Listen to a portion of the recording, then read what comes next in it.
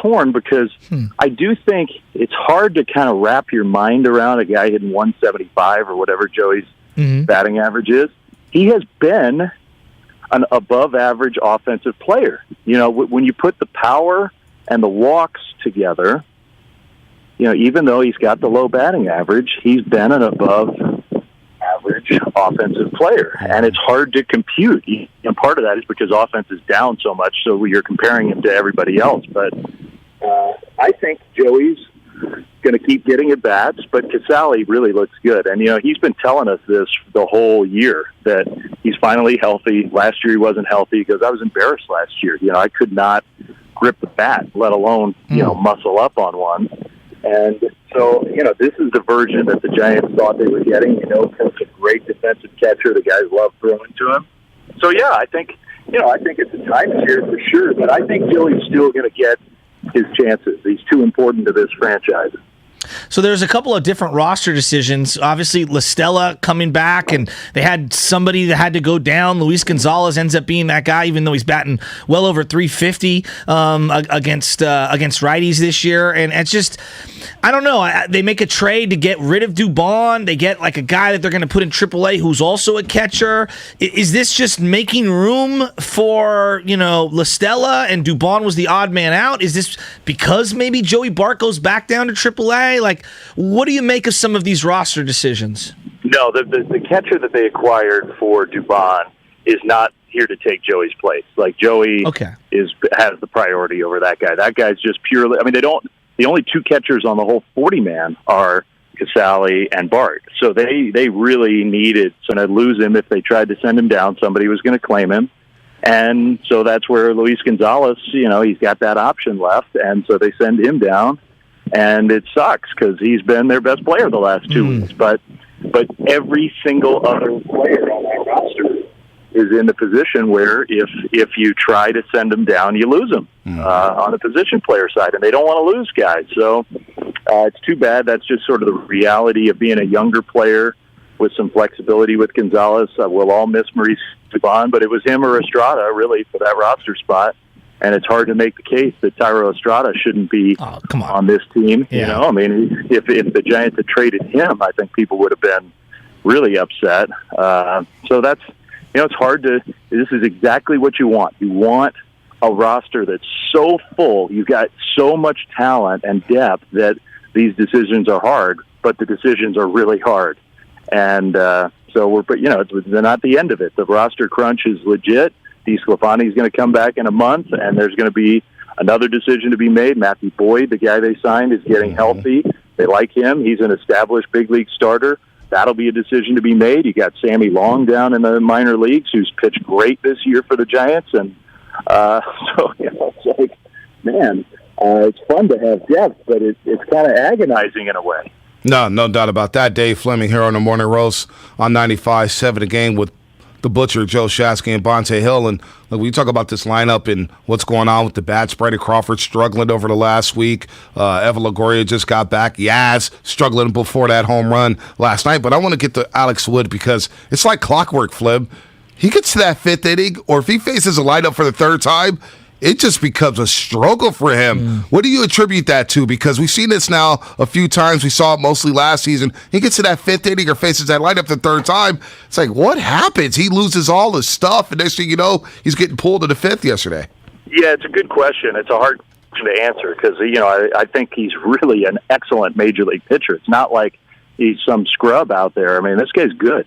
But he's, you know, maybe it's the repertoire. He's mostly a two-pitch guy. The changeup is important to him, but he's not throwing it a ton. So when you're a two-pitch pitcher, Carlos Rodon can be a two-pitch pitcher throwing 99. When you're a two-pitch pitcher throwing 92, maybe that third time through, it's just, you know, too good of a look for the other team. That could be a big part of it. You know, he's not a big, strong, he's tall, but he's not, you know, he's not built like to soak up 200 innings. Right. He's a bit frail. You know, maybe that's part of it too. Is the stamina piece with him? He's a guy who's had some injury issues in his career. He's never really been built up to pitch, you know, huge innings really at any point. I think the Giants are totally happy if he if he gives them 5 really good innings every time, I think they're just cool with that. Like, and that there's no expectation that he's got to do more. If he can do more, great. There's no expectation that he has to do more. One of the things that I love about Alex Wood is, come playoff time, you can use him in that sort of like 2-inning, once through the lineup role, and he's so good at that. He was great at that for the Dodgers, because the first time you see him, he's just really, really hard to hit. He's funky, he's different, and he comes in throwing strikes. And so, not that I'm looking ahead to the playoffs already with him, because they need him for the regular season, but that's where he can really shine. I'm looking at Camilo Duvall right now, and righties just can't hit him at all. And he's just outstanding on the road. He's got 4 saves on the road, hasn't given up a run yet. That was a big boy save yesterday. He's had a couple of big boy saves over the last week and a half, 2 weeks now. They haven't used him a lot because there haven't been a lot of save opportunities. I just like where he's at in his development right now. What are you seeing from Camilo? I think the stuff the last 3 times he's pitched is the best I've ever seen from him. He is blowing right now, and that slider has tightened up. Remember, early in the year, we talked about it, where against lefties, it was just kind of lazy, and so lefties were hitting him because that slider was too vulnerable. Yeah. And now he threw some hellacious sliders last night to a couple of those lefties. And, righties are always going to, that sort of low 3/4 slingy at 100, good luck. Filthy. If you're right-handed. I love what I'm seeing from him, and I love that there was no panic. He didn't panic when things weren't quite going right.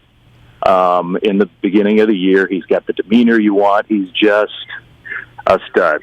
And, last night we saw Tyler Rogers is one of the very best relievers in the game. But there are going to be times where, because when the ball's in play, you give up some hits. That's just how it is. If you don't strike a bunch of people out, there are going to be a few times a year where you give it up, even if you throw good pitches. And that's the value of having that guy in the 9th inning who just can blow people away, because you kind of protect against the dribblers and the bleeders and the bloops when nobody can put the bat on the ball. Flem, so you're out there in Tulsa, Oklahoma, Southern Hills Country Club for the PGA Championship. Wide fairways. How's this going to play out? Does Tiger have a shot here? We saw Uncle Phil Mickelson, win it last year as an OG. Is it going to be back-to-back years an OG takes home the PGA? Who do you like this weekend? I think it's still asking a lot for Tiger to last 4 rounds stamina-wise, although he says he's a lot stronger now. But this is a second-shot golf course. You're right. Fairways are wide. Greens are really tough. Small targets, shaved edges, really hard to hit greens and hit them in the right spot. And the best iron players, the best second-shot players, I think, have a massive advantage out here. Now, of course, I've only been here for an hour, but, but that's my expert opinion. And Tiger fits that. I mean, Tiger's iron play still is just extraordinary. And so I think, Tiger, Colin Morikawa, Will Zalatoris, who I'm walking with, the guys who just pure the ball and can play target golf when they have to, even on a real hard course like this, I think they have a big advantage here. I mean, length is always, if you can hit it a long way down the fairway, you get a big advantage, but I think this is a second-shot golf course. It is beautiful. I think it's going to be a great tournament. Scheffler's going to be in the mix. He just is. What do you think the other guys in the field were saying when he had his opening press conference of the week and said, "This is my favorite golf course in the world." He's been the hottest player in the last 5 years here in these last few months, and now he comes to a place that he says is his number one favorite place to play in the world. Bryson DeChambeau, wide fairways. He's undecided on playing. I wouldn't bet on him. He had the Hammond injury like Pablo. I know. I saw that. And I mean, Rory's been hitting it so good, and I want to pick Rory, but his wedge play, he's gonna be the wedge. The from 7 iron on down are going to be in his hand a lot this week, and I just don't know that he's still tightened up enough in that part of his game to hit it close enough. I just don't know. I'll be tapped in watching you, Flem. I'm excited. And then next week, you and me can bro out and really, dive deep into all the action.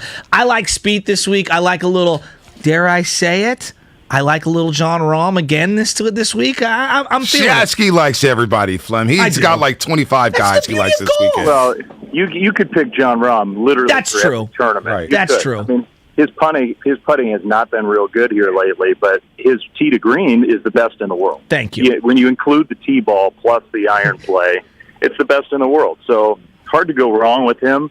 I'm going to stick with the local guy, Colin Morikawa, and make him my official pick. I like that.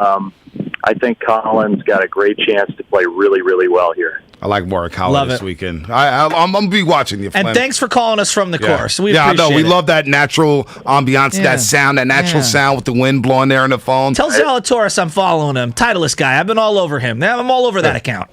Hey, I'll practice 230-yard shot, 5 iron. That's all I got to do. You don't have to do much when you call golf. Sounds like you're still a checks, Flem. Sounds like my type of gig. Don't tell my guy. No, we won't. We'll talk to you next week, man. Have fun out there in Oklahoma. Anyway, see. All right, Dave Fleming out there, Tulsa, Oklahoma, Southern Hills Country Club for the PGA Championship. Giants beat the Rockies. Alex Wood doesn't go 5, but you know what? You get the win. You got to just find a way in Coors Field. Find a way. If we were going to list like most compelling Giants to talk about, just in general, like any fan, any media member, any national, like whatever, who are the guys right now for you? Because we've talked about this like baseball's boring, blah, blah, blah. Forget that. Who are the compelling people that you care about on the Giants right now? Doval. Okay, that's one. Bart. I do like Bart, but he's not playing right now. No, but it's compelling to talk about. I don't even think it's 3 deep. I think it's Kapler, I think it's Camilo, and I think it's Bart. You right said now. players, so okay, my bad. My bad. Well, Kapler, Farhan. Okay, Farhan's right there. So 2 people that would be in the top 4 don't even play. I know, which is a problem. Farhan's in the front office, and of course, Kapler's in the dugout. Yeah, well, that's where I feel like somebody had said it, this analogy that the Giants are treading water right now. And what they mean is like, yeah, they're trying to get to the playoffs and they're trying to compete at the big league level, but they're treading water until all these other guys come up. Well, we've had a little tiny glimpse of 2 guys coming up. One that nobody thought much of a couple of years ago in Camilo Duval, and he's ascending. I think he's a top player for this organization moving forward. The other guy is Joey Bart. He feels like a depreciating player. If we were looking at him like an asset, I don't think that I don't think moving forward that he's somebody that I'm buying the stock of. I think they're going to end up selling him. Yeah, Giants are, dude. I'm telling you, watching that game yesterday, it was a good win. They're 21-14. Damn, can they go out there and sign Aaron Judge? Can they go get me an Ohtani? Can they Lamont go Wade get me a Jr. Bryce? doesn't do it for you, dude. It is. It's not doing it for me, man. So I'm like, honestly, for the first time in a long time, like I have my fantasy baseball league, and my team's starting to catch fire. Oh, so I'm following. Obviously, you got a couple Angels. I care. Bobby Witt Jr. No, I do care, but it's the NBA playoffs, and I'm just like, gosh, when basketball's over, I'm gonna be looking forward to training camp. Not baseball. Well, this is the first time in a long time I felt like this about baseball. And part of it, the reason is there's just no star power down at 24 Willie Mays Plaza. You were talking to me at the break about Posey and the retirement day. And my takeaway from that day had nothing to do with Posey. It had nothing to do with the Warriors or anything. It was Larry Bear sitting in that seat, looking around at that stadium going, something's got to change. He's a star. Hey, something's got to change. He is star-driven. I think he is. He's great at marketing and all that. I think he knows he needs a star. The Camilo Duval thing, before we hit the break here, he's 6-7 when it comes to save opportunities. He hasn't given up a run on the road all year. He's blowing righties away. Yes, he's hung the sliders to the lefties. There's no doubt about it. The maturation process is starting to play out in real time, and you're starting to see this guy find himself. I think he's the closer for the next 5 to 10 years. Now, hopefully. A lot can happen, arm injuries, confidence. You lose a game in the playoffs, you might not ever come back, right? But just what they've done with him thus far, they've developed the second pitch. It feels like he's using the fastball, even though a couple of at-bats last night, it felt like he was a little slider heavy. He's using the fastball a little more than he has in times past. And closing out a 1-run lead at Coors, that feels like a playoff game because of how devastating that ballpark plays against pitchers. So I thought he's had a couple of big boy saves recently, and I like where he's at right now. Bart, on the other hand, is in a totally opposite direction. Yeah, Bart doesn't look like he's going to be playing for a while. I could see them trading Bart. I could see them trading Bart. For what? You're not going to get just nothing. To get rid of him? Fresh start. Maybe he needs a fresh start. Maybe he just needs to go. Maybe he needs a fresh start. Maybe this isn't the organization for him. I'm not Maybe dismissing this philosophy isn't for him. So, and what are you going to get back? I don't know. Maybe a middle reliever. Maybe another pitcher, another arm, maybe another infielder. I have no idea what you could get from Joey Bart right now. When he steps into the plate, what do you think is going to happen? Strikeout.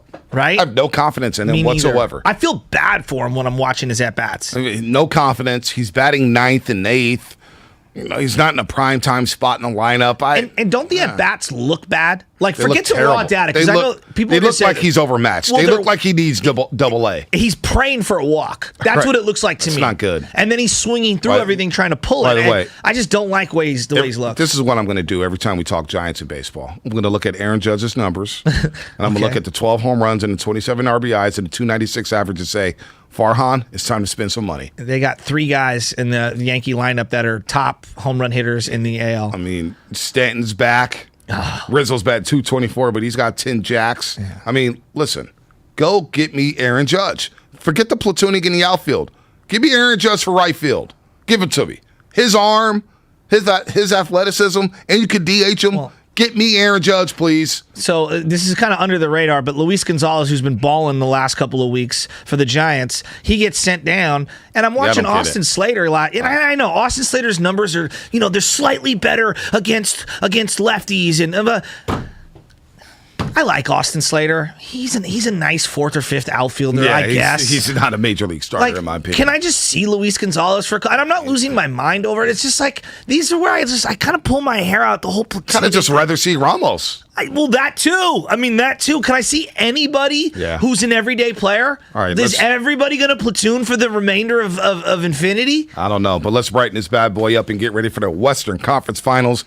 888-957-9570. It's going down tomorrow at Thrive City Chase Center, of course. Tip-off at 6 p.m. Remember, the conference finals begin at 6 p.m. No more 7 o'clock starts, which is helpful for your boy doing a morning show. 6 p.m. start. Coverage begins at 4:30 right here on 95.7 The Game. Coverage begins at 5 o'clock on NBC Sports Bay Area. 6 p.m. Tip-off, Warriors and Mavericks. Game number 1 tomorrow night at Chase Center. 888-957-9570. What's the biggest concern of the Dallas Mavericks?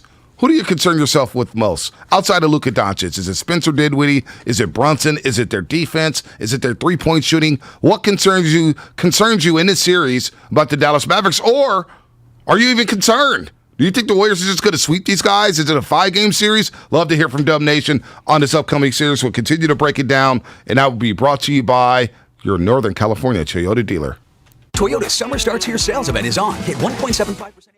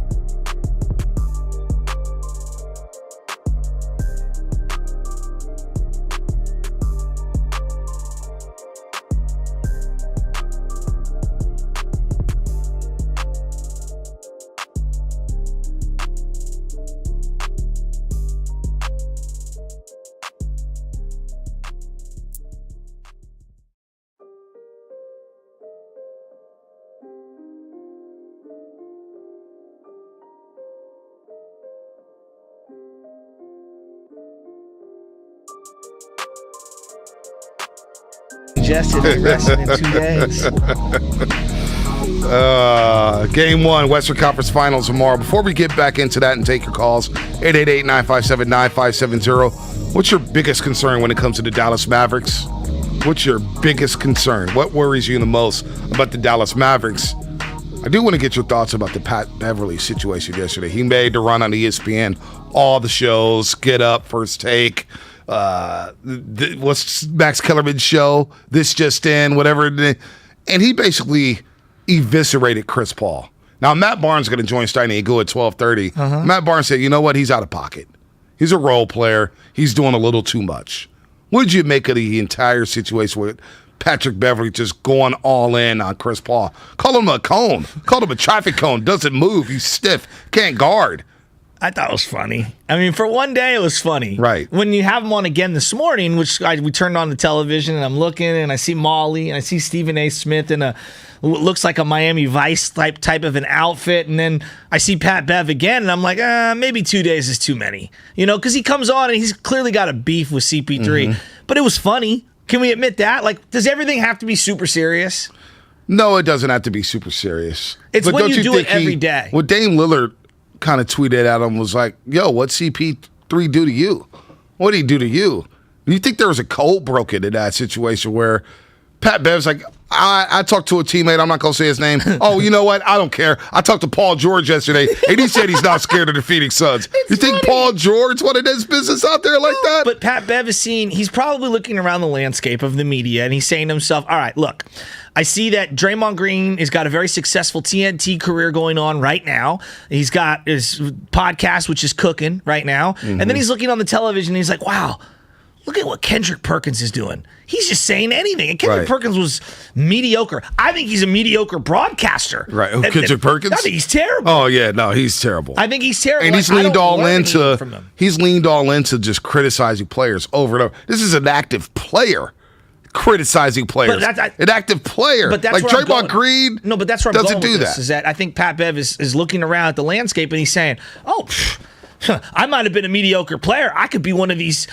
broadcaster guys. I'll get me one of these jobs. And it's more nuanced than that. I mean, to have sustainability, like we laugh about Charles Barkley. There's only one of them.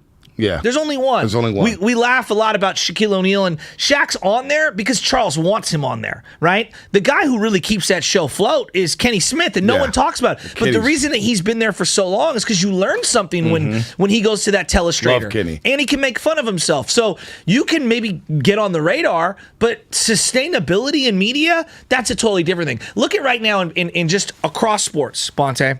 The Manning cast is something that we all agree there's something there. It's not everyone's cup of tea. I love it. I think it's great. It sucks because Buck and Aikman are on Monday Night Football, and it's like they're going up against the Manning cast. Once I went to the Manning cast, I didn't go back. I mean, Buck and Aikman's great. There's going to be selective games. We go back and forth. Yeah. And the way that ESPN's putting it out there is, here's the buffet cart. We're going to show you the game. How do you want to eat it? Do you want the lasagna? Do you want the mashed potatoes? The steak? Like, here's all of the ways that you can consume it. You tell me what you want. And it works. Everyone's tried to replicate the Manning cast. I watched the Michael Kay and A-Rod thing. Michael Kay's terrible. Yeah. I'm sorry. I don't get it. It's not funny. It's not Peyton Manning. It's not endearing. We've seen the players broadcast TNT. I think they were kind of the first to try to do it. It was terrible. It's not good. Depend on the combination. I thought there was some, little Greg Anthony, little Isaiah. It depends on the crowd. I don't think the combinations are right, but go ahead. No, and then you see like the National Football Championship. They've had the coaches one. They had like a goofy one. They had like 4 different channels, and it's choose what you want. Everyone's trying to capture the magic of the Manning cast. Here's the problem. You're not Peyton Manning. Not only is Peyton good on TV and funny and self-deprecating, he's got a very good sense of humor. He's a character. He's got a Rolodex filled with high-profile celebrities who want to be near him. And then he's got his little brother, who's the Dragon Slayer. Eli's great. And he's hilarious with the one-liners. But what does that mean for Pat Bev? You don't think he's going to resonate like that? He just doesn't. Because he's an active player. He's a role player. And it's a good one-off is what I'm getting at. Somebody said it's a good one-off. They sent Pat Bev's stats to Damian Lillard. And it was like Patrick Beverley's average 11 points, 5 assists, and 3 rebounds in 6 games in the 2022 playoffs. And Dave Lillard basically quote tweets and says, because nobody guarded this man. He's overrated. Also, Bron TV acted like his word is law. Speaking on private convos and preying on downfalls, this weird behavior. I ain't got a horse in a race. Like, so back to players, and like when they get back on the court, a couple back screens, something's going to happen to Pat Bev. It's a little much because like Draymond does his podcast, and Draymond's really good at this media game, but he doesn't go out of his way to criticize players like that. You know what I mean? No. He doesn't just, he'll talk about their games, but he does it in a very professional way. Pat Bev is just out there, oh, he's terrible, he stinks, and yada, yada, yada. Like, it's not good tact. Again, it's fine for a one-off to get some laughs. He couldn't do it every day. Wouldn't you agree? But there's other NBA players who are looking at Pat Bev saying, this guy's a clown. Probably. This guy's an absolute clown. Probably. But I do the same thing amongst media brethren, and people probably look at me and say the same thing. So it's clown behavior. I mean, look, whatever. I think it was funny for one day. When we have more than that, that's where I'm like, all right, enough with Pat Bev. Yeah, no. That's all. He had a couple funny lines, but it's like, Pat Bev, know your role, but dude. that's the same way I look at Kendrick Perkins. Like, it was funny. It's not that. I'm not learning anything, and I don't find it funny because it's the same shtick every day. Let's go to Dave in Fremont. Dave, what's happening? You're on the roast. You're on 95.7 The Game. Morning, guys. Much love to you. No, I think there's a difference between journalism and the, blabbing and your opinionated kind of perspective, and it's sad because it does bleed into things like all-star lineup choosing. All these kinds of things, because it's the lowest hanging fruit almost, right? When I heard Kendrick Perkins say, well, the only reason I don't want the Warriors in here is because, I'm tired of them. Well, that's not an answer. What do you think, guys? Come on. Hey, no, you're 100% right. And it's just, here's the thing. There's entertainment, and then there's education, right? And part of what makes the Manning cast, I'm just using that as an example, part of what made it so unique is that not only are you being football educated by the brightest guy of his era, you're also getting entertained because it's The Rock, it's, Eli. Think about our audience now. Think about the audience in the younger generation.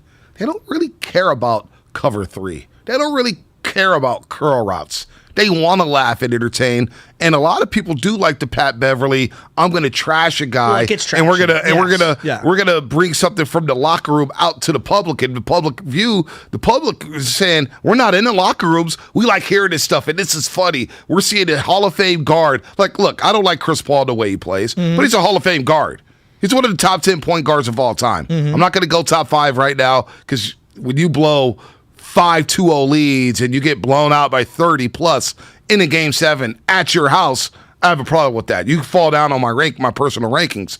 But to see a guy like Pat Bev, who's been a journeyman, just go out there and taking shots. Well, it was personal. And it was personal. That was, to me, I kind of laughed at a couple lines, but at the end of the day, I'm like, dude, you're Pat Bev. Yeah, but you're not all that good. No, I agree with that. This is like, the up-and-coming rapper who's been mediocre for a long, long time, taking a shot at someone, and I'm not saying Chris Paul's Jay-Z, but someone of that ilk who's got big national recognition is actually moving true units. So, I don't know, man. It's whatever you like. And I think, you're saying like, oh, people don't want to be educated. I'm not saying that. I'm saying some people, the whole X's and O's of football or the X's and O's in basketball, it bores certain people. It does. A casual fan, it will bore. But this is one thing I've learned about modern society. The internet is so vast, everyone can find their lane, and whatever I'm looking for in that given time, there's a YouTube channel for. So when I want to learn the X's and O's, I can go to somebody who's giving me that. Like Dan Orlovsky, some of the things he says are a little outlandish, but when I watch him in front of that telestrator and he's showing me a play, I do learn something. He is really good at breaking it down. Kenny Smith, who I referenced earlier. Kenny Smith is great. He's really good at breaking it down. I love Inside the NBA. You know what I'm saying? But when I want to laugh and smile a little, I'll put on Stephen A. Smith just to hear some of the goofiness. Right. It depends on what mood I'm in. Right. I don't think Pat Bev has sustainability. I'm with this one. When you're not a superstar player and you're a role player and you're out here trashing the stars of the league, it's like, no, you're like J.J. Redick. I like J.J. Redick. Tim Legler, I think, is one of the best. He was a role outstanding. He was a role player. Yes. He is amazing. The way he broke down James Harden last week on SportsCenter. But that's why he's been on air for 15 years. He's been on air for years. But they don't really pump Tim Legler like that. I agree. He's in the background. I agree. Instead, we're going to catapult guys like Kendrick Perkins and Pat Bev. Kendrick Perkins averaged 4 points a game. But because it gets social media traction. And we're terrible. guilty of it because we hit the quote tweet and put the clown emoji, and then our entire follower base starts looking at it, and then it gets views. Views in social media, to me, those impressions doesn't equate to ratings. And I think that that's the hard part for all of these entertainment companies, these media companies. They see social media traction and they automatically assume it increases ratings and people like that. I don't think that there's a correlation between the two. And we're going to get this Matt Barnes sound because I want to play that sound. He's going to join Steiny Guru a little bit later today. We're going to flip the sound with Matt Barnes on what he said about Patrick Beverley because he didn't agree there. And Matt Barnes like, look, I'm a similar player. I'm a similar player to what Patrick Beverley was. I'm an irritant. I'm going to hit a three. I'm going to talk trash. But I'm not going to disrespect guys. I'm going to have respect for my peers. Pat Bev just went out there just torching everybody. Just absolutely torching Chris Paul. So, I don't know, man. He did say he was the best defender in the world. He's delusional. Well, I mean, again, do you really, a year from now, we fast forward a year from now, you really think Pat Bev's going to be on every single day on television? To your point, he is. Because he gets traction. I don't know. Social media went crazy over Patrick Beverley yesterday. I think it'll go away quickly. Because right now it's the hottest thing in the world, but that doesn't mean it has sustainability. Things that truly sustain are a little more measured, a little more thoughtful, a little more prepared. It's not as loose as that. I hear you. And you can only go on and bash Chris Paul so often. Like, you're just a broken record. Well, who else is going to bash? I don't know. He doesn't bash. He bashes Chris Paul, but yet he says James Harden deserves a supermax deal again. So right then and there, you lose your credibility. If you're Patrick, if I'm sitting here, don't care about their credibility. I agree with you. You're right. But people don't care. That's a problem. Why would anybody follow that? If you don't care about your credibility, why should I sit up there and watch it? Well, but that goes back to it'll be good for a little short period of time. That doesn't mean it's going to sustain over the long haul. Well, Pat, let's hear from Matt Barnes in a second here. Matt Barnes, because Kendrick Perkins is now on NBA Today, and he's on all the time. We thought he wouldn't last. This guy's got a mega deal now with ESPN. I know. That's what we're listening to on ESPN. It's a little surprising. Here's what Matt Barnes had to say about the Patrick Beverley situation, and Patrick Beverley ripping Chris Paul on all ESPN platforms. Well, what I want to touch on real quick, RJ, is the disrespect I saw from Pat Beverley earlier today. As reporters, part of the media, we have a job to be critical, but I think there's a thin line between being critical and disrespecting. And I feel like what Pat Beverley did today to Chris Paul was completely disrespectful and out of the line. And Pat Beverley's talking like he's that guy. You're not that guy. Plain and simple. Chris Paul played terrible this series, and his numbers are still better than your career numbers have ever been. So I just think you have to understand, Chris is a 12-time All-Star. He played terrible. First time, all defense 9 times, 7 times first team all defense. He'll be a Hall of Famer. Pat Bev and I were similar type role players. They don't talk about us when we go. They're going to talk about CP3 when he's done. And I just think the disrespect we saw earlier today on the ESPN show need to be checked because he was way out of pocket. Not only out of pocket, has some self-reflection here, Patrick Beverley. The team you're on, the Minnesota Timberwolves, in 5 of the 6 games against the Memphis Grizzlies, blew double-digit leads. You blew double-digit leads in 5 of the 6 games. You're on that team. You're, quote-unquote, the veteran leader.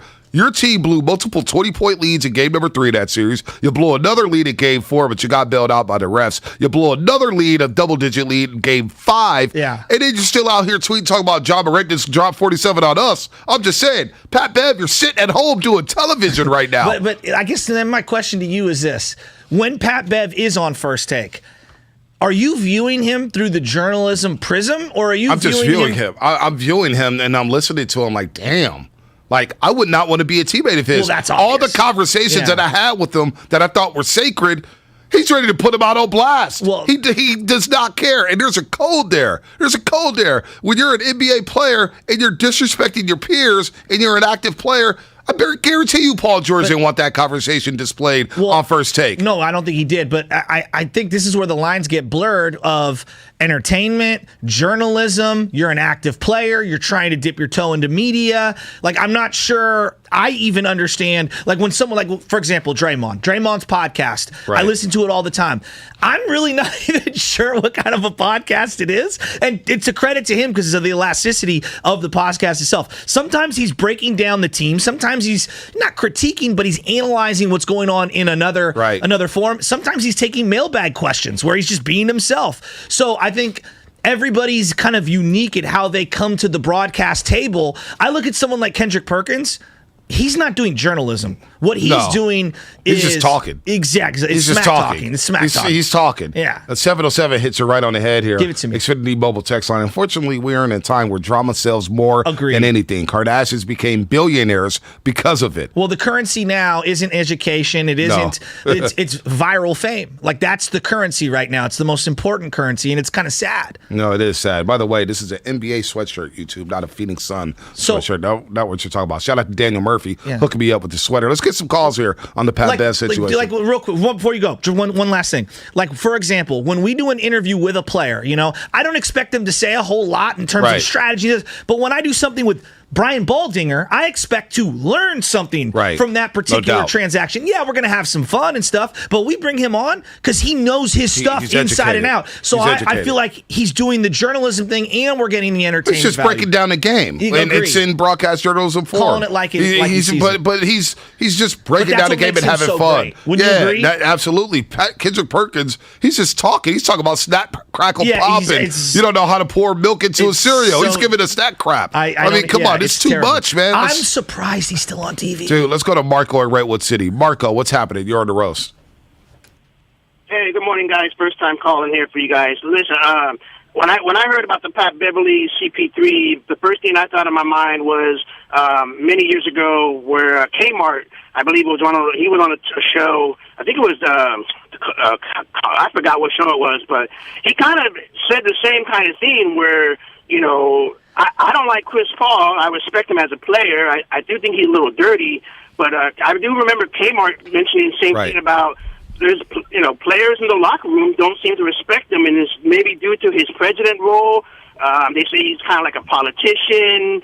He definitely painted him in a light where he is kind of looked like viewed differently from player to player. So, I mean, there could be some truth to what he was saying, what Pat was saying, but that's just the first thing I thought in my mind is that it just seemed like there's a history of some sort of player.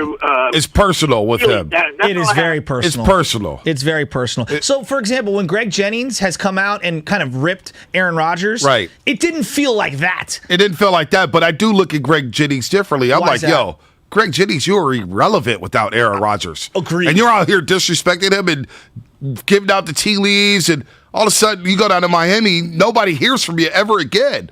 And you got a big old issue. I have a problem with guys come out years later and start, Aaron Rodgers was the problem here. He didn't do this. He didn't do that. Like, come on, man. Yeah. But I do see terrible. some similarities between Chris Paul. Look, Aaron Rodgers has the one ring, so he's minted in a sense. But I do see similarities in that his teammates do kind of like, he's not the guy. Yeah, let's hear from Jay and Oakland. Like they let this out that like Aaron Rodgers isn't the nicest dude to play with. No, he's not. But you think Brady was? You think Joe Montana was? You think Steve Young was? I think Brady's gotten better over the years. Yeah, no doubt. I think he's very cognizant of how people view him. Right. Wouldn't you agree? No, absolutely. Whereas Aaron doesn't really care how people view him. Let's go to Jay in Oakland. Jay, what's happening? You're on the roast. Hey, fellas. Nice to be on the roast. I'm just heading out for a surf and listening to you guys. Good show. Yeah. Thank you. I was listening to Pat Bev yesterday, and I've been listening to Kendrick Perkins flap his mouth for a while too. It's just shock jock stuff, and I think they hired Pat Bev to do on ESPN exactly what he does for the Timberwolves: be a pest. Exactly what he's done in the NBA, just be a pest. That's a great call. That is. That's a great And point. he succeeded. Yeah. He blew up social media yesterday. He did pick the Warriors to win the championship. His line about Chris Paul, hey, I'm not going to bed until 10 o'clock. I'll sweat out the wine and pregame shoot around. I'll have a steak. But if it's Steph Curry, I'm going to bed at 8 o'clock, and I won't want no calls. I'm locked in. He's funny. He's got some lines. But here's the thing, too. Like, I hear people, you have to be critical. I don't even want my broadcast to be critical. I want you to just tell it like it is. Be fair. That's why Troy Aikman, I've grown to love him. But he's gotten better. He's gotten better at that. I don't think he was this good 10 years ago. He wasn't. He's gotten better. The last 5 years, he's been on a heater. So like, I look at someone like Drew Brees. Everyone's like, he's going to be great in media. And I was like, really? Yeah, I'm not a Brees guy. Drew Brees is terrible on TV. Boring. I don't even know if Brady's going to be good. I really don't know. And doesn't some of the off-the-field stuff that Drew Brees has gotten involved in terms of his mouth, the politics and everything, the way he spoke about certain situations, kind of like how he talked about Colin Kaepernick. Inauthentic. Yeah, that's the way I view him. Whereas Peyton feels very down to earth. Yeah, Peyton is. I'm with Peyton there. We'll see how long this Patrick Beverly stuff lasts. When you see Peyton, don't you smile?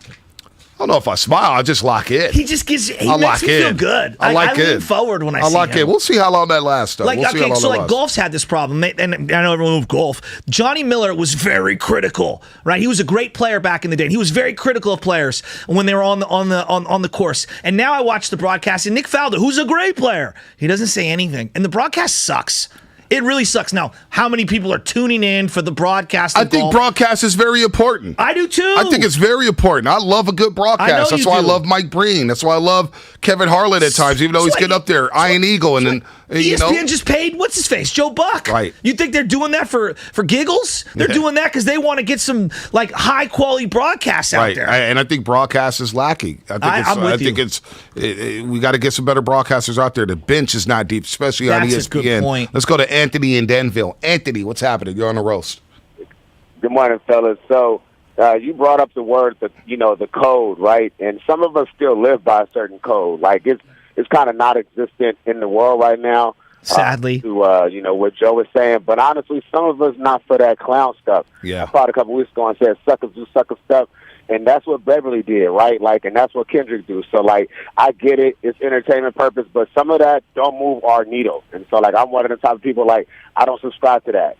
If it's in, when Swaggy P got snitched on by, what's his name over in Minnesota. Oh, yeah, D'Angelo Russell. I forgot about that. Listen, man, some of us are from certain places where we don't play that at all, regardless. And I don't want to get too crazy on the radio, but, I didn't respect what Pat Bev said because it's still – everything is still out of respect. And so, CP didn't have a good game, but, you still got to respect your fellow man because if we don't have that, what do we have? We have a bunch of Kendrick Persons and Beverly's running around just saying anything. So that's all I got, fellas. And that's a great call. There is a code, Anthony. That's a great point. Now, that's kind of where I'm coming from. I was just because I work with Bully and D, right? Yeah. And we have a lot of conversations about this stuff. And the antics on the Twitter and stuff, players are like, no, come on, bro. It's a little much. You're talking about the former players or I'm talking about former players and some active players as well. Because is there a distinction between Pat Bev, had Pat Bev not played for the last year and he did the exact same thing, would it be viewed at differently? I think so. Okay. I think so. Okay. When you're an active player and you're out here trashing Chris Paul the way he was. And look, again, I'm no Chris Paul fan. A lot of people loved it. I think you're right. You know what I'm saying? This one. I'm coming around if you're an active player, I think you're right. And you're in the locker room, now it's like, if I'm in that locker room with you, and I know Pat Bev is here and he's doing first take and he's doing get up, I'm not going to be talking as much as I used to around Patrick Beverly. Yeah. Knowing that, hey, man, we may have a private conversation. And this guy may go on TV the next day and bust me out. Again, I go back to the Paul George thing. I'm not going to say the teammate, but we were texting a lot. I'm going to say it now. It was Paul George. Now Paul George's business is out there, and he's on the Clippers. What are we doing here? So, I don't know, man. Would you grant me this? For one day, it's funny. It was fine for one day. Now that I see him again the second day, it does feel like, okay, I've had enough. It was enough. I've been that way with Kendrick for quite some time. Okay. Had enough. I'm kind of done with it. Right. It's funny for a while, and then after a while, it's like, all right, it's the same takes. Well, I just feel like do you really watch the game? We're dumbing it down. And that, to me, is insulting to the average sports fan. No doubt. Because I do think the average sports fan, look, I'm not a huge Chris Collinsworth fan, but I'll give him this. If you're an average sports fan, you watch Chris Collinsworth's broadcast and you can at least learn some stuff. He's going to bring data to the table. You can't just be all gimmicks. No. You got to give me something. Give me something. I like Collinsworth. I'm actually a Collinsworth fan. I think he's going to do very well with Tirico. I think they mesh maybe Tirico. a little. Tirico's my number one. I think he may. He's my number one. I think he may mesh a bit better with Tirico than he did with Al Michaels. What do you think about that Amazon Prime with Al Michaels? I don't know. Kirk Herbstreit? I'm reluctant on that one. Amazon, you want to talk about printing money. Woo! All right, it's time for the flex moment of the show, brought to you by Xfinity. What you got? So here's a series: Wednesday, Friday, Sunday. Tuesday, Thursday, Saturday. Okay. And then Monday for games. So every other day, the rest of the way. If you go Game 7 on that Monday, you're going to have a gigantic audience on Memorial Day. Yeah, that'll be big time. I mean, that'll be a humongous audience. That means we'll be working on Memorial Day. Well, I thought the NHL whiffed big time yesterday, not having a game on last night. Silly. They've synced up all the Eastern Conference games. Like the Florida Panthers are in the playoffs right now. Right. Both Playing Miami, Tampa Bay. yeah, and both Miami and the Heat and both Florida teams in hockey are playing each other, and every game is on the exact same night. Yeah, that's silly. I mean, what are we doing, NHL? Like Gary Bettman. You talking about? Did you hear Joe Biden call him Batman? Oh my gosh, that was pretty funny. Gary Batman. Yeah, I got to Joe Biden. He's up there. Let's go to Rob and San Bruno. The flex of the show, presented by Xfinity Flex, the 4K streaming TV box with voice remote and Peacock Premium, free with Xfinity Internet.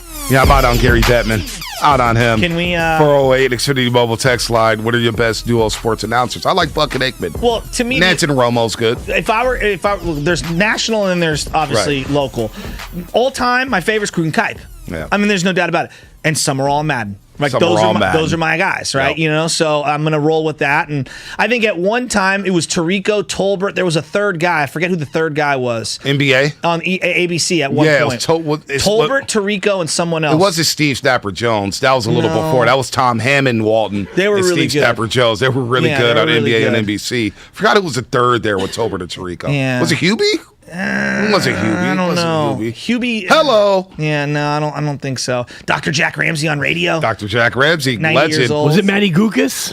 Gukas No, and might have been. Costas? That might Goose have and been Caucus. Yeah, It that might have been wasn't with Tirico. I do though. like the Bird and the Beard on CBS. No longer together. I know. Dan Fouts That no was- longer. yeah. Shout out Marin Catholic. He Iron went there as a freshman. Yeah. Then to SI, as we all know. Damn, where's the Fouts going to go? Is he just done?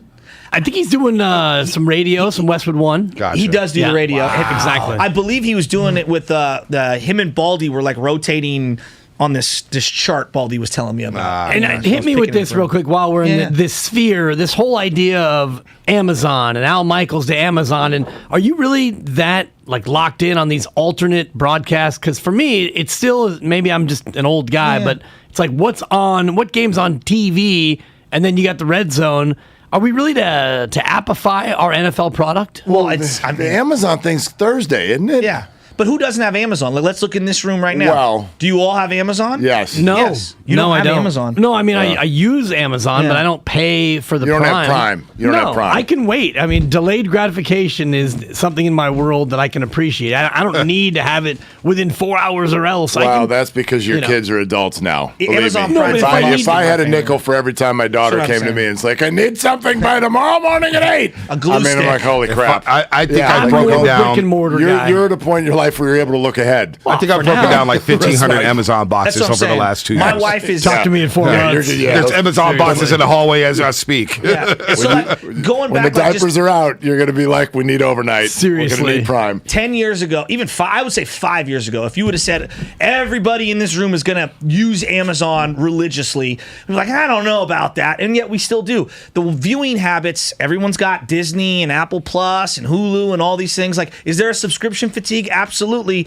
But even Xfinity now is with the game, and Xfinity on, even if you just have normal basic cable, boom, you can click into Hulu, Apple Plus, Disney, every one of those via that. So I think it's fine. I mean, do I care about Al Michaels broadcasting? Probably not. This is all generational, though. I guarantee you there's some people cruising around in their 60s and 70s listening to you say all of that, and it's like, absolutely, their brain hurts even listening to you say that. They don't even have, like, the same way someone in their 20s is like, what'd you say, cable? If I'm you sorry, can use what? Facebook, like my dad's in his 60s, he's Facebooked out, all his crew. If you can use Facebook, you can navigate how to find It's the not television. that you can't do it. Right. It's just that at a certain point, the way to optimize it starts to make people's brains hurt. Like, is it better to have YouTube TV? Just do it all. Can we cut the cord? And then, okay, can we figure out how to cut the cord? Like, if I'm going to go YouTube TV, what happens to those local ball games or whatever that I may want? Like, it's doable, but it takes research. And it's subscription fatigue is what it is. Right, it takes research, and a lot of people, I don't want to do research. I want to sit down and hit a button and watch my game. And also the idea of, like, right now, how many accounts do you have where your credit card is auto-renewing? I Whether have it on my phone. But it's crazy. How many different platforms is the thing? And do you really look at how much that is? Because, for more of the old school, it's like this is my bill and I get everything, and now it's like 12 different little like mosquito bites out of your account. It's like I don't even know. Death by paper cuts. Yeah, there's like 5 different Apple accounts. I'm like, wait, $4.99 for the what? Of your cable bill, I mean, how many channels are you paying that you never, ever click on? Basically, watch 8 channels. Yeah, that's what I'm saying. You're spending like $100. I'll take the watch. under. I know. I'll take the under on 8. Wow. If that, I mean, you're doing NBC Sports Bay Area. And NBC Sports Bay Area. Network. Hold on. Network. Hold on. NBC Sports Bay Area. NFL Network. Featuring ESPN. Thank you. ESPN2. Yeah. No, you were better off sticking with the homebred right there with the home team. So, like, and for people with kids, they have all got the Disney, Hulu, ESPN package thing. It's like, whatever, $15 a month. Everybody I know's got that one. I've ordered 8 gazillion fights, whether on my phone or television on ESPN+. That goes 7 directions, too, depending on their age and their gender and whatever. Like, I'm sort of graduated outside of Disney+. Yeah, I got an 8-year-old, but he's not really into that. Yeah. He's on YouTube watching Dude Perfect. Yeah. And my daughter's been trick shot artist. Yeah, she's been after me for about 3 months to get Hulu because the Kardashians went over there. Your package. So she wants to go into her room and watch the Kardashians. The other one wants to watch HBO Max. Like, spoiler alert: Chloe yet to find out that Tristan has been dribbling outside the court. That's coming. Oh boy! You watch the Kardashians on the next I outside don't the watch lines, but it's on where my eyes are open. I'll say that. I'll go to the other room. I don't even. We're dealing with 400 square feet right now. There is no other room. The mom makes me so uncomfortable. Oh, the mom is clearly like, we don't need to she's go the down worst. this rabbit. No, you're listening to 95.7 The Game, KGZ FM and H HD1 San Francisco, at Odyssey Station, brought to you by DuckDuckGo. Privacy Simplified. Yeah, she's printing money. They're all billionaires. Best legal ID in the history of this station. We're going down to Kardashians here. In final 5 seconds, she married Kanye. They're getting divorced, and she's going to have to pay him. Well, she's so rich. Damn. End of story. Getting back to the sports thing, because I'm like tapped in on this. I've listened to a lot of podcasts. The thing that, like, so there's the normal broadcasting partners, your CBSs, your NBCs, your ABCs, aka Disney. What they want is they want the Apple Pluses and the Amazons who are trying to build up their subscription base to bid on these things so that they can raise the value. So instead of having the 3 channels bidding, you now have 5 or 6 channels bidding. And so from the NFL standpoint, they're the only sport that's on every channel. And it's the only sport that's must watch for virtually all. It used to be 256. Now everyone's playing an additional. So I think it's 272 games. Yes. And, we probably, all of us in this room, watch about portions at least of Pieces 250. of almost all of them. Right. Yes. Red zone in it. All but a couple. Like occasionally that London game, it's like, damn, that thing started early. I didn't set my roster. Right. Only if you're bed. No, you're waking up to get that bed in. Right. You go to sleep and wake up at halftime. Oh, Jacksonville down in London. Yes. And they always win that game. They usually make it close to that game too. Do. So what the Athletic did, the New York Times acquired them because they wanted that subscription base, right? And I'm out. I know. I'm I'm just saying this is how it works. And so Apple tried to do that with Major League Baseball. Hey, if we bring in Major League Baseball, we can boost up our subscription base. And I think the NFL with Amazon, Amazon's like, doesn't work that way because you don't watch baseball like you watch football. So I know. Honestly, but it's more content to drive that station. I get it, Joe. I understand the whole thing. I'm just saying from a consumer standpoint, when you have to work to find it, and football's different. But the other thing is where baseball, you got 162 of them. If you're not going to be in my usual spot, am I really going to work that hard to watch the Giants take on? Some people do. Take on the Pirates. Yeah. I know they do. Believe me, when that Peacock thing happens once a year.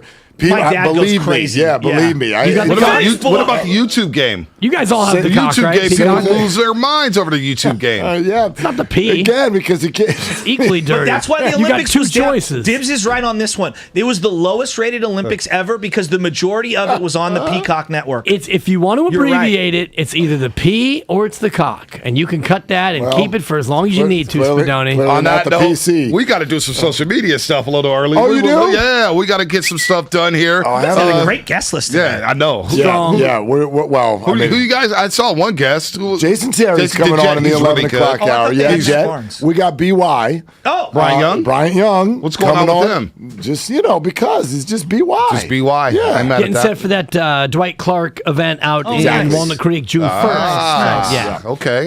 And it's Tuesday Ray area. We were able to also, in addition to booking Jason Terry and BY, we were able to track down Ray Ratto. 9:30, right? 9:30. Ray area. Ray area. Get your ass up, Ray Ray. We're actually going to play the voicemail he left for Kyle earlier in the week, a 3-minute long voicemail. We'll have that for you exclusively on Willard and Dibs. Nobody knows anything. 3-minute voicemail. It Ray's may or got may too much not time have on been his- a butt dial. Oh, that's even better. Oh, that's even better. I will Thank be you. listening to that. That's coming up here. Willard and Dibs. You blew the tease. They're longtime friends. Let me tell you something real quick about Dibs that I'm sure not everybody knows. And first-time partners. Hang in there, big guy. There'll be brighter days ahead. Now, these two homegrown Bay Area boys finally come together to take over sports talk. Get the hell off of my doorstep. Major League Baseball, you stink. It's Willard and Dibs on 95.7 The Game. I don't want to be bamboozled. I do not want to be on the wrong side of the joke. Led astray. Dibs? Yeah. Are we on a wild goose chase right now? What kind of wild goose chase are we talking about here? Well, one that's led by the great Las Vegas, Nevada. So we've been talking now for, I don't know, how many weeks? It feels like 3 weeks ever since Devin Booker got hurt. Ever since he got hurt, it felt like the Warriors, outside of maybe 1 or 2 days, the Warriors have been the consensus Las Vegas, Nevada favorite to win the NBA championship, right? Yeah. We've tracked that almost on a daily basis. And at this hour, they remain not only the favorite to win the NBA championship, they remain a significant favorite to win the NBA championship. And then all of the sudden yesterday, now that we're down to the Final Four, here comes some of the advanced analytics. Some of the outlets that are not trying to get you to bet on it, simply they're putting out their own odds. I don't know what stock you put into outlets like 538 or The Ringer, who have put forth their numbers, their odds, their percentage chances. And those outlets both say that the Golden State Warriors are by far and away the fourth most likely team to win the championship of the remaining four. That's crazy. Are we on the wrong side of some sort of inside joke that I don't know about?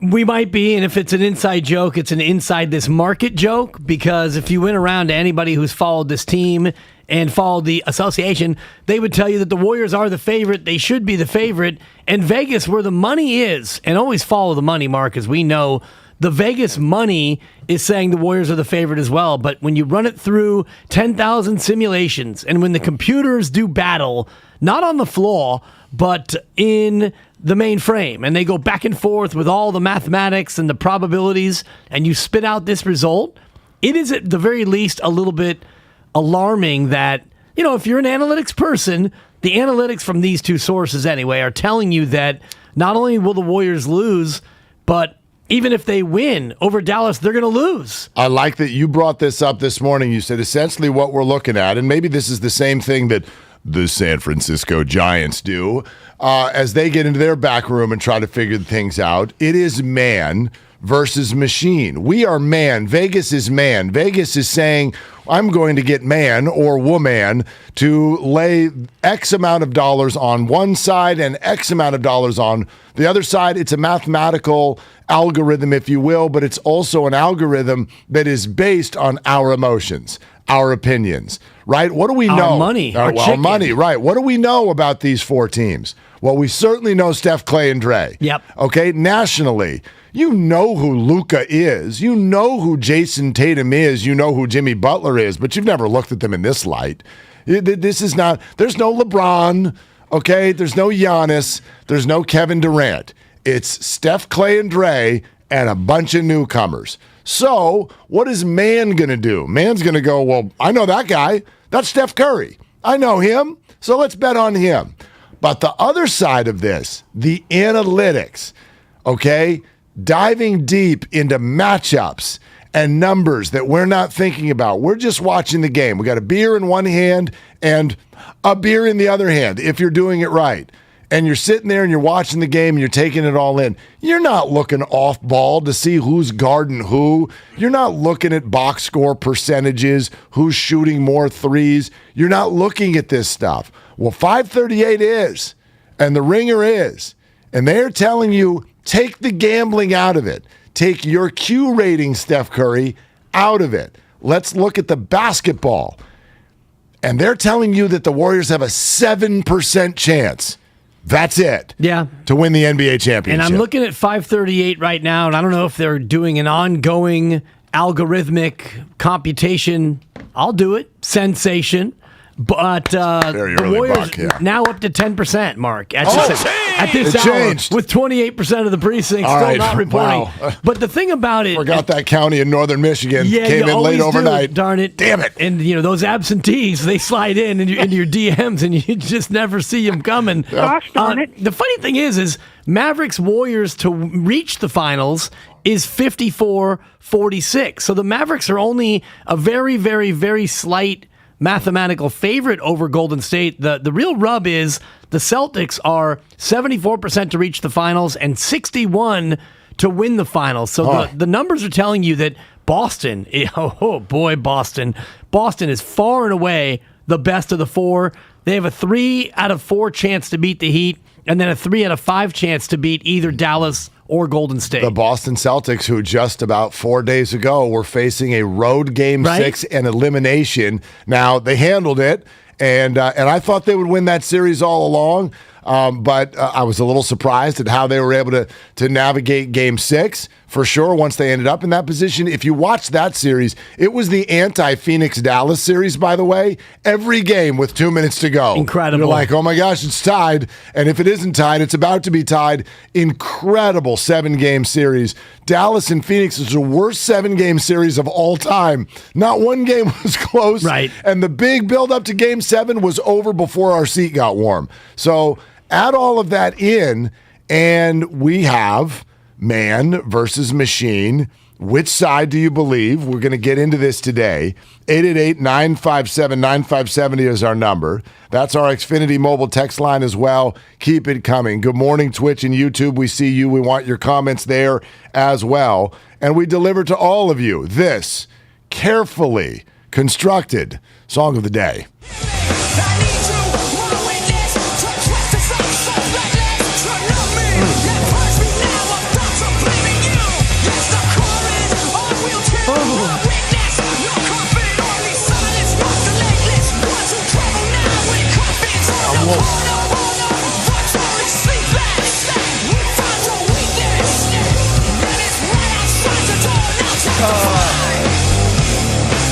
Little John Sterling at the end.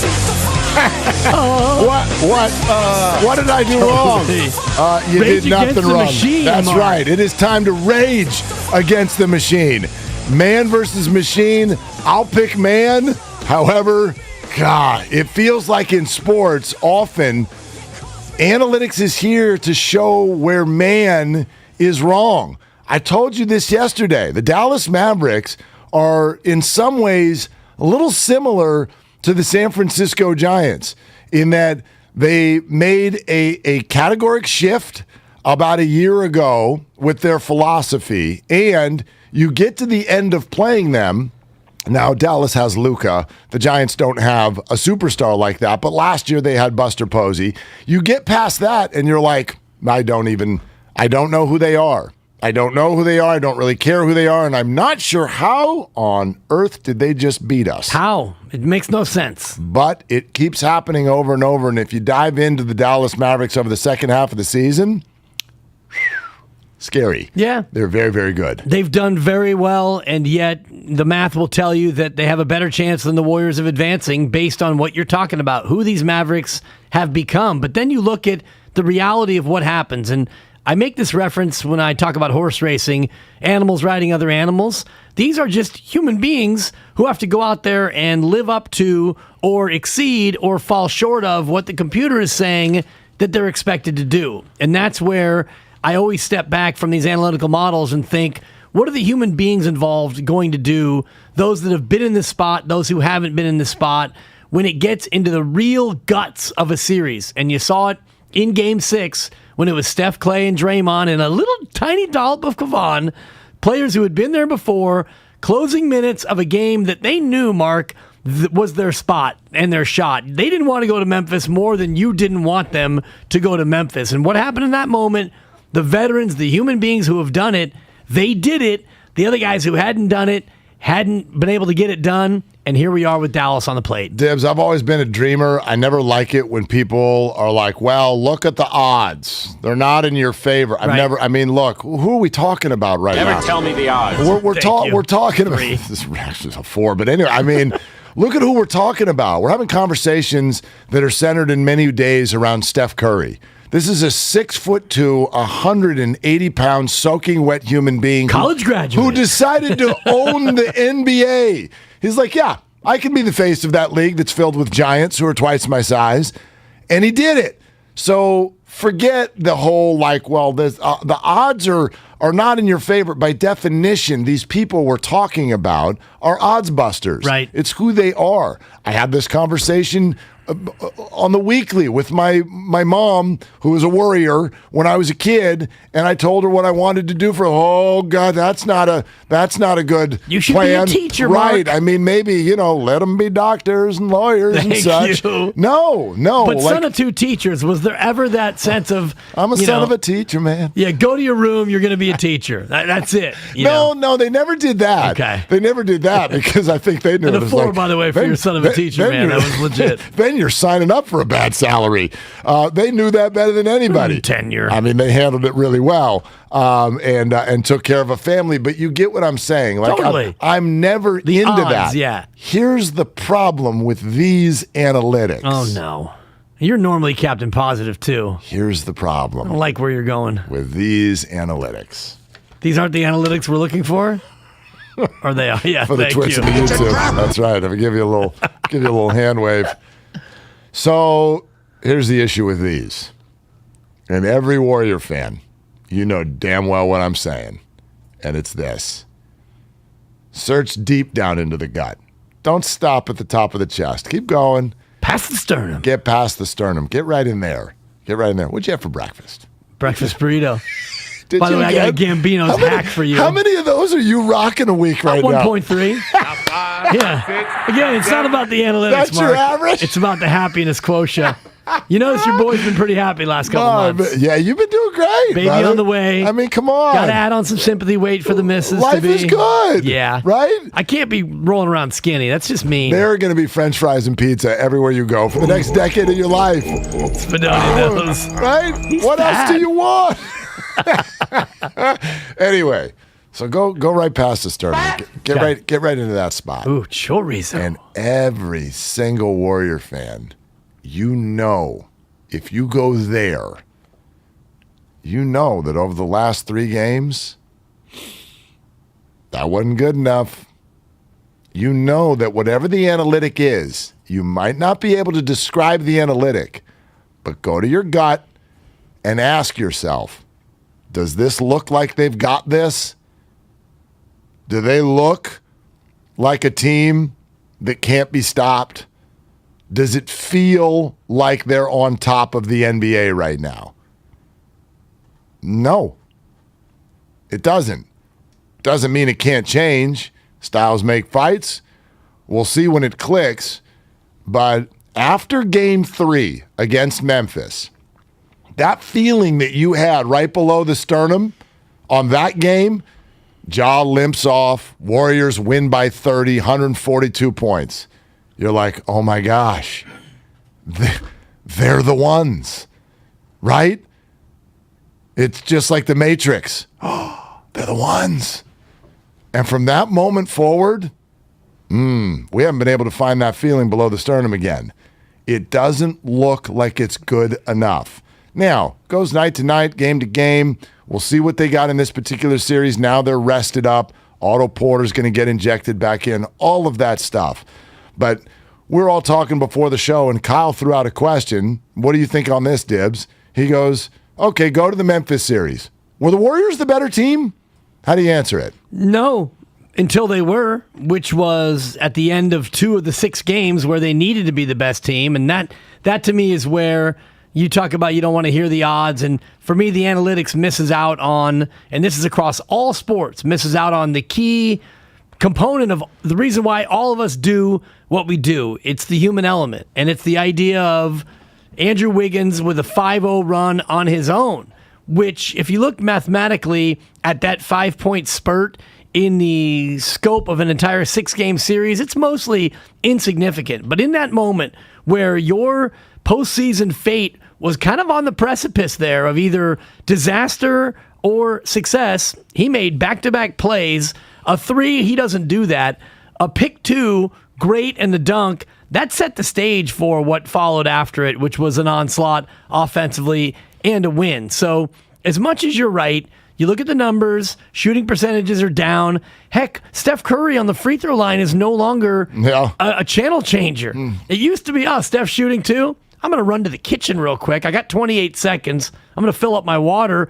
Now you got to watch him shoot free throws. I know. So, it's still really good, but it's like, what is it? 87% instead of 91? Unacceptable. I mean, unacceptable. No, you're right, though. Like, as a Warrior fan, when he gets fouled, you put the 2 on the board. Yeah. You're like, or okay, the 3. that's 2 points. Yeah. You wait for the 1, 2, 3, 4, which we love. But you're right. They have not played to the level where we all would say, this thing's done. When would the parade be? I need to take that day off in advance. Yeah. No. It's not that. But I just think that it's not as far in the other direction, especially what you just said, the rest. They come into game 1 really with rested. Copious amounts of rest, which is why that game 1, I'm not going to call it a must-win, but it's a pivotal game. It's pivotal. I mean, you get to now, I guess maybe they all Every are, game's but pivotal. this is, do we do this every series? This game 1 is more important than most game 1s. I believe it, though, here. You really do have to protect home court. And you have to protect the rest, I think. Yeah, absolutely. And the rest is going to be tough the rest of the way. Steiny brought it up yesterday with regard to the fact that there's no 2-day rests in between games. It's game, day, game, day, game, day. That's the way it's going to go. Keep it going. This whole series. Day, game to the day. Here's the good news. Even if the analytics are right, surprises happen in sports. In fact, if they didn't, we wouldn't watch. In many ways, it's why we're here, okay? You don't always, and the NBA is worse than most, you don't always see the championship coming. When Kevin Durant was here, you saw it coming. Yep, that did not surprise me when the Warriors won the championship when Durant was here. Now, pre-Durant, that one raised our eyebrows a little bit, and because it was the first and because it was a little surprising, that's why it's the most special one. And this one would be too. Kind of like 49ers, okay? When they beat the Broncos 55-10, you saw it coming. Both the games where they beat the Bengals in the 80s, you didn't necessarily see those coming, so they're a little bit more memorable, a little bit more special. By no stretch am I here to say that the Warriors cannot do this at all.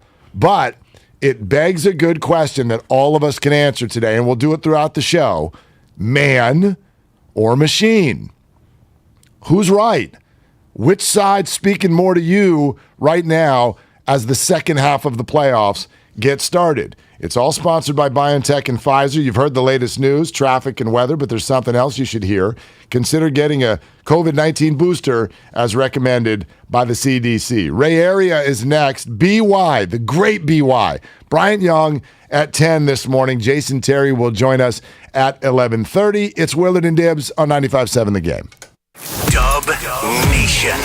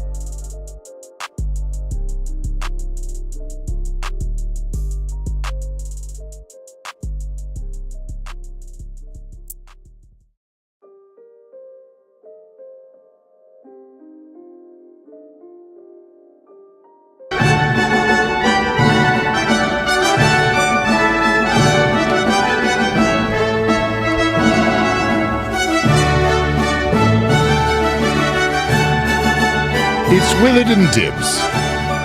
Hello. On a Tuesday. Cheerio. On 95.7 The Game. And now, Ray. Hi, Ray. Too much music. Too much pomp, not enough circumstance? Well, too much pimp, not enough circumstance. Pimping ain't easy, Ray. Wow. You know that. Oh, yeah, I'm the guy you go to for that. Yeah, definitely. It's the first thing we thought of today.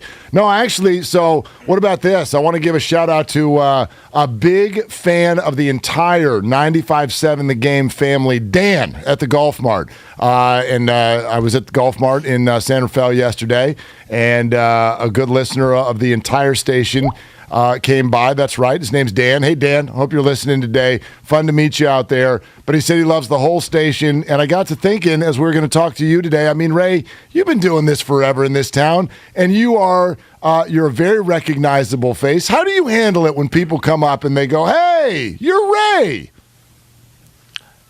I sort of look at them longingly and say, leave me alone. I know you're nice to them, Ray. Come on. How many over or under 5.5 autographs per week? 0. But I wouldn't sign anything. But recognitions, I mean, how many times do people, hey, how you doing, Ray? I know you. Less than 1. Okay. It's not true. No, he does keep to himself. I know some of the haunts that he, haunts. So, he, pretty much a private guy. But, Ray, this time of year, we're all out and about more and more, especially with the Warriors-Mavs series coming up. I'm not asking you if you're going to those games, but when you think about Game 1, the veteran team coming off a rest, how important is it that the Warriors get that first game knowing that the rest will be diminished throughout? I don't know how much you factor in rest because I think for the most part, even players that, have some miles on the tread, they like the routine of game, day off, game, day off. There's a burden for, a travel day because that'll eat up that off day pretty well. But as long as it's essentially not advantageous for one team or another, I don't think it makes much difference. And I think with the Mavs, the way they play, they would probably prefer the routine of day on, day off, day on, day off. I get that. Ray, we were also talking about surprises in sports, even surprise championships. Like when Kevin Durant was on the Warriors, we could all see that coming. The first title they won before that, pre-KD, that one was at least a little bit eyebrow-raising, and this one feels like that. How would you sort of separate the two? Like the idea of winning a championship as a fan that you did not see coming versus when you are expected to be that team? Well, the vibe in 2015 was they haven't done this in forever, but they also had the best record. This time, they were a 3 seed, and they finished, I think, 13 games behind Phoenix and 8 games behind Memphis. So I think this is, in its own way, more surprising than that one because you could see the build in 15 because they'd gone 2 rounds into 13. They had a 7-game series against the Clippers that was interrupted by Donald Sterling blowing himself to smithereens, which makes that the best series in the history of basketball. But this one, they're coming off the pace, and in the Western Conference in particular, if you're not a 1 or 2 seed, you don't have a lot of shot. Mostly that one takes care of chalk a lot better than the Eastern Conference does. So in some ways, this is more surprising. The first one is always going to be the most satisfying for the players and fans alike because of the weight. But this one, I think, is more of a surprise. And you look at where they are. You mentioned the top 2 seeds, Phoenix and Memphis, both out. Now the Warriors are, I guess, the favorites, Vegas-wise, and also better record, home court advantage, etc. But the sense of maybe more dread now because the Warriors are expected to get to the NBA Finals. Is there any additional pressure weighing on not necessarily the players, but the overall team, the franchise, the fans, because now you are expected to get to the finals? Expectations are a load of crap. And it doesn't really matter what Joe Lacob's expectations are. We are at the stage now where owners don't matter and general managers don't matter. It's really about the coaching staff and the players. So however people want to view the Warriors, for good or ill, this is entirely their show now. So, what the fans think, what the ownership thinks, what the league thinks, you either do or you don't. And that's where they're at right now. I mean, the expectations you can play with when the playoffs start, but now it's basically, they have two teams in front of them, Dallas and whoever wins the East, if they get that far. So, the expectations are now fully irrelevant. I wonder, Ray, how this kind of lands with you with regard to if we project. No one wants to do this. We want to stay in the moment. But if you project some things in the Western Conference, you see Dylan Brooks say, we're coming and the Warriors are getting old and Denver will get healthier next year and the Clippers will get healthier and Minnesota's on the come. And there are teams like Dallas who aren't going anywhere. When you look at this group, and there was discussion for 3 years as could they ever get back into contention? Well, it turns out those who said yes were right. They're back in contention, but where's the window? Is it closing? Is this their last real good shot to put on another ring? Let me give you the pithy answer first, which is who the hell knows. We love pithy. Yeah, it's a good word. Yeah, although it's often mispronounced.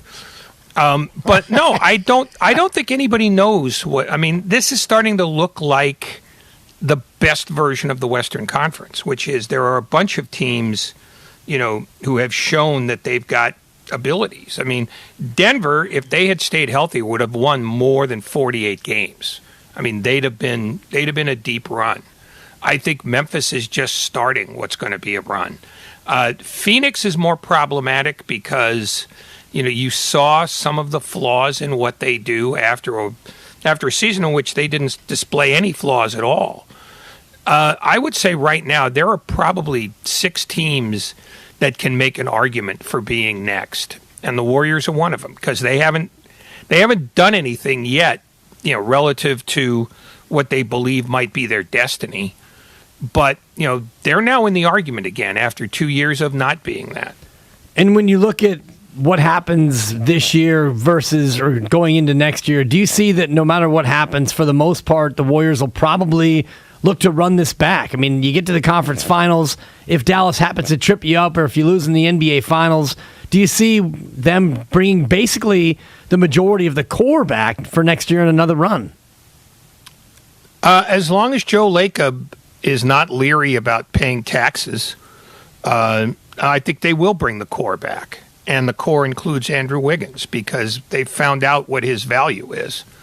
I think until Joe Lacob starts getting skittish about the cost, I mean, they're gonna try to pay, what the market value is to keep Jordan Poole. They may not be able to because he may want to start and be a 35, 36-minute a game guy somewhere else. But in terms of everything else, I don't think you look at this season and say, you know what, this needs to get tinkered with, because the one thing that held them down more than anything else were injuries. Curry missed a month. Thompson missed 50 games. Green missed 36. And while they are, getting long in the tooth, and that might be closer to their future than, playing 75 games, the best you can look at in terms of changes is stuff along the fringes. They might try to upgrade, their 8th, 9th, and 10th guys. But for the most part, I think this is what they're going back with next year because they don't have any real complaints about how this season's gone. Ray, we're talking to the great Bryant Young in about 15 to 20 minutes. What's the first thing that comes to your mind when you think of him? Him standing on a quarterback's neck. Mm-hmm. Well, seems personal. Yeah, well, not really. I mean, that's what they pay him to do, so it's really sort of, Assassin's Creed. He was one of the truly excellent defensive linemen of his era, and that was an era in which you had guys like Reggie White, who stood out beyond standing out, and Lawrence Taylor. I mean, he was part of an elite group. But mostly, yeah, it's him standing on Danny White's throat. And maybe not Danny White's, but earlier, Troy Aikman's throat. Any Cowboys quarterback, it's fine. It all Any works. one of them, it all works. Especially in Dallas week, Ray. Any of that violent Dallas analogy you can paint would be great. We're having him on, by the way, as part of the Dwight Clark Legacy Series coming up June 1st at the Lesher Foundation, which makes us think about the catch, which makes me think about you, Ray, and being on the goal line for that unbelievable moment in sports history. Do you ever associate yourself with some of the great things you've done in your career? I haven't done any great things, and I try to keep my name out of it. Well, we're not keeping your name out of this at all. Well, shame on you. Yeah. Well, do you want listeners or not? We do, which is why we do what we do at the end of this conversation every week. You do know what we do, right? I'm afraid to even consider it. Yeah, well, then we'll just let you go. Yeah, exactly. Yeah, we'll let you go, and we'll thank you. See you in the elevator. Well, thank you for hopping on. We'll see you later. And, just click everything off. Just power down for a moment, if you would, Ray. Oh, this is going to be a disaster. No, it's fine. Trust me. Thank you, Ray. Great to talk to you. Trust you, my ass. It's my guy, Ray Ratto. There it is. Once a week, when I go to let's play him off the right way, boys. Yeah, let's give him the outro. Welcome to the Ray Area. It just doesn't matter. Ladies and gentlemen, Ray Ratto. That was Ray Ratto, ladies and gentlemen. And now, Ray. Yeah. Except for then Ray. Yes, we welcome him. He's welcome to leave, is what it is. He actually brought up something with regard to the Warriors' future that I want to dive into in just a little bit, and we will. And yes, indeed, the great Bryant Young is 15 minutes away, coming up at 10. Jason Terry, Jet, who I'll never forget, man, when the Mavericks, were they down 2-0 to the Miami Heat, the Dirk championship? They were down 2-0 to Miami, no? And then they won. They were up 2-0? The one that they won. Oh, the one that they won. Yeah. They were Weren't they go down 2-0 and then they won 4 in a row? I don't think No, they were on split 2-0. the first two. Did they split the first two? Yeah, the Okay. Heat won one. Right. Mavericks gutsy game 2 win. Miami up 2-1. Okay. And then Dallas won 3 straight. That's what it was. When Dallas made it a 2-2 series, for some reason this stuck in my memory. Jet Terry, he's sitting there doing the post game. They win, so comes off the side of the court, sideline reporters with him. Okay, Jason, what'd you do that worked out there? And he had this look in his eye as he looked into the sideline reporter's eyes, and he just goes, "This is our time." And he said it in a way because I was expecting the Miami Heat to win that series. I think most of us were. And he said it in a way that stuck with me because I'm like, oh gosh, it was almost as if he had that twinkle in his eye where I'm like, he knows. He just knows. He knew he was right. They're going to win this series. And they were the underdog.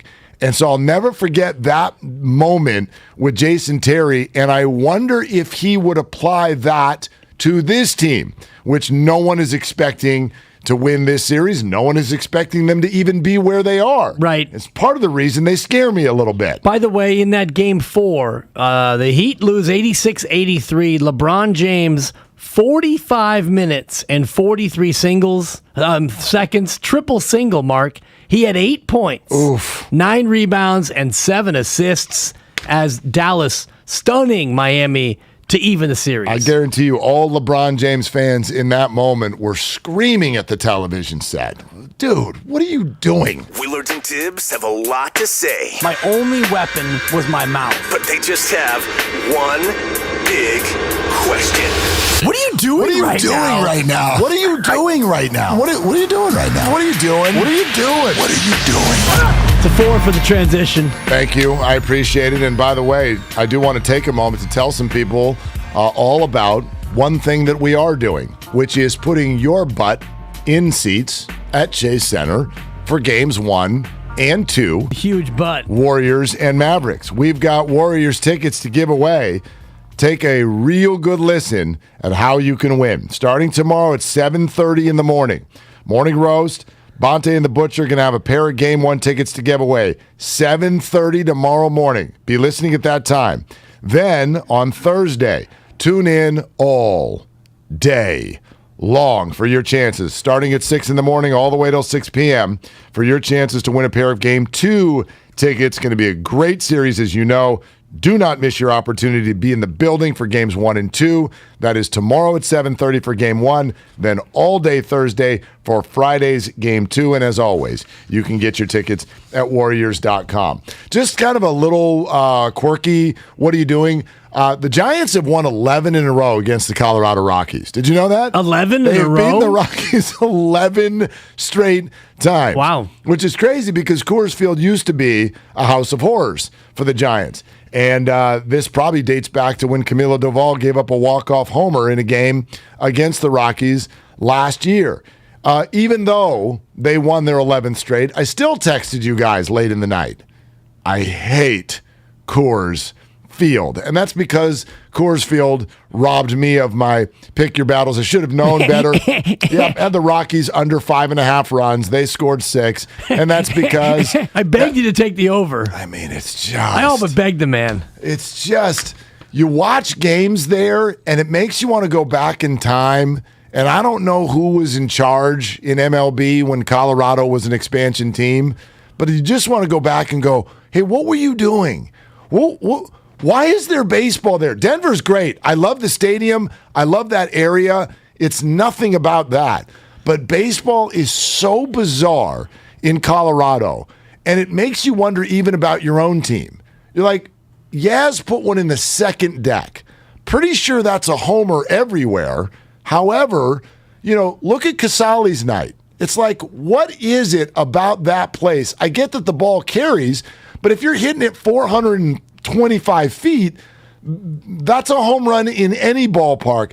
There's something about that place where everybody hits and nobody pitches, and it doesn't carry over to the next series ever, and it's just different. And I think it's why Colorado stinks all the time, because in order to be good there, you can't be good anywhere else. It's really hard. So you stink all the time. So baseball in Colorado is just a big old, what are we doing? Yeah.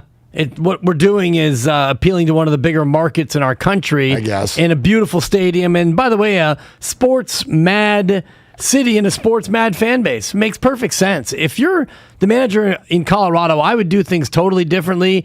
I would have only bullpen games at home. Save my starters for the road. That's interesting. Keep your best pitchers fresh for games where they actually have a chance to compete, because the ball doesn't spin at altitude. It doesn't break as much at altitude. Hitting is easier at altitude. All those reasons, Mark, are big reasons why you have these high-scoring affairs. Over-under yesterday at 12.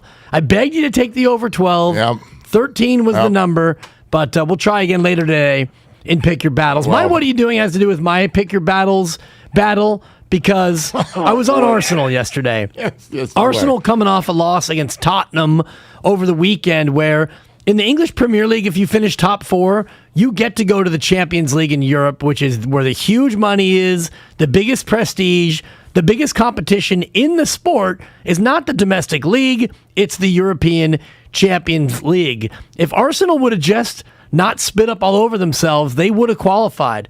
Tottenham rocked them 3-0, and then yesterday against lowly Newcastle, Spadoni and I both hoping for Arsenal to actually show up, and you lose 2-0 to Newcastle, and now Arsenal on the brink of missing out on the Champions League. They'll still go to the Europa League, which is like the AAA version. Hey, Arsenal, what are you doing? And in fact, Spadoni and Dibs, what are we doing? Yeah. Because this is what Arsenal does. They are choke artists. Suck. Yeah, but you can't do Dead what are to you me. doing It's on us. just because they didn't play. Yeah, that's a what are you doing on you. I thought if you were going to do a soccer, what are you doing? I thought you'd point to Leo Messi. No, he's Hey, a genius. Yeah, what are you doing? He's a damn Coming to genius. MLS? Yeah, there's money. Oh, yeah. Also known as retirement in some circles. Oh, yeah. Leo Messi coming to MLS, a la David Beckham, and it'll be a thing for 3 weeks, maybe 3.5 weeks, and then it will fade into the background. So I mean, Leo, Spadoni and I is really where this should be directed, because he took Arsenal minus a half a goal I took the over 2.5, and Newcastle handled their end of the bargain with 2. Look, we had to be nice to Kyle. All of us needed to. It's kind of like CYO basketball when you wanted the team that was way ahead to just stop playing so that everybody else can catch up and get even. Your daughter running it up on people. Yeah, we did that to Kyle yesterday. Kyle, let's welcome Kyle to the show. Congratulations. Thank you. Welcome back in to pick your battles with your victory yesterday. Yeah, it was big time by me. You guys went 3-0. I went 0-1 on Friday. Of course, last night I went 1-0. You guys went 0-3. That's because you took my pick. But anyway. Well, no, it was brilliant by me. Yeah. And then Dibs gave you a winner. Tried. And you forewent it. Yes. What are you doing? Yeah. That's not my what are you doing. I'm fading the Dibs is what I'm Forgoed doing. it? Yeah.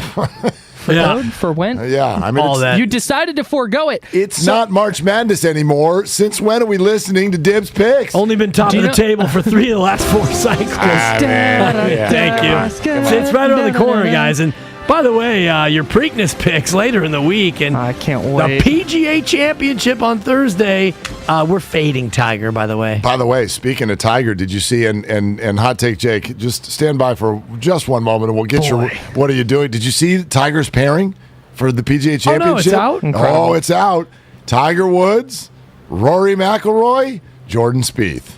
That's one group at the PGA. That's fun. Very fun. I'll watch that. They always put major champions together, so you were going to get him with some legit guys, but that's a great trio for the first 2 days. Okay, Hot Take Jake. Now what? I want to talk about the Oakland A's for a quick second. Okay. And just not having to do with the stadium, not having to do with possums.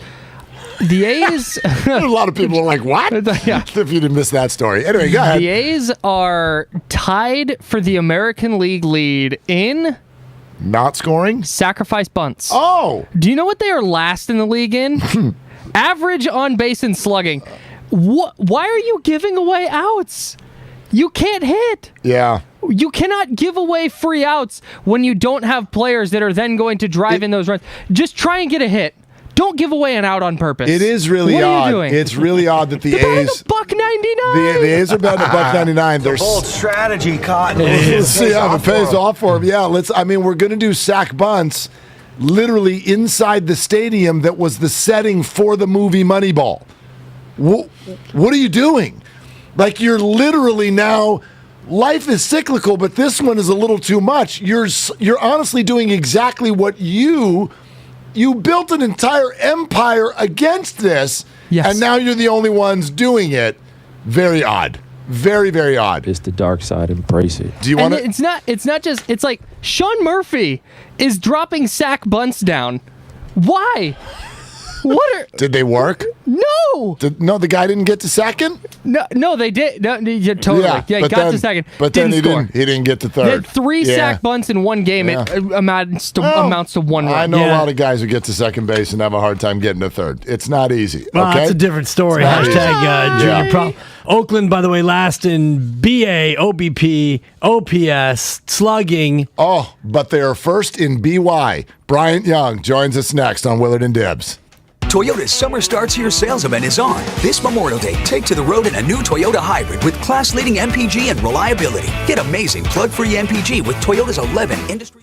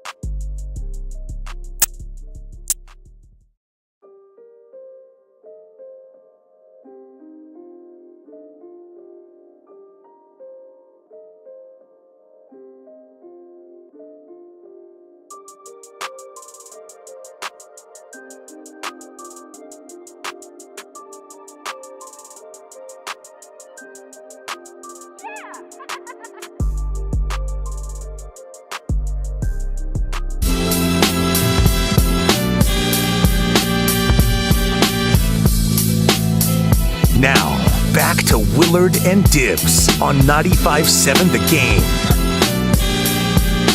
Okay, fam, it's all sponsored by Fremont Bank. Full service banking, no compromises.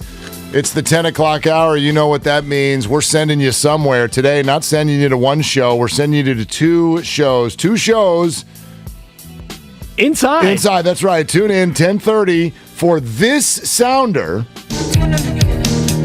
And that's your chance to win 2 tickets to see Steely Dan May 25th Concord Pavilion, and then another 2 to Smashing Pumpkins, which is sampled right there by the great Joe Spadone, at Chase Center on November 15th, courtesy of Live Nation. Boy, this is just an honor whenever we get to talk to this gentleman, and he's on his way to the Hall of Fame. And I think the last time we talked to him, we were hopeful, and he was being inducted into the 49ers Hall of Fame. So we sent out congratulations. But now we got to do it again, Bryant Young, because you're going to the big one into Canton. Congratulations. Thank you so much for hopping on. How you doing, man? I'm doing great. Thank you, guys. It's been surreal. I'm still pinching myself, and boy, just the journey and all the people that have been part of this incredible opportunity. I'm thrilled. I'm looking forward to Canton moving forward, just to be able to celebrate with the people that have meant a lot to me. Before we get details on just how that's going to go for you, because I understand the logistics are immense when it comes to actually going physically through with it, what was it like when you found out the news that you were going to get the gold jacket? Wow, it was Charles. There's a guy just hammering my door down. It was so loud. I thought the door was about to break, and so I go to open my door, and it's Charles Haley with his yellow jacket on, and the crew, the NFL Network crew, and Jim Porter, the president of the Pro Football Hall of Fame, and Charles was there to welcome me with a big old grin on his face, and it was quite a surprise. I was speechless at the moment, and but got it together, and boy, was it special. And at the end, the encore was the shove in the pool. Charles shoved you in the pool? He did. Well, so what happened my rookie year, I didn't bring breakfast sandwiches. This was maybe the second time, because if I'd have stopped at Burger King or McDonald's to get breakfast sandwiches, I would have been late for practice, right? So I'm like, man, I'm not about to be late for this meeting. We're not getting breakfast today. And the guys had already warned me not to miss this time. So Richard Dent, Charles Mann, Ricky Jackson, Dana was in his second year, Dennis Brown, Junior Bryant. So we had Tim Harris. We had a veteran group, and boy, were they upset when I got there with no breakfast sandwiches. And so they were like, "You're going to the pool." So all 8, 9, 10 of them gathered me up, and they grabbing arms and legs, and they started to drag me to we had an indoor pool at the time. They started dragging me to the pool from the meeting room. And so I'm fighting, scratching, and clawing. And then finally we get to like the door. There's probably like maybe 5 yards to go. I'm clinging to this door, and I see ankles. I start ankle picking guys.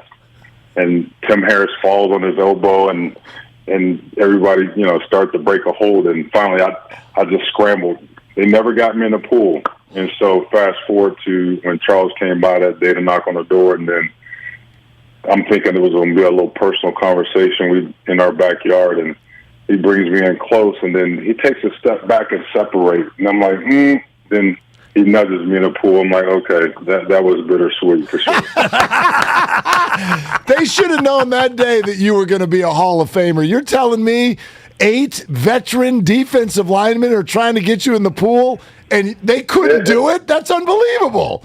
It was a fight, man. I'm telling you. I think I earned a lot of people's respect that day, too. Well, I hope you also learned a lesson, though, BY, which is it's okay to be late if you bring breakfast sandwiches. Right, yeah. I think I would rather, I'll think about that one. I didn't want to get fined for sure, but it's breakfast or get fined. Well, I'm sure you'll get a good meal at the Dwight Clark Legacy Series event, Lesher Center, Walnut Creek, June 1st. Tickets available to the public, and it's a series, roundtable conversations with all kinds of 49er greats telling great stories, raising money for the Golden Heart Fund in Dwight Clark's name. Patrick Willis, Eric Armstead, John Lynch, the aforementioned Charles Haley, Steve Young, T.O., and then, of course, BY and on into the Gold Jacket Club you're going to go. So give us a little bit about what this event means to you. It means a lot, for Dwight, our guy who means so much to us over the years, and him losing this battle to ALS. Us coming together for just to be able to talk and have conversation around a guy that meant so much to us and keeping his legacy alive for a great cause. It's for charity, and just having conversation, bringing up old stories and talking about that, having a good time, and having a chance to listen to John Lynch as well. That'll be very, very interesting. So it'll be a good time. It's open to the public for $87, and you can get, all the details and the information for tickets at DwightClarkAward.com. It'll be a great event. I mean, there's going to be some great guys there. You mentioned Charles Haley, Terrell Owens, and then Steve Young, Patrick Willis as well. Just a lot of great guys that I had a chance to play with. So I'm looking forward to having some great conversations. And some of the youngsters now in this D-line of the current Niners organization, they've made themselves very proud. I'm sure making you proud as well. Eric Armstead in particular, what have you made of his transformation over the last couple of years, able to go inside and outside on that D-line? Wow, he's helped himself, and he's helped the 49er organization a ton just on defense. Like, being able to be a versatile guy, the more you can do, the more valuable you are. He's a great asset and just a great leader in the locker room and in the community. It's just great watching him play on Sundays, and he's a great character guy. He's humble. He worked extremely hard, and he's been a great leader for him as well. But having the versatility to play defensive end and then switch it up and play inside, he's been a force inside and on the edge. But it's fun to watch a guy like him. Just a great character young man. I had a chance to recruit him when I was coaching in college. I was at the University of Florida and got to know him a little bit when I was in college, and I knew he was going to be a great one at that time. I thought he'd eventually kind of go over to the offensive side and be a extremely athletic left tackle, but he was adamant about playing defensive end or playing on the defensive side of the ball. But it's paid off very well for him. The great Bryant Young is with us on Willard and Dibs, 95.7 The Game. BY, I know everybody wants to, especially in the NFL, support players who have earned more within their situation. At the same time, we all want the best for the 49ers as well. So what's your read on one of those difficult situations that has developed with Deebo Samuel? We're still not entirely clear on what is at odds in this whole thing. What's your take on it? I'm not sure what's the holdup is, but there's a process to everything. And my message to Deebo is to be patient. Ultimately, we have a presentation that we pay, and they speak on our behalf, and you hope they're going to do the job that you pay them for to negotiate the contract and and get the most that they possibly can. But I'm just, for him, my message is to stay patient. Stay patient, stay committed to the process. I just hope that they come to an agreement. He's a valuable piece to this 49er organization, to the offense. He does some very unique things on offense, just an explosive player. But not only that, a great player, but he's a fantastic character guy, and those are the type of guys you want on your team. Guys that are really good players, great character guys, impact, and put people on the stands, inspire your team, a great guy in the community. So it's a win-win situation, but you just have to be patient. There's a lot of, talented guys that got paid, and so you want to try and, get the most that you possibly can. And he's had a fantastic year, and he's trying to cash in. BY, wonderful to have you, man. Thank you so much for doing it. We'll send everybody your way and look forward to seeing you on June 1st. Absolutely, guys. June 1st, be there. Dwight Clark Legacy Series event, Leicester Center, Walnut Creek, DwightClarkAward.com for all the info. There goes the great and gold jacket bound Bryant Young. It's going to be fun to watch that this summer in Canton, watching him officially get enshrined. That's always not one of my favorite events to go start to finish on, but when it's on, I watch it, you check in, you check out, you record it, and then you watch it again. You can watch that over the course of 2 or 3 days. It's a bit of a long ceremony, but to watch BY go in, it gives you the feels, Mark, and it has me thinking about this Saturday because I'm emceeing the Drake High School basketball 40-year anniversary banquet out in San Rafael. Yeah. Nice. Team, my brother was on the state championship team back in 82. They're doing like a little get-together to remember all the great teams that Pete Hayward had at Drake High. Beautiful.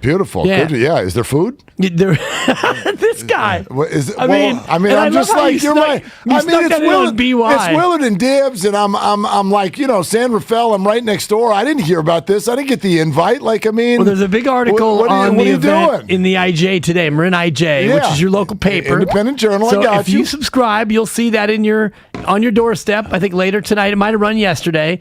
But I'm not looking to read about it with everybody else when my partner is emceeing the event. I'm looking to be in the know. I'm looking to be ahead of the curve. I'm giving it to you live. You're live on the air. But your fascination with is there food? And you asked Bryant Young. Yeah. And it's funny because food? Kyle, before I even had a chance to look back, Hot Take Jake in my ears like, of course he found a way to ask if there's food at the Lesher event. Yes, the Dwight Clark Lunch Series is what it's called. Listen, it is. I don't care where you're inviting me. Okay. That's the question. Is there food? Because if there isn't, I'm out. Okay? I'm out. I don't care what it is you do. Like this perks me up when you see, and you're about to dive back into this, when you see the other people inviting kids to when they set their birthday party. Yeah. Oh, it's little Billy's turning 6. Okay, great. What time's the party? It's at 2:30. Oh, you cheap bleepity! You've done those. Don't you 2:30 party me 2 to 4? So you could put some Cliff Bars in the corner and call it a day. It's a classic 2 to 4. That party starts at noon or it starts at 5. No. And is there food? I don't care if the kids are having a good time. Is there food? If it's a 2 to 4, and Kyle, Spinoni knows this. Kids' birthdays are 2 hours. That's it. Not a minute longer. Get in, get out. Don't come early and don't stay late. The 2 to 4 is the classic. You're not getting fed. Do not give me granola bars and a 2 to 4. Lucky, and a Capri Sun. Yeah, and especially if you rock a 2 to 4 and your kid's birthday's in the fall and you do it on a Sunday, oh, now you're getting double guns up. You're not giving me food, and you're doing your party in the middle of a 49er game? True. Oh, do not bring me that invitation. That's what we did. But we brought pizza. Okay. I don't care if it's at 2 o'clock and there's food, it's fine. But you can tell whenever you get that invite and it's at 2, you're like, what are you doing? And then if you get there and they're like, no, we're just eating like crazy people at 2, fine. Then we're good. We're clear. If you've got granola bars in the corner and water, Oh. Yeah. We made sure the Raiders played at an East Coast starting day that time. It was 10 a.m. against the Steelers with a dub, and it was a great day. If they lost, it might not have been a great party. Just look ahead. That's all I'm asking for you to do. Okay? You end up with Pearl Jam tickets that you bought 2.5 years ago, and a Warrior playoff game that you knew nothing about lands on it, you deal with it in life. But if you know, okay, the NFL schedule's already out. For all of you people who have kids this fall with birthdays, the NFL schedule's out. Take a look. Don't mess with all the parents, please. Don't get it twisted, though. If I show up to your kid's birthday party and there's granola bars in the corner, I am clearing those granola bars out. All the granola bars. You're going to have none left. Refill that bowl, please. Wow. Take them away. Better get that Costco box if I'm coming to your party. There's some damage. I'll be going over to Safeway and get one of those granola bar bites. Oh, boy. I hope we're not having the party. Benny's birthday, by the way, September 18th. It is an NFL Sunday. Of course it is. So let's have this on a Saturday, in the National Football League. It's an afternoon start, too. 125 against the Cardinals. Benny, sorry, bud. Why are we having my party the day before my birthday, Dad? Because you are. Don't ask any more questions. Have cake. Yes. And if it's 2 to 4, I'm out. That's just, you got to go. Noon to 2 is pizza. But you can't go 5 to 7 for a little kid's birthday. That's too late. Fine. Do it in the morning. We did one in the morning. That's crazy. And brought donuts. Followed up the donuts with cake. You want to talk about some upset parents on the way home. Those kids. I was that dad where when Quest turned 1, and shout out Keon, who turned 19 yesterday. Oh, happy birthday. Yeah, special kid was 19, but Quest's first birthday was about a 5-hour barbecue that I don't even know if I saw him. You talk about half of the bag at Lake Chabot. Kids do not know. I mean, this is going to be Supper's first child, so you're not going to be able to. It's going to be different. You're not going to be able to do what most of us do with our third kids. First birthday with your third kid, you're like, here's some frosting, and you just stick it on their hands, and you're like, all right, here's some Cool Whip. Now let's find out what we're going to do tomorrow. Right. I mean, that's it. I'm going golfing. Because they don't even know. Right. They have no clue what the hell's going on. So I attended a 1-year-old's birthday party in Wichita, Kansas. Okay. Yeah, that happened. Wichita sounds like it was one hell of a journey, brother. It was unbelievable. Okay. So they had waters, sodas, cheese and crackers, a lot of snacky type stuff. Come on. Cupcakes. They had an ice cream truck pull up to the house. That's creepy. They ordered a bakery brings out a truck and they have all these different ice creams and all these different. Did it have music and a north of 55-year-old man driving? No. Okay, then we're fine. No, not at all. It was totally fine. It was totally above board, right? Yeah. So I'm like looking around this thing. I'm like, is there a cooler with like the beers in it? Like what? Where's the? Not there. So I had to go into the box of Trulies that I bought for the Warriors game the night before that were in the outside garage. Wrapping them in napkins and carrying it around. Get a koozie. Yeah. What'd you have? A koozie? Trying to get a nice little buzz. At a 1-year-old's birthday. I'm at a 1-year-old's birthday. Everybody there's stone cold sober. I'm 3 sheets. Having a great time. 3 bowls of ice cream, please. By the way, this is the stuff Supper needs to know, because when you're a brand new parent, you got no idea that you're doing this to other parents. The experienced parents are in the corner absolutely torching you. Oh, yeah. They are just oh my gosh, they don't know. And I'm here for it in round 2 because... You got to coach her up. You got to coach her up now. Ultimately, I'm a passenger on a lot of these things. I know you If she says cheese and crackers and waters, we're going to have cheese and crackers and waters. Well, then But Kyle will know in the garage. Cooler in the corner. Just be ready. Will Coach. there be a watch party, Mark, in this Mavs Warriors series? Boy, that's a great question. It's a good question. It is also a stupid question. I'm in there, by the way. Count me in. There's not for games 1 or 2. Question, but this is a stupid question. Not for games 1 or 2. Games 1 or 2, no. I'm trying to get myself in the damn building for games 1 or 2, okay? I'm trying to do my own damn thing this week. Seriously. But we'll see. All right. All sponsored by your Northern California Toyota dealer. By the way, we will get back to the Warriors and have been so Warriors heavy for all kinds of obvious reasons. I feel like, how about coming up in 10 minutes? Because then Jet Terry's coming on in the 11 o'clock hour as well. Coming up in 10 minutes, should we just check in on everybody else? I have an A's-related story to share with you from over the weekend. Giants got themselves a plucky little win last night. Yaz got a really nice NBC Sports Bay Area. It is high. It is far. It is out of here. It was one. I mean, it was a good one. It was good kipe, man. Deep down below the sternum kipe. Yeah. For that home run last night. And so a that was road good. trip for Kipe because I know he's still getting back and and Flem, on the mend, and filling in Flem for is Flem. at the PGA. So it's kind of a nice added bonus to have him on the call. Totally. But kind of circling back to the start and welcoming in you at 888-957-957-70. Is it man or machine with regard to this series against the Dallas Mavericks? Because the Warriors, according to Vegas, are a very, very hefty favorite to not only win this series, but to win the NBA championship. But I told you going into Sunday's game, there were people, and one of them, Ryan Hollins, will join us tomorrow, a longtime NBA vet, now doing games for the Houston Rockets. And he's been telling me for 2 weeks, hey, man, you gotta really watch what the Mavs are doing. You got to watch what they're doing. And then the day before Game 7, he's like, I love them. I think they're going to win this game. I love them. And then he's texting me like crazy when they're up by 20, and now they're up by 30, and now they're up by 40. And it's You got to give him my number, Mark. I'm going to bring him down to earth with all this Dallas love. Well, he also picked Milwaukee to win Game 7, so it's not like he's Halstradamus. He's not an intuitive. Yeah, actually, okay? it's pronounced Milwaukee. I think, and we were even getting some texts of people who are like, "What are you guys rooting for Dallas over here?"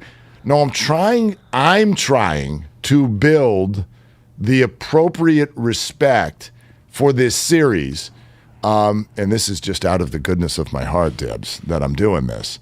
But I don't know if you were like me. Soon as Phoenix went out, there goes my phone. Every friend I have.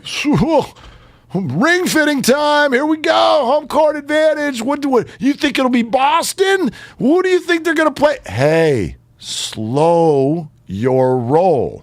This is real. Yeah. This is a real series now that's about to start tomorrow night. I didn't get as much of that as you did, but the sentiment that I see on Twitter and other social media, Instagram and whatnot, people came out of that Phoenix game with more confidence than they had coming out of the Warriors series, I would say.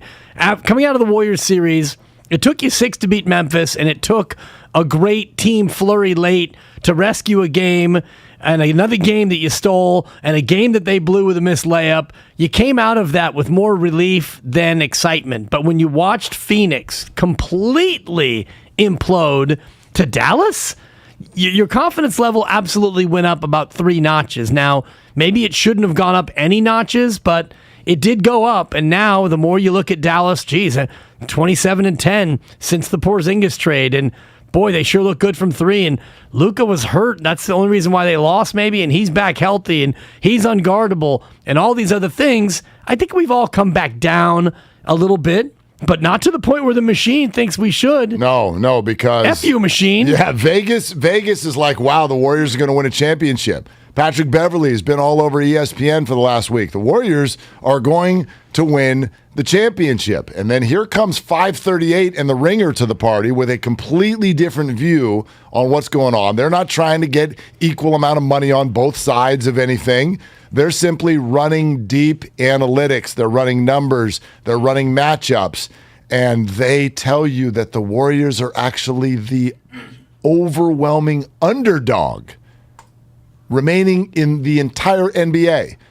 A less chance to win the title than the Miami Heat, says 538. Now, whatever. It's 538. They don't even get elections right sometimes, and there's only 2 people running in those. Mm-hmm. Okay? But it does bring up a question as to where you come from on your view of what we're seeing. The Vegas man or the 538 machine. And by the way, we have an update on the machine. The Warriors, which opened at 7%, according to the machine, it ballooned to 10%. We're now sitting at 9%, Mark. Oh, so back down. The machine is constantly working through its machine-like symposiums and simulations. And so since we've been on the show, we're at the halfway point of our great show here with Steiny and Guru coming up at the crossover at noon, and it's down to 9%, Mark. Vegas, Damn however, machine. Yeah, Vegas, however, says Golden State plus 141 to win the title, and the Mavs are plus 610. So I don't know. If I work for $538, I'm putting my entire paycheck on the Mavericks, apparently. Right, at plus 610. I mean, that's a slam dunk. Although, in defense of the machine, they've got the Celtics as the most likely team to win it all. The Heat are number 2. Crazy. The Heat have a 17% chance of winning the finals. The Mavericks are 12.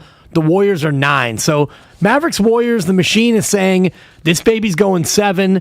Celtics in 5, and then probably Celtics in 5 over whoever emerges out of the West. 888-957-9570. You can weigh in on that. We'd love to take your Warrior phone calls. We'll check in on the other teams coming up next as well. It's all sponsored by Outdoor Supply Hardware, and Steely Dan and Smashing Pumpkin tickets await you on the other side. Willard and Dibs. Cultivate greatness and save 20% off all plans.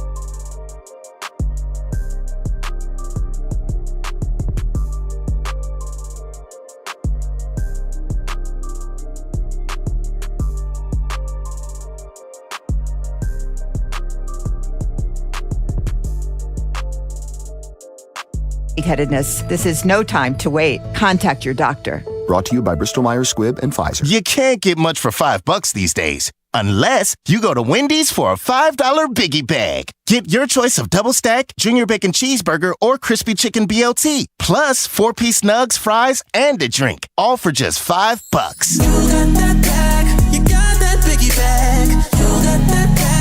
That was smooth, wasn't it? That's how you're gonna feel when you get that Biggie Bag at Wendy's. U.S. price and participation may vary. Includes 4-piece nuggets, small soft drink, and small fry. Prices may be higher in Alaska and Hawaii. Your apron's crisp, barbecue utensils polished, chicken properly spiced. It's grillin' season. So pick up the smoky, wood-fired flavor barbecue lovers crave. Kingsford Original Charcoal. Kingsford Original Charcoal is ready in 15 minutes and provides consistent burn time for a great cook every time. So whether you're smoking meat, grilling vegetables, or firing up the portable, you want Kingsford Original Charcoal. Kingsford.com. Welcome to Total Wine & More. I want something fun in the sun. You'll love this tequila. Wow, great price. Find what you love what you find at Total Wine & More. Drink responsibly, B21. Bay Area Panthers are coming to SAP Center on June 4th, and 95.7 The Game has your shot of tickets. Tune in on Wednesday for your chance to win your way in.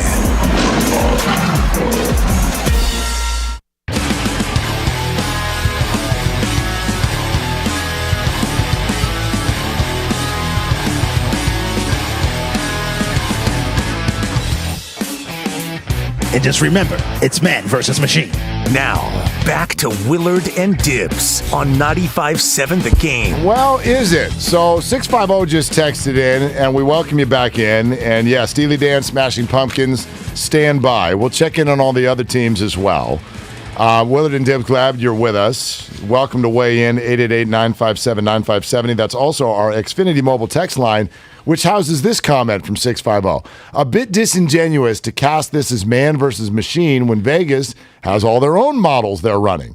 But the difference is more that the 538 ratings are an assessment of past performance, whereas Vegas is only trying to predict the game. That's not completely accurate. Not completely accurate at all. But it's close in that 538 is based on the data. The data is only things that have happened. Vegas is setting a line based on the human behavior there you go. Of the gambling that pertains to what's happened in the past, but also what we flawed beings think is going to happen in the future. Well, there you go. Take that for data. Vegas is not trying to predict the game. Does everybody get that? You know how when they go, golly, Vegas knew something, when the 49ers win by 8 and the number was 8, and you're just like, how did they've done it again? How did they do it? Well, because they pick every game, and you're going to get some right some of the time. Vegas is not trying to predict the game. Vegas is trying to predict what you think about the game. Vegas is trying to get as close as possible to an equal number of people on both sides of a line so that the only person who makes money is Vegas. That's what they're trying to do. So is there an aspect within that of predicting the game? Yes, but it's way oversimplification to say. Huh? What is it, Mark? It's an oversimplification sensation. Cha-ching! It's what it is. And you can cash me out. One time. 14 times. At least. Oh, you can also win tickets. You can also Caught me win off tickets. guard. That's our sounder. Caller 5 right now. Contest line, please. Contest line, please. Do I need to say it a third time? Contest line, please. Do not call 888-957-9570. You'll lose, okay? Now you've put that in my head. Well, except for you're going to win with us. You'll get to talk to us, which is super fun. But if you call the contest line, which is 844-999-GAME, 844-999-GAME, caller 5, 2 pairs of tickets, one to Steely Dan, May 25th, Concord Pavilion, and another to see the Smashing Pumpkins at Chase Center on November 15th, courtesy of our friends at Live Nation. I saw Smashing Pumpkins once, 113 years ago. You did? I did. I saw Smashing Pumpkins once, too. Yeah? At an airport in Budapest. Oh, you just saw them, walk by? Oh, my God. That's like, Billy Corgan. Yeah. And it's funny because it was... Did you talk to him? Did you get a picture? Did you Snapchat it? I was there with my gigantic, I'm traveling Europe nerdy backpack, and I look over, and I go, oh my God, that's the Smashing Pumpkins. And the four of them are not walking in a line. But were they all, not like the Beatles on an album cover? But the four of them were just walking through the airport. I was like, wait, what the? And then I turned to my left, and there was like 47 gawkers and onlookers. Right. Like if I'm this is 97, if I'm the Smashing Pumpkins, we're going to divide and conquer, are we not? Like, don't walk together, because that makes you way more recognizable than if you're just on your own. Yes, but I mean, if you're going to the gate, I'm going to go to gate 22 and then cut over to 14 and then... I don't know. One of you go to Starbucks. One of you use the head. I'll go to the gate. This was pre-Starbucks in 97. Stop it. Starbucks was probably out. It just wasn't everywhere yet. I, too, have seen Smashing Pumpkins every year on November 1st, in fact. Wow. In for Kyle, Joe Spadoni. Exactly. I'm going to go... What happens when he's taking the winner right now in the back? Game show music, please, if you would. Oh, I'm not ready. Hold on. Yeah. Too busy running pumpkin puns. Starbucks Inception. Oh, you Googled it. I would like you to give me the year that Starbucks first came to be. This is my inception.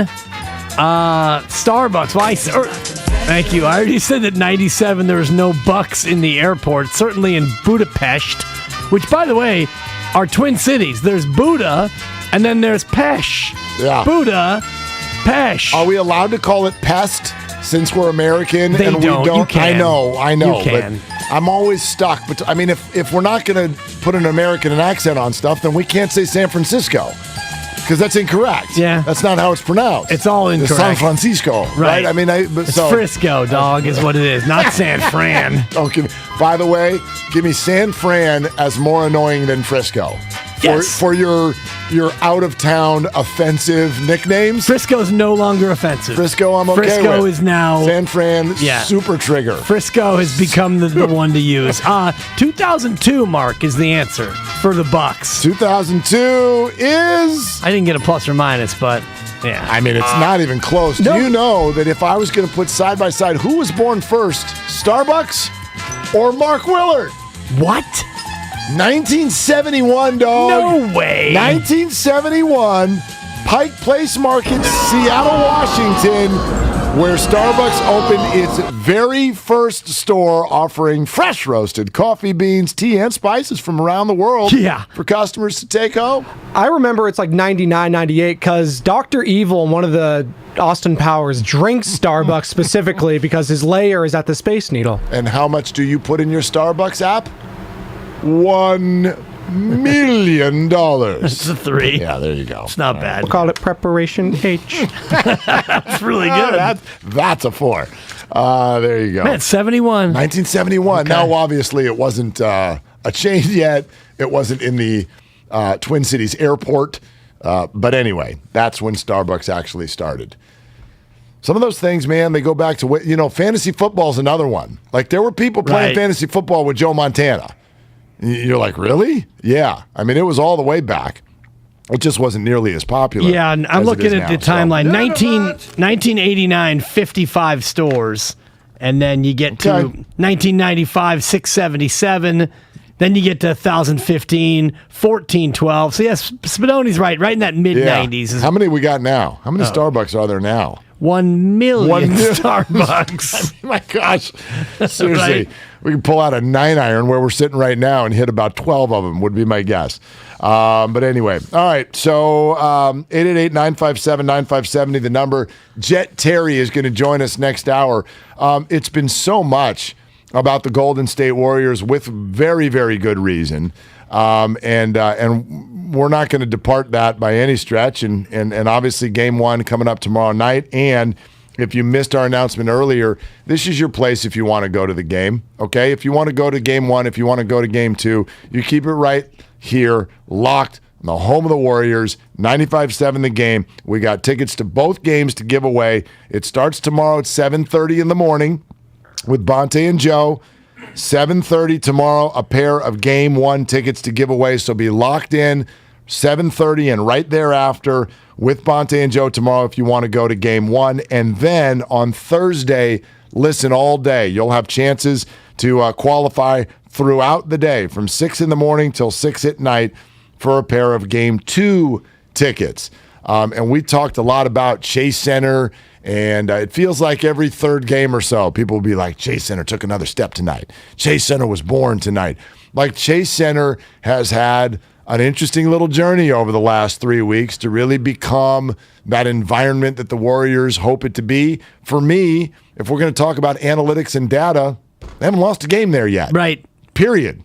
End of story. So it's a live Wednesday and Friday, and probably more important than ever that the Warriors continue to hold that home court. If they don't ever lose at home, they don't have to worry about losing the NBA championship. Think about it in those terms. Good if point. they win these two, who cares what happens in Dallas? If they win the next one, fine, we'll go to Dallas. Then you come back and you win the next one. Granted, that's a high-leverage Game 7, but that would be a 4-0 home record and an advancement to the NBA Finals, at which point you're going to have home court advantage in that series as well. And by the way, the Thursday, Sunday games 1 and 2 breakdown absolutely, I think, helps the more veteran team. So these first two games at Chase, probably the most important home games the rest of the way, in my opinion, because you will have a little bit extra rest for an older team if you get to the NBA Finals. Yeah, I'll buy that, although if we do want to project in terms of difficulty of a road victory, Boston feels like, of the other three teams, that's the hardest place. That'll be the hardest environment for the Warriors if they end up playing games there. Miami doesn't scare you one bit. Dallas scares me a little bit. I don't think it's an environment thing there. I just think when we talk about role players playing better at home, the way Dallas surrounds the court with all of those three-point shooters, I just feel like 1, 2, or 3 of them are going to be hitting when they're at home, and that's why they've been so hard to beat. Let's not forget that the Phoenix Suns, the supposed best team in the NBA, the Phoenix Suns went to Dallas 3 times. They got housed all 3 times. They couldn't even stay on the court with them. So I think it's going to be a tough place to win, and the Warriors can absolutely do it. They're better than anybody at it, but I'll buy your premise that games 1 and game 2, these are the ones. These are the most important home games of the year. Especially when you have the veteran team that's gone through the rigors of a postseason run before. Dallas has not. So there's going to be that doubt if they go down 0-2, even though they did against Phoenix, by the way, because the home team won all 6 games until the home team didn't win anymore, and that's when Dallas stole it on Game 7. So they do have the muscle memory of going down 0-2, not being phased, and coming back to win 4 of the next 5, which, by the way, is the way it has to go when you go down 0-2 in a series. You got to win 4 of 5 in order to be the team to advance. So Dallas has done that. They did it. That being said, you don't want to put your own team in a situation where you just get a split at home and then it's a game every other day. And I disagree with Ray Ratto on this point because he said the Warriors want the game every other day for the rhythm and the routine. I get that, but I do think fatigue has been more of a factor for Steph and Clay, in particular Draymond. I mean, their shooting percentages have waned a little bit as series have gone on. This is the oldest team of the bunch. It's not close. It's not close. And as the series wore on against Memphis, it looked like it got harder. It looked like it got harder for the Warriors as the series wore on. I'm with you. I don't think that's very helpful for the Warriors. Before we check in on the others, let's go to Dan in Napa. Hey, Dan, you're on with Willard and Dibs. What are you doing, Dan? Hey, Willard, it's Dan from the Golf Mart. Yes. Oh, man, Dan, we shouted you out last hour. Were you listening? I just hopped in the car, turned it on, and I hear the shout-out, so I appreciate it. Yeah, man. Thanks for coming by to say hi. Yeah, thank you for coming by to say hi. Should I buy my son that really expensive putter that he wants or not? I think you should. I don't know if it's going to take any strokes off the game, but it'll definitely make him happy, put a smile on his face. Yeah, those dang golf stores, man, that little putter mat they put out is so flat, you make every single putt, and you're like, man, this is the putter for me. Here's my $300. I'm going home. It's kind of like being at the county fair where they rig it against you. At the Golf Mart, be honest, you're rigging those putts to go in the hole. 100%. That's actually where I bought my $200 putter last year because of the same thing. I made 5 in a row, and I got the hell out of there. Yep, and you've never made a putt since, huh, Dad? Seriously. No, yeah, exactly. I had to get off the putting green yesterday just so I avoided the same situation. But I wanted to comment on the man versus machine. I'm a little confused by the criteria, to be honest, but I think the machine is where I lean right now with just the Memphis series being so weird. Like you were saying earlier, or last hour, after Game 3, we were kind of on, like we were sky high, like scoring 130-plus points. We beat John Morant, like he played well, and like after that game, we didn't really know the John Morant situation. But me personally, I was feeling good going through the rest of the series. Then, like the turnovers just kept coming, and they kept coming. But I do feel like those are fixable, and like those are Warrior problems. I don't think it was anything Memphis was doing, but I do like our chances versus the Mavs, and at this point, like we don't have a super team. All you can ask for is a chance. I think that's all well said. Dan, thanks again, and good to meet you yesterday. I just think when you look at that Memphis series, so go back to the Game 3 postgame. The Warriors win by 30. Now give me the next time in the series that you felt good about how they were playing after Game 3. When was the next time where you're like, yeah, that looks like the Warriors to me? Second half of the fourth quarter of Game 6. That's how long it took. It took not almost 4, not 5, not most of 6. Not one game, not 2 games, not 2.5 games. Not 2 3/4. Not 2 3/4 games. Right. It took 2 7/8 games before you saw a moment where you went, okay, now I can relax. I recognize them. That was a flurry. And by the way, is that really them? If they only did it for 5 minutes of the next 3 games, isn't the 2 7/8 games, isn't that more them outside of then this 5-minute flurry? So I think that's why everyone's feeling the way they're feeling. Like there really wasn't a lot in games 4 and 5 at all. And then even in Game 6, it was back and forth. Not many moments through those 3 games where you felt confident about what you were seeing at all. And part of that, I think, Mark, was the fact that when Ja went out, we all right, Ja's out. All right, Dallas or Phoenix? Let's lock in on Dallas or Phoenix. Phoenix. I mean, forget Dallas. Cute little run.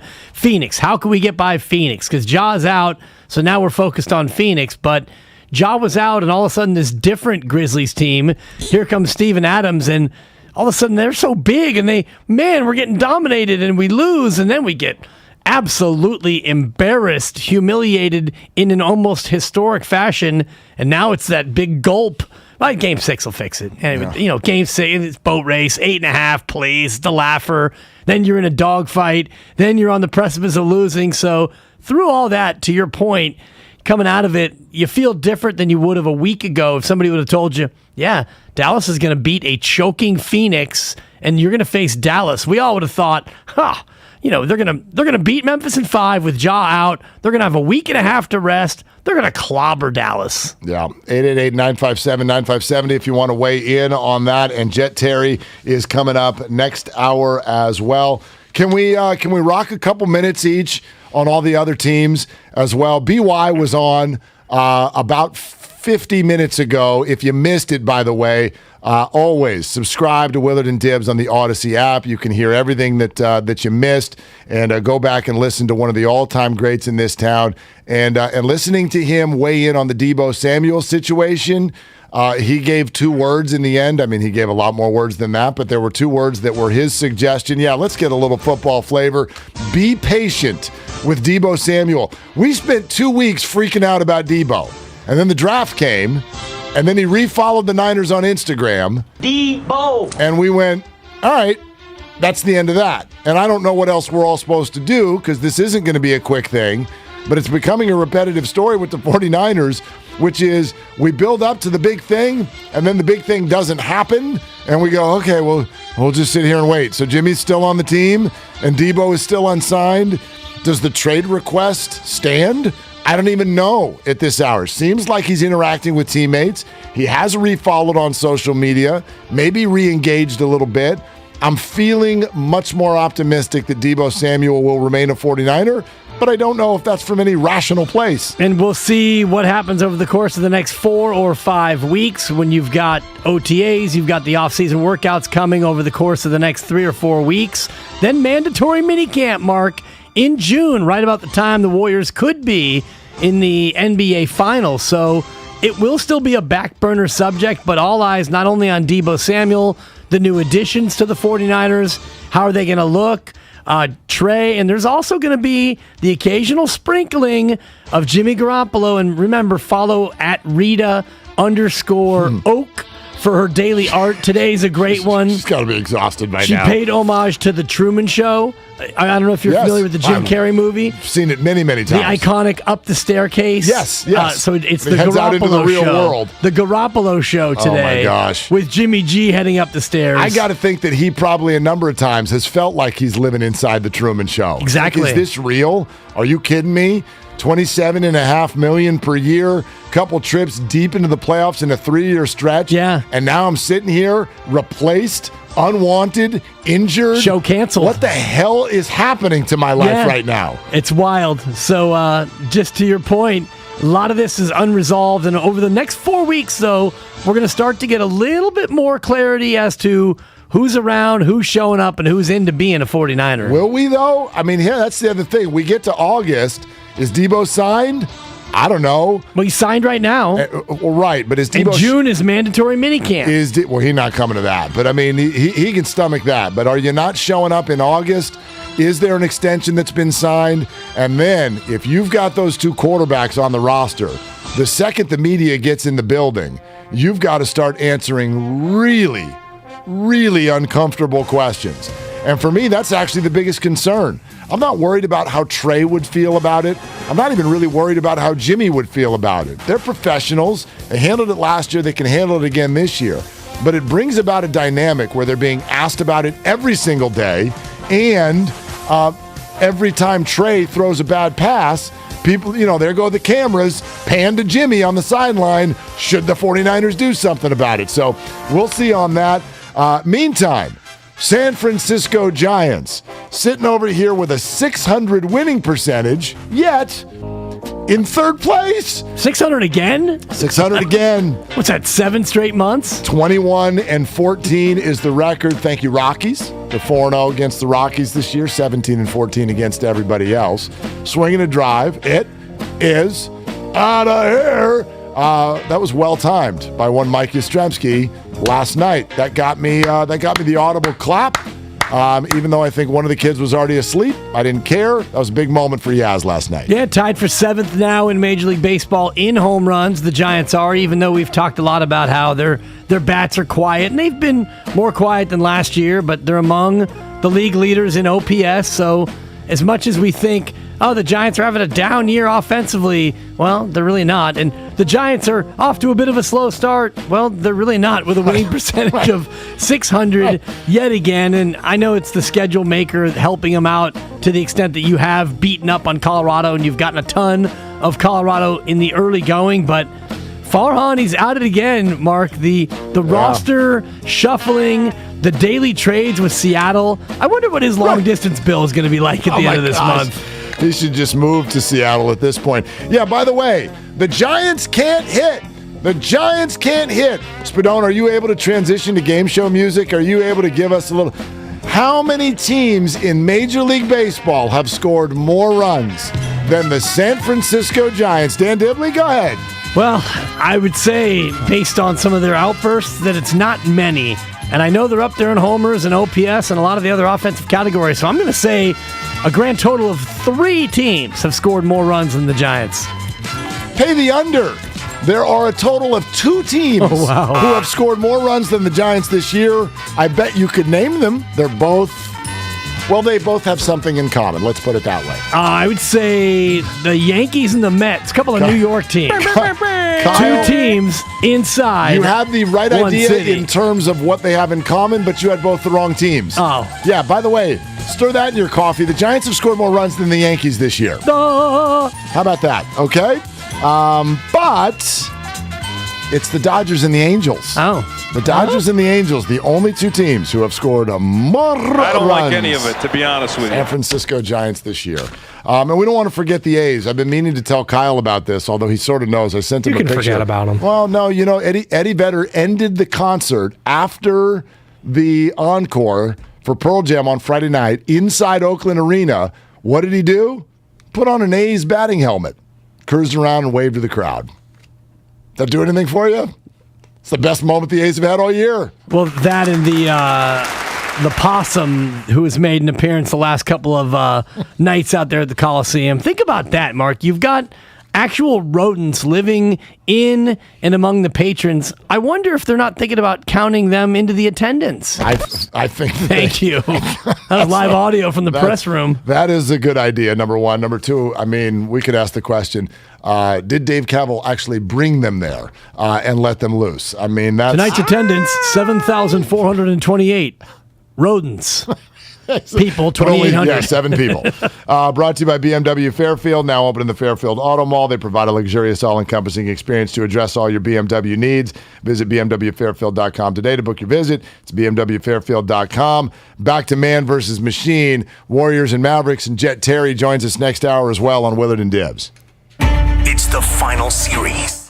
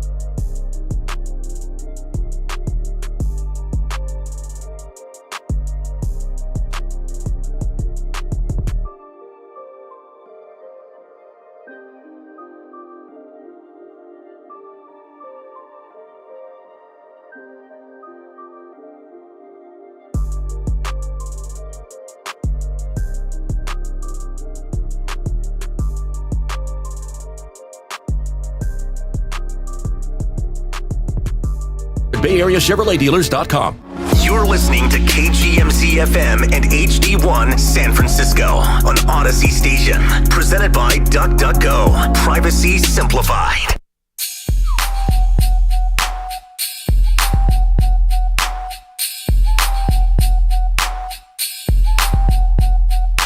Now, back to Willard and Dibs on 95.7 The Game.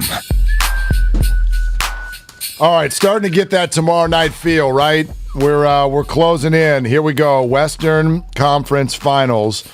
Willard and Dibs, sponsored by Fremont Bank, full service banking, no compromises. We'll let you hear some of the things that some of the guys have had to say over the last couple of days. I'll tell you one that stuck with me that is, I don't know, maybe a little intimidating, maybe a little worrisome. Steve Kerr said this Dallas Mavericks team reminds him of, quote, that Houston Rockets team from a few years ago. And I take that obviously to mean the team that took the Warriors to 7 games, and Chris Paul got hurt for the second half of that series. Therefore, that opened the door for the Warriors to rally back. But even still, it was a Game 7 in Houston, and Houston decided to miss. What was it? 23 consecutive three-point attempts. Not 5, not 6, not 7. So that's what allowed the Warriors to go on and win and move on in the playoffs. Here's what Steve Kerr said about that comparison this week. I think the Dallas team is very similar to Houston from a few years ago, with the 5-out spacing, 5 shooters on the floor. This team has 3 playmakers, with Brunson and Dinwiddie, along with Doncic. But very similar teams, similar challenge in terms of you got to guard the ball, you got to stay in front. If they break you down, your help is just much more difficult because you're coming from so far away, and there's nobody to cheat off of because they can all shoot. So they pose a really unique threat and put a lot of pressure on you. And obviously Doncic is tremendous player and beat you in a lot of different ways and really smart. I think very similar to Harden in that regard. So, yeah, we've got a big challenge. I'll tell you what, the guy I'm really thinking about today as we get ready for this series is Jordan Poole, because he struggled, obviously, in the majority of that series against Memphis. And now the stage only becomes larger, the lights become even brighter, and listening to what Steve just said, that tells me that everybody on the floor for the Warriors at all times is going to need to be activated defensively. Right. Not Jordan's thing. No, it's not his thing, but I think when it comes to the type of defense that's going to be required in this series, it's more suited to what Jordan Poole can do than the Memphis series was, because you saw against Memphis, the physicality really disrupted Jordan Poole on both ends of the floor, particularly on defense, where they targeted him with screens, and he got manhandled in many spots by a bigger, more aggressive Memphis team. Without John Morant, I don't think Dallas is necessarily that type of team. Now, Luka Doncic is a handful to guard. Jordan Poole's not going to be guarding him. Now, I know he'll get switched on to him at times, and Steiny was mentioning Steph got switched on to Luka a bunch, and that was a problem for the Warriors. Dallas is going to try to get favorable matchups with Luka Doncic, but I don't think that the way Dallas goes about its offense is as damaging to Jordan Poole as Memphis's was. Yeah, no, I get that, but it's also just the flow that you're trying to find for Jordan. Jordan's in a tough spot. It's a really, really tough spot. I mean, in and out of the starting lineup, and Kerr actually just insinuated a short time ago that Kevon Looney will probably be in the starting lineup, which tells me that Jordan Poole very probably will not. Almost definitely will not be in the starting lineup. So Jordan's got to figure out this way where it's like, okay, I'm not in the starting lineup. Minutes might be limited just a little bit. So when I get in there, I need to really get my shine going as quickly as possible. However, you got to do that within the framework of the team, and you're doing it in playoff basketball against elite defensive squads who are now starting to grind on tape of me. Steph and Clay have got to get theirs as well. Sometimes I'm on the floor with them at the same time. This is difficult. It's difficult to navigate. So I get why you're going to see maybe a game or two where he does pop and he gets 25 or more. But I wouldn't be surprised if there's also a couple of 12-point stinkers in there from Jordan as well, because that's a hard thing to do consistently. I think, what is he averaging? He's averaging about 19 points a game for the playoffs, all told.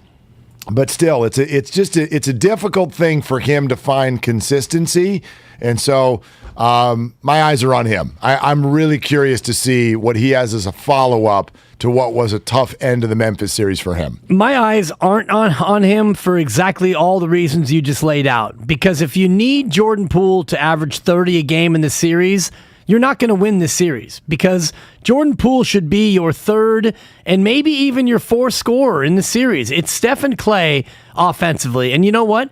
It might be Andrew Wiggins ahead of Jordan Poole as well. He averaged 19.3 in the playoffs. Obviously more against Denver than against Memphis, and maybe he's trending down a little bit. I'm not so worried about him starting or not starting, because he's going to play as much as he's played. By the way, 31 minutes a game in these playoffs, more against Denver than Memphis, but I think the Memphis matchup was a little bit more damaging to Jordan Poole than this one will be. If you look at the defensive metrics in the regular season, the 4 remaining teams are all top 7 in points allowed per 100. Boston's 1, Warriors are 2, Miami's 4, Dallas was 7. Well, Memphis was 6, so Dallas is a slightly worse, and I do mean microscopically slightly worse than Memphis, but I think the way you can get at Dallas is a little bit easier for the Splash Brothers. The physicality is not going to be as present. You can get a little bit more up-tempo. Like the up-tempo against Memphis I thought was dangerous, because with Ja, they could up-tempo you right back. I don't know if Dallas with Luka, if they can fare as well in an up-and-down affair with Golden State. Well, they have the ability to do the flurry as well, the Curry flurry. Yeah. That's the thing that worries me, because the Warriors are prone to this, especially at games that'll be in Dallas where the crowd will get everybody going. As you heard Steve Kerr just said, they're going to surround the three-point line with shooters, and in home games, it's very unlikely that at least a couple of them are not going to be hot. And so it's hard to double team. It's just hard to defend. Now, when we listen to what Steve just said a moment ago, do you buy this? We just got this come in from the 415. Luka doesn't disappear like Harden does. Kerr is preparing everyone for a Warriors series loss. I don't think that's what he's doing. He's not going to prepare us. He's not priming the pump to say, see, guys, I told you at the beginning that we had no chance against Dallas. That's a loser mentality. Not no chance. I don't think it's that. I just think, and it's kind of, in some ways, it's the tone that I'm trying to strike over the last 48 hours. When Phoenix lost that game, I would just remove from your thought process that the Warriors caught a break. I don't buy it. I don't buy it at all. Well, there are no breaks at this point, because Dallas is a team that's won 8 playoff games just like you have. They would have beaten Phoenix. I don't know about that. I mean, look, we'll never know. Right. But you could look deep at what Phoenix was doing in the first 2 rounds and tell there was a problem. I can't necessarily tell you exactly what it is. Chris Paul running out of gas, what have you. The Suns on the road in these playoffs were brutal. They were terrible. They were not the best version of themselves. Booker was hurt. It seemed to take them out of their rhythm even when he came back. They just could not do things on the road. They were able to survive at home. They have enough talent to do that. But when it gets deep and you're going against Golden State or whatever, Phoenix was not going to win. They just did not have enough in the tank. Dallas, different story. So it's not that he's prepping, and I don't think he's prepping anyone for a Warriors series loss. I'll just speak for me. It's a losable series. Of course. It's a very, very losable series. Memphis was a losable series. No, it absolutely was. And I don't think that you can look at the way those 6 games went and see it any other way. They were a Ja Morant layup away. And by the way, it was a contested layup, but you're an elite shot maker. That was a very makeable shot. You could have lost that game, and then you stole Game 4 from the clutches of defeat as well. Game 6, you had to get off the mat and rally to win. And I don't think anybody's looking past Dallas, but I think if you look too much at Jordan Poole to be your key, that's dangerous. And also, when you look at what Dallas does defensively, they've got good perimeter defenders, at least in terms of Klay Thompson. I don't know if anyone can guard Steph Curry on that team, but when you look at what Dallas can do from a perimeter standpoint, they have guys who can contain Klay Thompson. So this might be a Steph or bust kind of series. Jason Terry joins us in about 15 minutes. It's the first question I want to ask him is take us back to when Dallas, when he, Dirk Nowitzki, and that group won that championship against Miami. And with 2 games still to win, he looked right into the camera and said, "This is our time." And you could tell that he believed it. Now, I know players say stuff like that all the time. Draymond Green, within the last month or so, has talked about how the Warriors are going to win a championship. Leandro Barbosa famously, we going to be championship. There's all, like, you get that kind of, if you want to call it bluster, from players all the time. This was different. It wasn't braggadocious. It was somebody who, in the depths of his being, just knew. And I got to tell you, that's one of the reasons that Dallas scares me, is that when you look at their play right now, it's so free-flowing. It's so much better than it was during the season. In other words, we talk a lot in championship rounds in all sports. It's not necessarily the best team. It's the hottest team. Right. Dallas is playing at the height of themselves right now. I don't know if that's good enough. And I will predict the Warriors to win the series. Oh, you will? I will, but in 7. Okay? My point is, Dallas scares me because they look like they're playing at their height. And that's when a team is really, really dangerous. And do you feel like the Warriors are playing at their height? And certainly better than they were at any point January, February, March. I don't know if they're playing as well as they were in November, December. And certainly October when they started 18-2. Right. And since then, by the way, they've won about 58% of their games. Since their 18-2 torrid start. And if you stretch that out over a 7-game series, I think they would win 3.9 out of the 7 games, which is to say Warriors in 7, which, by the way, is my official prediction. I gave it to Whitley Sandretto, our great social media manager. That is now our show's official prediction. At least the 2 of us, Hot Take Jake and Great Job Spadone, will have their own thoughts, I'm sure. But I think when you look at the difference between these 2 teams, yes, Dallas is playing hotter. And yes, Dallas is deeper, by the way, which I think is a big factor. When you look at all of the different pieces that Dallas has versus the Warriors only played 8 guys, Mark, in Game 6. And of those 3 bench players, Jordan Poole was the only one who really played at all. So it's going to take the top guys for the Warriors, Steph, Klay, and Dre. We can say it over and over and over. And by the way, Wiggins guarding Luka Doncic is another huge key in all of this. Can he contain Luka to the point where you don't have to help off these shooters? I see a lot of these games as close games, and as a result, I'm leaning toward the team that's been there and done that.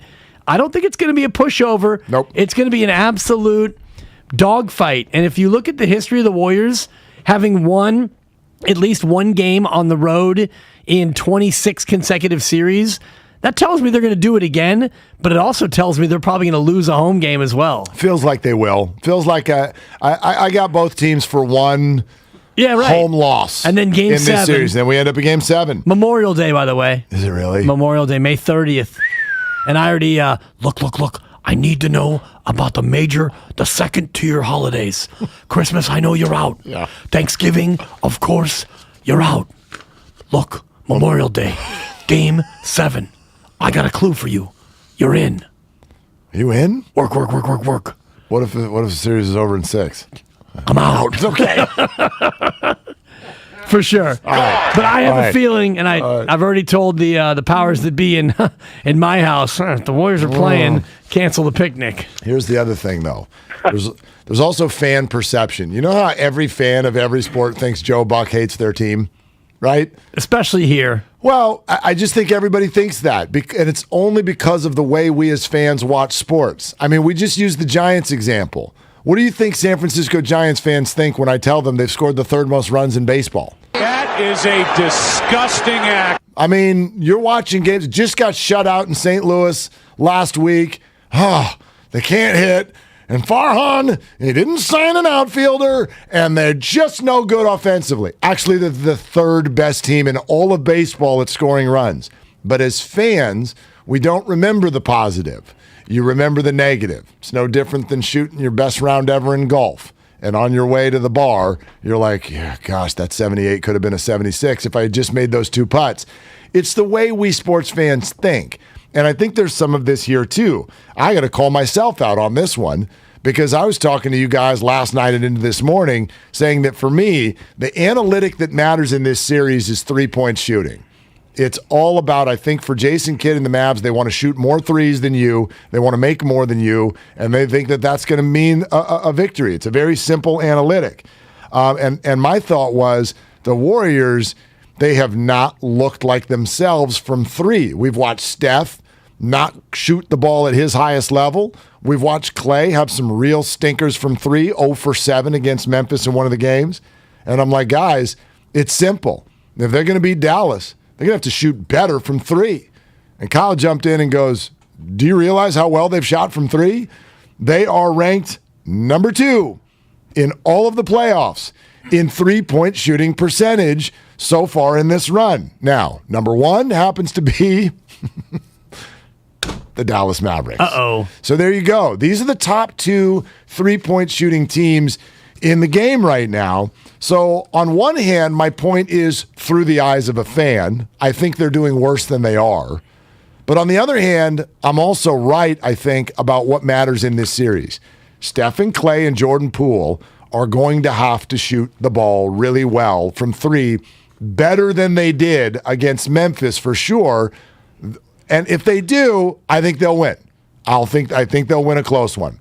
But if they don't, the Mavs have enough guys who will hit those threes. They're the number 1 team, and that's why I think they're so dangerous. And I think the bigger part of that, for me anyway, is how many threes you're able to take because you didn't throw the ball away before you had the opportunity to have a guy actually shoot a 3. So it's a 2-pronged thing. Yes, they need to shoot better from 3 than they have and better than Dallas has, but they also have to be able to get a 3 off. And that in the Memphis series was the biggest problem.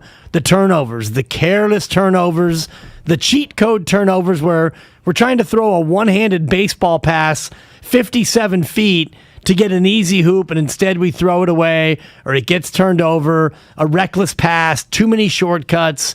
That to me is as big a piece of the puzzle, Mark, as the shooting itself is, because it really is frustrating. And when you have a team like the Warriors and you're down and you're fighting to come back in a game and the turnover and it's another turnover, those are deflating moments where you didn't even get a chance to get a shot up. It's one thing if you're down 7 early 4th quarter and you miss a 3. Okay, we missed a 3. It was a good look. We worked for it. We got open. We missed the shot.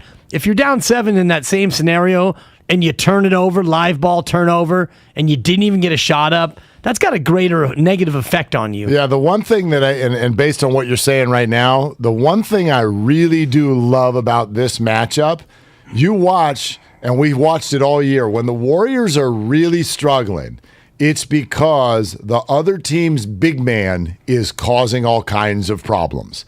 That's when they struggle. You watch what Nikola Jokic was able to do against this team. You even look to the Memphis series. When did it get tough? It got tough when Ja went out and Steven Adams came in. And Jaren Jackson looked like a monster in this series. How about whenever they played Phoenix? When they play Phoenix, what do we see? DeAndre Ayton would absolutely go off. So the Mavericks, as far as who they're going to offer defensively for big men, it scares me a lot less. Dwight Powell is going to be in there. Bertans is 6'10". I get it. I don't think those guys are going to cause the problems that a Jokic, a Jaren Jackson, and a Steven Adams have caused. And that goes to your point about not just shoot a 3, just get a 3 off. The Warriors love to penetrate and then zip out from inside the paint out to the open guy. And so many of those passes were getting knocked down because of the physicality of the big guys. I think that will be less in this particular series. Yes, it will be less, those deflections. And like you said, the one that was driving everyone crazy is the drive to the baseline, go up, And instead of shoot the layup, now I'm going to try to pitch it out to a three-point shooter. Memphis with good active defense, able to get hands in there and get deflections. You don't even get a shot up. So those are the frustrating ones. Warriors second in the regular year in turnovers per game at 15. If you keep that under 15, I think you win the series. You know turnovers are part of their DNA, though. I know it drives 15, everybody nuts. Give me 12. 15. Anything below 15, you're going to win the game. It's when you get to 20. 11 in the first half of the game, that's no good. Yeah. Hot take, Jake, ladies and gentlemen. Welcome to the party. Where do you guys land? And maybe we can ask Jason Terry this. I know it's coming up in 5 minutes here, but where do you guys land on a team getting hot at the right time versus they're going to regress? Because the Mavs are shooting way above what they shot in the regular season, especially in that Sun series. Fair point. Look, I think they're good, but the Warriors' defense is going to have to play a very, very large role. The other three teams that are still alive are there because of their defense, much more than their shooting. So the Warriors are going to have to match that. Historically, they've been able to. We'll see this time around. It's all sponsored by BioNTech and Pfizer. You've heard the latest news, traffic, and weather, but there's something else you should hear. Consider getting a COVID-19 booster as recommended by the CDC. Yeah, Jet Terry joins us next on Willard and Dibs. I'm Chelsea Messenger, helping you beat the books with BetQL. Tonight, we get the first game in the Eastern Conference Finals. The Miami Heat and Boston Celtics split 4 games during the regular.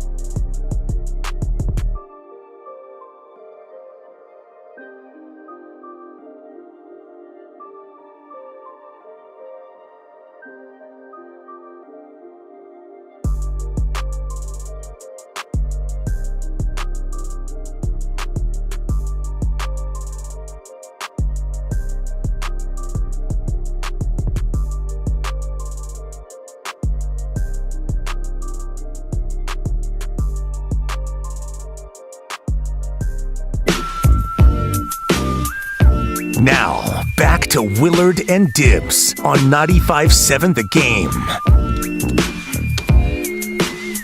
All right, Jason Terry reportedly is moments away. The Jet. Yes, not Kenny the Jet. This is Jason the Jet.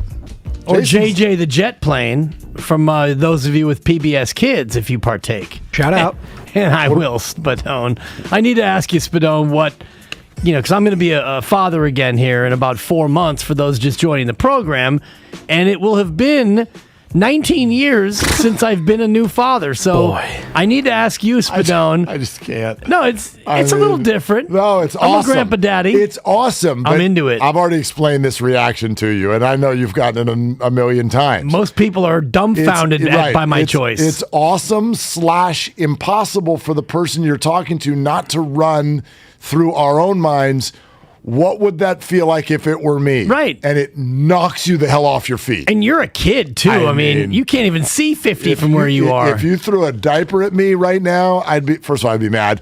And then second of all, Gross. I'd be like, I don't even know how to put this thing together anymore. Right. I used to know how to swaddle. Goo goo. Bang. So I'm going to be back at all that stuff. I think is muscle memory, but the other parts, like having a kid in the 2020s, Spadoni, I'm going to need help from you as to like, I mean, what's the cool show now? And are books still a thing? Book. Do we still read books to kids, or is it all just like Kindle? ebooks now? Yeah, there are ebooks Totally, now. books on tape. No, reading. What do we do? Reading is so 2011. You are about to have a child who once upon a time will be 13, and she'll be like, what's TikTok? I thought that was for old people. Right. Who knows what the apps are going to be? If you have the Odyssey 15 app, years from it's now. great because you have all those different stations you can listen to, lullabies, stuff like that, Dibs. It's great. Is there a lullaby station?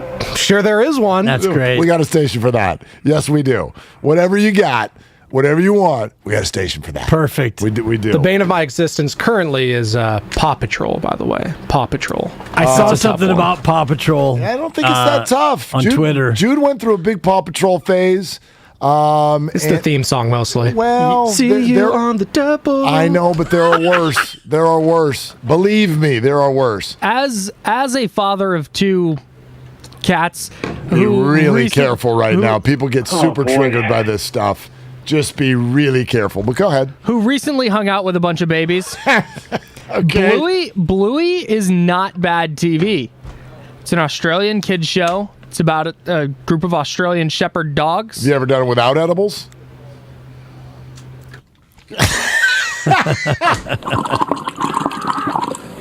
Just checking. I'm just checking. Edibles legal now, Dibs, for the first time since you were a parent. But not in Kansas. Not in Kansas, though. Dude, off the air. We'll talk off the air. Okay, we will. We'll take my answer off the air. Perfect. Please. Okay. Back to Wiseman. Yeah. No, actually, back to this. I promised you a game show earlier in the show, and then we didn't do it. Spadone, if you please, it is time to play America's favorite radio game show. We call it Guess That Spread. Here we go. Tomorrow night's game, Warriors and Mavericks. You haven't looked yet, right? You haven't looked yet? Haven't looked. Okay, because we know these teams so well. Because we are so dialed in on this situation. Please, half point in either direction is all. Hard. Can you please guess that spread? Jeez, Warriors coming off a nice break. They are favored to win by Vegas. The money's going to go their way. I'm going to say Warriors by 3.5. I'm sorry. I am so sorry. It is Warriors by 5.5. Warriors by 5.5 in this Game 1 situation. To talk about the matchup, excited to bring on Mavericks great, longtime NBA vet, and I'm betting future coach as well, Jason Terry, the Jet, with us here on Willard and Dibs. Jason, welcome. How are you, man? Man, I'm doing well. Thanks for having me on today. Yeah, so excited to have you. And in fact, there's one specific question. As soon as I found out you were coming on, I'm like, I still remember you. There was a moment when you guys beat the Miami Heat for the championship, but it was only after, I think, Game 4. You guys evened it up at 2-2. And then Post game, you do the sideline reporter interview, and I don't know if you remember this or not, but whoever you were talking to, you looked at him and you said, "Look, it's just our time." And it stuck with me because I was like, man, the world's expecting Miami to win this series. And it struck me as more than just belief. Like, you really, really felt it in your DNA. It's our time. So can you speak to what that felt like, and do you see that in any of the 4 teams in these playoffs? Well, for us in that particular moment, we just understood that, for the way our roster was constructed, the guys that we had, the ages that we were, Jason Kidd, myself, Sean Marion, Tyson Chandler, like, this probably was our last time that we had a realistic shot at winning a championship. And so, we just felt it, man. We never wavered. We knew what our goal was. We knew what the mission was. And we understood if we played our brand of basketball and executed our game plan and had game plan discipline, that we would have a realistic shot of winning. And we continued to grind away. And it came to a point in that series in Game 5 where we finally looked across the lines, and we looked in their eyes, and we knew we had broken them. And it comes a point like that in every series you'll ever play in, if you're a player, where you'll have that moment. And guys know the moment I'm speaking of. And if you look at the 4 teams that are left and remaining, man, it's some high heavy hitters. There's some heavyweights in these last 4 rounds. Boston, Miami, any one of these 4 teams, Golden State, the Mavericks, any one of these 4 teams can win it. If you talk about the Mavericks are young. They got a superstar in Luka, but their role players have stepped up and have started to contribute, and they have a mastermind of a coach. So that's one end of it. Then you look at Boston, kind of similar to Dallas, but they have 2 young stars, but they also have veteran experience and a young coach. But their defense, the way they're playing, they're a hot team right now. Miami's been there. They have the experience. They have a great superstar in Jimmy Butler, but their identity, who they are as a franchise, as an organization, has never changed. They're down and dirty. They do it on the defensive end, and they make it a grind-out type of game. And then you look at the champions. I still call them champions, even though it's been, 4 years, 5 years since they've won a championship, maybe even, is it 6 or 5? Since the last time they hoisted up that Larry O'Brien trophy. But all those guys are champions. Clay, Steph, Draymond.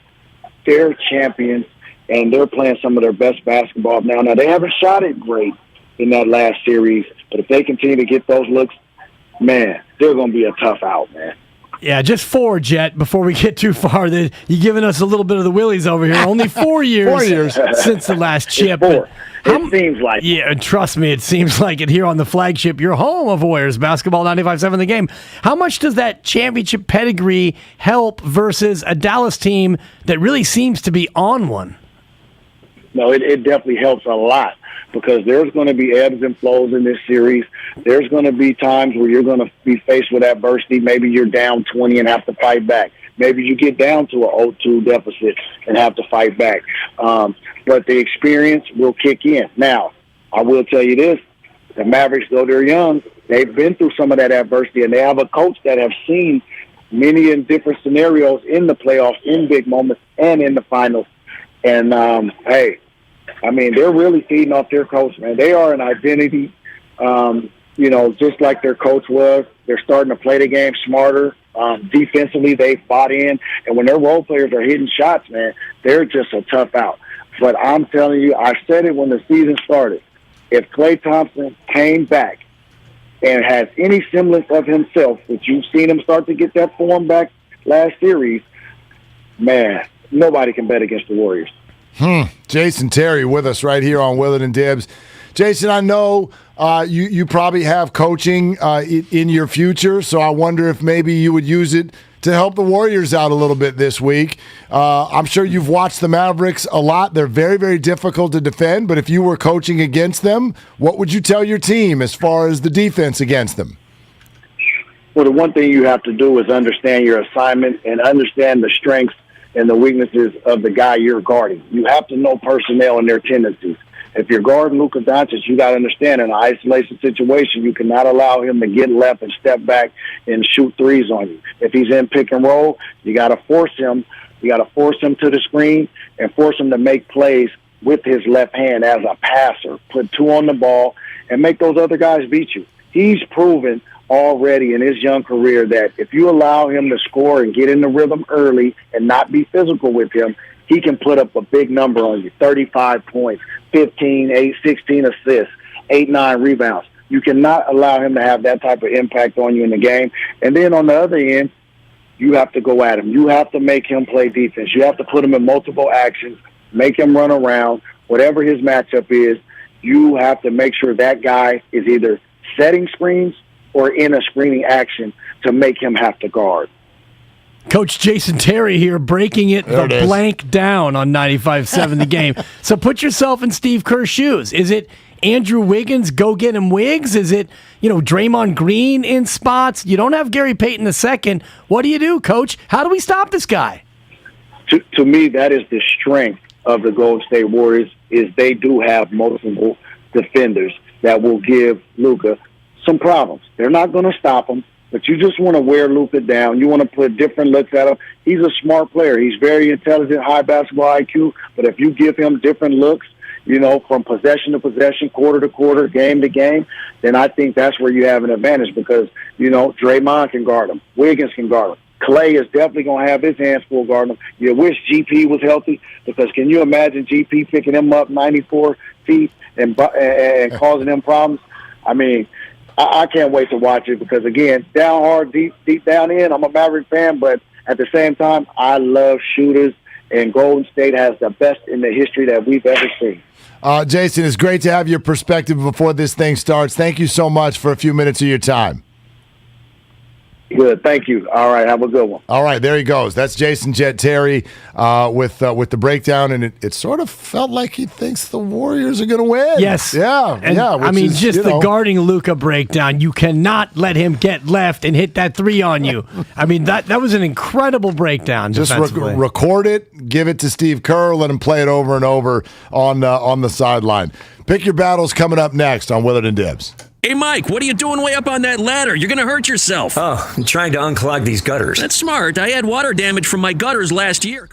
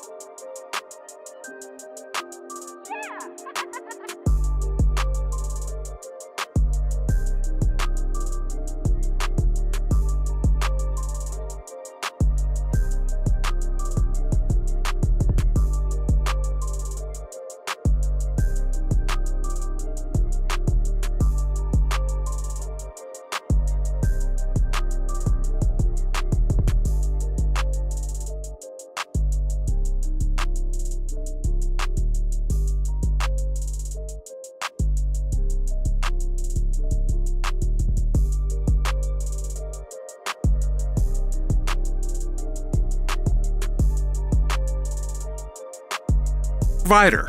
Steely Dan is coming to Concord Pavilion on May 25th, and the Smashing Pumpkins are coming to Chase Center on November 15th. You want tickets to both shows? Listen to Willard and Dibs around 10:30 every morning for your chance to win. Only from 95.7 The Game.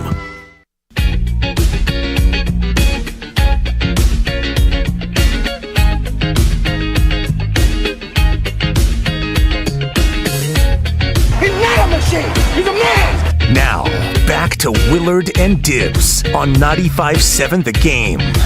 Man versus the Machine, which once upon a time was also known as Pat Burrell. Yeah, the Machine. Yeah, some of you know that story. That was creepy. He would put on some mask in his underwear, right? Shirtless in his underwear. He's not a machine! Shut up, Bellerman. Just walked.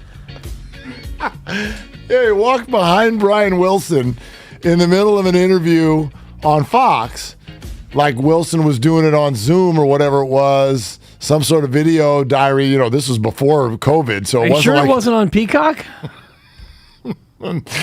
Pat just walks through. Thank you. He walks through the. He walks through the kitchen and just keeps on walking, and B-Dubs just acts like, just like nothing happened. Chris Rose loses. Oh, that was unintentional talk. Thank you. Loses his cookies. Just absolutely loses his cookies. And he's like, what? What was that? Kevin Millar, too, right? Yeah. And Brian B-Dubs was like, what? Just another day in the Wilson house. What? And so Chris can't even contain himself. And B-Dubs finally goes, that? Oh, yeah, that's the Machine. Oh. Oh, gosh. I almost pretty much, I have to find the tape. I pretty much got, because they've never admitted it. Everybody's like, that's Burl. Never admitted it. always is like, I don't know what you guys are talking about. Right. I pretty much got him to admit it. On the air. Okay. Pretty much. Yeah. Pretty much. But he didn't say I am the machine, but it's pretty understood. I just went with the assumption. I'm like, so remember when you were in the machine and then blah, blah, blah, and I just kind of rolled right over it. And he was like, I mean, I don't know that we've necessarily confirmed it, but, and then he started telling stories, but it's like, okay, dude, you confirmed it. So anyway, all right, game day tomorrow. Here we go. Do not forget, please, that if you would like to, I don't know, go to the game. Oh, my God. I think 95.7 The Game is your place to be tomorrow. 7:30 in the morning with Bonte and Joe. Make sure you're right here on the Morning Roast. They're going to have a pair of Game 1 tickets to give away. There's going to be no better way to start your Wednesday than finding out, oh, my gosh, we're going to the game tonight.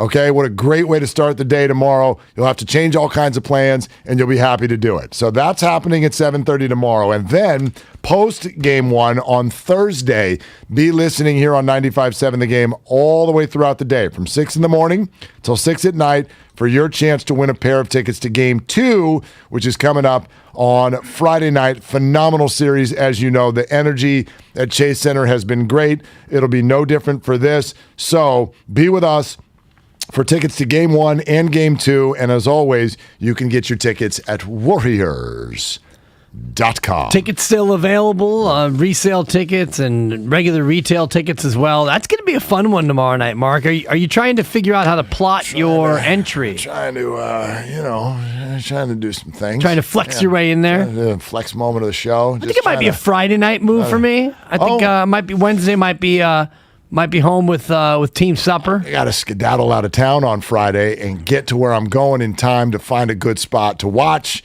Game 2 Friday night. Right. Yeah, Cal Poly students have a little, we got our kind of final project, if you will, broadcasting a Cal Poly game on Saturday. Oh, good. So you need to get on down. Professor would like to be in attendance for this particular one. Makes sense. I promised him at least show up. Yeah. I mean, imagine that, a teacher who actually shows up. Just teaching an entire class from my kitchen. It's so 2022, but that's what we're doing. I mean, I can't go down there every week. Yeah, it's an async class. And so anyway, I promised him I'd be down there at least once, and we're making good on the promise. We'll be down there this week. Buzzer beater last week. Well, no, they got 2 weeks left. Okay. They got 2-3 weeks left. Yeah, they're on the quarter system. They're going into June, brother. Yeah. Yeah. I actually just, because I'm going to go pick up my son at UCSB at the end of the quarter in June, and I was hitting him yesterday, and he's like, yeah, I think June 10th we're done. Yeah. It's like, damn, we're deep in the summer. Not that close. Yikes. You're on the semester system, now you're smelling the buzzer. But if you're on the quarter system, just wait. Yeah. We're not there yet. My Cal student's got finals, I think, this week. Yeah. Maybe early next, and then he's done. Speaking of buzzer beaters, we should probably pick our battles because Steiny and Goo are going to come into the room here any minute. Everybody gets a win and everybody gets a loss.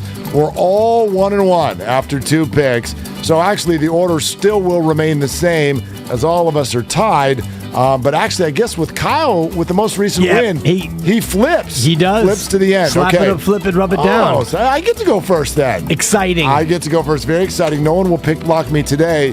I'll make this simple, people. The Celtics are better than the Heat, and you're getting points. Celtics +2. Celtics +2 in this Game 1 of the Eastern Conference Finals tonight. Wow, Celtics +2. Yep. 538 for those of you who partake in the machine. They've got this game tonight as a pick, as a straight-up pick-em, which is impossible for this game to end as a pick-em. I'm being told in my ear. So I like that with getting points with Boston. Even if something goes totally haywire and the Heat win by 1, they'll still win. Someone's going to win by 1. No problem. At least, yeah. No problem. Okay, it's Joey Spadoni with the next selection. The A's offense stinks, guys. So we're going first 3 under 2.5 runs. Twins, A's tonight. Dylan Bundy and James Caprillion, both pretty good pitchers. I like the first 3 under in that matchup. That seems like a tap-in. First 3 innings under 2.5. Yeah, it's -121. Okay, for both teams, though. It's not just the A's. No, I love what you're doing over here, Spadone. I think you're building an empire. I think that's just a great pick. So good for you for finding that. The A's offense could be playing possum though. This might be the time that they burst. A lot of playing possum references from your boy of late. Just a couple. That was the best one yet. I appreciate it. Speaking of things that you're about to say, it's your turn. Go ahead. Yes, and my game is already underway. I made this pick off the air before it started. It's Liverpool and Southampton. Mark, Liverpool can still win the quad. They need a win today combined with help on Sunday from Manchester City, but they've got to have today. I'm taking Liverpool against Southampton. Liverpool minus a goal and a half. Okay. And it's 0-0 in 12th minute. 0-0, 12th minute. Liverpool needs to win by 2 for the Dibbers. And now we take you to our fearless leader. He's hot. He's hot. He's so hot. Red hot. One in a row. Call him Hot Take Jake. It's Kyle Madsen in the hazmat room. Go ahead. I'm riding that A's aren't very good wave. I'm going to take the Twins minus 136 on the money line. Concise to the point. Everybody in the other room's just livid with the A's. Fading the A's in there. A couple of A's fans just fading mad. their team, yeah. Just They're angry betting. $1.99. Yeah. I mean, seriously. But batting average in 2022, Kyle, so 2002. Like, who cares about the batting average? They're getting on base at 268. That's a problem. I mean, Yeah, but Pache's hard hit rate, it's pretty high. Yeah. Higher than expected. He might be able to hit a little bit. Yeah, What's his trade value? Yeah, how are the A's doing climbing? with BABIP this year? Are they good with the BABIP? Oh, boy. No, the BABIP monster gets him a lot. No, they do. Their bacon is crispy, to Dibs' point, though. Oh, wow, that's very good. All right, so there it is. Pick your battles on a pivotal Tuesday. It's pivotal because we're all tied at 1-1. Here comes Steiny and Goo, everybody. Good afternoon, gentlemen, almost. How we doing? What's cooking? Doing well. How are you guys? You know, we're just hanging here, getting ready for, man, when you get into that NBA playoff flow, this, let's see, not 1, not 2, not 3, just 4 days off by the Warriors. Man, I mean, it's good for them. It feels long. Feels like we haven't had an NBA game in a minute. Yeah, we got one tonight. Change in a Dibs talking hurry. about a pick 'em? I don't get that in Miami and Boston. That's according to 538.com, which we got into a lot of the man versus machine because the computer simulations are saying the Warriors have a 9% chance of winning the NBA championship. I thought they were favorites. 538.com. Vegas. Your guy, Nate Silver. Yeah. Or Adam Silver.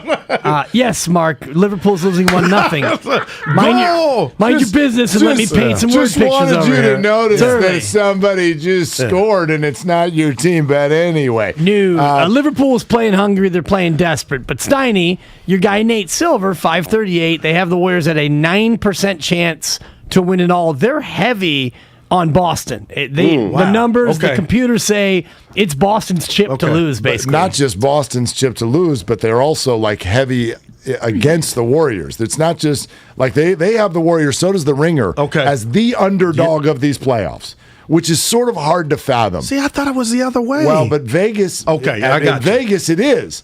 But Vegas is playing with our emotions and our perceptions. And our wallets. So, right? Exactly. Chicken. That's one thing that I look at and I'm like, okay, I mean, are we seeing something incorrectly here? No, and I know how my partner feels to the left, but I want to throw this by you two and Steiny. So we saw the Lakers win a bubble chip because of the pandemic. We saw Milwaukee benefit from teams getting hurt, and they won the chip. And I need to know if I need to slow down. But if the Warriors, because I do think about this, if they get number 4, I mean, when you talk about the dynasty still going, I mean, wouldn't it be in the fast lane? Or do I need to slow down? Am I the only person thinking about they're 8 wins away from number 4 and what that would mean after, well, why didn't you win the 2 years before? We had injuries. Yeah, I think they go alongside San Antonio in underrated. I mean, San Antonio's dynasty was really 2 different runs over the course of 3 Hall of Famers. Actually, 5 Hall of Famers if you throw in Ginobili and Parker. But think about it, Steiny, Kawhi and Duncan. But it all started with David, the Admiral, and then they tanked because he got hurt. Popovich was an OG of the tank job. Oh, here's Tim Duncan on the platter. Yeah, then followed up Bob Hill. Right, exactly. Popovich, he stuck it in him is what he did. He stuck it in Bob Hill. It's a fact. Steiny, not a huge Popovich fan, in case you are new to the program. I will say this to you, Goo, though, with like if you think about what this means just specifically for those 3 players, right? Steph, Clay, and Dre, because it's not just the extension of the dynasty, the regeneration of it, but this is surpassing, in my mind, Kobe getting one without Shaq. Okay. Or, LeBron getting one for Cleveland or whatever. The fact that if this were to happen, it'd be 2 with Kevin, 2 without, and 1 on each side with that much space, a total of 7+ years covering the whole thing. That is forget any parking garage. That is validation. That's a 4. Whatever which way is that? Like without him, you just said it. All right. That's some next level stuff. All right. Some next level stuff. Yeah. Let's continue with the next level stuff. Okay. Let's say they don't win it. Oh boy. Let's say they get to the finals and lose. Okay, we talked about this. I would Is be that a excited black eye? about what the future. No. So they've already lost in the finals. Because you always say the year before the year. That's your saying. What's LeBron's record? Everybody 4-6.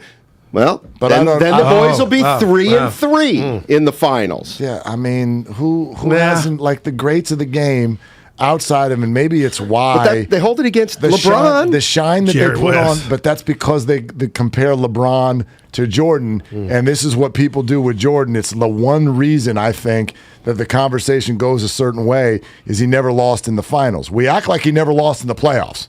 We act like he won every single playoff, every time, ever. But he never got to the end and lost. But everybody else has. Like the Spurs, I think, is a good comp because they've got the 5 chips would be over 15 years. Now this would be 4 for the Warriors over. What, 7? But those weren't the same core. But it was an extended core. It's extended core, but I mean, by the end, it's completely different people than it was at the beginning. The point that you're making is the Spurs did lose 1 in the finals. They went to 6 finals and won 5. This would be the Warriors' second trip to the finals where they didn't win the championship. Yep. So to me, it would feel more like a San Antonio dynasty It'd be the than it would Warriors' the third. others. Yeah, but if you, but you, third. time in the finals because Toronto, which forgot about that we Toronto. Set that I'm with aside. you, Everybody got hurt. Yeah. But Steiny, to your point, you threw, but you didn't throw it out. You didn't throw it out like, oh, is it this that? You threw it out as a quote black mark. Yeah, I was looking for a better word, like absolutely stain? not. How could it be a black mark would be if they had lost Friday night and lost last night. Wow. And then, as we talked about, Dibs, that threesome would be the owner of 2 of the only 14 times in NBA history where you've come from a 3-1 lead and lost, and you do it in the conference semifinals. The fact that they are now here, they're hosting the conference finals. To me, this is when you get to say, we're officially contending for a championship, and that was the goal.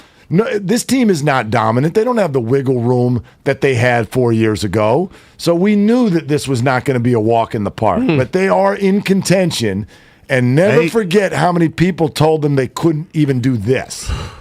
They told them they couldn't even do this. 4-2, a lot better than 3-3. And they got a draft pick. And then they'll be 0-2 in their last 2. Yeah, James next year. Are you concerned about the Giants too today? Not today. Okay, because they're in Colorado. Let me tell you. I'll tell you what. You were talking about Colorado. You're absolutely right. There's something about Denver and baseball. It's weird. It's weird. It is. It's just weird. Well, everything. The outfield is an airport, and so it's just like you can't. It's hard, and I mean this for both sides now. It's hard. The Giants won last night. There's no bitterness. Feels like softball there, but though. It's like you can't be up by 3 and feel like you're up by 3. You're like they're going to lose that lead. Game. Yeah, it's a one-run game. It's physics. I mean, the whole thing about how are we all living on this rock? So don't get mad at Wood because he couldn't get past 4. Well, no, Wood in the 5th inning don't get along. They just don't get along. I saw your tweet. Yeah, he hits a wall, man. But yeah, pitchers in Colorado. I don't know what to say. We don't even know what balls they're using. The humidor, is that still a thing? I don't know. Humidor's for everyone now, but it all depends on what ball you put in the humidor. Yeah, and the thing is now the baseball, we don't even know what the baseball is anymore. What was the possum gate? That's another You've load, never right? had a possum no, in the backyard, but not in the press, sir. You got to leave. Why? We got the exterminator here. Ghostbusters.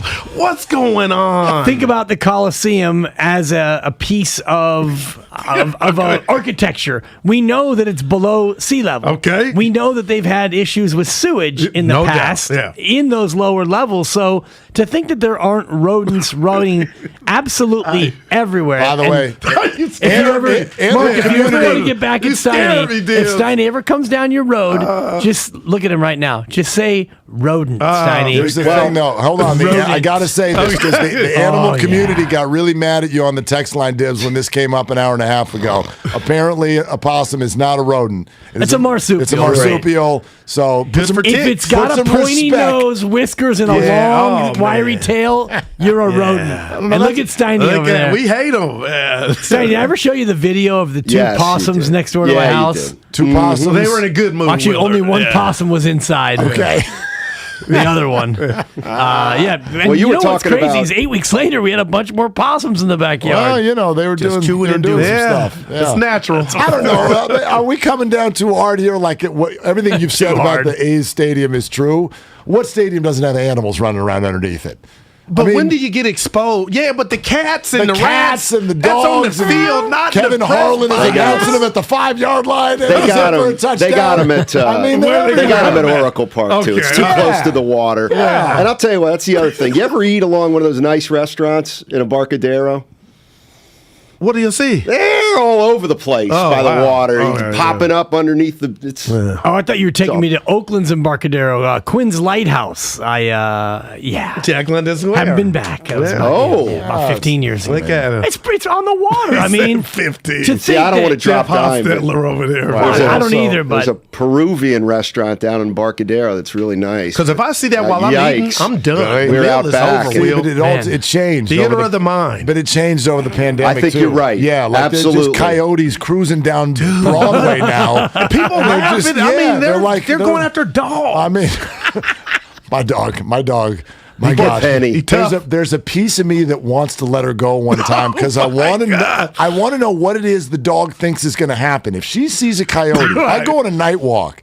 She pulls so hard, she wants that coyote, and I'm like, Penny, you do not want this smoke. Show pity the tapes of Mike Tyson's opponents. They thought they were going to win. It's kind of like wanting to face the Dallas Mavericks. Yeah. It's like, are you sure you want to? Be careful. You're right. What do you think's going to happen when you get there? Anyway, so by the way, I know you're in a little bit of a hurry. Yeah, but we're okay. So the great Whitley, who's Sandra, our digital, she come in and make everybody give a prediction. Warriors in 3. So you're going to blame Whitley now? Yes, you're I am. Blame Whitley for why do we have radio? to do this? Because he's out of the prediction game. Oh, no, he made one. I had to. Yeah. And let me guess. And she comes in and she goes, well, there's 17 Warriors and no Dallas. I'm going to give you your one Give for me your Whitley impersonation. It's terrible. Oh, terrible awful. impersonation. Yeah, that's awful. So did you take Dallas? Dallas at 4? 6. And not 7. 6. You got it. Easy. Yeah, bring it on. It's going to be the fun next 10 days for me. All right, hater in the goo. Here we go. That's great. He's not a machine. He's a man. He brings the passion. For what? I want to know now. I'm mentally invested. Don't tell me to pray and you don't say what for. He brings the perspective. Yeah, I think they both have great points. Get off me, text line. He's truly one of a kind. That is wow. Oh, my God. And he's doing a great job. I need you to man up and say what you really want to say. Simon, you're doing a great job. And together, they're Steiny and Guru. Yeah. On 95.7 The Game. All righty, we are one day away from the start of the Western Conference Finals. Golden State Warriors hosting the Dallas Mavericks, 6 o'clock, Chase Center, San Francisco. Let's go. Don't, You sound hyped. That's what I love it. Well, I got to. You got to what? No, I don't. We're still 30 hours away. One of the things, Goo, you know about me, I don't like to get too high or too low, especially this soon before a game, because then where do you go with all that energy? You know what I'm saying? Yeah, but we actually got an appetizer tonight. Miami, Boston. Yeah. I'm going to have that one taped. Okay. I'll watch it later tonight. DVR. Girl got practice? What's that? Your girl got practice, your daughter? Why would you tape she it? does, but Okay. I'm not taking her today. I'll be out on the links. Oh, look at my boy. Yeah. Tiger Steinmetz. Well, I see you with the that. red shirt for the Look at people. my- Yeah. Mm-hmm. All right, I got a question for Warrior fans. Last 2 times the Warriors played the Mavericks, there were 2 real interesting games, I felt. And I guess the question I want to ask is, how much do they matter, if at all? If at all. So let me just tell you about a couple of these games. One was March 3rd, and then one was 5 days before that, February 27th. So the game on February 27th, tell me if you remember this, Mavs were down 21. This was in San Francisco. I'm gonna be quiet. They were down 21. They outscored the Warriors 33-13 in the fourth quarter. And the Warriors went without a field goal for 8 minutes. In the fourth quarter, damn, Dallas won 107-101. Now, no Draymond Green in that game. That's huge. And no Klay Thompson in that game. They played 5 days later in Dallas. This one was a close game most of the night. Tie game, 6 minutes to go. Doncic made all the plays down the stretch. Dallas held the Warriors to 22 points in the fourth quarter, and that was the game where Steph Curry took no shots, 0 shots in the fourth quarter of the game. Yikes. Dallas won 122-113. In that game, no Draymond Green. But does it matter at all? At all? And if it does, how much? I'm going to say 0, Steiny. Okay. And I watched both of those games. I respect Dallas. I really do. But also, the game in Dallas, Moses Moody had, to me, his best game of the season. So, unless I'm wrong, and I'm really wrong, we're not going to see him come tomorrow night. So, to me, the fact that 2/3 of the Splash Brothers, the big 3 weren't there, that's a big deal. But now if you're Dallas, Steiny, and you're a player and you're a coach, Jason Kidd, they may be like, Goo, what are you talking about? It does mean something. We'll see. But those are 2-3 big storylines of who didn't play, who actually played, to where I'm like, what can we really make of this? But the one thing about what you just mentioned, Steiny, that bothers me is I don't want to live in a world where Steph doesn't take a shot the last 5 minutes. 12. Oh, the last 12 what? He did not take a shot in the fourth quarter of the February.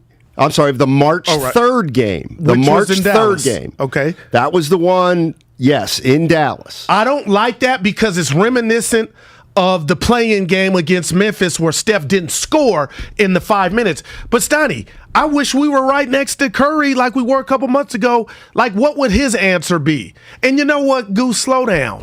I'm talking to you guys in the crossover crosstalk, Steiny. Which one you call it? Doesn't matter. All right. You okay? No, we did that yesterday. No, the crosstalk crossover. I told you Steph is about to get number 4. I just went blank. Right, but that's kind of irrelevant to our My point is, conversation right the here. stakes are bigger. That will never happen again. Him going that long without a shot. Here's Steph Curry on how he thinks Dallas is going to guard him. Yeah, it's always like that, but specifically with Dallas, they remember the game in the regular season in Dallas. I didn't get a shot at them in the fourth quarter. They blew a big lead here at home. They kind of blitzed us in the fourth quarter. I know we're a different team than we were then and a lot more polished. We still have some things to work on in terms of, valuing the possessions and taking care of the basketball, but we have a lot better flow and understanding of how we're going to create good offense, even if they want to, trap me all over the court or try to keep the ball out of my hands. So we'll be prepared for all of that. But I feel like they'll probably take a page out of that game in Dallas and whatever I don't remember what they did in the fourth quarter here. We'll probably start to look at those 2 games and figure out what's the best guess of what they'll try on Wednesday and then go from there. In the February 27th game, where Dallas outscored the Warriors 33-13, Curry was 2 for 8 in the fourth quarter. Okay. And then again, 5 days later, it was a close game, and the Mavericks pulled away late. And that's the game where Curry refers to not getting any shots. Now, so they're aware. If I went back and watched the last 6 minutes of the March 3rd game, What'd you see? What I saw was Steph Curry getting blitzed. He gave the ball up, and Moses Moody, I believe, had about 9 points in the last 5 minutes. So Moody made some big plays in that game. The question is this. Do you really want Moody? And Moody probably won't be as big of a factor, obviously, because the Warriors won't. But that's the question. When Steph gives the ball up, like he does, because he plays the right way, it means you're relying on somebody else. Bam. Instead of Steph Curry. Okay, gotcha. That's all I'm saying. Yeah. And Dallas is playing they call that where I'm from, Steiny, real quick, playing the percentages. Well, Dallas, on the other hand, I'm telling you, Warrior fans, go back and watch these games because the Warriors are going to have to do something different defensively because there were 4 possessions, 2 late in each of the games, where Curry got matched up against Luka Doncic. And it was just, the thing is, Doncic can play so slow. He can dribble, back in, look, and he plays so slow that if you're going to double team him, he kind of sees it coming. And they got for the most part. Now, he had 9 turnovers in the February 27th game, so Doncic can be turned over. My thing is, though, he's found a way to take all the important shots or be involved in all the important plays for Dallas. Luka. And can the Warriors figure out a way, like Curry's talking about, because clearly Curry acknowledges they got the ball out of his hands in the regular season. So how do the Warriors get the ball into Curry's hands as effortlessly as Dallas does with Luka? Okay. That is a question that remains. The answer is the unknown. But I'll tell you this. When you talk about the other half of the Splash Brothers and what we saw in regard to Game 6 Clay, all dependent on what we're about to see, Steiny, their 3rd series in the offs, you got Clay as an option. And I told you this in the green room, and I mean it. I mean, my player, my X factor, it has to be Jordan Poole. Not the Jordan Poole we saw in the Memphis series, Steiny. The Jordan Poole that we saw put that stretch of 25 to 30-point games together. Because if Dallas is successful getting it out of Curry's hands, well, your life relies, your offense relies on the shooters.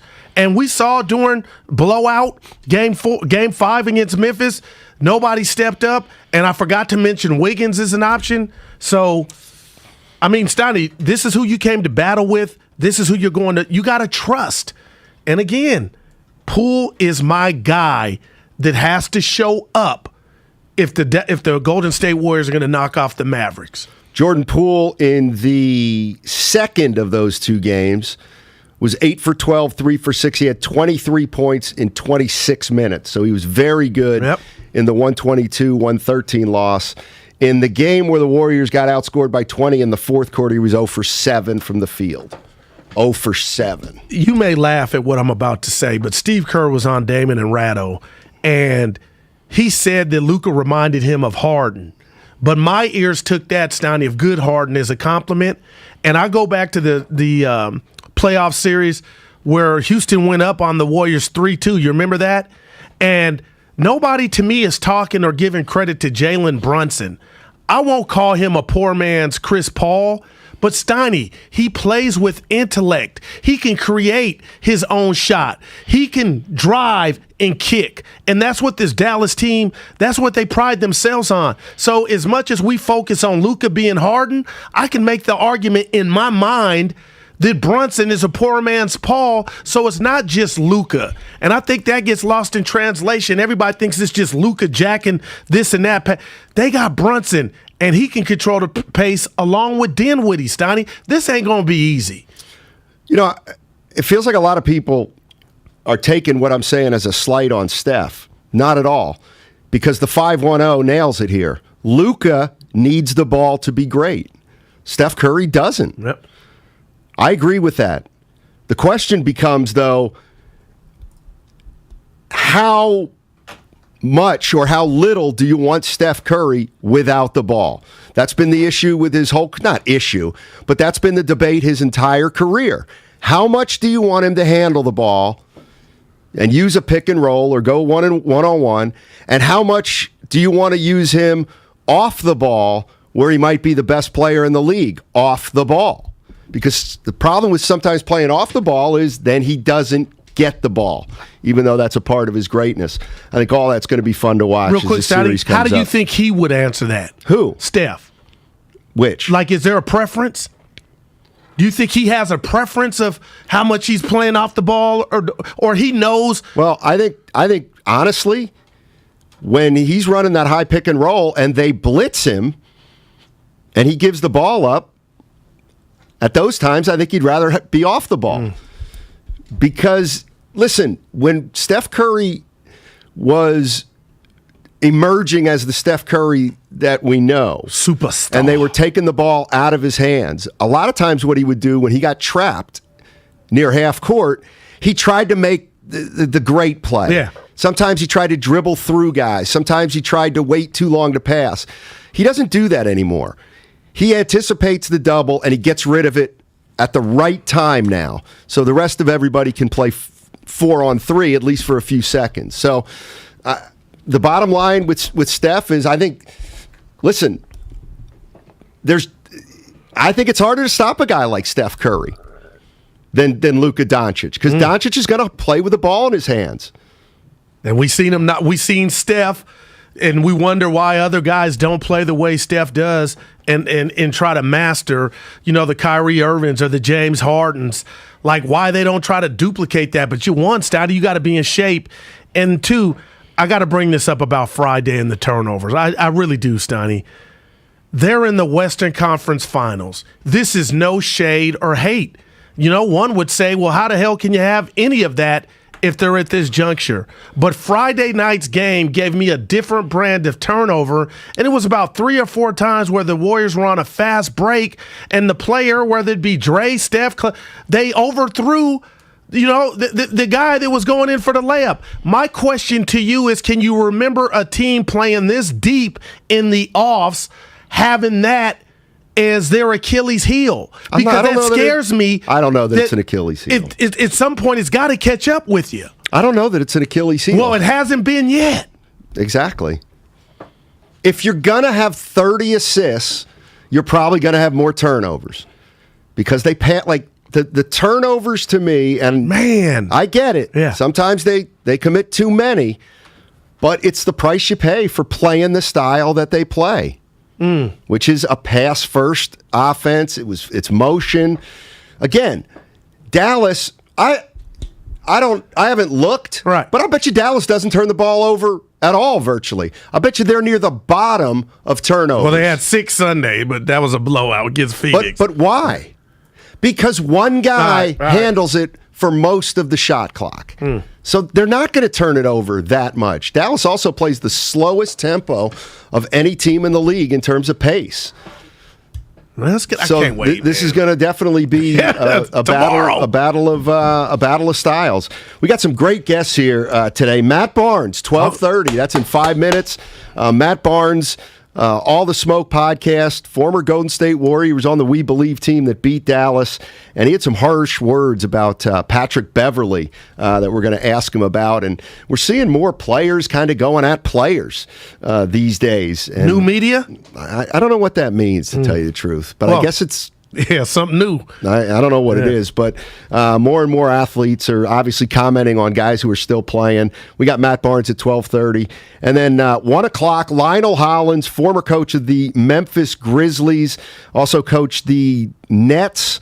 He was an assistant with the Lakers with Jason Kidd, who coaches the Mavericks from 19 to 21. And the other thing that I'm looking forward to asking Lionel Hollins, he was on a team, the Portland Trailblazers, that many consider was the quintessential team beating a group of individuals in an NBA Finals when Portland beat Julius Erving, George McGinnis, Darryl Dawkins, and the Philadelphia 76ers in the mid-'70s. So Lionel Hollins, looking forward to talking to the L Train. That's what he's called. He was a bad dude. All right. We got a pair of Warriors tickets to give away, and it's starting tomorrow, 7:30 in the morning. The Morning Roast has a pair of Game 1 tickets to give away. Then on Thursday, tune in from 6 a.m. to 6 p.m. for your chance to win a pair of tickets to Game 2. All right, it's going to be a great series. You know that. I know that. Don't miss your opportunity to be in the building for Games 1 and 2. And as always, you can get tickets at Warriors.com. Former We Believe Warrior, current ESPN analyst, Matt Barnes, on the other side on 95.7 The Game.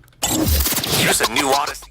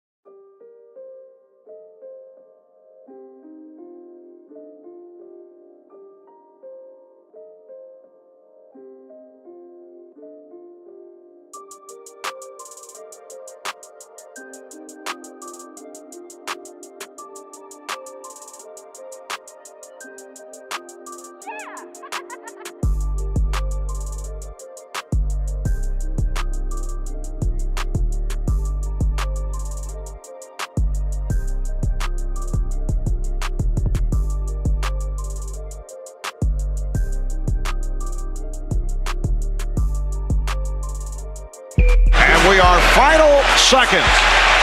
The Golden State Warriors have pulled off the greatest upset in the history of the NBA playoffs. They have defeated the Dallas Mavericks in 6 as the confetti comes from above. 111-86, the final score. Now, back to Steiny and Guru on 95.7 The Game. All right, so that was about, I would say, 6 minutes before Dirk Nowitzki would punch a hole in the wall at Oracle Arena. Welcome, Matt Barnes, because you were part of the crew that made him do it. We got Matt? No? All right, we'll get him. Man, I was working on that setup. Hey, and now I can't do it again. I can't do it again. Yeah, you got it in you. I can't do it again. Yeah, you got it in you. No, because now it's not about Matt Barnes. It's about our listeners. We can't do it. So all right, now we got it. There we go. Oh, Matt man, did you hear our intro, Matt? Yeah, I heard what you said. I was on mute. My bad. Okay. No, it was. But I was going to say, I think he threw a chair because remember the hole was really high up. But yeah, we did. We played really well, and we were able to, at the time, make NBA history. And it was a special group, and it was definitely a fun time. Yeah, no doubt about it. Matt Barnes, member of the 2007 We Believe team. Hey, Matt, here's where I'm going to start with you because you made some news yesterday talking about Patrick Beverley, and I'm going to play it for listeners who maybe didn't hear it, but I kind of want to ask you about the more and more players who are kind of getting into the media business and kind of expound on that a little. Take a listen. What I want to touch on real quick, RJ, is the disrespect I saw from Pat Beverley earlier today. As reporters, part of the media, we have a job to be critical, but I think there's a thin line between being critical and disrespecting. And I feel like what Pat Beverley did today to Chris Paul was completely disrespectful and out of the line. And Pat Beverley's talking like he's that guy. You're not that guy. Plain and simple. Chris Paul played terrible this year, and his numbers are still better than your career numbers have ever been. So I just think you have to understand, Chris is a 12-time All-Star. He played terrible. First time, all defense 9 times, 7 times first team all defense. He'll be a Hall of Famer. Pat Bev and I were similar type role players. They don't talk about us when we go. They're going to talk about CP3 when he's done. And I just think the disrespect we saw earlier today on the ESPN show need to be checked because he was way out of pocket. Now, Matt, I happen to agree with you because I think Chris Paul's a different level of player than Patrick Beverley. But my bigger question is, are we seeing more and more of you guys, and I'm talking about former players, being critical of the players today, and where do you think that's going? It's unfortunate because I feel like guys entering the space now feel like they have to be loud and disrespectful and have wild takes to kind of fit in. But you don't. You could just give your perspective. They have us talking about the sport because they want to know how it is to be inside that locker room, what it's like to shoot free throws with 2 seconds on the clock, what's it like to get a crucial stop. They want to know all that because there's other people in the media who just report on that. So I feel like it's unfortunate because media has become, and this is not all athletes, I feel like there's a lot of people out here that do it in this space, and unfortunately they just, who can say the most disrespectful wild shit and see if they get clicks, So that wasn't necessarily directed only at Patrick Beverley. There's a lot of people in the space, and I feel like the media space awards that. They award disrespect, and because at the end of the day, it's ratings. It's almost like reality TV. They don't want to see you happy on reality TV with your family. They want to see fights and glasses of water thrown and doing all kinds of crazy stuff because that's what gets eyeballs. So it's the same thing in the media space now, and I really think that. It's almost a lost art on people. Obviously, being critical is it comes with the territory. It's tough, but I think you can be critical and make your point without being disrespectful. And I feel like just too often, whether it's athletes or media personalities as a whole, feel like they need to be disrespectful instead of just proving your point with numbers and really critiquing someone.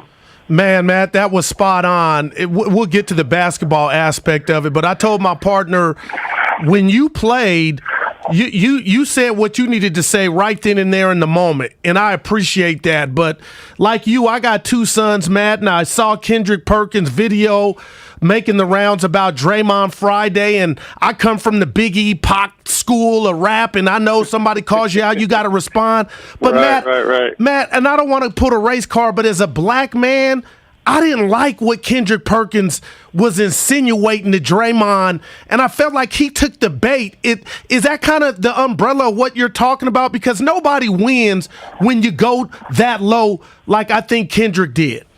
Right. I mean, I feel like there's a thin line between keeping it like sporty and kind of fun for the game, right? And there's a line of disrespect. And, you know, like I love both those are my guys. You know, Draymond is my guy and Perk is my guy. So, you know, I see fault in both sides. I think the exchange could have happened, you know, maybe minus the ogre. And then obviously, you know, Perk goes on to say what he says. Yeah. I think it's a fun interaction when it can happen somewhat, if you want to call it above board, because it's cool. You know, sometimes you want to get into it and it's in the good spirit of the game. But, you know, unfortunately now we're in an era of, you know, disrespect leads to all kinds of different things. You know what I mean? And we don't necessarily have to get into that. So I agree. I grew up in the same area. You feel like you have to have a rebuttal. But again, I just feel like it's just whole energy of, and it's not everyone, but unfortunately I feel like the negative energy overshadows the people who are really trying to just do their job. And I feel like the energy of negativity towards not only athletes, but celebrities, entertainers, actors, actresses, like people want to say just the nastiest things, and it's just like, you know, how about just report on what's supposed to be reported and you know, stop being so disrespectful. Is just kind of my take on it. So Matt Barnes joining us on 95.7 The Game. He was a member of the We Believe Warriors. Also won a ring with the Golden State Warriors. What year was that, Matt? Was that their second one? 17. That's right. 17, that's right. Yeah. Let me ask you this, because you guys the Warriors haven't played Dallas since We Believe. I feel like Dallas is different now than they were at the beginning of the year. And it feels like it's because of Jason Kidd. What do you say to that, and why are they playing their best ball of the season right now? I agree with you 1,000%. And I think this is another reason why it's important. And it's not for everyone. Just like the media space is not for all former players. Coaching's not for all former players. But there are a lot of great former players that can become coaches. And obviously, you know, Jay Kidd's had his stint here and there in the NBA, but I just feel like when you've proved it on the court as a player, and then you're trying to motivate your team into doing it, and that's a different kind of energy. You know what I mean? I've had some great coaches who didn't really play on the highest level, you know, and they were able to motivate me. But when a Doc Rivers gives you a motivational speech, or, you know, for a Jason Kidd, you know, guys that have done it at the highest level that you respect a lot, they give you a different kind of energy. And I completely agree. You know, he took a chance at, you know, calling Luka out publicly and calling some guys out publicly, because not all coaches have that kind of respect in the locker room where they can do it. You know, especially this day and age, like, you guys really get in their feelings. So I liked it that his players took it as a challenge instead of disrespect. You know, and now he really has these guys at the right time hitting on all cylinders. I think he made, you know, some huge adjustments after the first two games in Phoenix, and they were able to go back home and change up their defense and do a few different things. And you saw him, you know, in Game 7, he was jumping up on the sidelines when his guys are in traps. So I love the energy and enthusiasm and wisdom he's brought to that team. He's getting the best out of his players. You know, as a head coach, you don't necessarily want like someone who's going to be buddy friendly with them. You want a coach that's going to get the best out of his players, and I really feel like that's what Jason Kidd is doing right now. Matt, I got to tell you this, man, because I'm coming in every day, and I don't play. You played. I got to slow down. The Warriors, they're 8 wins away, right? They got to win 4 to get to the finals. But we were at the facility and looked Steph in his face, and I said, Steph, you heard the slander when you were hurt and Clay was down. People said you couldn't get it done without KD. And I'm thinking to myself, if Steph and the Warriors, I know it's a team game, Matt, if they can get number 4, the fact that Curry allowed another alpha male in Durant to come be a part of what he had, and people kind of took that, oh, he's better than Curry. Curry ain't as good as he was. I say all that to say is, what would number 4 in your mind mean for Curry and his profile? to do it without Durant. It would be huge, and he deserves it. And if you don't like Steph Curry, you're just a hater. He's just like one of those. Like, what can you really not like about him? You know, he's himself. He plays the game the right way. He's incredible. He's selfless. You know, rarely, especially this day and age, do you see selfless superstars. He's a selfless superstar. So I think it would be huge if they're able to get it. You know, this team is, you know, it's no lie, this team is getting older. But, you know, with that age comes experience. And you know, that's what I felt like we saw last round. Although they were really sloppy at times with the ball, you just saw experience overcame the mistakes that they made, you know, because they've been there and they know how to close. And you know, you can have, 16 turnovers and still win at home, you know. So it's just like that experience, you can't top that experience. But I also think they realize that, you know, this window is shutting and it's shutting fast. But I think they have they're odds-on favorite to win it. You know, I picked them at the very beginning of the season if Clay came back healthy to win it. I think the emergence of their young players has been huge, you know, because those championship teams, the benches were always very strong. They were strong with veterans, but they've actually replaced the veterans, you know, outside of Iguodala with this young, exuberant youth that flies around on the defensive end, and Jordan Poole, who's on his way to being a star. Kaminga, I really like what he's doing. Juan Toscano. So I really like what they've been able to do. You know, they've built a culture, you know, and although they fell on their face, obviously, with the injuries and KD leaving, it was a structure similar to San Antonio, knowing that once the pieces come back together, we can pick up where we left off because we were a dynasty. So I enjoy watching it. I'm excited because I feel like they have just as good as opportunity as anyone to win the championship this year. Matt Barnes joining us on 95.7 The Game. Matt, let me ask you this. Now, I know Nowitzki and Luka are different players, but what you guys did to Nowitzki in 2007 was historic. I mean, you guarded him with a small, quote unquote, with Steven Jackson. You invited him to turn his back on the floor, and then when he did that, you came with a double team. But he didn't initiate for that team. He liked to catch it at the elbow. Right. How do you defend a guy like Luka who can bring the ball up the court and initiate for himself? Like, he doesn't have to work to get the ball. He has it already. Yeah, I mean, it's different. And obviously Dirk is as great as he was. I feel like Luka's like a 2K of Dirk Nowitzki. You know, he's the newer version, you know, the updated version. I say that with all due respect to Dirk because he's one of the greatest to ever play. But you know what I mean? Like, he's a ball handler. He shoots step-back threes. You see he uses Dirk's moves in the post. So, you know, what a great, you know, Dirk is a generational talent. But to think that, you know, Dallas is able to land the next kind of generational and all-time great in Luka is special. But to be honest with you, hold on one second. I got to sneeze. Sorry, I'm sitting outside. I didn't know if you had the lettuce with you, man. It's all good. My bad. To be honest, it's tough to guard Luka. I think, obviously, the Warriors have some talented wing defenders, and Draymond is a very versatile defender. But I don't really know if there's anything you can really do with Luka. I think, you know, my mentality when you played great players and how they're going to play, make him work. Don't give him anything easy. Don't give him any easy fouls. Try to take away what you know he loves to do. But, you know, great offense always beats good defense or even great defense. So I think Luka is going to do what Luka does, just like Steph is going to do what Steph does. I think the Warriors' game plan needs to be slow down Brunson. Don't let him, you know, Dinwiddie hadn't had a very good playoffs up until Game 7. And, you know, he went crazy for 30 and really was a driving force to help these guys get to the Western Finals. So I'm trying to control their role players because I really feel like there's not too much that Luka hasn't seen. He's been a pro since he was a young teenager, and I don't really know what you can really do with him, to be honest with you. Matt, you know, when I look at guys like Durant and that body and Kobe and Michael and, you know, the gifts that they got, you know, before you even find out if they can play, they got gifts. And I say that to say is I've been real tough on Draymond Green verbally when, you know, he'll say, I'll take a day off and go watch LeBron. And I'm like, oh, he meant that. You can't. How is his teammates going to take that? I say all that to ask you, how special and rare, really, man, is Draymond Green? And how surprised are you that he's made an imprint in the league without being the biggest dude from a natural standpoint? I love it. He gives people hope, you know, just like Steph has been able to give smaller guards that are, you know, kind of frail somewhat. Obviously, Steph's put on some muscle and stature, but, you know, he gives guys hope. that they can play. You don't have to be the most talented, the most athletic, the best shooter.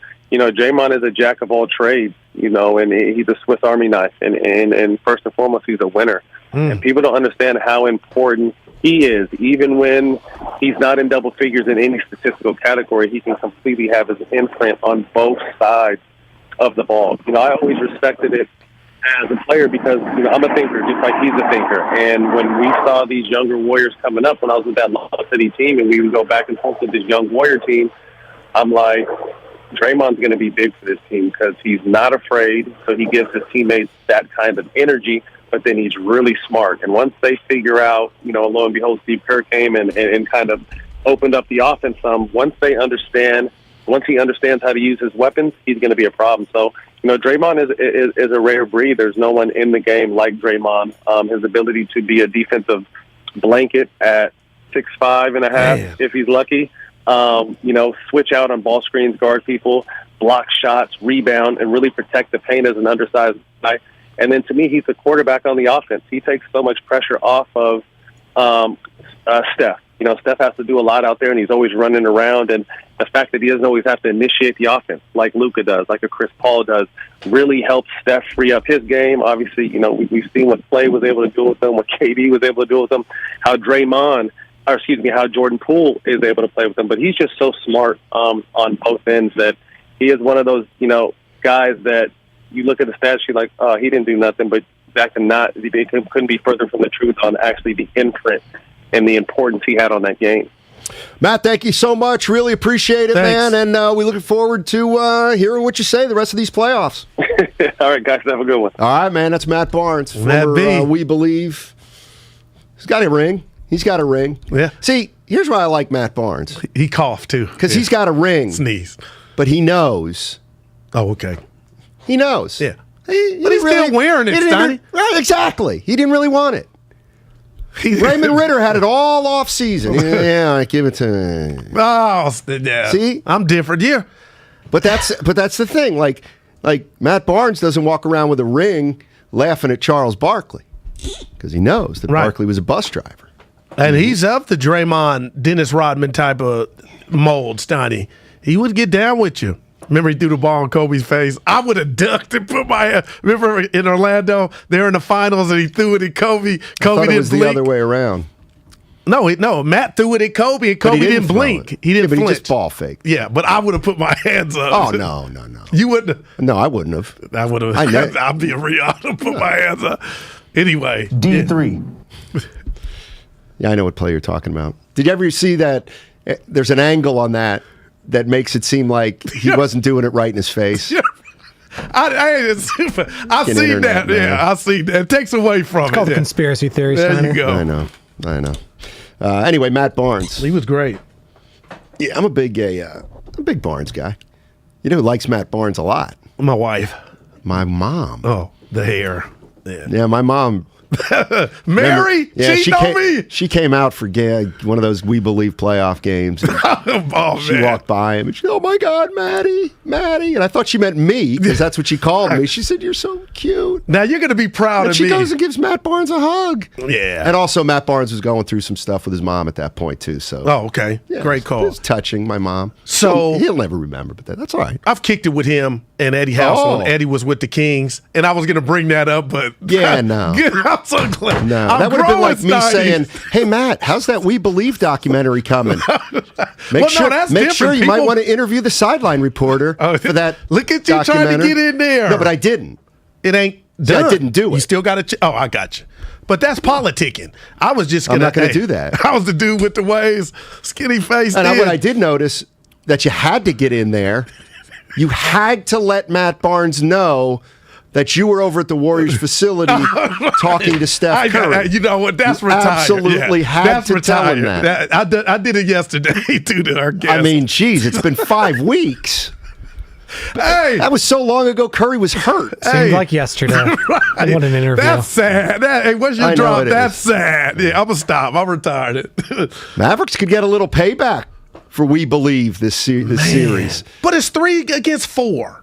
3 seed against the 4th seed.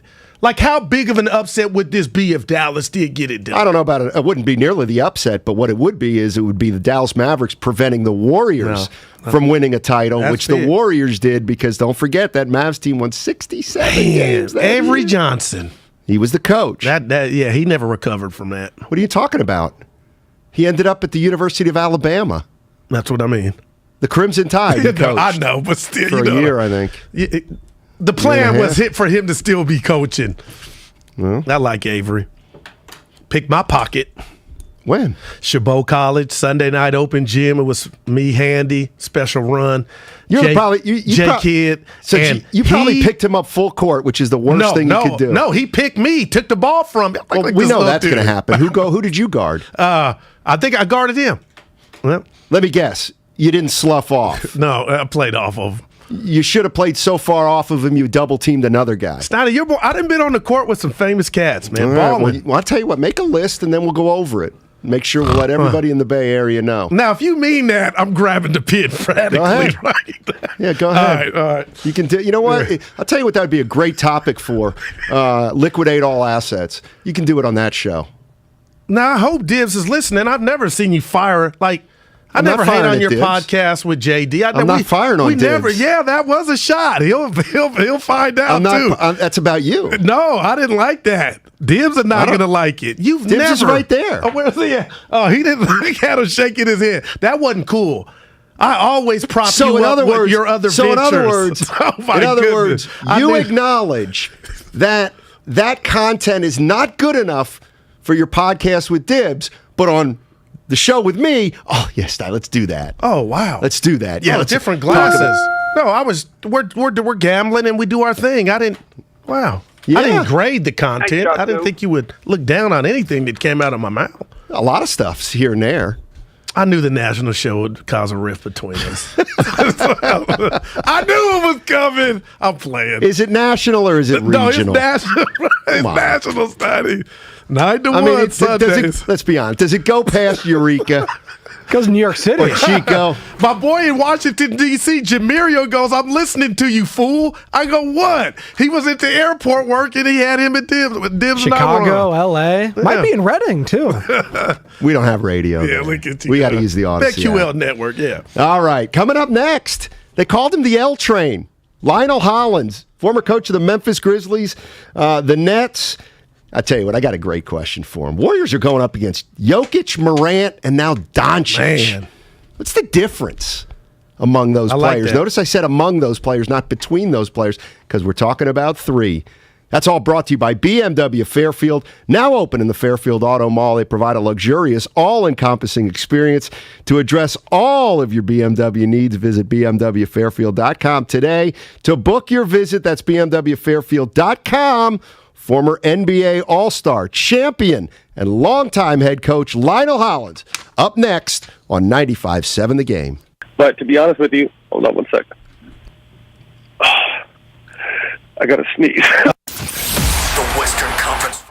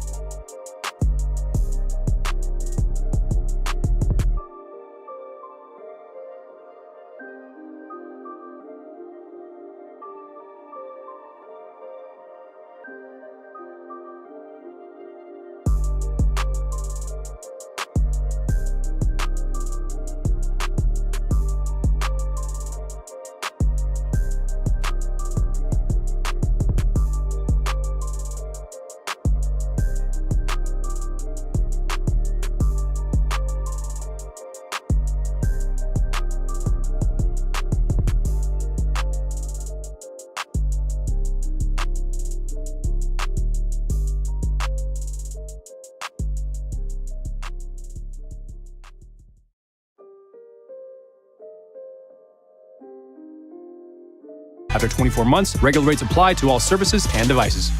You're listening to KGMZ FM and HD1 San Francisco on Odyssey Station. Presented by DuckDuckGo. Privacy simplified.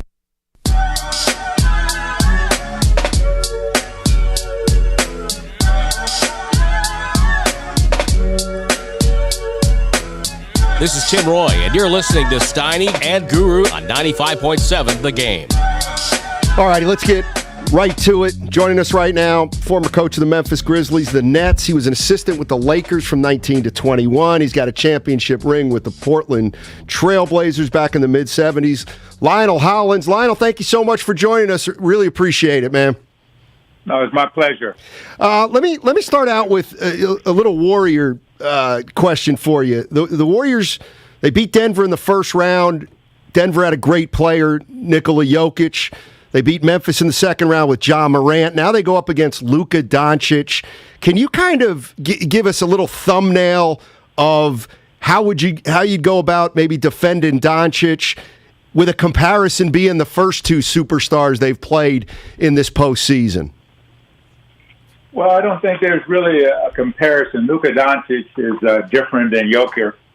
He's a guard. He's 6'7", 6'8", weighs about 230, 240. There's not a lot of small guys that can guard him, so you have to have somebody that has size and quickness and some girth to be able to deal with him. As you saw in the Phoenix series, they were switching Chris Paul onto him, Devin Booker. They were switching Aiden, and none of those guys could guard him. He's a handful, and he's turning into a great player, especially when he attacks the basket.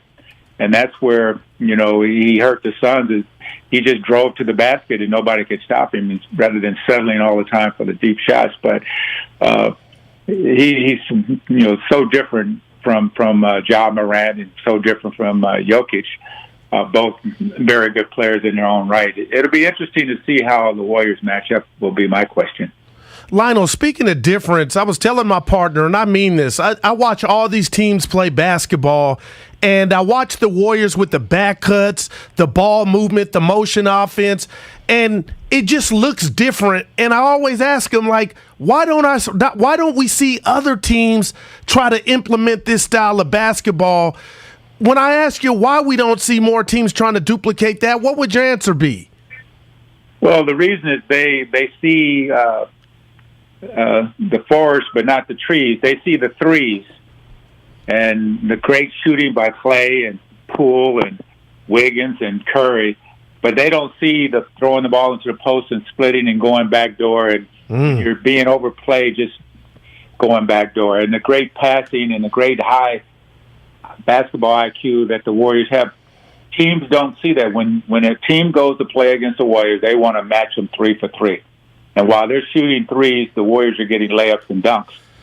And then the Warriors turn it on, and you'll fall off and not want to cover them.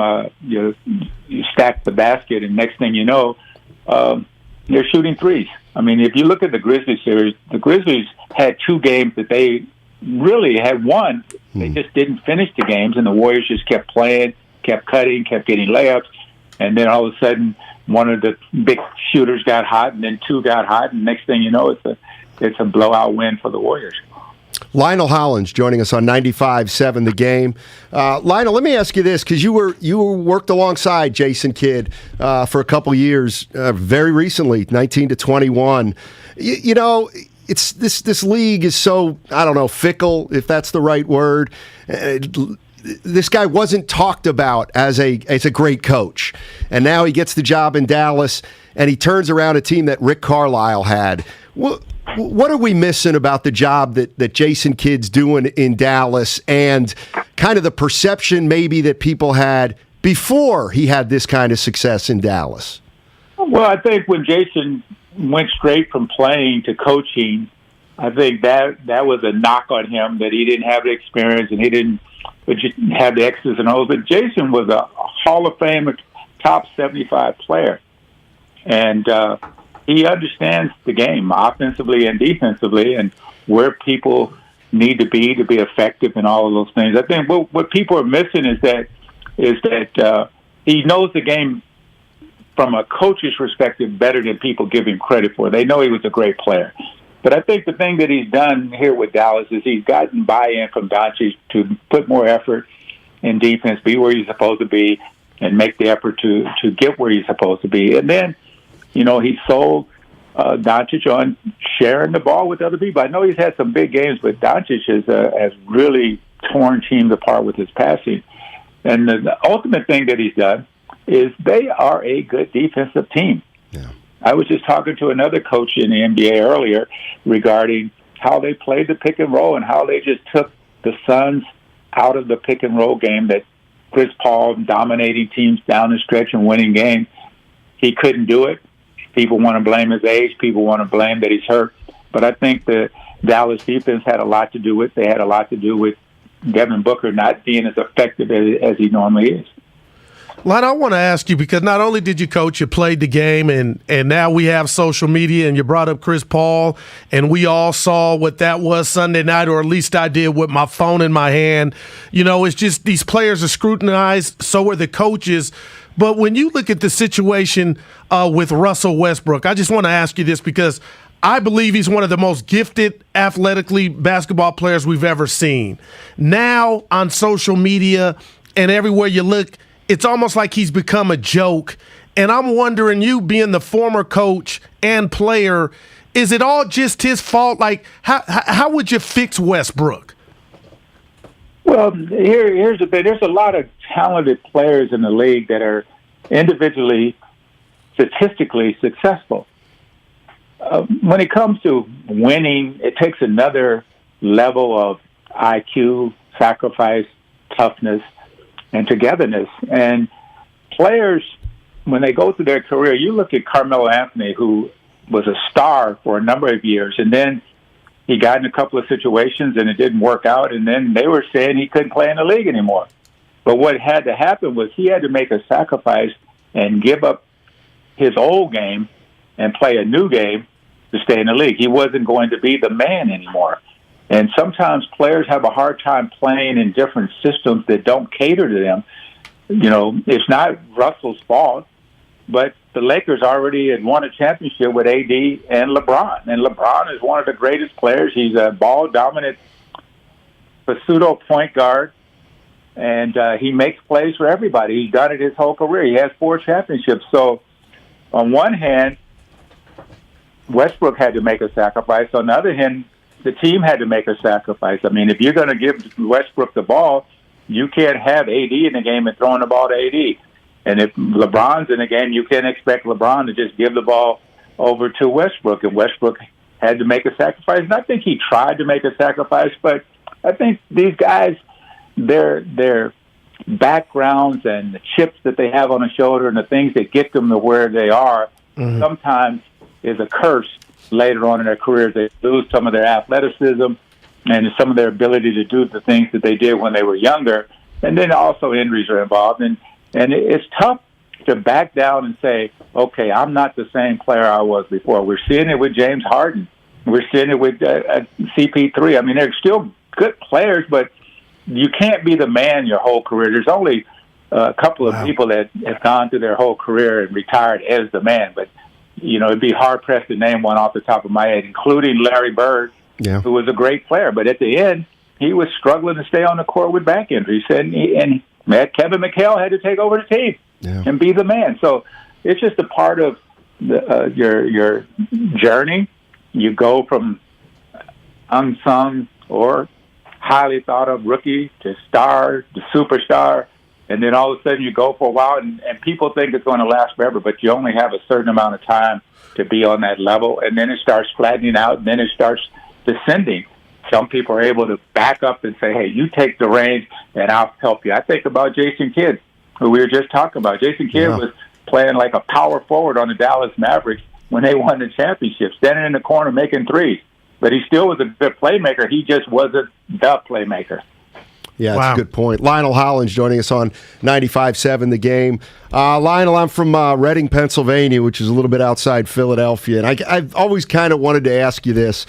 You know, back in 77, people might not remember, you know, the Sixers were the ultimate group of individuals, of stars, McGinnis and Irving and Dawkins.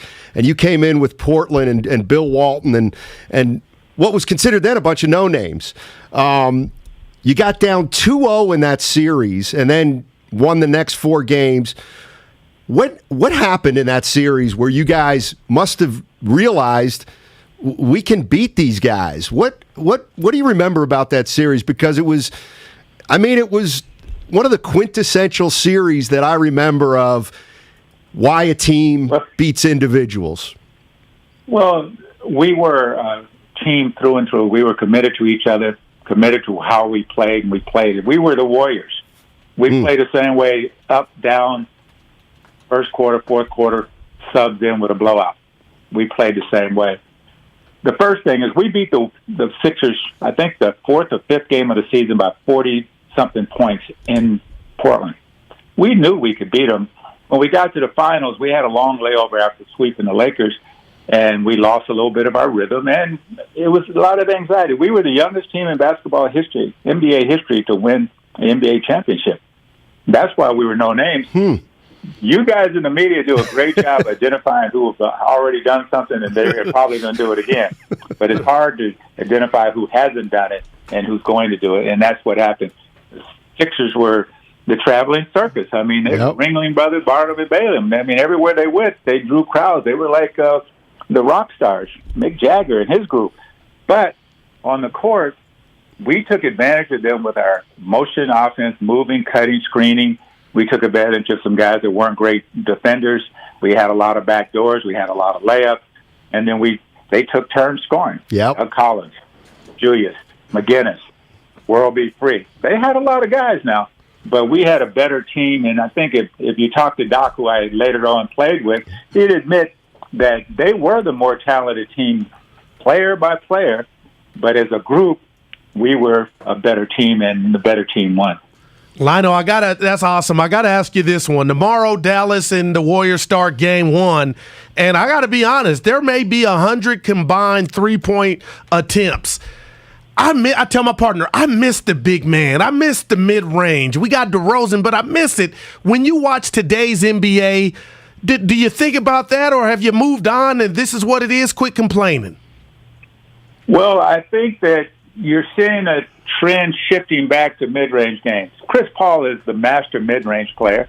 You saw in the Dallas series what was going on there.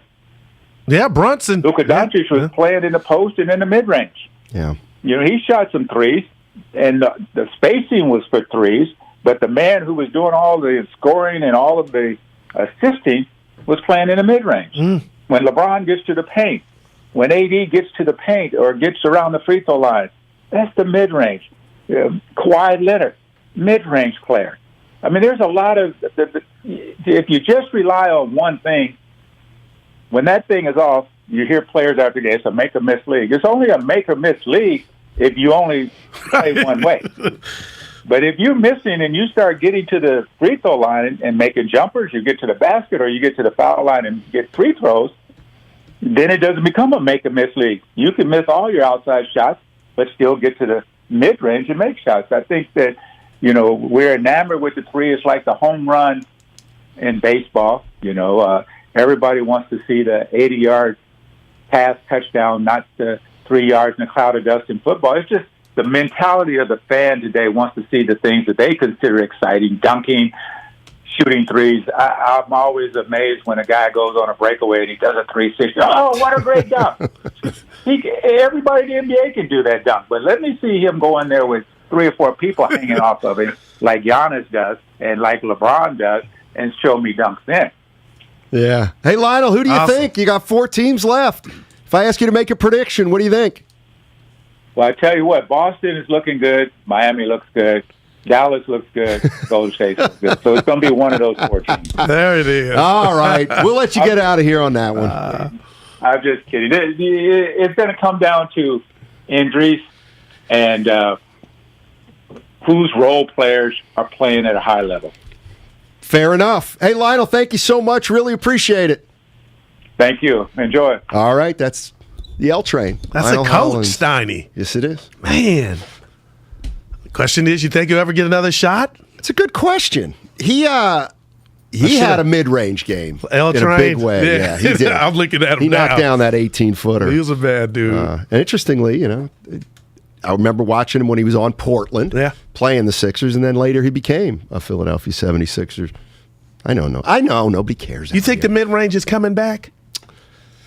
Because he wasn't Not right about really. that. Luke will take him, though, Steiny. Not yet. Not yet. Not yet. Because it's going to take a team to prove that you can cash in that way. You know, it's going to take a team that all of a sudden, hey, they're shooting 57% from mid-range. Right. And now put that up against 35% from deep. But even that might not. Still valued, though, within the last 2 minutes, like we were talking about, when you have a guy like Yeah, Kevin Durant. true. I know he's different because he's so tall, but even you'll see like Jason Tatum, like these guys that can get those buckets off in that mid-range in the last 2 minutes, it's the difference. When Chris Paul was good in the series early on, he was getting his money from there. Yeah. Yeah, let's see if Steph Curry can get some more money from there. And I pointed out astutely, as I did, a pat on the back, yesterday, Game 6, about 3 minutes left, he drove. I thought he was going cinnamon to the cup. He stopped, mid-range. Yeah. Ran back down court like it was a 3 ball, went in. Of course, Crowd Steph roared. finished Game 6, 10 of 27 from the floor. This is the one he made. Oh. Yeah. Okay. Steiny, you got to always take shots at Steph. You gotta always take shots at Steph, don't you? No. Not really. He's going to... Yeah, so I go into Whitley's office. Whitley's The great Whitley digital, Sandretto. person. She's getting predictions from everybody in the office. And I guess she tells me nobody's picked the Mavericks. I mean, come on. You want to be honest?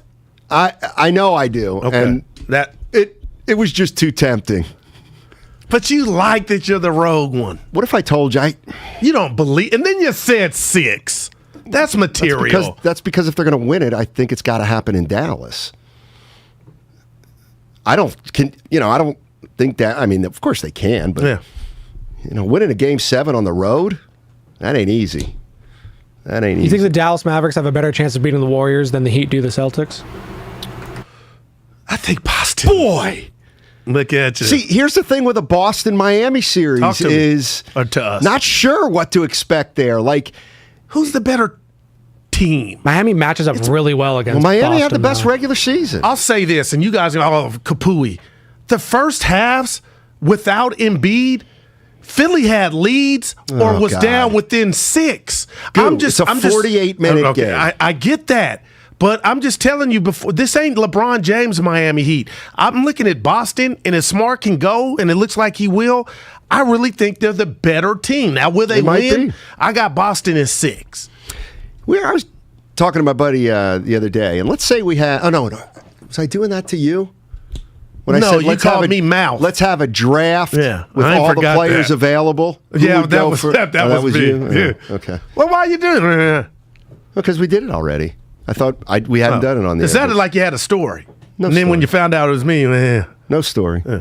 Here's what I think about the Warriors-Dallas series.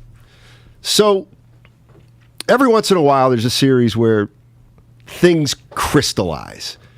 And that's where we are, I think, with Luka. So Luka's been absolutely tremendous.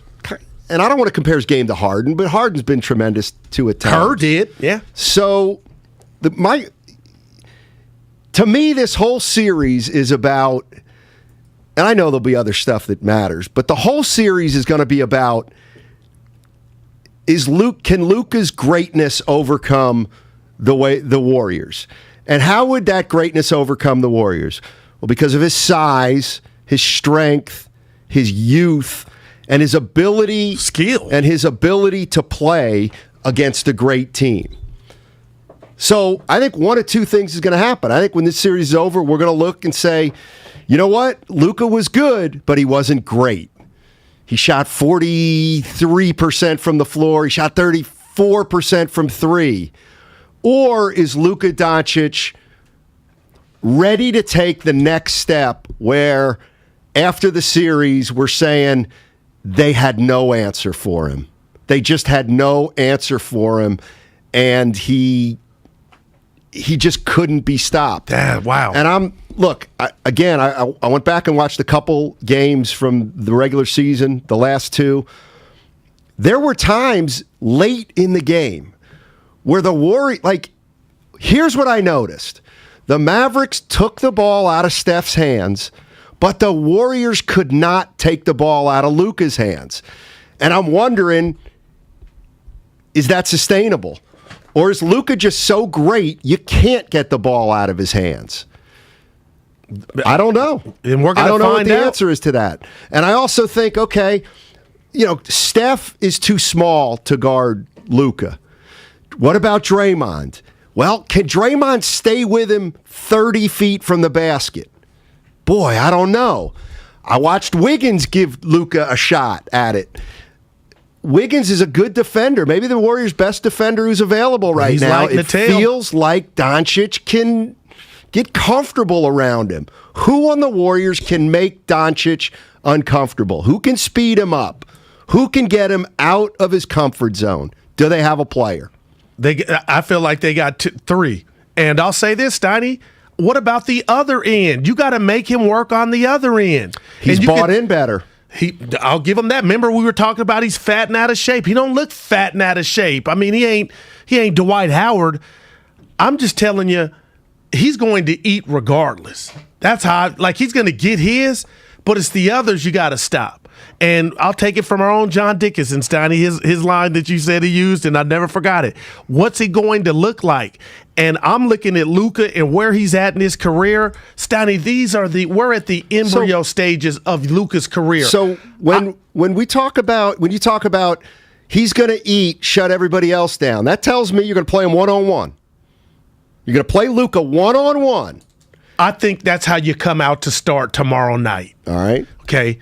But we can look at these last few games where Dallas had the Warriors numbers, and I know everybody wasn't available, but it's only a couple ways to skin a cat, Steiny. You're either going to double him, he's going to throw to the shooters, and the shooters now, they got some dudes who can, Finney Smith can put it on the floor and kind of score, swing the ball, but Brunson's not being talked about enough for me because I think he's scary too to me.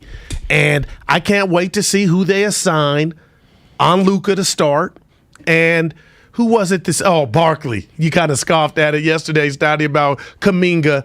And Kerr even told Damon and Ratto, there's a place for him in this series. We'll see where it's at. But at the end of the day, when you're trying to stop a great like Luka, you throw everything in the kitchen sink at it, right?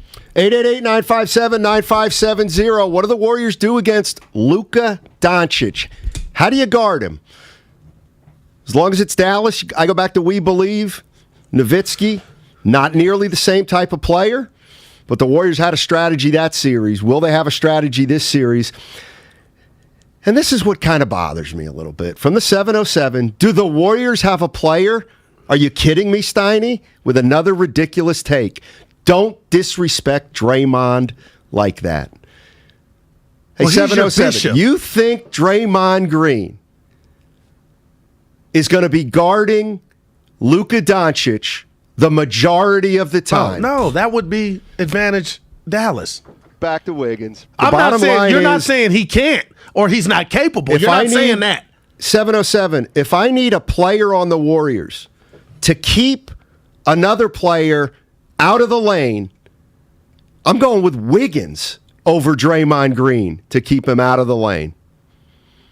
I think Wiggins has a better shot in terms of lateral movement, keeping Luka Doncic out of the lane. 888-957-9570 is the number.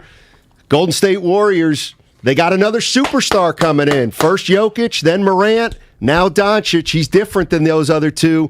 But can the Warriors do to Doncic what they've done to superstars in the past? And that is make them into volume shooters. Hey, we got Warrior tickets to give away starting tomorrow, 7:30 in the morning on the Morning Roast. They're going to have a pair of Game 1 tickets to give away. Then Thursday, tune in from 6 a.m. to 6 p.m. for your chances to win a pair of Game 2 tickets. Hell yeah. This is going to be a great series, so don't miss your opportunity to be in the building for Games 1 and 2. And as always, you can get your tickets at Warriors.com. Dub Nation. Listen to the Morning Roast tomorrow morning.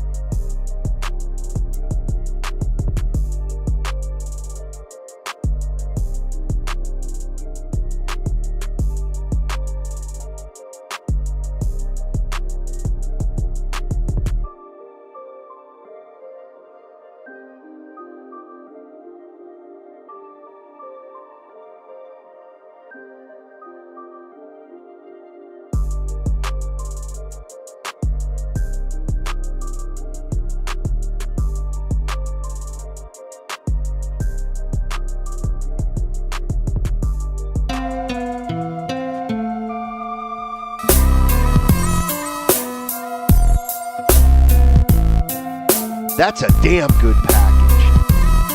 This is James Wiseman, and you are listening to Steiny and Guru on 95.7 The Game. Ooh, what the Steiny? That beat is sinister. Mac Mall, untouchable. Is that good? It's super good. All right. Like when it's in the lab, I might give you something. Yeah. And nasty. But in the lab, that means good when you're making music. I've never been in that kind of lab before. Right. I can see you in there. Talking about Western Conference Finals start tomorrow. Let's go. Do you want to make a prediction? When do you want to make a prediction? I guess we're going to have to. Yeah. I didn't want to. I've been influenced by everybody else's prediction, which shouldn't be the case. Maybe I'm talking myself into something that's not there. Steiner. I'm going to go with Dallas in 6. I don't know why that tickles me because I'm like, why not 7? But because they can't win it. Yeah. I'm not trusting them at Oracle or Chase, rather. But I'll tell you what, shocker, if you ended up being right, hella stuff went wrong for the Golden State Warriors for not even to go 7. Well, like, that's why Jordan Poole to me is everything, Steiny. Yeah, he's very little. No, I'm just kidding. I know. Here's what, and again, I think I'm trying to talk myself into this, to be honest. You totally are. First of all, these teams finished one game apart. It was close. So it's not like the Warriors won 58 and the Mavericks won 46. They're basically one game apart in the regular season. Here's what I'm worried about. I'm looking at this roster at Dallas. They don't have any player on their team that plays who's 30 years old or older. Dwight Powell's been in the Dwight Powell. No, that's right. Dwight Powell, right? I always get Warriors had a guy named Josh Powell back in the day. He also was a Laker. Yeah. Spadoni remembers. Anyway, he's 31, but all their big boys, Brunson's 25, Luka's 22 or 23.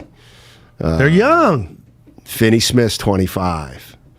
And the Warriors, their 3 most important players are all 32, 33. So I look at this schedule and see game, day off, game, day off, game, day off, game, day off. Does that worry any Warrior fans out there? Considering Steph, Clay, and Draymond and their age, and Otto Porter, who's been banged up a little, although it looks like he's probable for tomorrow's game 1, according to JD. I saw that. Probable. Otto Porter Jr. I got a question for you about Dallas and that roster, because I know my answer. Who's Dallas' second best player? I think it's a good question. I'd say it's a good question. See, I'm Dinwiddie or Brunson. Wow, okay, but Brunson. I'd say Brunson because Brunson's a little Brunson overall, but Dinwiddie can be a problem. See, that's he is a go ahead, man. You double team Doncic, and they kick out to a guy like Dinwiddie, and he's got an advantage. He can score. Who do you have more confidence? See that, and that's why I feel like to Dallas, he is their Jordan Poole. He's that third scorer. And do you have more confidence in Dinwiddie, who's been in the league longer than Poole? Because I need to have you put Poole's last 3 games in the Memphis series. Let's do an autopsy on that. What do you think went into that? 22. He's young, and the games get more physical, and he's physically at a disadvantage. And he's been on the ground holding everything, Steiny. He's Steph Curry at 22 or 23 years old. And Steph, but he can get hot scrawny. With the best of them. Well, he doesn't get hot if you can play him more physically. And Dallas, we haven't talked. Jay Kidd has implemented a defensive identity, Steiny. They are no punks. Basketball. So then why'd you pick the Warriors in 6? Because the Warriors, to me, this is about the 4th ring. This is about something greater happening. This is about the fact that I can sit here and look you in the face and mean what's about to come out my mouth because I know what's coming out. It's legendary in regard that this team has been away. They were left in the basketball trash bin, the doubt, the backstabbing, and now they're back and they got a chance to get number 4 without Durant. To me, the moxie and all that supersedes Luka, and as great as Dallas is, they're a great story. They won their chip getting here, coming back from 2-0 with Phoenix. They won 4 out of the last 5 games. against Phoenix. And they dominated. Hey, and I'm bowing Phoenix to him, Steiny. after being down 2-0. No, but this is you're right. And I respect him so, but I just think the Warriors and Draymond, Steiny, they just – and I don't want to diss Jason Kidd as a coach, and I'm going Kerr, and they've been here. Like, that's tangible. That means something to me. 925, Steiny saying Luka will single-handedly – no. Nobody can single-handedly beat the Warriors. But a great player can put guys on his back. Yeah. And if Luka Doncic is getting – a lot of attention, and Brunson and Dinwiddie are having guys run at him on the perimeter. Finney. They got a shot. I think Dallas has a shot. I really do. Boston has been the best team in the East the last 3 months. Dallas has been the best team in the West the last 3 months. I get it. That doesn't mean anything going into the game, but the more I'm watching Dallas, the more they're slow. That's the other thing. I think Memphis at times did a good job of this. When you play slow as molasses, you're limiting the Warriors' ability to rip off 13 straight by making 3 straight threes and getting to the line. On the other hand, you're not going to be able to build up as much of a lead if you are playing well, but it's going to be a fun series. And what about this aspect of it? Because still, Steiny, I have not processed the fact that the Warriors out-rebounded Memphis the way that they did. That was why the Warriors moved on. But now I look at Dallas, and Dallas has loony-type guys with the slender build to where it's going to be a three-point contest at times, and the ball comes off the rim. We talked about it long.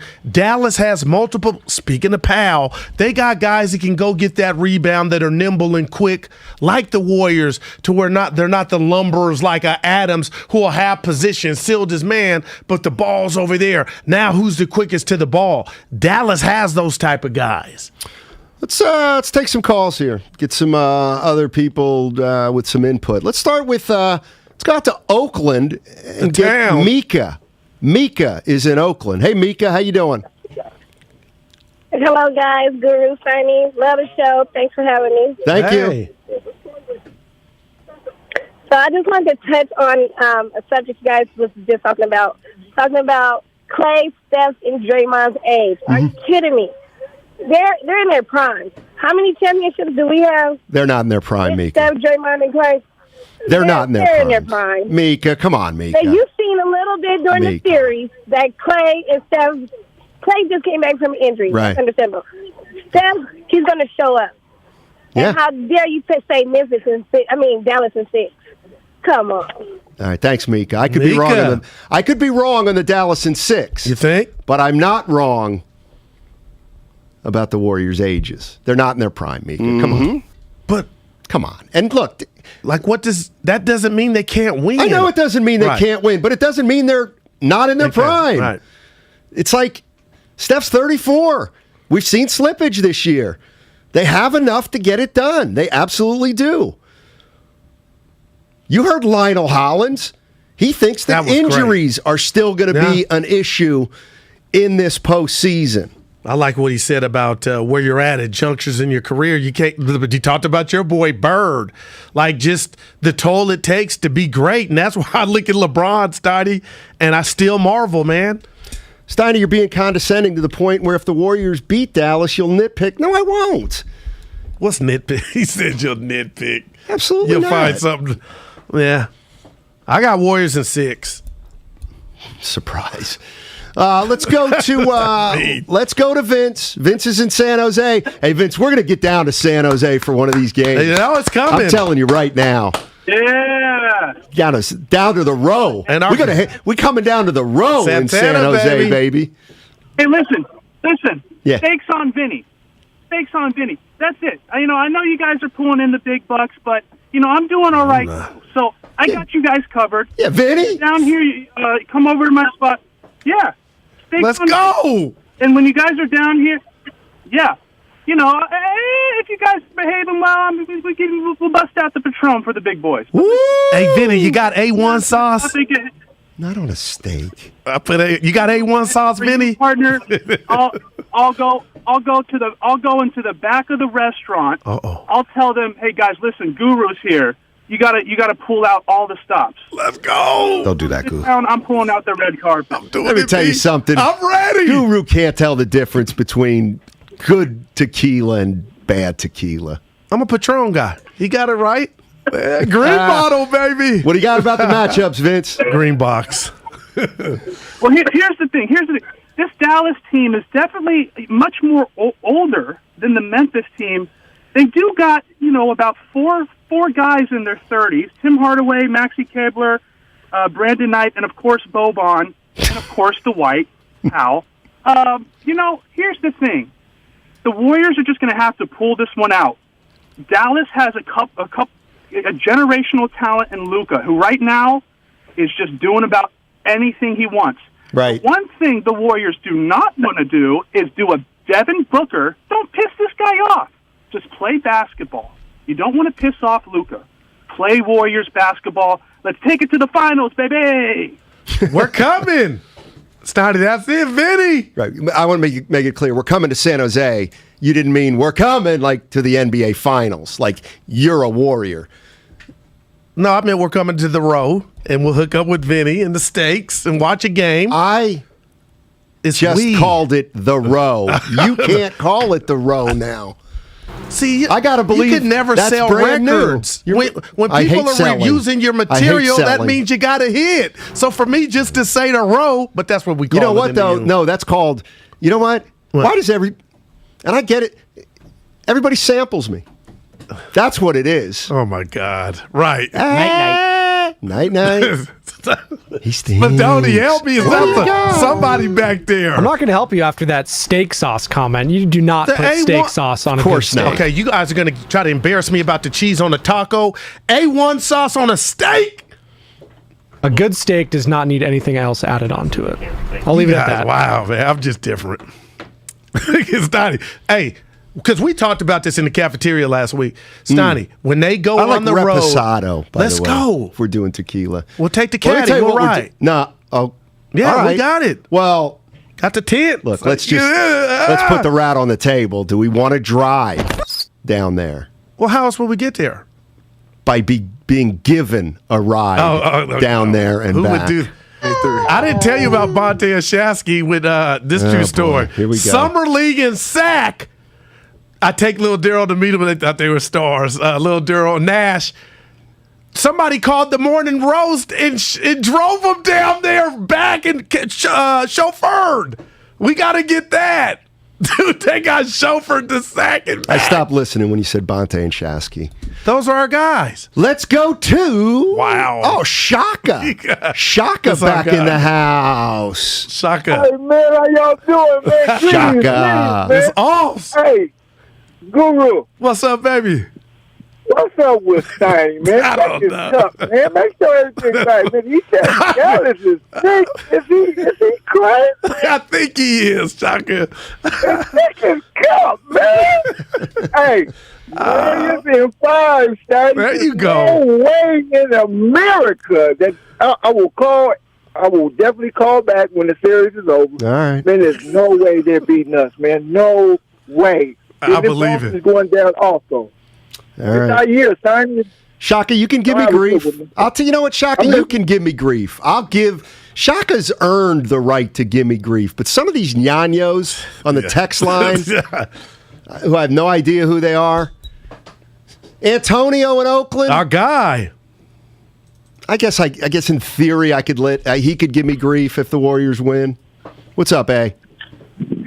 Oh yeah. Yeah, Luka Doncic's gonna have to chase around one of these Splash Brothers. He's gonna have to run more often in this series than he has in any other series, man. Good point. I would put Draymond Green on Doncic in the last 7 minutes of the fourth quarter.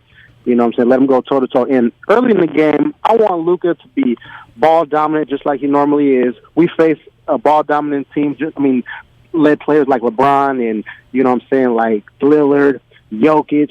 So and James Harden, this is going to be no different. Warriors in 6. Mavericks got no shot unless they take a shot at tequila. That's it. Okay, Antonio, I'll give you. I'll say something about this regular season series. Luka ain't scared. And we could talk about, and we will, Steiny, we have, who wasn't there for Dallas and Golden State, but Luka knows what he's facing. And you talk about that 21-point lead they wiped away here at Chase. I remember that game. Luka's in a zone. And right now, when you talk about offensively, who's playing the best out of in the series? It's Luka. Now, will that continue? And that's why this series, you wipe the slate clean, Steiny. Let's go. Let's go. Let's see if the Warriors, I just want to see how they come out and try to stop Luka Doncic. And people saying I get my steaks from Sizzler. That's why I want the A1 sauce. That hurts. Why? I've been to Morton's. I've been to some of the biggest steakhouses in That's Dallas. A chain. Morton's a chain. And you know what? I'm getting mad. How dare you? Why are you taking a shot at Sizzler? My girl Shirley used to work here. We going to Sizzler. Lick his stuff. Uh-huh. Where you get that from? Some movie that I never saw. But I'm trying to think. I should, dude. My black card. Let's go to City Boy. Let's talk Western Conference Finals. White men can jump, by the way. That's right. Why? And they're doing a remake of that. Put your mouth where your money is. Yeah. Great line. Mm-hmm. Rosie Perez. Mookie. Let's go, City Boy. How you doing, buddy? That was right there. Man, I'm so excited for this series. Me too. I might miss some of the games. I'm gonna be out of the country, but I get. No. Look at that humble brag. You got to cancel it. Where City are you going? Oh, I'm going to España. It's going to be in Spain. So Nice. they're big hoop fans out there, so I'll be able to find it. Cool. Yeah, 3 a.m.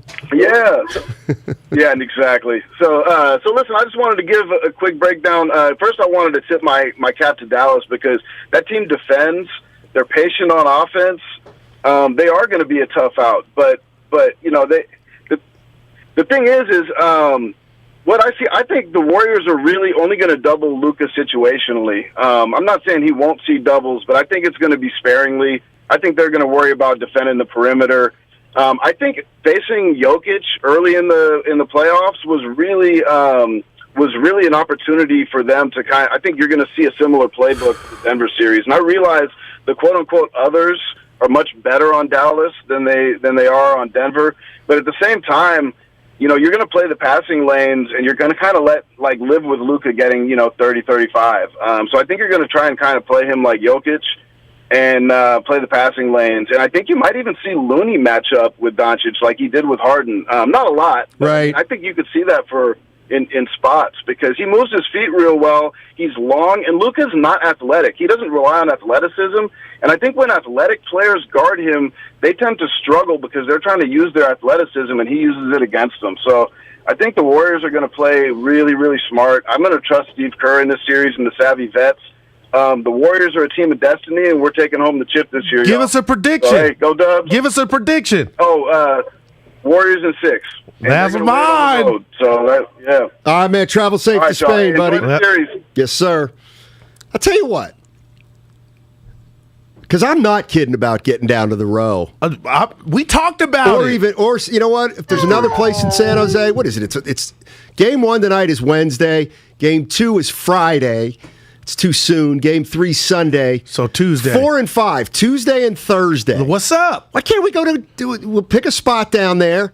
I'm for real. I don't talk this. No, we'll do the show from down there. Well, now you got to talk to the guy 3. down the street. down the hall. No, you know what? I'll bypass sales. Oh, okay. Right? I'll bypass sales. All we got to do is talk Tim Jordan into it. He'll set us all up. They have a Sizzler down there? Get done at 3 o'clock. Hang out for a couple hours. Let's do it, Steiny. Get a little exercise. And then tip-offs at 6. Now we just need an establishment. We need an establishment. That's the only problem, right? I don't think it's a problem. They got a... Vince. I don't know what Vince's place is. Vinny. Call back. Yeah, Vinny, Texas. Call back. Well, we don't know what kind of place he's got. And I'm going behind enemy lines. Guru. Hold on now. Oh, it's going to. We can't go too high end. Because what? Yeah, we may have to pay for it. And. Hey, stop. Hey, come on, Say. You know I got it. It's Donnie. Maybe it's San Pedro Square. No, hey, washing dishes. I feel we'll like find a spot. I feel like we get more love in San Jose than Oakland or San Francisco. Oh no, I feel like it's equal everywhere. Mm-hmm. Hey, I'll say this. Ask me what I'm doing after the show. What? I was reading the text. Sorry, yeah, I saw you. Ask me what I'm doing after the show. Hey, Goo, what you got going after the show today, buddy? Spaces, but not just me. 3:30, I'm going out behind enemy lines with Dallas, their night guy, Kevin Gray. Oh. So think we'll get into it. It'll be Maverick fans, Warrior fans, 95.7 The Game Spaces. I could see. I want to hear you. Get crunk. Who can protect their star player the most? Kevin Gray on Luka or Goo and Steph Curry? You know why that's a swing and a miss by you? Why? Somebody trying to hit a pinata and they miss. It's because Steph doesn't need protecting if he's at this juncture about to embark, shout out to Embarcadero, embark on possibly another trip to the finals. So what's being protected? Chris Paul needs protection. James Harden needs protection, not Steph. I know, so why do you do it? I don't do it. Wow. Nobody's mentioned. Stop. Dude about to get his 4th ring, possibly. See this, and you want to talk about? Okay, here he is not again. In his prime. Here he is again. He don't need to be in his Back-to-back prime. champions 3 days ago. Steiny, they're in big trouble 2 days ago, and now 4th chip. Mark it down. I'm trying to Let's think about. see where he's at I'm trying tomorrow. to think about when the He won't be here tomorrow. They're in trouble. When did that? Oh, that was after the blowout. In That's Memphis. right. After Memphis won Game 5 by 70, you said, Steiny, they could have won Game 1 and 4. Oh, no, that was real. That was real. And then But your prediction. Oh, I actually had day in and day stop out. it. I mean, had it just Warriors in changes. 7. We didn't even talk about. You almost had me a victory lap. And what did I have? You were on the fence. I had Warriors in 6 against the Memphis Grizzlies. Steiny, there would be a banner around this office if you had prediction can come right. So you didn't have that. You may have thought it and said it to JD or somebody. I can find it again. Please don't. But oh my, look at him. I found I remember the sweep with Guru the one time, and now Which he denied. That was taken out of context. The Warriors just like the A1 are going sauce. to sweep the Memphis Grizzlies. That was the statement, somehow taken out of context. You just keep talking about Morton's. That's the best steakhouse out here. I'm talking about from here to Sac. I'd rather... No, I disagree. Don't say House of Prime Rib? Please. On the phone? That's 49er Frankie's place. What about Izzy's? I've been to Izzy's. I like Izzy's. You got into Izzy's? Hung Lou, my guy got me into the battery. Hung Lou. Yeah, my God. That sounds made up, quite frankly. That's my teammate, high school. Is that the guy who took you to the... Yeah, to the battery. To the battery? The battery. I got to get in there. Yeah? Somehow. We got to dress better, though. Well, obviously. Yeah. I'm not going to go in like this. I mean, you can pull it off. I'm not. No. No. No, who I am. Somebody put That's Cattleman's. That's okay. a 5 for the 5-1. That used to be on Hesperian. All right. In case you miss any of today's show, download and subscribe to Steiny and Goo on the Odyssey app. You can listen anytime, any day, all in a single tap. Find Steiny and Guru plus all content from 95.7 The Game. It's on the Odyssey app on 95.7. Yeah. It's the final series to determine the best of the West. Steph Curry and the Warriors face Luka Doncic and the Mavericks. Curry off the screen. Curry gets open.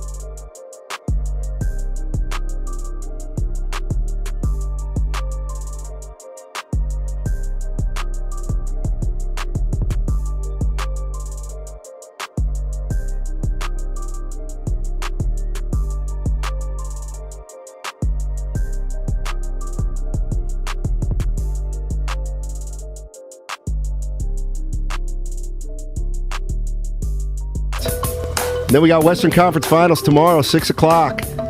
Hey, J.J. Redick, Patrick Beverley, and who was the third guy? Who's a better closer, Steph or Luka? We're talking about it right now in 2022. Who would you rather have with the ball, with the game on the line? Steph. It's clearly Luka Doncic. Steph. It's clearly Luka. It's Steph. Steph. Guys. Not even close. Guys. Steph. Think about all the stuff. This is not a knock on Steph. Think about all the stuff that you have to do. All the people that you have to involve to get Steph Curry a shot at the end of the game. Think about all the action you have to run. I don't think you know what you have to do with Luka? You give him the ball. That's very disingenuous and he's on your gonna part. Stephen A. Smith was the third. Better be careful. What's your answer? I think we know your What? No, I'm being serious. The question is a little. I mean, watch yourself and know who you talking about. I mean, closer. He's in Miami. Like when you can't talk about closer when Steph's got 3 rings and Doncic has 0. And you can't talk real quick, Steiny. Ping pong. You can't talk about being a transcendent player and not being a closer. Get out of here with all that. I'm just. I know. Okay. That's sure. I don't want to get into that, but it's easier to get Luka the ball for a shot than Steph. Different styles. Exactly. Right. Steph's 6'3". Luka's 6'7", 6'8", according to Lionel Like Hollins. Bluto. He got some girth. The guy in Animal House, Belushi? No, Bluto from Popeye. Brutus. Yeah, it's Brutus. And Bluto. Who's Bluto? Brutus. He goes by 2 names. Bluto and Brutus. I thought Bluto was Blutarsky. No. You never watched Popeye? I Someday did. He would be I have. Bluto. I know we got Olive. Bluto. I'm looking at him right here. And then Brutus. He's the same guy? Yeah. They called him 2 different names? I did. I'm younger than you. I'm going to go to Spadoni previously here. known as Brutus. Yeah, is a cartoon character on Popeye. Dude, that's my. I'll say you, take a victory lap. I know you love those. Well, there's so many here lately. Yeah. No, go ahead. But back to they're just talking.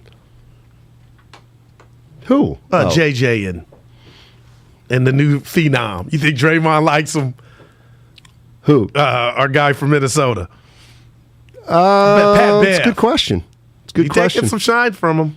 Let's go to Quentin is in Oakland. Hey, Quentin. How you doing, man? Hey, Guru. Hey, Steiny. How you doing? I'm doing great. I'm going to be honest with you. I'm a little nervous. I've been a fan and watching since '88, season ticket holder for 4 years during that time. And I've literally watched every ball bounce of Curry's career. And I'm more nervous now because this is more of a grind and nothing's written in stone. But I'm going to be optimistic without being a fanatic here. So what I am scared of is the 45, 10, and 9 that Luka lit us up for last time we played. Those fadeaway threes were just unstoppable. Step back, couldn't stop it. But Luka on D is what I'm going to be optimistic about. We can carve him up on D, and Phoenix kind of laid the blueprint on that. Second, no big man. Kleba and Powell, come on, how are they going to win in 6 with Kleba and Powell as a center rotation? Poole and Curry will get past that first line of defense and just be on one. Watch what I say.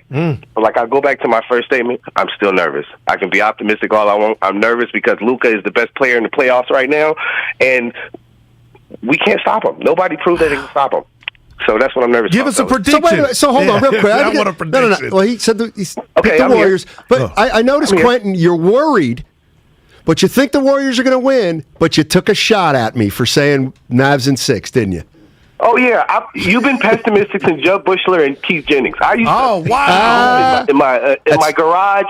I used to shoot hoop in my garage, and then you will come on and just be Mr. Pessimistic, and we up by 7. Quentin, so I learned from that. They were 19. They were 19 and 63 back then. Remember?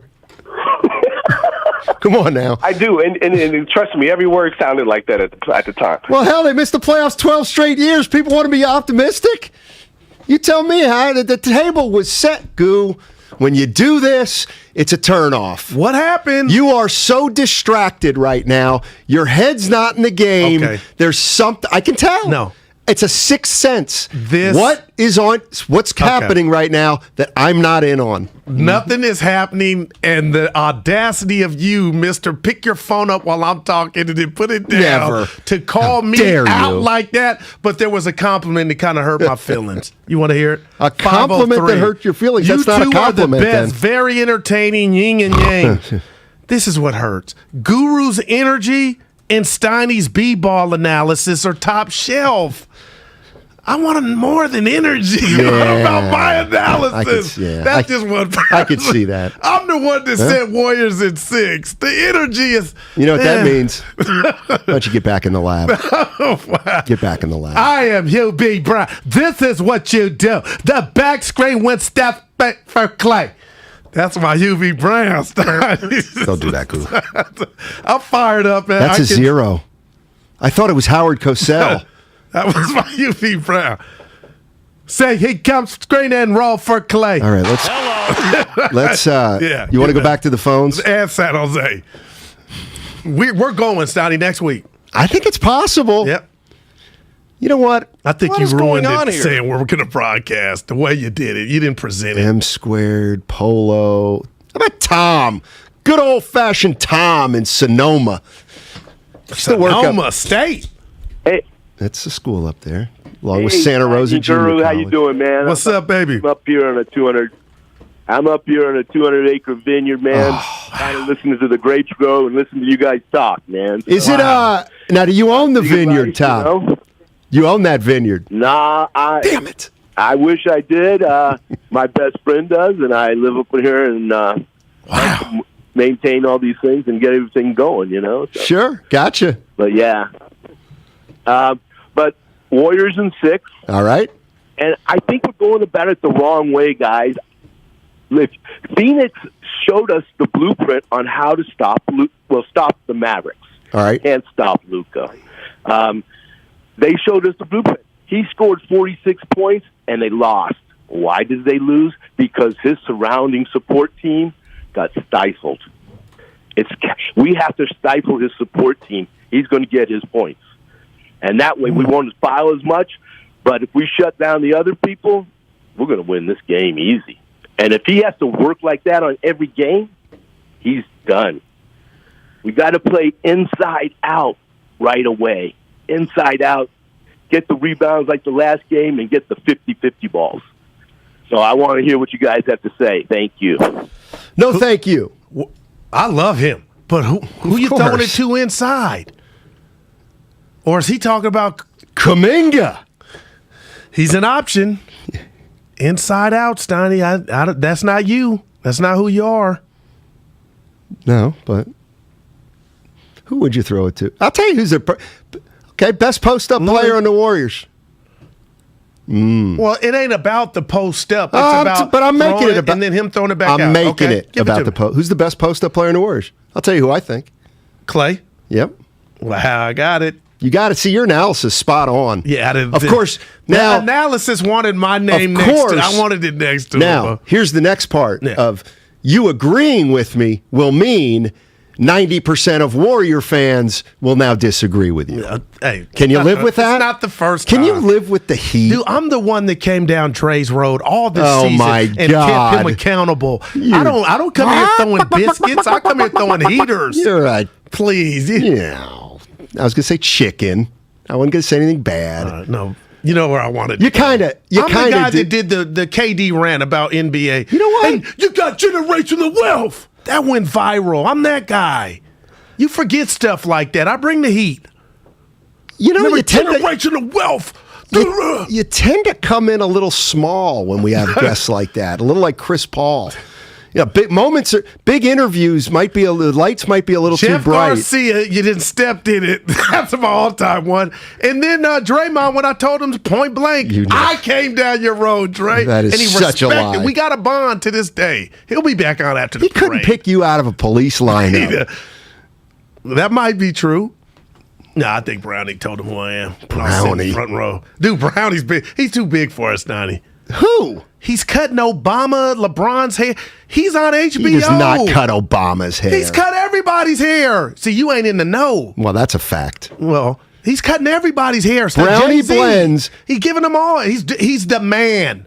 And I'm giving props to him. Oakland, California. Obama. Yeah, you ain't seen him cut Obama? Dude, he's the shop. Just Google it, Steiny. He's won't cutting Google everybody. it. No. Okay. Maverick Carter. I'd rather be wrong and not check it out. Yeah. I tried to get cut by him. You got to Google it. I'm going to see Marky D Here's today. Who? Marky D, my barber. That's why I'm a little long. Rich is in Fremont. Hey, Rich. Richie Rich. Easy. Did he do a Steiny? Easy. Look, guys. I'm just. I've had it up to here, man. Look, I'm getting ready to hang up on Rich right now, but I'm going to let you go. I'm going to let you go. Why would you do that? Because I don't like the way you came in. How about that? Well, you at least let me finish what I got to say. I tell you what, Warriors in 5. Drop the mic. All right, I wasn't going to cut you off. You can go ahead and give me a reason. But you notice he hung up because he didn't really have a reason. He was lightweight irritated. Well, he can address it on his podcast. Nice. And you've been on there, right? You and No, Monte? he gave Monte up. went on there. I went on there years ago. All right. Yeah. Okay. Big numbers on those? Leonis word. The reason folks prop up your energy and not your analysis is because your analysis Let's go to is Jay and Hercules. the Warriors are going to win every game and Steph is going to go for 40. Well, what's up, fellas? Hey, I'm hey, out, Leonis. Hey, I doing? love y'all energy, man. I always make effort to reach in and call, man. I'm glad we in the semifinals again. Yes, sir. This year during the playoffs, I noticed that the star players for every team usually assert themselves early, and that team goes on to win. I mean, when the Grizzlies came out, they were young, cocky, arrogant, but they was talented, and those guys didn't hesitate. That's why they made it a series with us. Same thing with Luka down in Game 7. He asserted himself early, and I don't know if you guys agree with me or not, but we haven't seen that yet, these playoffs with Steph. He hasn't asserted himself early, and I really hope he comes out and sets the tempo for this series. Game 1 at home, we back Steph, Clay, and Dre in the Bay. I hope he goes out early and starts gunning and doesn't hesitate, doesn't defer. And we're going to win. I hope we sweep them. Thanks for the call. Appreciate it, Jay. 4-0. There's a reason, though, isn't there, that Steph doesn't come out guns blazing? For the most part. Well, it's kind of not who he is. He thinks of himself as a point guard. He comes out, he assesses the game, tries to get his teammates involved. For the most part, okay, well, that's his style. Since we're going here, before Clay came back, and you look at last year, which didn't culminate in a playoff series, Steiny, he averaged 32 points per game. Okay. And I remember him being assertive from the beginning. And that's what it's about. And I'm not, you can laugh and we can go back and forth with the protector stuff, but LeBron James, the Kobe's, the greats, the Birds, they set the tone. Right. He doesn't do that like those other guys, is what the caller just said. Right. And I think that's going to change as now the stakes get higher. But it's not the way it is. Watch him. And again, Steiny, what about his shooting? It wasn't the best in this series, so maybe that had something to do with it. But if he comes out aggressive, let's go. Right, but the point is he hasn't come out aggressive once he's had his full team behind him. Last year, obviously without Clay, he had to do more.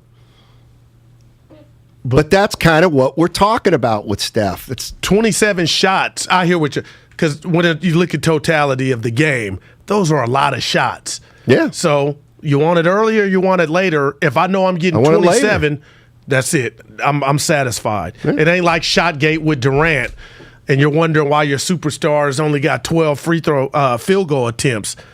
I'll take 27 from Steph all day, Steiny. How do you feel about the 10? We can That's work how many he makes. Yeah, we can work on that. That's going to need improvement. You know what? You can work on it while you watch the NBA Finals. Team high plus, no, he wasn't. Wiggins had team high. M squared is in Dubs, Dublin. What's up, M squared? How you doing, buddy? I am fantastic. How are you guys? Hey, M squared, can you hold on one sec? Absolutely. Great point here by the 510. Curry did do that when he came off the bench. Great point, I think, by the 510. All right, M squared, what's going on, buddy? First off, I know you guys are talking about going to Santana Row, but I would make my case for Dublin if you guys are interested in traveling a little bit. I'm just kidding. Throwing that out there. We'll put it on the list. What's going on out in Dublin? Baronios? Baronis. That's Pleasanton. Okay. Yeah. Same thing, kind of. Honestly, post-pandemic, who knows? I'm Dorothy, man. There's no place like home. Big screen TV, nice leather couch. And talking about language. Nice. Yeah. Well done, M. But hey, the thing that I wanted to point out, I think that the heartache in predicting this, and I think you guys know I'm Warriors down to the socks, but the hard thing to predict here is Dallas is playing probably the best basketball of anyone outside of Boston still in the playoffs. And the Warriors, they have played more bad games than stellar ones. I think they've been fortunate enough to have a couple good games and then some quarters where they've really turned it on and pushed themselves over the edge. So, positive note, I think the Warriors' best is yet to come. As far as covering Luka, I'm not going to recycle this, but, City Boy and I think Tom, they hit on it pretty well. But I guess what I would add to it is I think you throw multiple looks at him. I like the idea of what Wiggins did with Tyus Jones? Tyus Jones, yeah. In the Memphis game. I think you make Luka drag somebody up and down the court, Kareem style, just dog him all over the floor and make him tired because he's not in the best shape. He is a little pudgy, and he, over time, I think, let him get his 40, let him get 35, but make it inefficient, make it hard. Right. And then on top of that, you don't let guys like Dinwiddie and Dorian Finney-Smith get off. Like, if you're going to let Luka go for 50, you better well shut those guys down. The last point I want to make, I think that Dallas plays great defense, but different than Memphis. I don't know that Dallas has the juice for 48 minutes to cover the relocate. So if the Warriors run their relocation game with Steph and others really, really well, I'm taking the Warriors in 7. Come to Dublin, Matt and Goo. I'm out. Wow. That's M squared, ladies and gentlemen. Yeah. Walk off. A little bidding war for Steiny and Goo. Yeah. There's something about San Jose, though. We're going. We're going, Steiny. Gas up the lack, and we're going.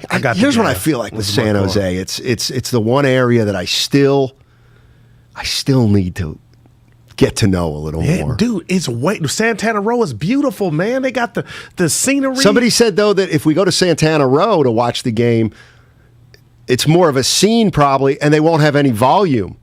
Now, who's doing is this Mark Jackson? Yeah, no, I'm sure. Well, no. Looks like we're heading to Santana Row. It's TNT tonight, I believe. Oh, okay. Well, they're not doing it. No, it's ESPN tonight. Tonight, and I believe for the rest of I think they're done. All right, so we're going to get Mark Jackson, Van Gundy, and Breen? In the final, yeah. In the finals or the Western Conference Finals? I'll get back to you, but right. I think it's the finals. Gotcha. And there was Luka with the ball. So I'm telling you this, man. I think I'm the only one that said it, Steiny. He'll mark this down as astute. The way he plays, and Steve Kerr backed me up on this, I get a hardened feel. And I get a hardened feel because I tweeted 2 weeks ago that Dallas has 5 or 6 guys that can contribute from shooting deep. And that's what Houston was based on when they had Chris Paul. And in this equation that I'm sharing with you and the people, Brunson is CP3. I know he's not that good, but their formula is for real. And on the defensive end, Steiny, they're no punks. So I know it's chess, not checkers. I cannot wait to see Jason Kidd's imprint and the common influence that I feel like he has over Dallas for them to come back on Phoenix down 0-2. That has something to do with it. So, I mean, I don't know if I asked you how many rounds do you think the Memphis Warrior series went going 6 games? It felt like 15, but the more I think about that game, the Warriors had another one in their back pocket. Had they not closed it out last Friday, I'm just telling you, Steiny, I said 6. I should have said 7 the more I'm thinking about this. You can change your mind because you will. No, I won't. It's Warrior. I react to new information, but not on predictions. Yes, you do. Yeah. We got some news, breaking news. We need the sounder? Not really. Charlotte Hornets are planning to conduct a second interview with Golden State Warriors assistant Kenny Atkinson. Wow, Kenny. For the franchise's head coaching job. What? Can we put a rat on the table? Let's do it. Is Steve Kerr a pain in the ass to work for or what? I mean, everybody flies the coop. Mike Malone. It's a good thing. Mike Malone, gone. Mike Brown, gone. The Bill Walsh Atkinson, gone. tree. Gentry, gone. Well, let's do the Steve Kerr tree. That's a compliment, Steiny, when they come pick your guys.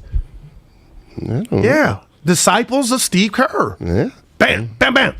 He's getting that. The question is, who's getting the Laker gig or who wants it? I was going to ask Lionel, but they let him, or he walked away. Who do you want to see the Lakers? Oh, I know. Never mind. Yo, Okay. hand down, man down. Yeah. Mama, there goes that The man. extent of his coaching.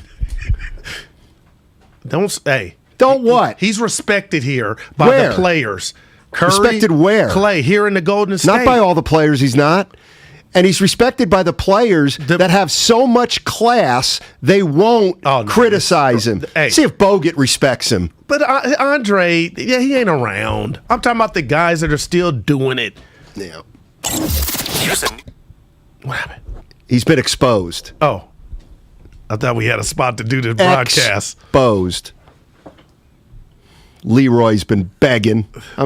Leroy. I didn't see Leroy. Leroy's at the top of the list, but I think I'm going to wait for him. Nick in Berkeley. You know, this if he says what I think he's going to say, I will see. Hey, Nick, what's going on, buddy?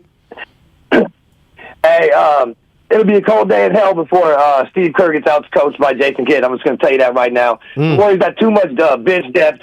And let me tell you, Guru, if you really want to bring the heat and impress about your steak knowledge, man, order you 12 pounds of Wagyu beef from Japan. It costs you about $2,400. Cook them up at your crib for all the crew down there, man, and all the boys you work with, man, if you really want to bring the heat, brother. I'll say this about Wagyu. Shatsky brought that for Elevate Your Tailgate. We had Wagyu. Some of the best meat the Johnsons have ever had. we don't agree on much. It was four of us.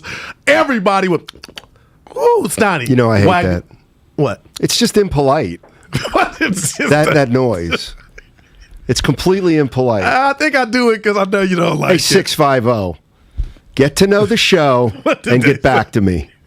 Typical Steiny taking shots at Warriors coaches for getting hired elsewhere. If you can't take a joke. Come I don't know on. what to Well, tell you. yeah. How many is that, though? Another radio program that has no sense of humor you can listen to. Brown, possibly Kenny. Who else we got? We're missing somebody. Gentry. Good call. Brown, Malone. There's somebody else, I think. Walton. Yep, there it is. Luke Walton. Downey. The Luke one that, Walton. yeah.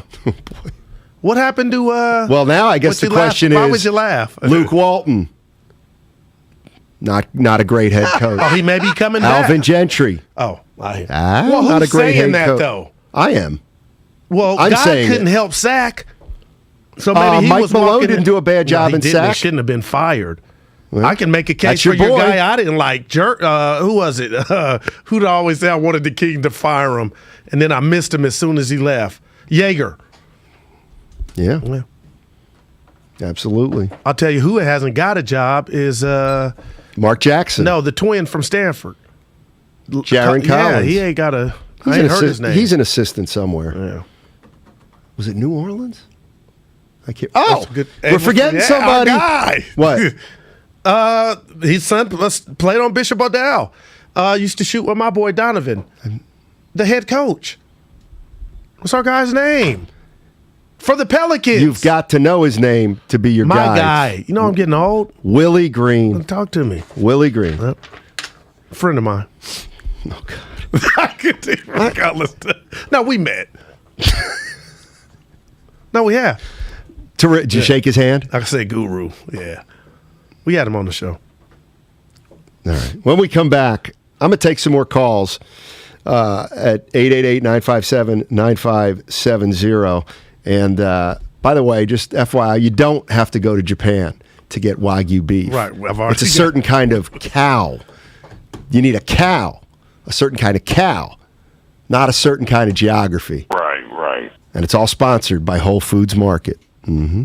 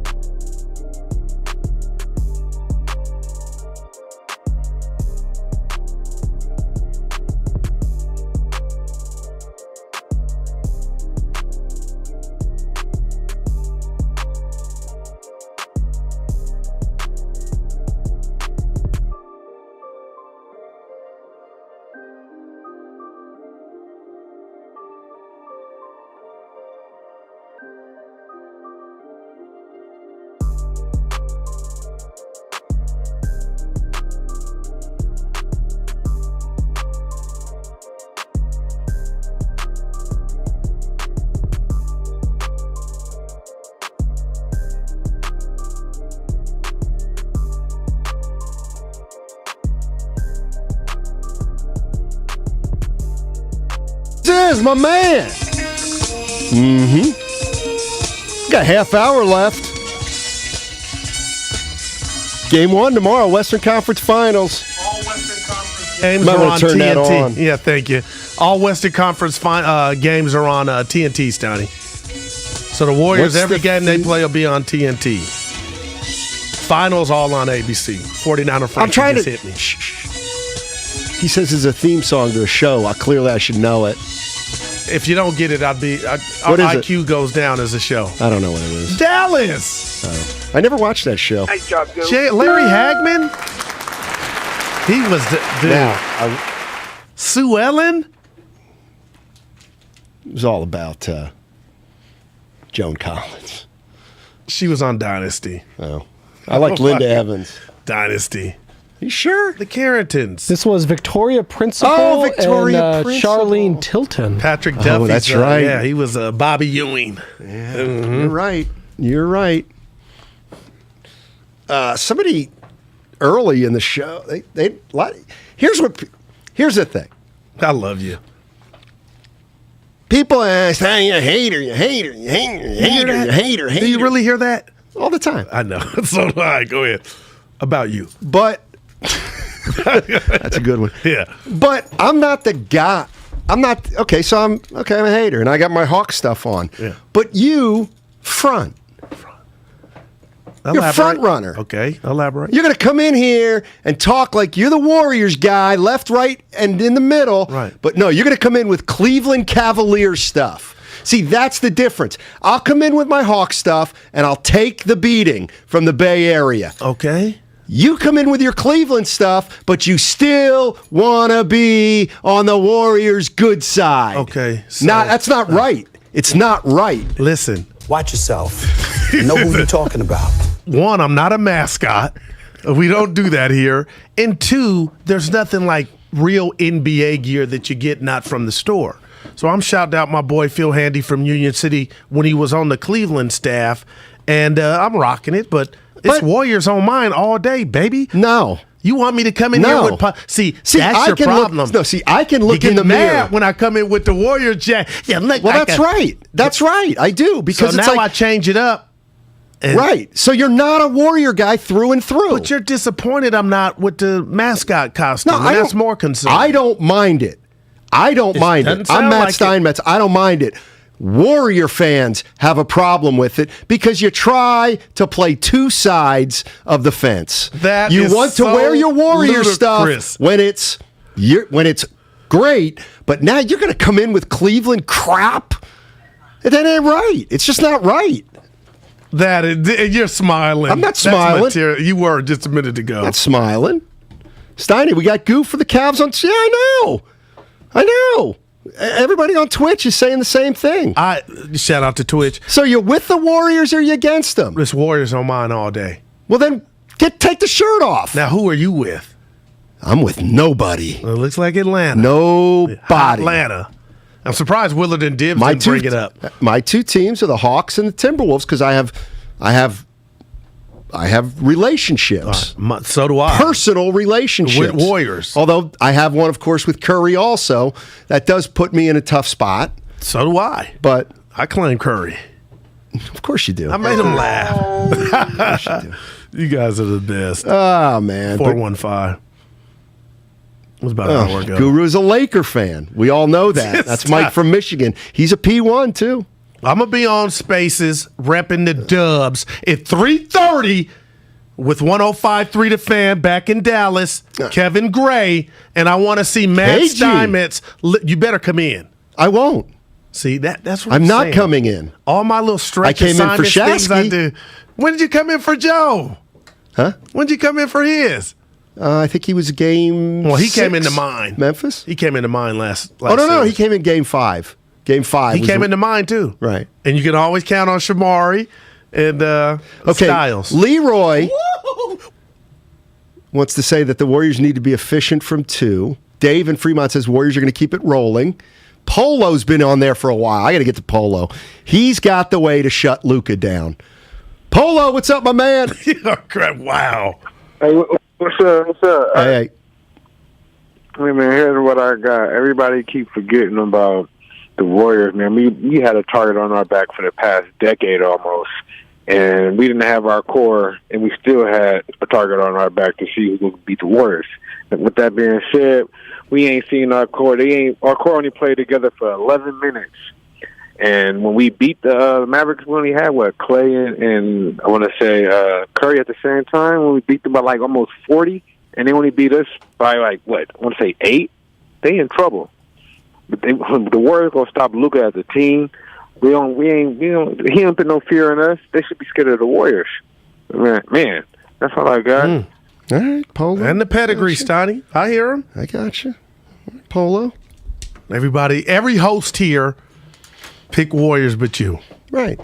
And if we take this to a national, right now the Warriors are the favorites going into this. Well, that's not what Willard and Dibley were saying, according to 538, the Nate Silver site. Well, did you listen during the crosstalk? Yeah, I did. So how come that didn't register? Well, that's money. That's chicken. That's trying to bait you. I'm just talking about straight up basketball. I expect the Warriors and their pedigree, along with the fact that they've already done this 3 times and they've been on this voyage 5 times, and extenuating circumstances is why they're not 5-time champs. I'll leave that Let's alone. go to you know where I'm at. It's Warriors on mine, baby. Yeah. Unless somebody feeds you swag from another team. You'll be sold. Guru will be sold to the highest bidder. Hey. Depending on what kind of apparel he gets. Yeah, that's true. Well, the text line's making some sense. That's why I'm not going to read it. Dave in Fremont. Let's keep this thing rolling. Go Warriors, Dave. How you doing, buddy? Thanks for taking the call, yes, sir. Steiny Guru. What's up, you guys baby? are awesome. Thanks. I love you, even though you're not born here in the Bay Area. Me, I grew up wanting to be Clifford Ray. So there you go. You know, I'm a teeny guy, but I love the growl. That was the growl. Nice. So that's where I'm at. But I love the way all the pundits are setting them up, and the Warriors just keep knocking them down. That's the sweetest taste that we can ever imagine, is that y'all just keep putting these, he's the greatest point guard ever. Oh, he's the greatest center ever. Blah, blah, blah. And then all of a sudden our little dudes, our little midgets, what they call them? Little guys, little midget guys? Yeah, well, they're champions over and over again, my friends. And they continue this journey despite their bumbling, stumbling through these first rounds, right? So that says that somebody focuses at the end and completes the mission. So, guys, let's keep our heads about us. Yes, critique. Let's take a look at the games. Yeah. But don't be telling me and blowing smoke and saying that, Luka's the best player ever. Luka's the best player ever. He's really, Dave, he's really Thank you, guys. Thanks, Dave. Yeah. He's really good. You know where he was directing that at. Dave, he's so much better than Steph Curry was at 23. It's not even funny. See, if I were a real jerk, I'd say stuff like that. But I don't. But who would get mad at it? Everybody. The fact is, your boy People that take it too Steph seriously. is about to get is on the brink to get number 4. Let's wait till they get to the finals to say it's on the brink. Starts tomorrow. One game at a time. The Western Conference Finals start tomorrow. On TNT. I love how nobody thinks that if they can't get it done this year, no harm, no foul. Well, we'll do what you did Friday, and it's not even a bad thing. That exercise about who would you rather be. Because, Steiny, I can look you straight in the face and know the world didn't think Phoenix was going to blow up the way they did. You wanted their offseason, or would you want the Warriors offseason losing in the Western Conference Finals? I'll take the Warriors all day. And, oh, by the way, doesn't my matter. prize rookie will be available next year. Who? Wiseman. He's in his second year. You know what I mean. I know. That's scary, isn't it? He ain't played his first He's not a 4 rookie years. anymore. In fact, he's closer to the back end of his rookie contract. But you know what I mean. Just think, Warrior fans. Think when they win this series in 6, he can stick it right in my face. Right in my face. He could already be stuck. Of course. Because nobody saw this coming. Hollinger had 39. The Western Conference Finals. You're wrong. See, I hate revisionist history. Everybody had the Warriors counted out. Everybody did not have the Warriors counted out. Count out is different. Western Conference Finals is right. I need a name. They finished 3rd in the conference. I'm talking about coming into this season. There are a lot of people that had the Warriors back in the thick of things. Please, everybody. They had the third best odds to win the title at the start of the season. Exactly. And Stephen A. Smith They is were the only number one team. They were the favored team to win it all before. I need a name, not odds. You focus on gambling too much. Okay. Yeah. I need a What is name. What is Vegas a pundit, now? You know a what? talking head. Guru, nobody had the Warriors but Stephen A. with Smith. the false narrative about nobody had the Warriors. We've Stop done it. a show with Stop Hollinger it. with 39 wins. Hollinger was never with that. You're mentioning one guy. One. Give me a Stephen name A. that Smith. had the Warriors Stephen in the A. Western Smith. Conference Finals. That's it. Outside of him. Vegas. Oh, now you're the Oh, that doesn't gambler. count? Now you're Fortenbaugh. See? No, I'm talking This is about a person. this is a I'm talking about protection There's sensation. no protection. It's you can't give me the Goo. You won that one. Nobody had the Warriors in the Western Conference More Finals. people had the Warriors in the Western Conference Finals Why are you than being with vague? 39 Get wins. a name. We need names. There are none but one. You just mentioned him. Friend of the program. Okay. Stephen A. Pretty sure Now coming you wanna into the go Vegas. season, the Warriors were the favorites. Where'd you have That's them at? hardly. No, I had them at about 46, 47 Okay, wins. me too. I didn't have them in the Western Conference Finals. I can admit that. Well, I didn't talk about the I just talked about their record. I didn't know what was going to happen in the playoffs. I didn't know they were going to be gifted Denver missing two out of their three best players, and then the best player on their second team would be missing. They don't John control Morant. that, right, Steiny? You're right. You're right. This is surprising to me. What is? Where they're at now with the chance to go You know to what? the finals. And you're going to say I'm just doing this for shtick? No, Finals is surprising to me. Okay. Where they're at now I got and it. how they got here, to me, is not incredibly surprising. They get to the finals, then you can say, okay. But that's where I'm at. I got you. Go get your boy Leroy. He wants to talk to Leroy, us. give us something. Oh, I got to still click it on. Hold on. Hold on. All right. Why you making wait? Leroy is VIP. What's up, Lee? Because we got guys, we got a lot of people. A lot of people who want to be on. What's up, man? What's up, Guru, man? I'm going straight to Guru because I got a bone to pick with Steiny. Steiny, you hold on one second. I got to go to Guru. Guru, what's up, man? Steiny, your boy Leroy. I thought I was your boy too, Steiny. So I'm gonna go to You're Guru. done. Guru, if you down in San Jose, stay at the Valencia Hotel, man. It's a fantastic hotel, the Valencia Hotel. Listen. I told you, Steiny, in the middle of the season, I said when the Warriors were struggling, Curry was struggling, they were struggling shooting the three. I said they're playing teams that are playing the 3-point line well. And I said one of those teams was the Dallas Mavericks. They're playing defense well. And you kind of just poo-pooed me, Steiny. And this is to my point. The Warriors' 2-point game has to be on this series. Yeah. They're going to try to run us off that line. I want Poole to step up and just shoot that little jumper outside the 3-point line or go to the hole. I want Wiggins to do the same thing. Look, we're a 3-point shooting team. I know that. But we got to get to the hole, and we got to be DeRozan. We got to get these twos going, and we'll have a good chance of winning this series. But if we try to jack up the threes with this team, we're going to have problems, Steiny. And I want to say one more thing. You're a feeler, Steiny. You knew I was going to get on you. You're a Libra. I'm a Libra, too. You're a feeler. You knew I was going to get on here and come at you about that. Dallas is playing defense well. Give them credit. They're going to play defense well in this series, particularly on that 3-point line. Leroy, listen to this. You can hang up, but I'm going to tell you this. What scares me about what you're saying is the Warriors are all of a sudden going to change their protocol and not let it fly from three, Steiny. We talked about it. They live and die by the three. Do you really think they're looking at Dallas and saying, okay, let's take more twos? I'm not saying it can't happen, but they shot 39% Friday, 41 of 104. That's what they shot, 39%. That ain't going to get it done. Who, the Warriors or the Mavs? The Warriors. 41 for 104 Friday from the field. And they shot what? 39%. You take that every game. Why? How? That's why you were in a game, a 1-point game, when you out-rebounded them up by 30. The Warriors shot 34% for the series against Memphis. If they shoot 39% for the series against Dallas, it's night-night Mavericks. Now, I looked at that the other way. 39 is almost 40%. Yeah, this was Friday night game. This was game 39 is all like 40%. You shoot 40% in the postseason, see you later, then they'll win it. Those rebounds came from a lot of misses. But their overall percentage is 39%. I think you take that any day of the week if you're the Warriors. Oh, we got 5 minutes left here. Okay, let's go to... we got more than that. Let's go to Joe. Joe's in San Jose. Wants to... Oh, no. Hey, what's going on, gentlemen? What's up, Jay? You guys come out here. We guys come out here to host the show. You guys got a little Rookies downtown.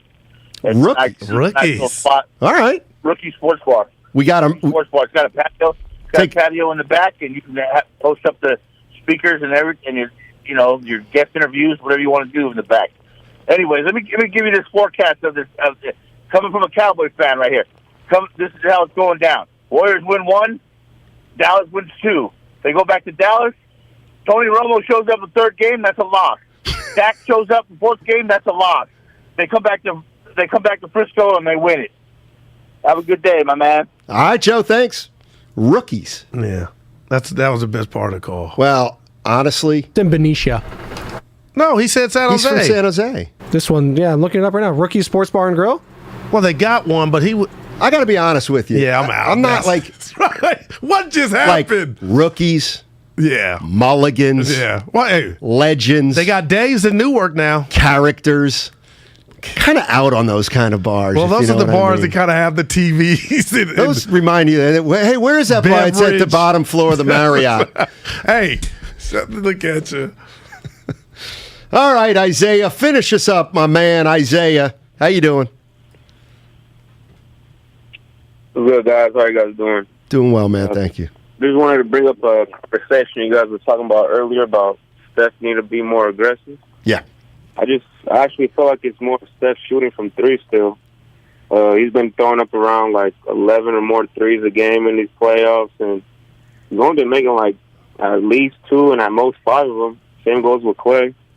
And they've both been shooting up threes and missing more than they've been making them. But surprisingly, they still lead the playoffs with 42 threes each between the other teams that are still in the playoffs. But honestly, I just feel like it's a matter of time. They start making more than they miss, and that's going to change the outcome of these games upcoming leading to the finals. So thanks for your time, and just want to know your opinion on that. I think you're dead on. If the Warriors shoot the ball well from 3, yeah, nobody can beat them. We know that. I think that, which they did against Denver, but not in this last series. And obviously, Memphis is a better defensive team. However you look at it, tired legs, or you give Memphis the nod. But Steiny, I cannot wait.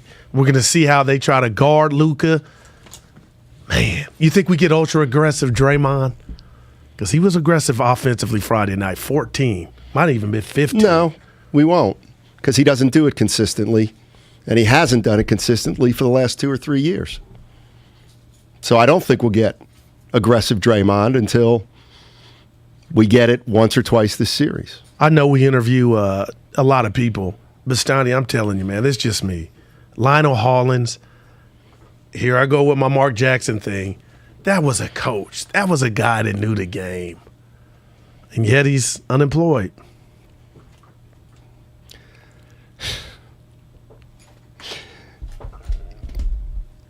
You like Lionel.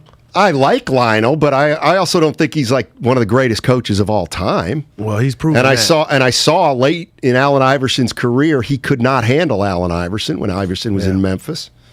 So that wasn't even AI then, Steiny. That was a dude. That's who he was talking about when he said players hanging on. That's exactly right. No, right. You're right about that. And it happens like that. How much we got here, Spino?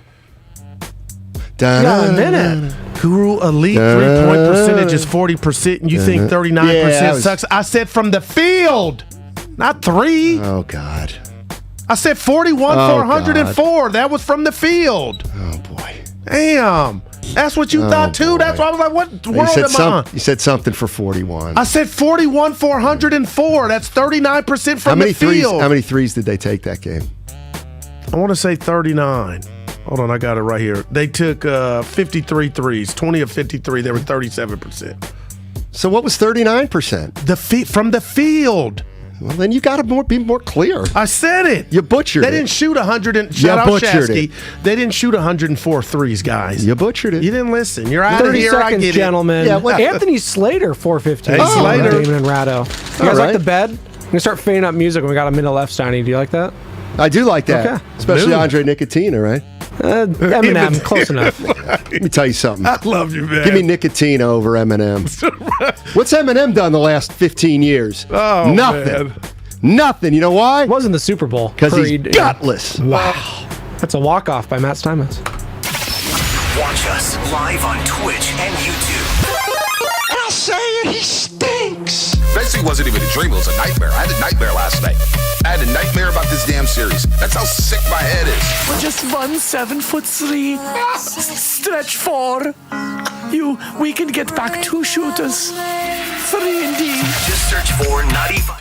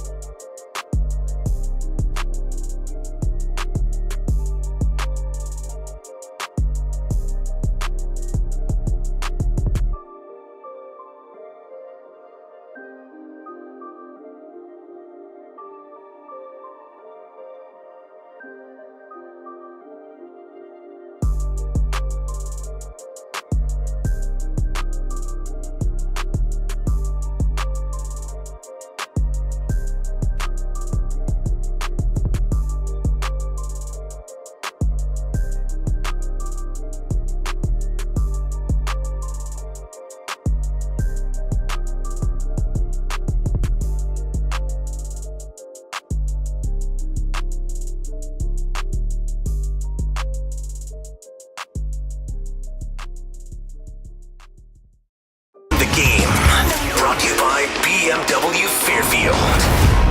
Well, no one on this show will ever claim to be good at math, but I can tell you that we're like 27 hours away from Game 1 of the Western Conference Finals. It's pretty much got me preoccupied just thinking about this series, how it might play out, what the Warriors need to do to avoid some traps that I'm pretty sure Jason Kidd's going to set for them. If you believe in some statistical analysis of how they got past the Phoenix Suns, there is absolutely no doubt that Jason Kidd finds a weakness and just keeps on attacking and attacking and attacking and attacking, and it's going to go a long way to determine who reaches the NBA Finals in the Western Conference. We got a good show for you today. Anthony Slater's going to be joining me and Ray about 4:15 this afternoon as the Warriors get ready for the postseason again. I mean, this is there's postseason at first couple of rounds, and then there's, oh, you're in the Western Conference Finals? Oh, okay then. You have everybody's full attention at this point in time. This is good. This is really, really good. Luka Doncic is really, really good, and we're going to try to frame how good he truly is, really, as an NBA puppy. He's still an NBA puppy, and he's this good. He's got his team in this position. But the Warriors, I think they got a better team, and that's why today when they were asking for predictions, I put it out there. I think it's going to be Warriors in 6. Ray, turn your mic on. I can just feel it. How are you? I was having a nice nap, and then you screwed that up. I know. Sorry about that turn your mic on thing. But, man, the NBA ratings are, I think, up 23%, I read, and that's partly because the Warriors are back in this sucker 100%. That's part of it. It's also the fact that COVID, I think, blew a hole in everybody's ratings for a couple of years, and the NBA is now sort of recouping. Yes. Because the NHL is up by an even greater number from a lower number. Game 7s will do that. Well, Game 7s will do that, but the other thing is people were sort of thrown off their schedules for a couple of years. Yeah. And I think this is sort of back to normal, or as close to normal as you can get while COVID is still flying out there. But, you know, I think baseball ratings are up a little bit from last year. I think people are just getting back into old habits. But 25% is 25%. Feels good. Feels right. I know it's what we sell to the good people, interest in sports, so when people start buying more of it, it's good for business. By the way, you know what was good for business last night for the San Francisco Giants? Here's Yastrzemski. High drive to right. It is out of here. Home run number 3 on the year, and the Giants take the lead. This San Francisco team is now 4-0 against the Rockies this season. They've won 11 in a row overall. Look, I hate dating back to last year's stats. I really do. I don't like it when it applies to hitting streaks or anything like that. I don't want to play the how have you beaten the Rockies 11 times in a row, because they really haven't. They've beaten the Rockies 4 times in a row, and they've done it this year. And Ray, they've done it convincingly. The Giants have put up nearly 8 runs a game against Colorado pitching so far in 2022, and only one of these games has taken place in Colorado. So in a league where scoring a lot of runs and putting up crooked numbers is falling out of fashion quickly, the Giants still got the Rockies number big time. Yeah, the Rockies have the second worst pitching in baseball, just based on runs allowed. And the team behind them, Cincinnati. I don't need to go into how bad that is. You know, at some point we should, not today, but maybe like during an off day during the playoffs, we do need to sort of examine how bad things have gotten. It's extraordinary. I can summarize it in one sentence. They lost a no-hitter. That's about it. I mean, that's... Their guy pitched a no-hitter, and they lost. That's the cream in the coffee of bad. It really is. Yeah, cream with spit in the coffee. That's really, really bad. Meanwhile, hard times for the A's seem to continue. They've lost 3 straight. They've got a .395 winning percentage. That's the 4th worst in the American League. They are 5-13 in Varmint.co Stadium. I talked about a muskrat yesterday. And, you know, I was corrected that muskrats are more of a water-based wild animal than a varmint would be. I feel good about varmint. The definition, Ray, of varmint is a troublesome wild animal. which really the Coliseum is crawling with. Well, I don't know if that was a troublesome animal. It was just a curious one. I'd say he's closer to a critter. Maybe he's not even, maybe he's just curious. Yeah, well, yeah, but like I said, it's not troublesome. But yeah, I'd say critter might be the word you're looking for. Dylan Bundy. The point is, it's in a place where it normally wouldn't be. The press box. But hey, cat's got to eat too. The pitching matchup over at the Coliseum tonight, Dylan Bundy against James Caprillion. And really, an awful lot of sports eyes tonight. Well, I know Ray's eyes will be on the resumption of the Stanley Cup Finals for sure, and I'll bet you that you just happened to turn on the Eastern Conference Finals, which begin tonight, and they really are matching up the royalty of the Eastern Conference over the last 25 years. The Heat and Celtics have been very, very good. We know that the Heat have, well, one decision in their future, or in their past, I should say, that probably changed the way the wind blows through that franchise more than any other decision. When LeBron decided to take his talents to South Beach, Miami, which had established itself as an NBA destination and one that had credibility to it, became even more so. And they've done a nice job holding on to those memories, not necessarily with a crowning title or anything since LeBron left, but that is a competent franchise. But you can draw an awful lot of success to one decision. Dwayne Wade was also pretty damn good, too. The Boston Celtics have ebbed and flowed a little bit more over the last 25 years. But, man, you know, forgetting about all the black and white and the Havlicek stole the ball and all that stuff, if you just wanted to evaluate the Celtics on 25 years of basketball, they're playing .543 basketball, which is pretty damn good. They've won a title. They've had 35 All-Stars. They've had 9 All-NBA players. Boston is an incredibly well-run franchise. You could basically say what they're most guilty of was Danny Ainge sitting on too many assets for too long and never really having a go-for-it moment.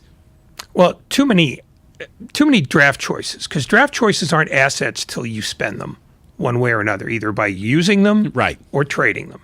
So what he had is he had a bunch of Confederate money, and he never sort of converted any of that to U.S. currency. And as a result, they sort of spun their wheels for a while. You know, you can't live off, one Paul Pierce title for very long before, people in that town start to get restless. And I think they were starting to get restless again with this team until they took the cure in January. Because from then on, they were the best team in basketball. We're brought to you by BMW Fairfield, now open in the Fairfield Auto Mall. Visit bmwfairfield.com today to book your visit. We have sound from Steph Curry, who talked to the media today, that is certainly worth going over. Gabe Kapler with the media, and I don't know, I see that we have 3 Gabe Kapler cuts here on my board. I want to listen to them during this commercial break before I start assuming. The one thing that I thought Kapler did last night with the media, what was maybe the most interesting thing, is when he refused to answer in a wildly generic question. Like the question was, can you just talk about your team tonight? And Gabe Kapler looked at the person who asked the question and basically said, I'd be willing to be more helpful with something specific, but you got to be a little bit more specific. And if that were a tendency that Gabe Kapler could spread to other sports entities being interviewed, it would be fantastic. Because a lot of times the reason why that interview is lousy or boring, it's not just the answer that's lousy and boring. It's the question in the first place. Oh yeah, I think it's an old managerial trick when you're sort of not in the mood to answer anything that has no parameters to it, because you can only get in trouble. The farther afield you go, the worse off you are. Like when Steve Kerr answers a question, if he doesn't like the question, he will pounce on an innocuous phrase within the question and go after that and leave the bulk of the question unanswered. That's why, sound bites aren't helpful unless you hear everything. How the question is framed, the tone of voice of the guy asking it, it's all part of the game. And guys who have done this a while, like Kerr has, like Kapler is getting to be, they will look for the weakness in the question. They got a little lawyer in them, essentially. Yeah, well, you need it. You need to have a little lawyer in you, because the knives are out. There's no doubt about it. We have a very interesting show for you today. Anthony Slater is going to be joining us. And boy, oh boy, we might need to talk to him about this breaking news that we're seeing from Shams right now, and it concerns Game 1 of the Eastern Conference Finals. Al Horford and Marcus Smart are out for Game 1 against Miami tonight. Horford is in health and safety protocols. Well. That's not a sentence we want attached to a single Golden State Warrior from here on out, by the way. We know the bug was in the locker room because we know that Steve had it and Kerr is back. We talked to him yesterday, by the way, had a great conversation with him, some sound from that, and an awful lot to get into. Less than 27 hours till tip-off of Game 1 of the Western Conference Finals here on 95.7 The Game. It's Damon, it's Ratto. It's good to have you around today. We are brought to you by Outdoor Supply Hardware. Cultivate greatness and save 20% off all plants and pots and 10% off all soils, barks, and mulches. In store only this Friday, Saturday, and Sunday at Outdoor Supply Hardware. Outdoor Supply Hardware with 14 locations in the Greater Bay Area and Central Coast. Dub Nation. Listen to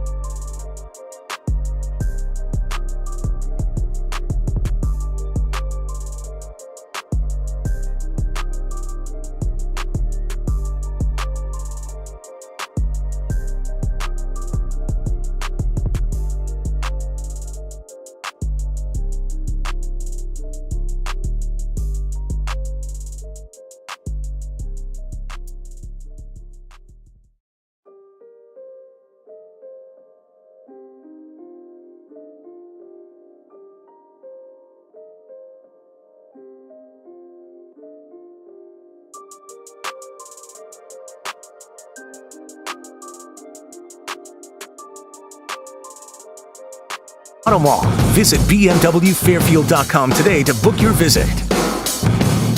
We got Steve Kerr talking with media. We got Steph Curry talking with media. And we have one of the biggest names in media letting us know some breaking news concerning tonight's Game 1 of the Eastern Conference Finals. Shams is letting us know that Celtics, Al Horford, and Marcus Smart are out for Game 1 against Miami tonight. Now, Marcus Smart still dealing with a sprained foot. Ray just said he was actually ruled out of this game yesterday. I had missed that. So I guess the news isn't that Marcus Smart isn't going tonight. It's that Al Horford's not going tonight. And the reason why Al Horford's not going tonight is because he is in health and safety protocols. Meanwhile, as the Western Conference Finals is probably on the mind of more people listening to us than anything that's going to go on back east, I need to let you know that Otto Porter Jr. today, and according to Steve Kerr, looked good. He felt good. They're still keeping him as probable for tomorrow night against the Warriors, just to be safe about it. But it sounds an awful lot more and more like Otto Porter Jr. is going to resume playing, and that is good news for the Warriors. When he is on, he's just one of the guys who helps them tick better, certainly offensively. Turn your mic on, Ray. I'm trying to get some sleep here, and you're pissing me off now. Sorry. No, Otto Porter explains what the Warriors in 2022 actually are, as well as anybody. You don't miss them until they're not there. And then all of a sudden, they're gone, and you go, man, they could have used him. I think the same is true of Gary Payton for sure. They're a team that's 9 deep in a league that when the playoffs come, they like to be about 7 or 8 deep at the most. So the Warriors are built differently, but their core remains the same. It's the guys who would normally be considered fringe players who you suddenly see getting 20, 22, 24 minutes, which is a hell of a lot more than normal. And then you've got Kevon Looney, who goes 10, 10, 10, 10, 35. It's just 35 minutes out of nowhere. And I think he's going to matter in this series too. I mean, you wouldn't think so, but when you don't play him, you miss him. Well, and I think that's one of the things that Steve Kerr has been saying all year long is whatever you think you see from him, we're seeing more. That's why he plays all the time. Well, and look, Kevon Looney is, you would think, after what we just saw, as the team pulled down 70 rebounds against the number 1 rebounding team in basketball, and he had 22 of them. I guess this could apply to everyone left in the tournament, Ray, but the Warriors need to rebound and shoot their way to an NBA title. And that's how they're going to get there. And that's really the only way they're going to get there. Like, they're not going to get... There won't be a parade up Market Street because they were great finishing around the rim. That's not going to be it. They're not going to have a parade up Market Street because they really dominated from the free throw line, although that would go a real nice way helping them as good as they are shooting free throws for the most part.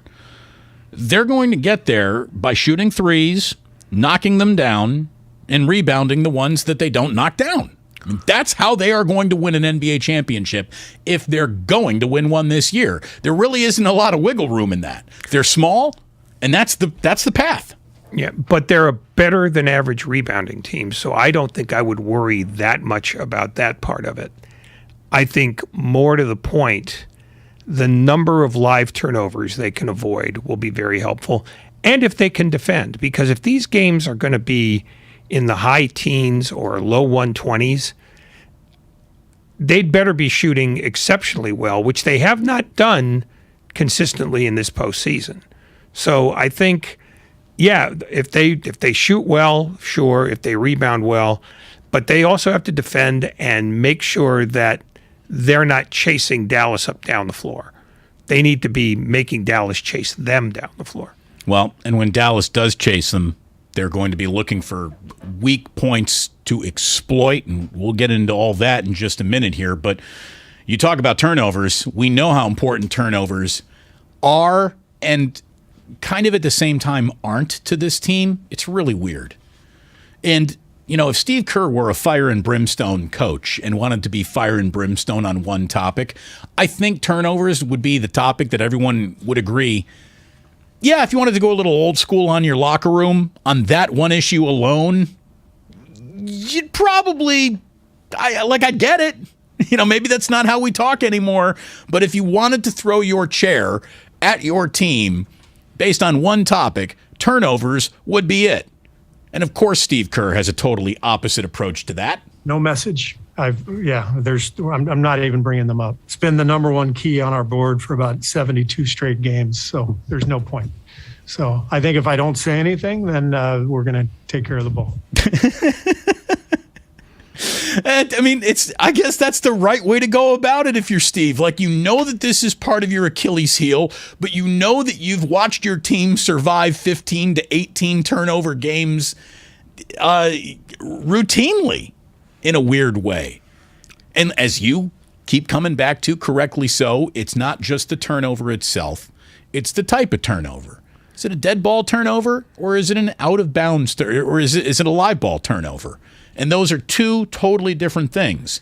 Steph Curry talked about how Steve Kerr isn't talking about turnovers. He mentions that he's not going to mention it. There's a subtle difference to, that's just what we do.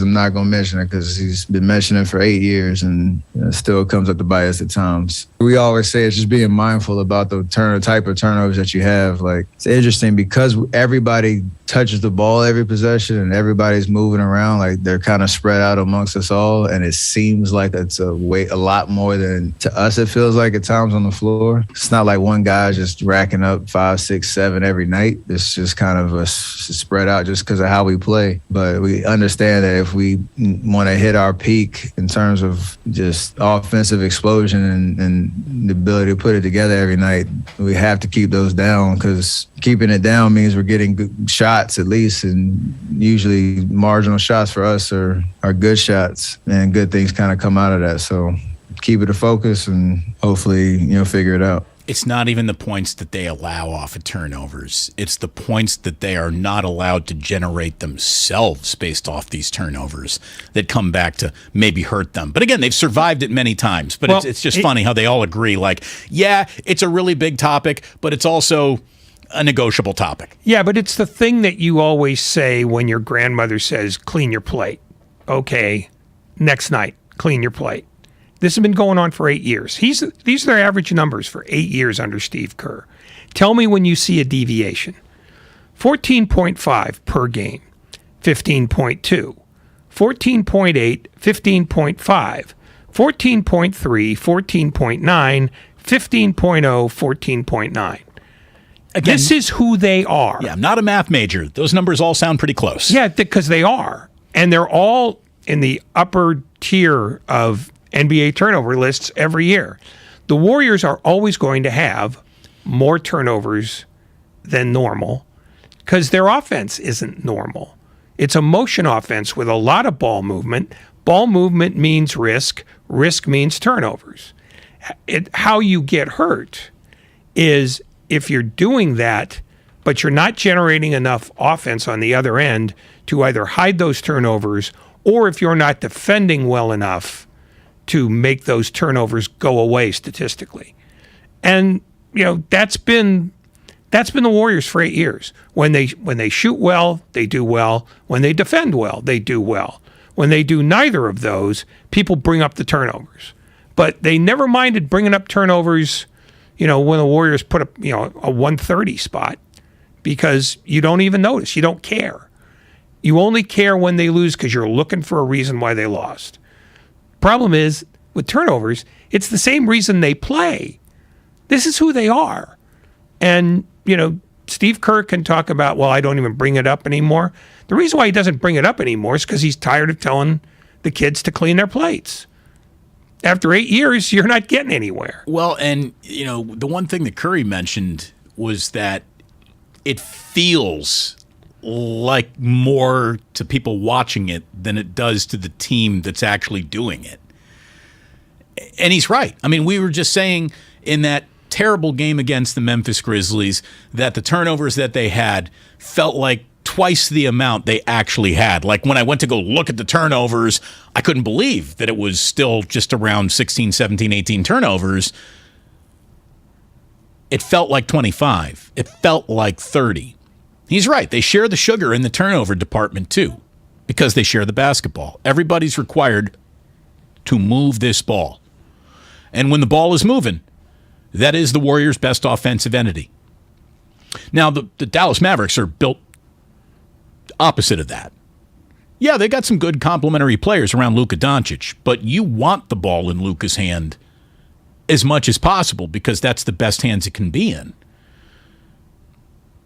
We're getting into how good Luka is here in just a little bit.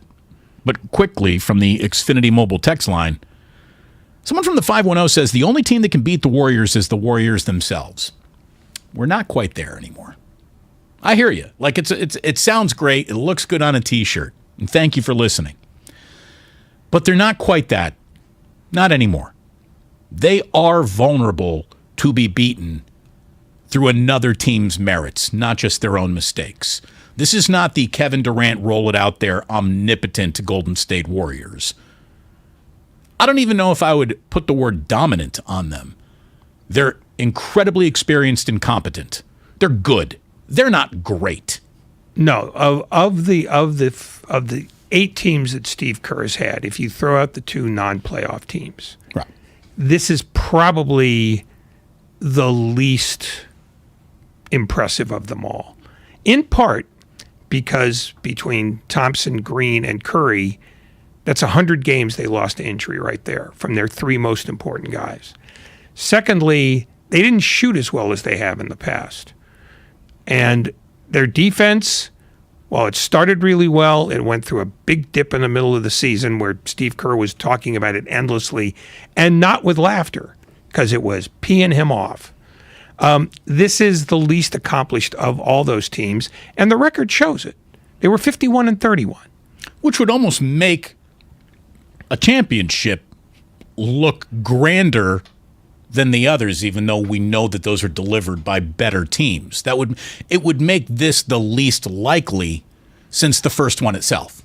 Yeah, I mean, well, the first one, but you could see there was a build coming. Especially through 2020 hindsight, you can see it. Maybe not in real time so much, but yeah, there was inklings of something could be happening. Around the All-Star break this year, there were more inklings of this isn't going to go where you want it to. Yeah, this is going to be, they're going to have to hold on to get 6th. But the one thing about this team that makes it maybe more interesting than all the others is that they're doing a lot of this on muscle memory.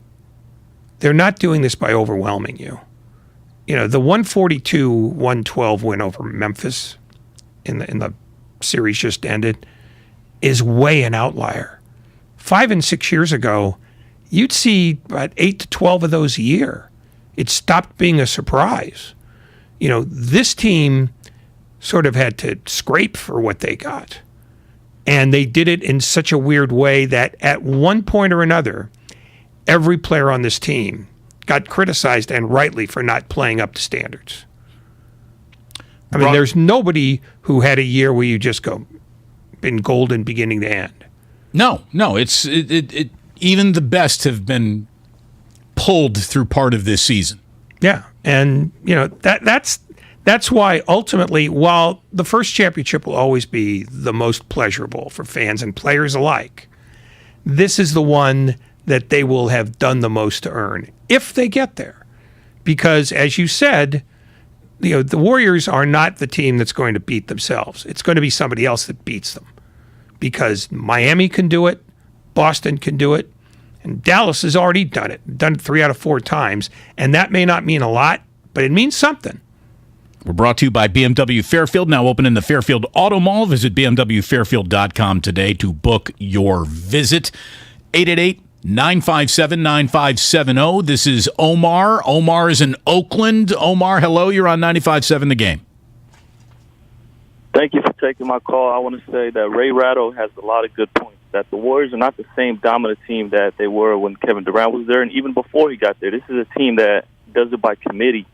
As you know, as every dynasty ages over the years, I just wanted to suggest would the Warriors be willing to do a trade like Wiseman and Wiggins for Bradley Beal, who's only 28 years old, who just left the NBA 2 years ago? Omar.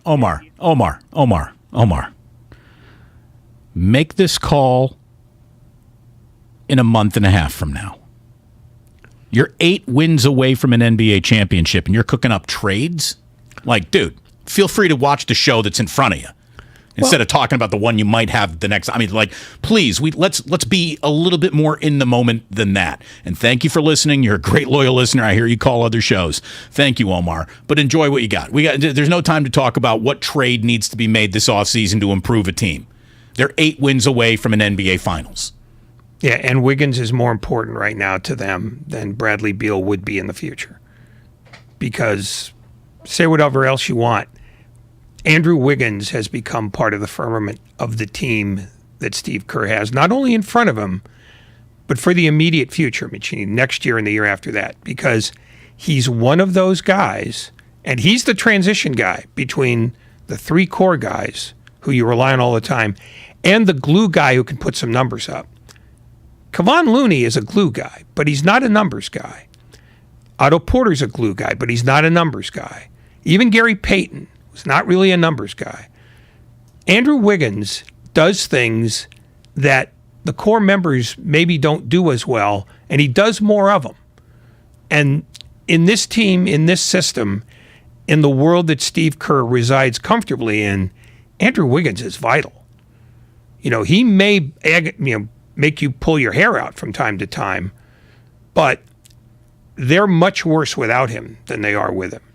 And he's not going to be easy to replace. And Bradley Beal would not be that replacement. No. Bradley Beal's not pulling down rebounds like that. He's not banging up against the other team's best offensive player for most of the game. He is not the slashing to the basket athlete that they need sometimes. And they need Andrew Wiggins to be. Look, Andrew Wiggins is far from perfect, but he's perfectly suited to be this team's 4th or 5th option. Perfectly suited. Well, I don't like how much he's paid. Well, that's cool. You don't sign the paycheck. So don't worry about it. You just need to not worry about that. No, I don't like how much of the cap he's taken up. It's a sunk cost. You're 4 wins away from the finals. You're 8 wins away from winning it all. And Bradley Beal is going to cost just as much. Yeah, exactly. Now, look, there are merits to having Bradley Beal, but I wouldn't want Bradley Beal taking a minute of court time away from Steph Curry, Klay Thompson, or Jordan Poole if he gets to stay on this trajectory.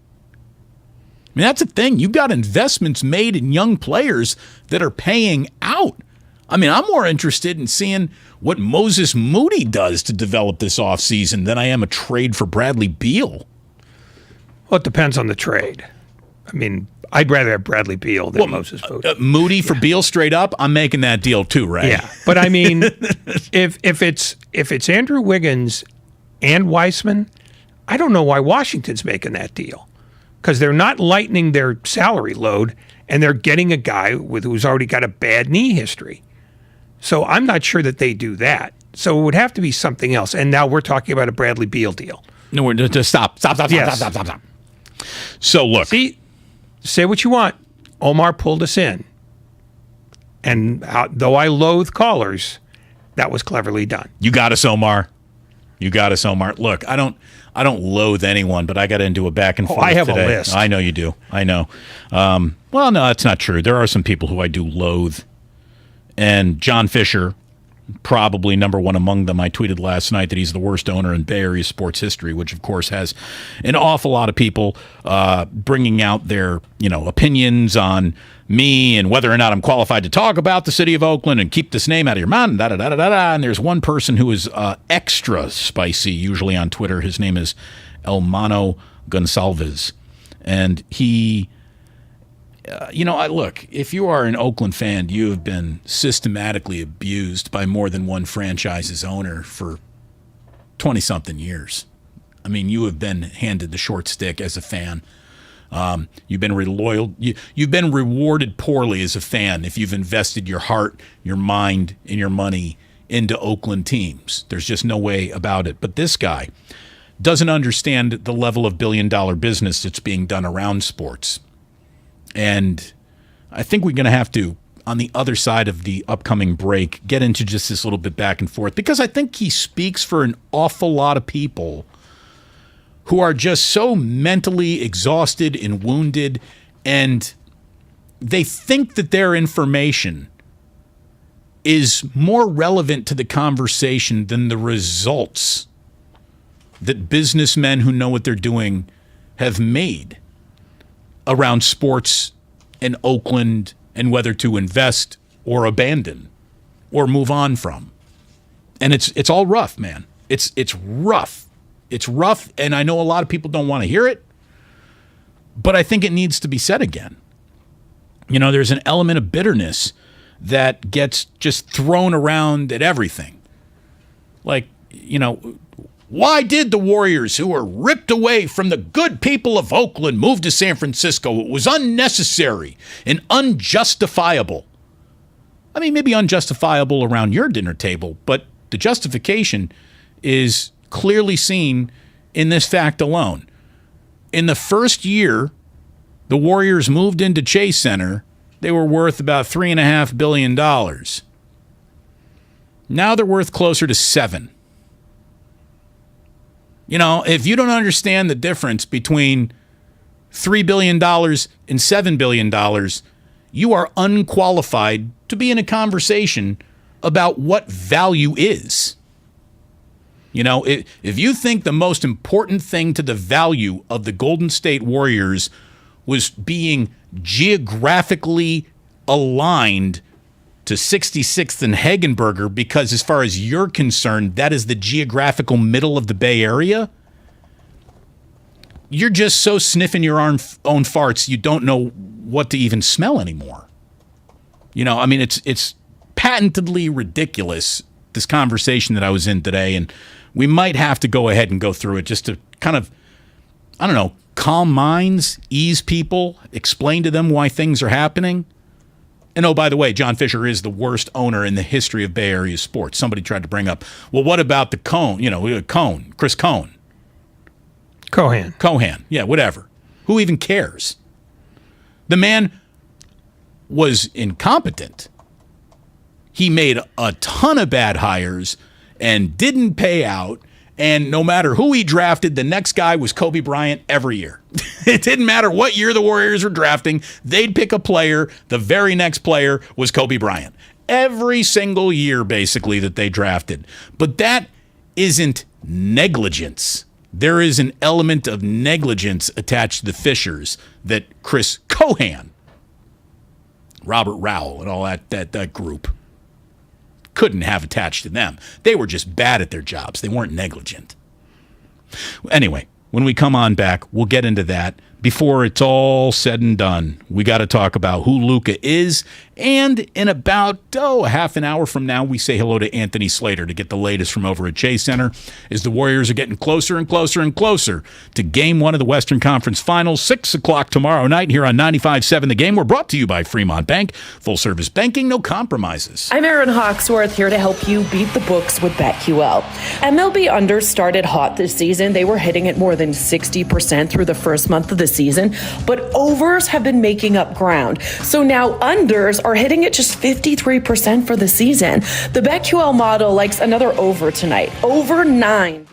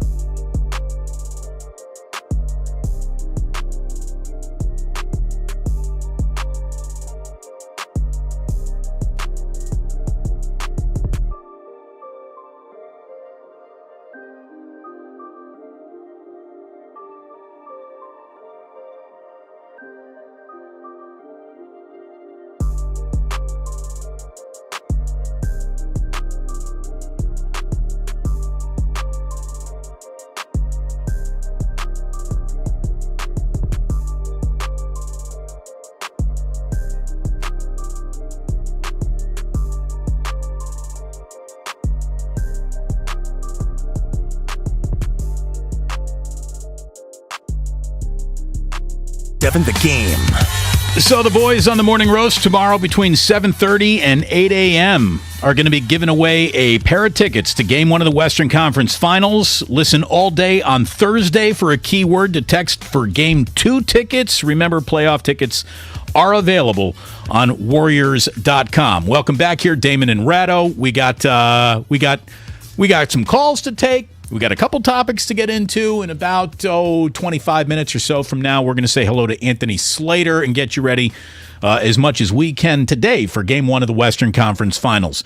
Real quick, though, I want to say hello to Leo, who's on the Dumbarton Bridge. What's going on, Leo? You're on 95.7 The Game. Hey, thanks for taking my call.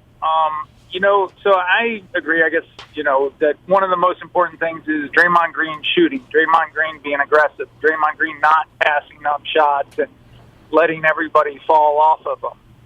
And, okay, that's easy to say, but, Nelly cured people who didn't take a shot. He pulled them out of the game.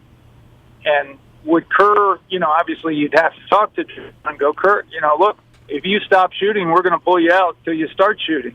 Have you got a better option? I mean, that's the thing. Who is your then better option? Draymond Green's not in there to shoot, so you wouldn't pull him out of a game because he wasn't shooting. I think he's leading the NBA playoffs in assists right now, or he's up there at the very top of that list.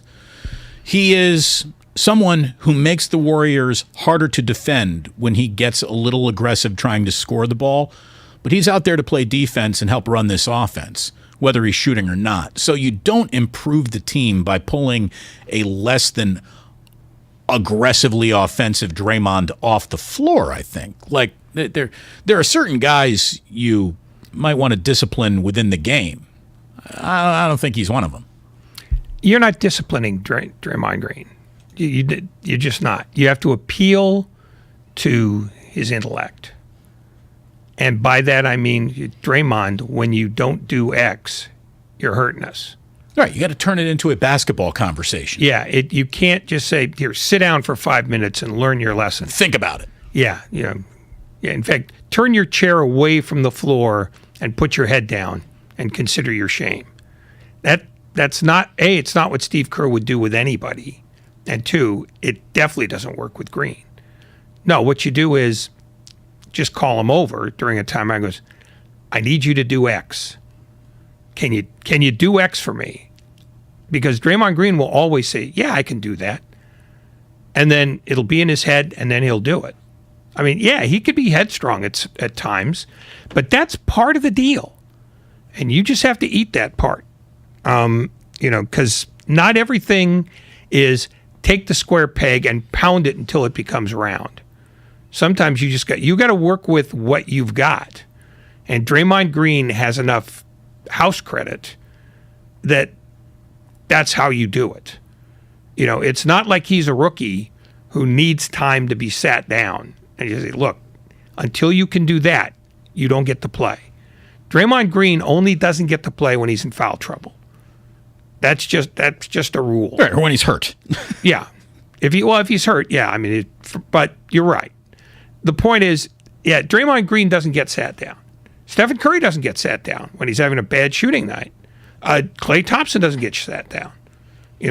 Those guys have earned the right to figure out what's going haywire and fix it, because far more often than not, they do. Yeah, the reward for them figuring it out has been obvious. So, yeah, he plays. The player plays. If you don't mind, because there's really no other time to do this in the show, I want to get into this a little bit today. A guy named Elmano Gonsalves is all over me on Twitter. And he doesn't even follow me. He's just swinging from the nuts. I don't know no other way to say it. Like, he's not following, but he's reading everything I write. So I'm obviously in his head, and he's just a very misinformed, angry, and bitter fan. I said John Fisher is the worst owner in Bay Area sports history. I don't even know how you could try to combat that if you are a Bay Area fan. I really don't know how. If you want the one fact, Charlie Finley was worse than John Fisher. But how many titles? How many times? How many titles? That wasn't him. The owners don't get credit for titles. They get credit for running an organization that fans want to be part of. In those 3 years of winning titles, in a stadium that sat 50,000, they barely drew 1 million every year. And he was more reviled, and you'll just have to take my word for it because this happened before you were born. He was more reviled then than John Fisher is now. I'm not trying to lighten your point on Fisher, but Charlie Finley is the platinum standard. All right. He also ran the same team. But okay, so... But other than that, go on. 50 years ago. Nevertheless. Well, the point that Elmano makes is that John Fisher, the worst in Bay Area sports history, including the three who abandoned Oakland, Mark and Al Davis and Joe Lacob, are the worst owners in Oakland sports history. Now, I'm not even going to get into the Raiders. I'm not even touching that with a 10-foot pole today. I just want to talk about the concept that Joe Lacob is one of the worst owners in Oakland sports history. He says they were in Oakland for 48 years. It was an unjust relocation. It's even worse when it's a neighbor stealing your things, and San Francisco never supported the Warriors while Oakland did. That is so comically misinformed. That is so ridiculous that, it's just, what do you mean that no one in San Francisco ever supported the Warriors? Do you know where the Warriors started? It wasn't in Oakland. Okay? So let's not even go there, because on the surface, that statement is just ridiculous. And then Elmano, who thinks that geographical location is the most important thing to a Bay Area franchise. He says Oakland is the geographical center of the Bay Area and the nexus of the BART system. The Warriors even had their own BART station at the Coliseum. Centrally and publicly transported access has been seriously diminished.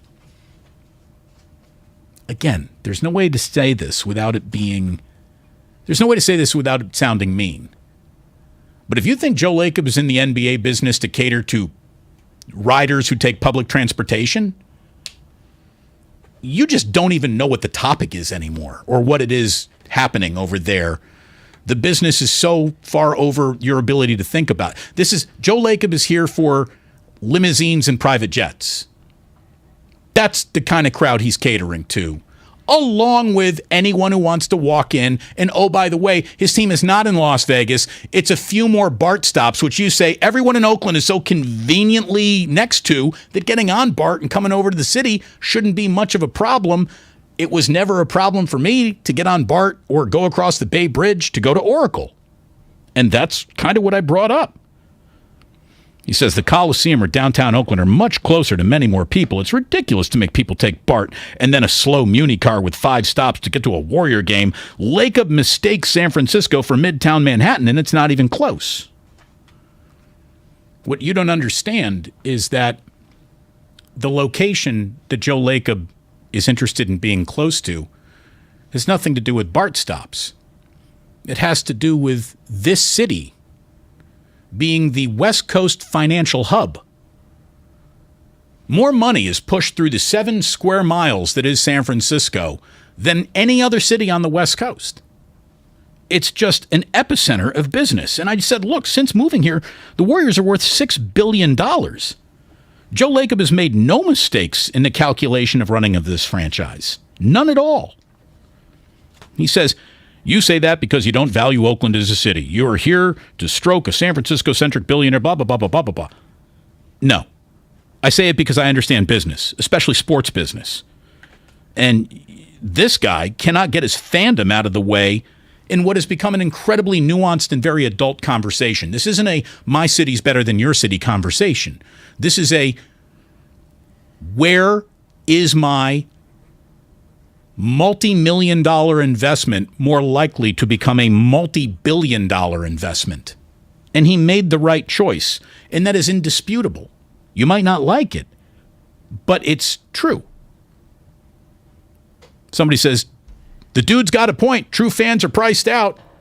Look, I don't know what you're talking about. True fans are priced out. Is that building expensive? Hell yeah, it is. Would I be going in there if I had to pay? No. That's just the way it is. But I really can't afford routine NBA tickets anyway. You know how much I'm paying in monthly childcare? It's insane what you got to do to spend to make sure a kid doesn't drown in a toilet.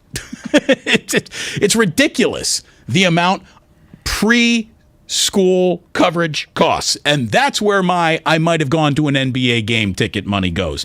And the thing is, Elmano, you and I are much more in common than me and Joe Lacob. Much more. Much, much more. I mean, you and I are more alike than I will ever be alike with a billionaire. They're playing at a level that is just something that you refuse to understand. I at least try to understand it. And the price tag is on the building. Since moving to San Francisco, the Warriors have gone from worth about $3 billion to worth about $6 billion. You know, when you can double your investment, you've made the right choice. There's nothing to talk about. To go ahead and try to paint Joe Lacob as someone who is disloyal. He's not. It's not about loyalty. And oh, by the way, they're still here. Like, you can watch tonight. You can watch tonight. You can listen tonight. And oh, by the way, you can go tonight. It's just 1 or 2 more Muni stops away. It's ridiculous to think that some people are still so hung up on, the density map from 22 years ago. Oakland and Oakland waterfront are much more dense now. So what? So what, man? Like, if you insist on only thinking the way small potatoes think, I can't help you. You will either reach an adult level of consciousness that helps you understand how the adult billion-dollar business world of sports works, or you get lost in the ether. I can't help you. I cannot help you. Somebody says the A's franchise is also doubled. Imagine what they would do with an owner who actually cared. Anyways, welcome to your 4 o'clock hour. You're listening to 95.7 The Game, KGMZ FM in HD1 San Francisco, an Odyssey station. Brought to you by DuckDuckGo, privacy simplified. Basically told the guy, enjoy Kings basketball. He's like, to be disloyal after 48 years of being in. Hey, look, they were wearing Oakland jerseys. I mean, how much more loyalty would you want? I mean, he's still trying to show you we care about this city.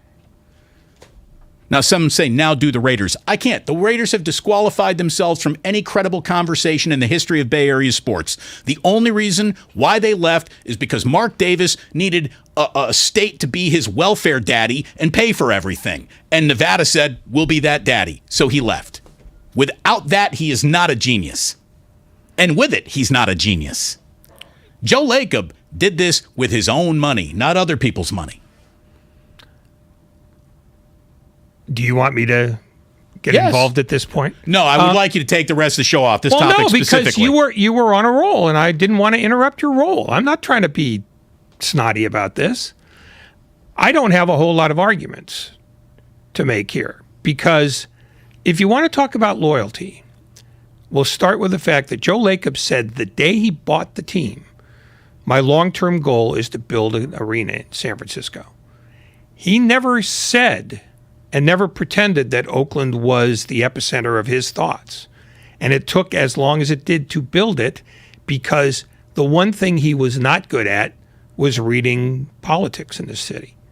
I mean, he went to the wrong people to get the wrong stuff approved and ended up moving his arena from where he wanted it to like 20 piers down the road. Well, what he realized is that, hey, to do this project here, and he could have used all the political will to hammer that project through if he wanted to do it, but he didn't, because it cost $2 billion to build the land to then his stadium, which cost billions of dollars, would then sit on. The pier 38, and where he wanted to do it, had to basically be ripped down and built again, and that would have been cost prohibitive. So that's why he didn't do it. Well, but he also didn't do it because he kept trying to work with a mayor who didn't have the kind of corporate fingers to be able to make that stuff turn around.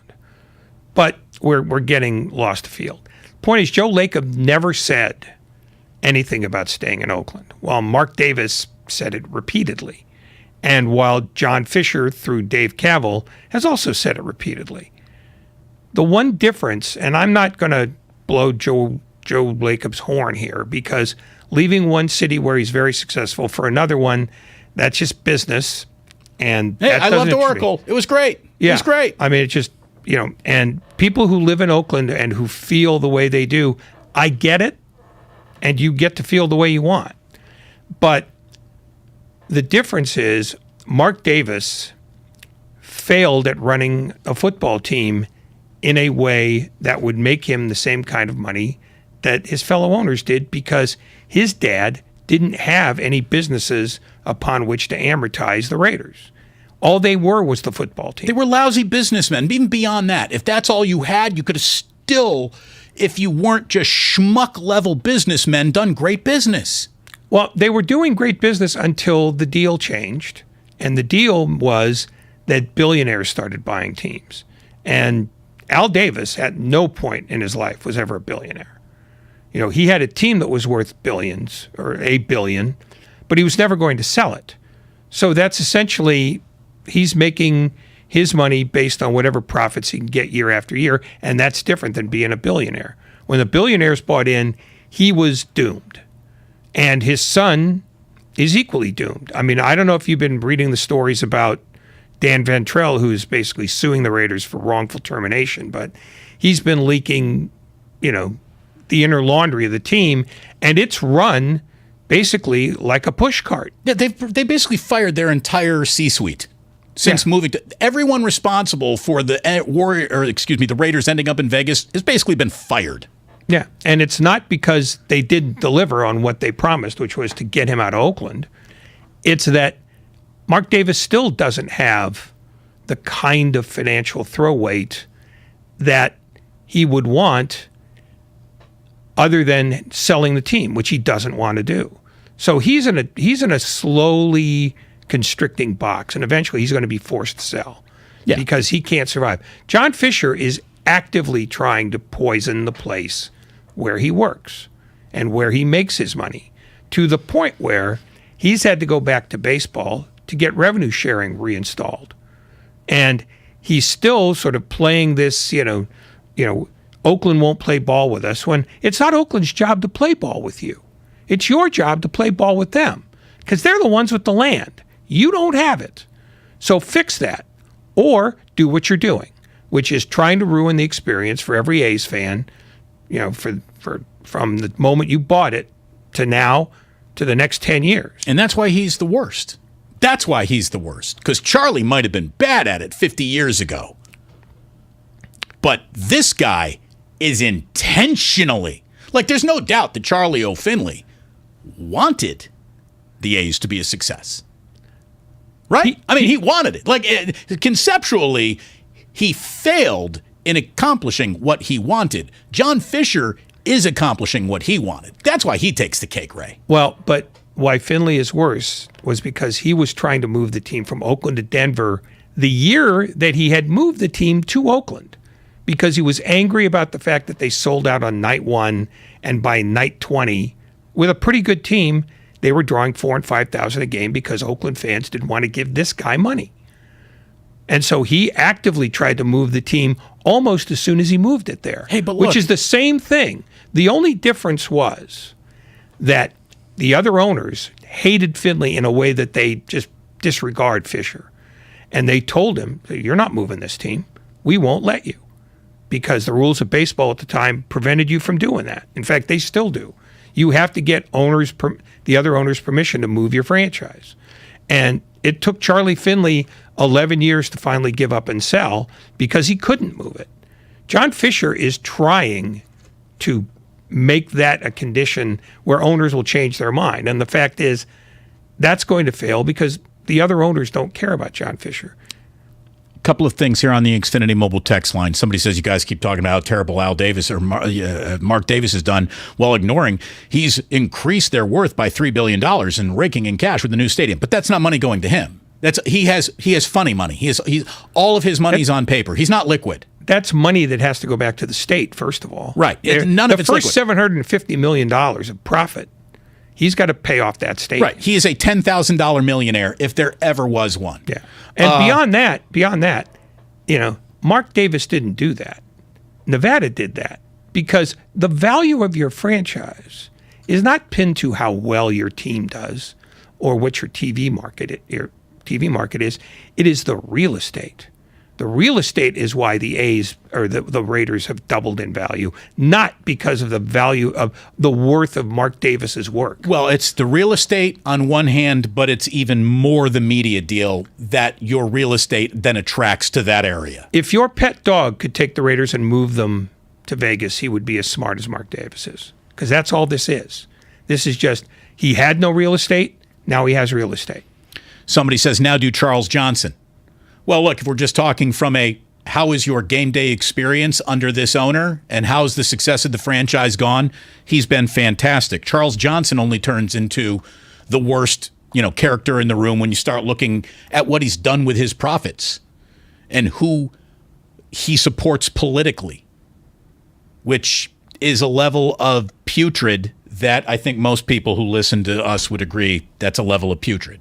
Like he's funding the Marjorie Taylor Greene crowd. So he is a despicable human being in terms of where he puts his profits, but where he put his franchise and the success the franchise has had, they've been pretty good.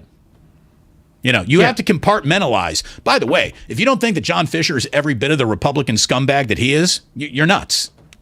He is. And beyond that, he's doing nothing to put any money back into the community that he claims to care about. Actually, he doesn't claim to care about it. There's only empirical evidence he doesn't. He's made it clear in 100 different ways he doesn't care. Yeah. The only thing that he has done that Finley didn't do was cut back on fan services, trying to make the team irrelevant in the town. And the fact is the team isn't irrelevant in the town. The reason why it doesn't draw is not because the product is repellent. It's because he's repellent. This is an organic boycott. I mean, they had 3,100 last night. 3,100. Boy. That's not a statement about we don't like Ramon Laureano or we don't like Mark Kotsay. It's we don't like John Fisher and we're not going to give him any dough. It's no more complicated than that. And that's what happened with Charlie Finley as well. It just, people in Oakland know when they're getting sold a bill. And the fact that they were as loyal as they were to the Raiders was because the Raiders were the first team that ever went to Oakland.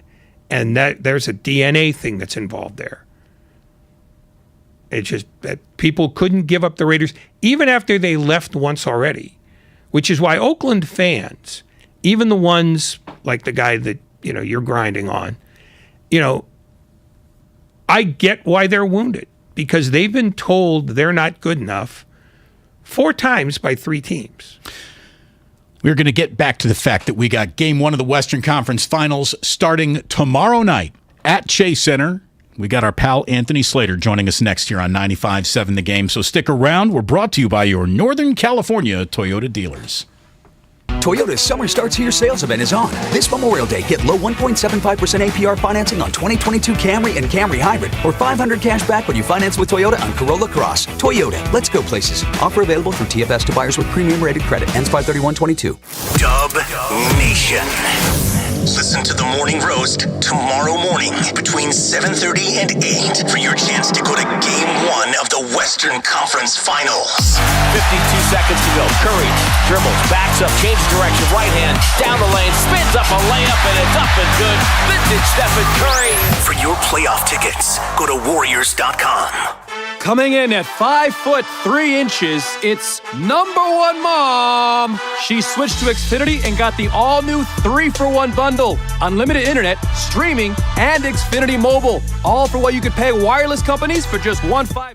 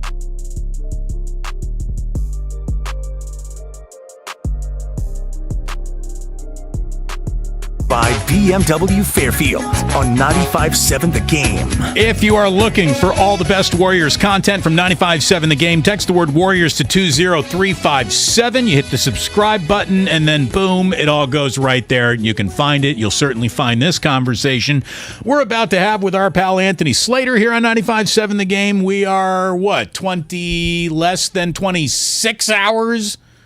We're getting closer and closer to Game 1 of the Western Conference Finals. Warriors and Dallas Mavericks. What's going on, Slater? How you doing, man? You got the countdown clock going. We got to come. Absolutely, we do. It feels big. I mean, that's the thing. The playoffs are big, and then you get to the Western Conference Finals, and it feels even bigger. And I honestly didn't think the Warriors were going to be here in the month of February. I honestly didn't think the Warriors would be here if they were getting on a plane going back to Memphis for Game 7. But now that they are here, I think that they will go to the NBA Finals, even though Luka is one of the hardest guys to guard in the history of basketball. And I guess that's kind of where we're going to open this conversation. How do the Warriors go about slowing down Luka in any way, shape, or form?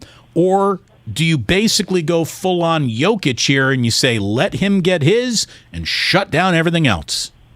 Well, the issue for them in the whole, with that strategy, which I generally think is kind of in their ethos, is against Jokic, you had Draymond Green and Kevon Looney as your one-on-one defenders, right? The Warriors do not. Those are probably the Warriors' two best defenders. They don't have that on the wing. Andrew Wiggins, solid, has proven to be pretty good in one-on-one situations. Gary Payton hurt, Andre Iguodala hurt. So you don't want to.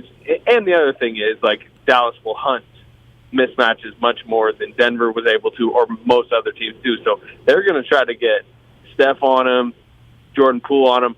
You don't want to just let him do that all game, go against the guys he wants in isolation all game, which mostly won't be Draymond or Looney. So there are unique ways of doing that where you're not overloading, double-teaming, allowing Dorian Finney-Smith to get open threes and Maxi Kleber. But generally, and you talk to the people around it, they think they're going to switch it up a lot, throw a bunch of different coverages and a bunch of different bodies at them.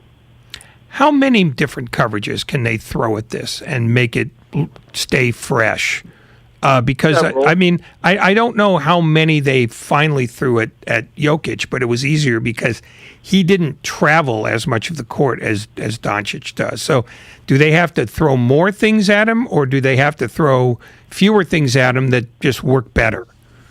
Yeah, several, and a lot of it depends on the personnel out there, not only who the Warriors have on the court, but who Dallas does. But, for example, Dwight Powell's going to start. You would assume he started every playoff game to this point. I mean, Looney will probably start. I think in that scenario, as you saw in the regular season, the Warriors will play drop coverage with Kevon Looney kind of sitting there, and it's kind of a softer double team where he's laying back because you don't worry about a pick and pop because Dwight Powell is a rim running, Clint Capella type.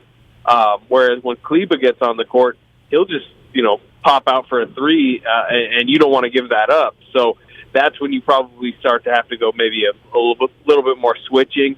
I think Dallas would love it if they play kind of that soft switching scheme where it's anytime you set a screen anywhere, the Warriors will just give up the switch. If Jordan Poole's on the court, I think you need to hedge and get back a little bit harder, try to keep Wiggins in that matchup.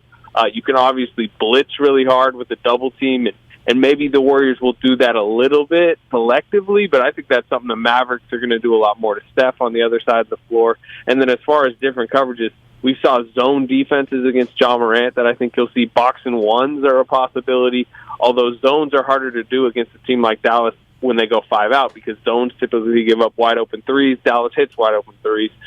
So, there's little tweaks to different coverages. But generally, you just want to send a lot of stuff at them and try to limit the easy looks. Anthony Slater here on 95.7 The Game. So you mentioned that, the Jason Kidd, it's basically as a coach, he's still a point guard. He is out there hunting weaknesses. And once he finds one, they'll keep leaning on it. I mean, the 538 article about how many times Chris Paul got attacked in that pick and roll in the 702 games of his career that they've tracked player movement, games 3, 4, 5, 6, and 7 of this past series rank 3rd, 5th, 2nd, 4th, and 1st in the times he was attacked as the screener in the pick and roll. So basically, Jason Kidd found something and never, ever, ever, ever, ever, ever went away from it. If I'm Jordan Poole, I'm a little bit worried about that. Yeah, well, it's Steph Curry too. But the one thing is, Steph Curry is Tyronn Lue has already probably put up the 1, 2, 3, 4, 5 of Steph Curry's career. So it's not something that Steph Curry's not used to. But I think part of Kidd's strategy on that was Chris Paul is 37 years old. He can tire easy. If you tire him down, he loses a lot on the offensive end. And I do think that is you mentioned Poole. To me, he is a swing player in this series because on the other end, I think Kidd is going to double Steph a lot and make others beat the Mavericks. And Jordan Poole is the answer to that a lot of times, where you swing it to the second side and it can be Poole going to the rim, Poole taking open shots. But he's not going to be able to stay on the floor if Steve Kerr doesn't trust him in defensive coverages. And I think that's on the Warriors coaching staff to create an environment where you're not just allowing Jordan Poole to have to sit there and get just pounded on post-ups by Luka Doncic, but also it is on Jordan Poole to be physical in those moments, to, if they are doing a hedge and get back coverage, to do it quickly. And it is a test for Jordan Poole, but to be honest, Jordan Poole keeps passing tests. Every different level this season that it seems like, maybe he's hit a wall, or maybe when he gets benched, how is he going to handle it? He keeps breaking through and impressing the first round, the second round. So this is a different test than we've seen from him, but he's passed them all really to this point in his career. Who on the Mavericks worries or troubles the Warriors other than Doncic? Because if this is just a Doncic show, I don't know how they last to win 4 games. But if it's Doncic plus, how much plus do they need? Yeah, obviously Brunson is probably, you would say, their second best player, second best scorer. And in a couple of the matchups, they actually had Peyton on Brunson while Wiggins was on Doncic, which I think told you plenty about them thinking like, hey, Wiggins can kind of handle that matchup. Don't put Peyton on Doncic. Let Peyton try to shut down Brunson. Well, they don't have Peyton, obviously, in this series. So, but they're worried about, Brunson as that kind of crafty, physical scorer where even if it isn't Poole getting dragged into every action, if Poole's just kind of sitting there off ball thinking, hey, look, I'm not on Luka right now, I'm fine. Then they swing it over and Brunson attacks him, and suddenly Brunson has 20 points in a game. That's a huge deal. Spencer Dinwiddie, another guy in that last game that the Mavericks won against the Warriors, I think he had 20-something. If he's hot from 3, that's a concern. And then in Dallas this year, if you look at their playoff split in Dallas, all of their role players shoot like crazy from 3. Kleba is like 50%. Bullock and Finney-Smith are in the 40s. So, that is how they lose games in this series, I think, which is the others just get going off of Luka. So, I think that Dinwiddie's going to be huge in this series. Obviously, Brunson, by the way, was putting Chris Paul in all those pick and rolls, too. It wasn't just Luka attacking. Yeah. So, Brunson, Dinwiddie, Luka, you go about having success shutting the 3 of them down. I mean, Warriors in 6 feels like a reality to me. It really does. If those guys collectively go off against you, things could change dramatically out there. Draymond against Luka, I mean, it feels, like that there's a little bit of an answer there, but it also feels like that is a break in case of emergency and the ultimate counterpunch that Steve Kerr will not want to open with. Yeah, and, they've done that this year. They've had Draymond. I can remember him guarding Chris Paul on Christmas Day. I can remember him guarding Damian Lillard a few times. So it's a tool within Draymond Green's defensive, toolkit, because I'm not sure there's a tool he doesn't have. But it's not necessarily like you like Draymond captaining the defense behind the action, seeing everything in front of him, sometimes coming over for weak side blocks or, selectively double teaming out of nowhere on the weak side.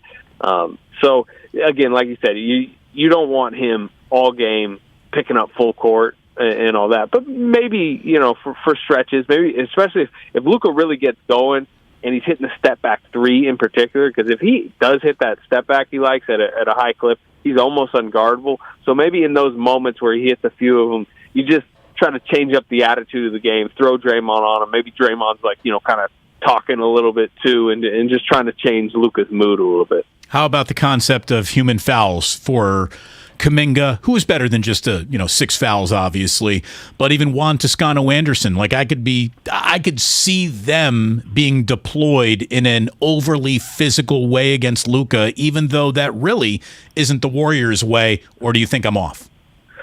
Yeah, no, I mean, look, you got to think about a lot of options here. In the regular season, they like the Kuminga matchup on Luka. If you go watch the tape, I'd say he's probably maybe 4th or 5th most possessions where he started the possession on Luka. And you mentioned the fouling. That's what's kept Kuminga off the floor at times. Like, there's just the over physicality, jumping at pump fakes. Luka has been compared by the Warriors coach to Harden, and that includes the foul baiting.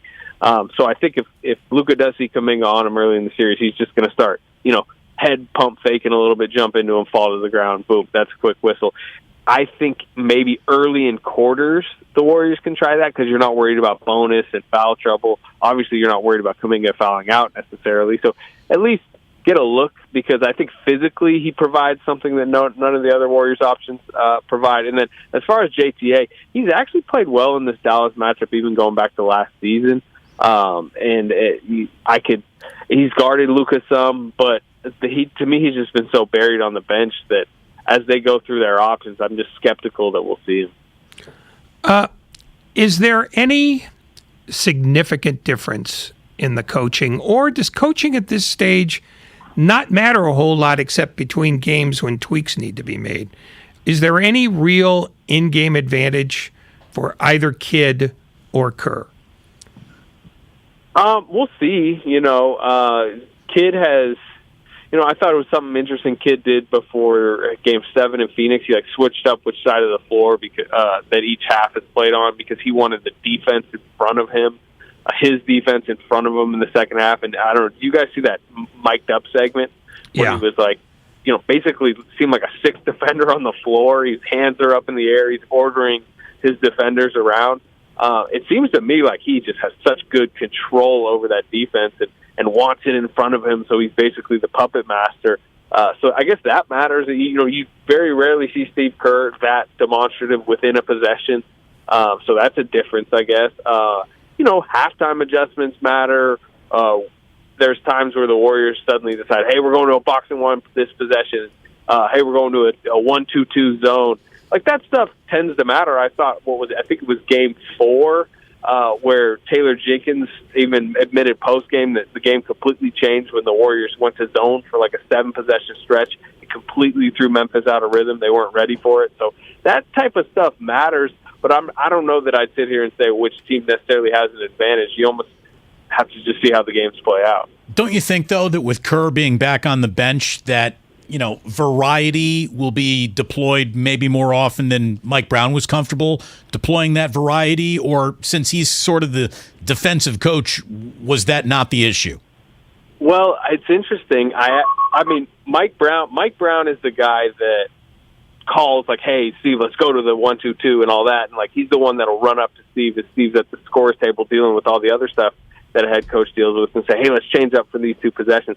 I just think Mike Brown was so, I guess you could say, distracted with all the CEO type duties and head coaching duties that he had to go through, that it's just harder for him to be sitting on the bench thinking of only defensive strategies. So I just think because it bumps Mike Brown back into a more comfortable role, simplified coaching role, that you will see more variety because he's able to just do that. Who do you think is the best player in this series? Do you think it's Luka? And if you do, how much does having the best player in this series really matter to this series if the Warriors have the better team? You're trying to get me clipped on Twitter with this one. Luka Doncic is the best player. No, I think. By the way, let me help you out. Luka Doncic is the best player in this series. Yeah, and certainly he's had the best playoffs. Now, I guess, chemistry that Steph Curry just forces on a court and just the ways he bends defenses, and it's clearly going to be such a major part of Jason Kidd's scheme. He might have an equal impact as Luka Doncic on this series, even if Luka Doncic is finishing with 38, 12, and 10s, and Steph's at 25, 8, and 8, or something like that. But what was generally the question besides who was the best player in the series? Because I agree with you. At this stage of their career, Luka consistently, has better numbers for sure. Yeah, but how much does as long as you got the best player in the series, you got a puncher's chance really calculate in your mind to this one? Or should the Warriors' experience, depth, and system carry them past the single most individually talented player all around, maybe in the NBA? I mean, he does things that, it's LeBron and Durant and Luka can basically get away with that. Yeah. I mean, the Warriors' history will tell you they will, happily not have the best player in a particular series and still win the series pretty comfortably. I mean, think about how many times they did it to LeBron. You could argue Durant in the 2016 West Finals when they faced him. And even, round one, I mean, you could argue Jokic was the best player. Steph was coming off the bench that series. Jokic was averaging 31 and 10 or whatever. But the system does it. Now, the one thing I would say is, they are not as good as they used to be. This Warriors team is not the dynasty version. They can't just rely on system and everything else, and particularly the versatile defenses. I think one of the trouble LeBron used to have with the Warriors is the waves of defenders. Iguodala to Durant, Harrison Barnes back in the day. Draymond will take you for stretches. They don't have that swarming wings, arms everywhere type defense. When they go small, it's like Jordan Poole, an older Klay Thompson is suddenly the 3. Andrew Wiggins is your really skinny 4-man. So I just think Luka doesn't have to face nearly the defensive oomph that the LeBron used to, even Harden used to when they played the Warriors. But the Warriors can maybe, if they could score enough, could still win this series. I have them in 7. I don't know. You sound like you're pretty confident in the Warriors. Warriors in 6 is the way I look at it, because I think that they're good enough to take a game in Dallas. I mean, I really do. I mean, they win a game on the road in every playoff series. I wouldn't be stunned to see it happen here.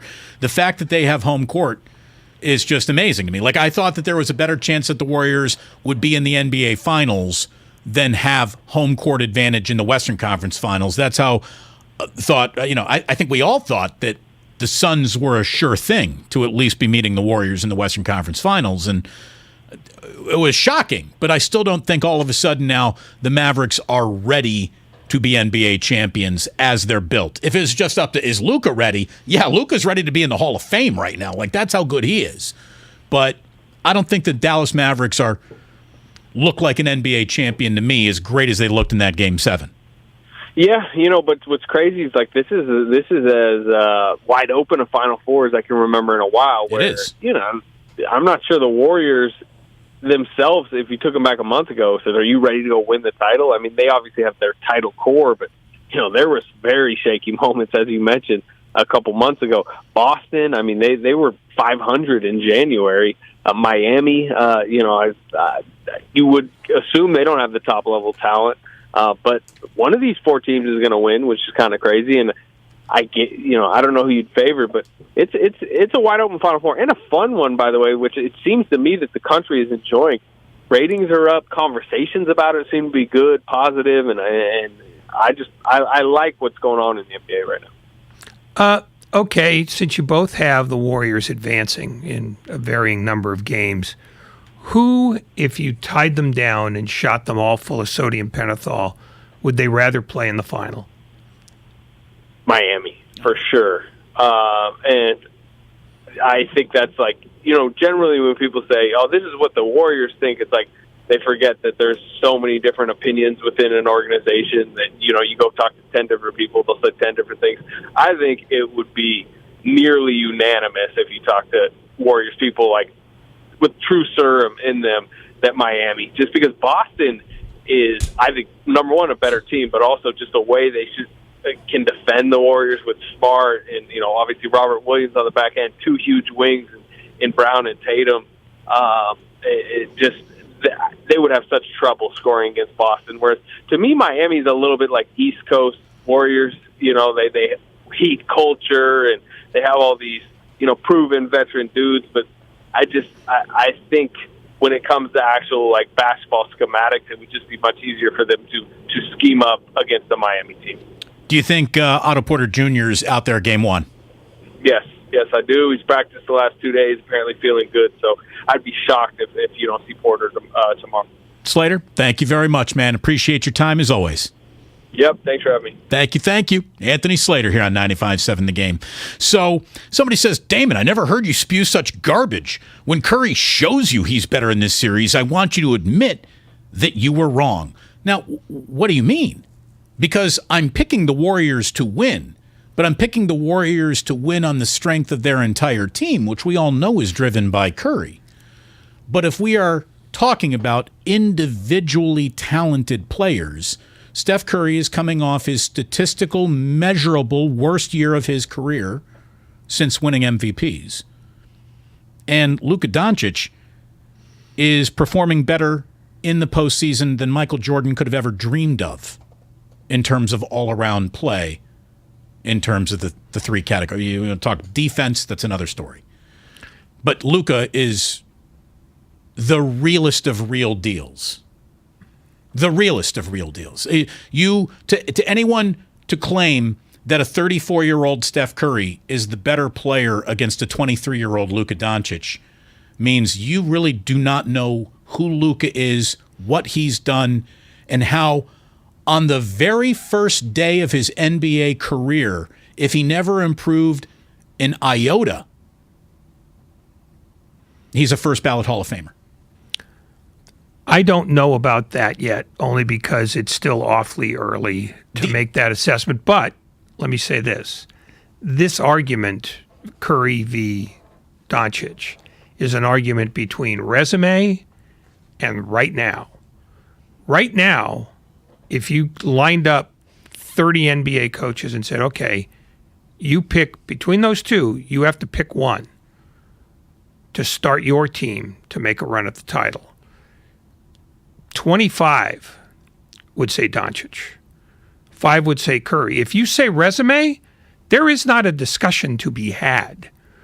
Curry's resume is infinitely better. Of course. It's also 3 times as long. So, really, it's almost an artificial argument. And ultimately because the Warriors aren't going to win with Curry alone. And Dallas is not going to win with Doncic alone. It's who else is there that you can rely on. And ultimately, the Warriors probably have more guys that you can say, yeah, we can rely on these guys. Look, there is an opportunity. There is an opportunity for the Warriors to win a game in this series in which Steph Curry does not play well in. That opportunity does not exist for the Dallas Mavericks without Luka playing well. Any game that we can all agree on Luka Doncic played poorly in, I 1,000,000,000% promise you the Dallas Mavericks lost that game. Steph Curry can have a poor game, and because he's on the better team, which is obviously built in his name, image, and likeness in so many different ways, Curry is the catalyst to all Warriors' success, even if he's not having that individual success in any given moment. That's how important he is. But the conversation about who Luka is one that's still confusing people. So I thought that when we come on back here, we'll explain to you exactly who Luka Doncic is, because there are some who still do not understand it. There are some who do not understand it. So we will help you understand it when we come on back here to 95.7 The Game. We're brought to you by Fremont Bank, full service banking, no compromises. Here's a new Odyssey exclusive station. Mo 90s, no problems. Yo, what's up? This is Dr. Dre. It's like the perfect 90s hip-hop and rock mixtape featuring Dr. Dre, Snoop Dogg, the Beastie Boys, and more. Search Mo 90s, no problems on the Odyssey app. What's up, everybody? Nick Costos here at the Bet River Sports Betting Minute, brought to you by Bet River Sportsbook, your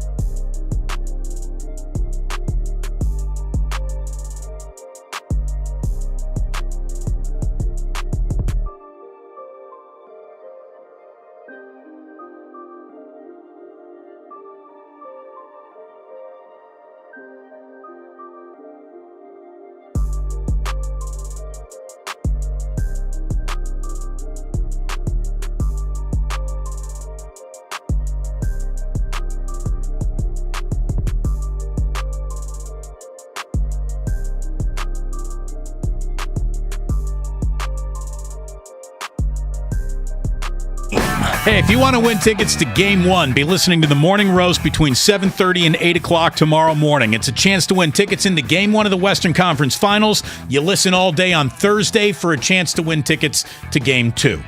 Everyone got that? Good. Lucas just walked in here and told me something I wasn't even aware of, which is amazing. Tonight is the NBA Draft Lottery.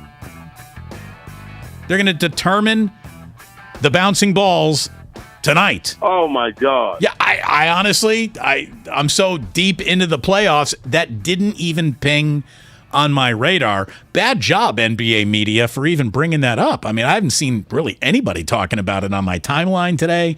I'm surprised. Normally that gets a little bit more buzz than it's gotten this year. Well, there isn't a Cade Cunningham for everybody to lust over.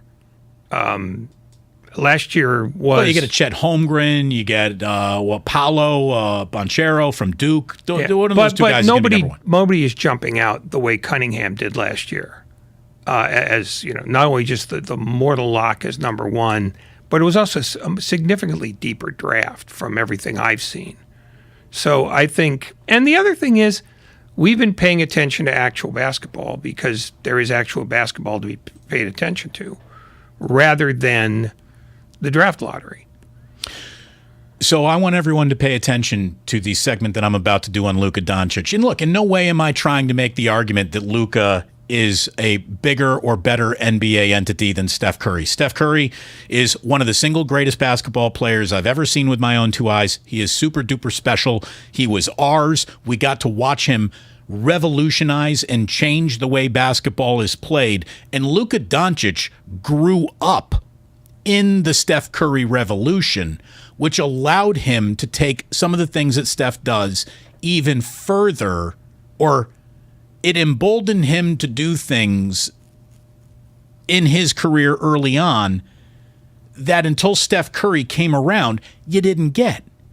Again, Steph Curry is the pros pro that everyone has sort of modeled their game after going forward. Because if you can't shoot a three, you basically can't even be drafted into the NBA anymore. It's kind of where we are. Yeah, there are so few guys who get a pass on that. You know, maybe Evan Mobley. Right, you have to be extraordinary. Yeah, you have to be extraordinary at a position where it is so devalued that if you're really good at it, you got to be better than that. Being a pure center is almost an anachronism, but there's still a few guys who can do that. And frankly, we're looking at one in Nikola Jokic, because he's not a guy who's going to live beyond the arc. He'll take a shot from out there, but by and large, he does his work within 10 feet. Somebody's trying to say on the Xfinity Mobile text line, Damon, you need to preference everything you're saying about Luka in terms of recency bias. No. What I'm saying about Luka's got nothing to do with what just happened in Game 7 or the recency bias of how well he's been playing in this playoff. Somebody said, what did he do last year? Where was he leading the NBA last year in scoring? Because Steph did. Well, Luka was 6th in scoring last year, so not far away under any circumstances. And he is a much more dominant player than Steph has ever been in terms of passing the basketball. Pure point guard. Today, Luka Doncic is a better pure point guard than Steph Curry has ever been.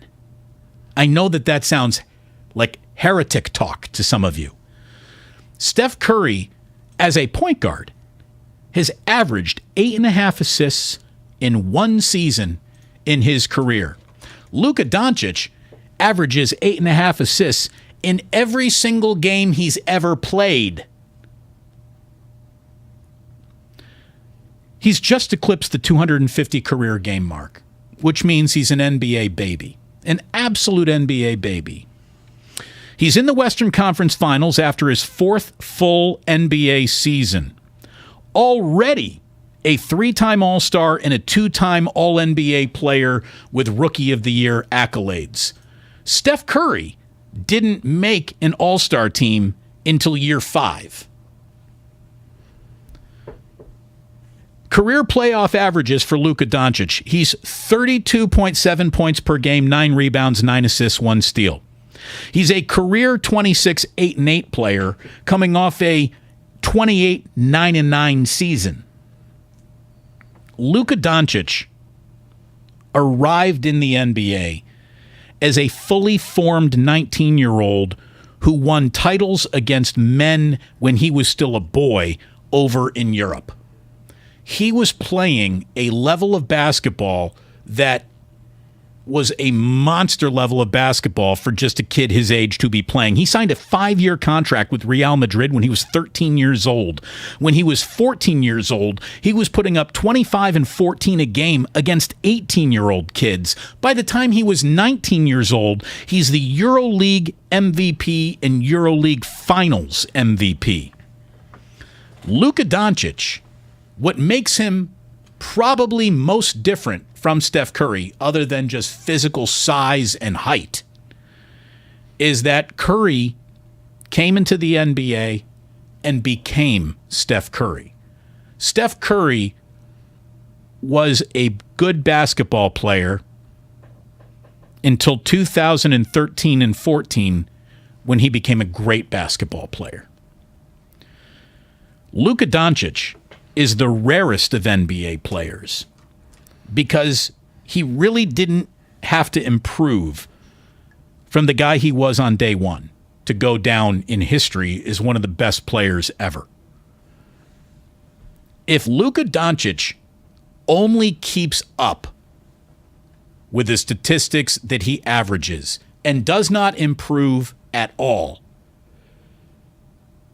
he's a first ballot, unanimous Hall of Famer.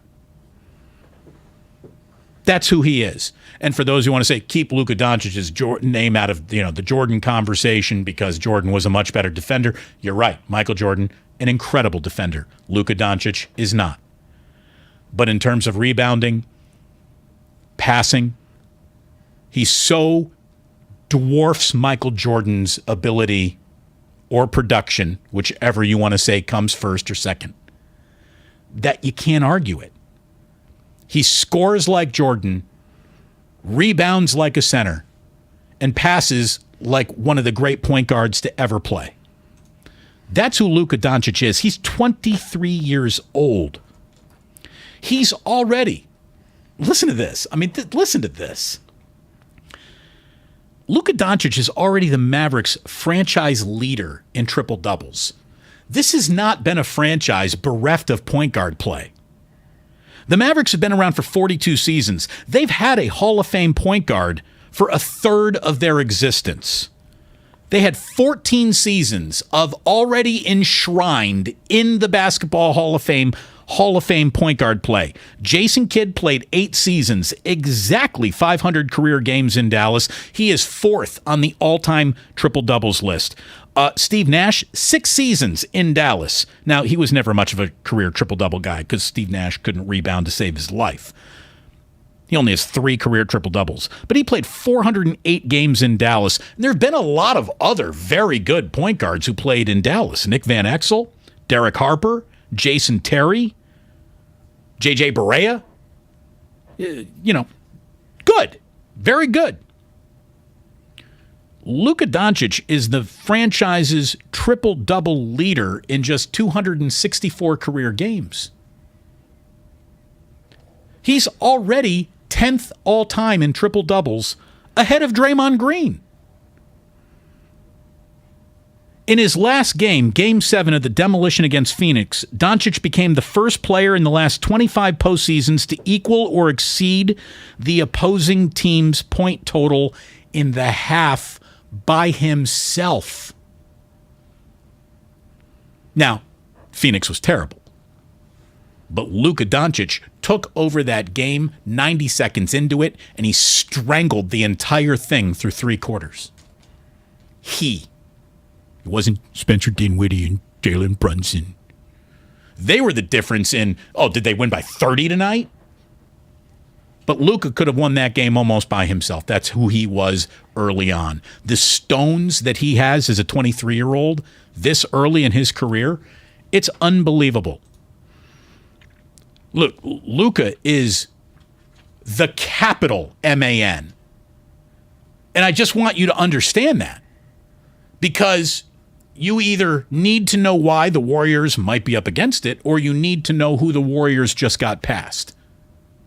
Either way, you're dealing with a significant NBA entity, a significant future Hall of Famer, based on the fact that all he needs to do is stay healthy.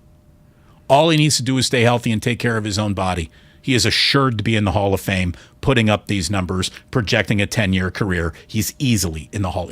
This guy is the single best day one NBA player of all time. He's even better than LeBron on day one. He's the greatest I just got here, let me show you what I can do basketball player this league has ever seen. Maybe, but for Wilt Chamberlain, Kareem Abdul-Jabbar. Yeah, I mean, that's, and maybe Magic. And maybe Magic. I mean, he's in, based on, day one, he played at a higher level than any of those guys did when they came out to play in the pros, because European basketball is exceptional. And the thing that sort of separated him from everybody else is that that's a league in which at 18, you're on a B team. You're on a youth team. You don't get those minutes, and you don't get to be the best player on your team if it's a team that has any aspirations in Europe. And he was the center of Real Madrid. And that's an elite team. And he basically learned by playing against guys who lit their next cigarette with their last cigarette while they were playing. So he got off to a great training start that collegiate players don't get. Secondly, if he's not the best, he's in a discussion now. You know, just based on that day one parameter.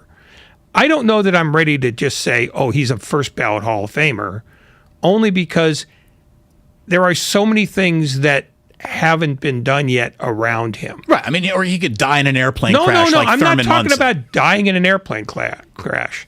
I'm talking about if he ends up on teams like this one, where he is head and shoulders ahead of the rest of his help, and it never gets better, because that can get held against you when you go into the room. In terms of what he's done, if this is what he's going to do every year until 2030, yeah, he's in the Hall of Fame, and relatively easily. Yeah, he's a career 28-9-9. Career. No, excuse me. This season he was 28-9-9. Career, he's 26-8-8. Yeah, no, there's nothing about his game except his consistency as a distance shooter that you don't fall in love with. If he ever takes a significant step forward from what he is right now, may the Lord have mercy on everyone's NBA soul. And for someone says, hey, you know what? He's got to win chips. Without chips, he's nothing. You are the same moron who was trying to convince everyone that Larry Bird was better than Michael Jordan because Michael Jordan hadn't won an NBA title. You were wrong then. You're wrong now. Luka Doncic doesn't need to win anything. He's better than Charles Barkley ever will think of being as a basketball player. By the way, welcome, one and all, to your 5 o'clock hour, which means we're officially 25 hours away from tip-off of the Western Conference Finals. You're listening to 95.7 The Game, KGMZ FM in HD1 San Francisco, an Odyssey station. Brought to you by DuckDuckGo, privacy simplified. Look, he comes into shape. He comes into camp in shape. He really starts taking care of his body. There's nothing but the brightest of futures for this young man, and the team that they build around him will go a long way to his team's success. By the way, same thing with Steph Curry. Had the team not been built around him the way it was, Steph Curry is not a 5-time reached the NBA Finals, 3-time champion. I mean, it takes a competent organization to win titles, not just a singular great player. And that is the advantage that the Warriors have in this series. It's why I am picking them to win this series in 6. I think the better team beats the better player. The better team almost always beats the better player, though. Yeah. There are almost no examples of a team winning a championship with one great player and sort of a bunch of supporting cast. Chamberlain didn't do it. He needed 3 other Hall of Famers on his team in '67 to win his first championship. I would say Giannis, maybe just last year, might be the closest, with all due respect to, the word greatness. I'm not confirming greatness on a Lopez, Chris Middleton, or Drew Holiday. They're goodness. No, you don't have to be They're not. great, but you have to be really good. And I think Middleton and Holiday are really good players. But it's also the fact that the game is changing, so that your definition of greatness needs to be more elastic. Not yours, but I'm talking about the general definition of greatness needs to be more elastic. And the fact is, nobody has ever done this single-handed. And it is the one thing that Doncic has not achieved yet, which is a better team around him. And they tried with Porzingis, and that failed miserably. This is a better team now than any of their incarnations with Porzingis. But they understand what the thing separating them from the elite teams is. It's that they're not good enough around him yet. By the way, you know what? Xfinity Mobile Text Line might have the correct answer in terms of the one player being greater than the other team, which was clearly the better team. 2011 Mavericks with Dirk. Dirk and who else was on that team? It was Dirk and those guys. That's probably the closest example, but I'd have to look at that team a little closer because they had Jason Terry. Yeah, I'm unwilling to consider the possibility yet without doing more research than I have. Somebody says not all about stats. Hardware does matter. Did you say hardware mattered for Steph Curry in the first 4 years of his career? I mean, that's the thing. To understand.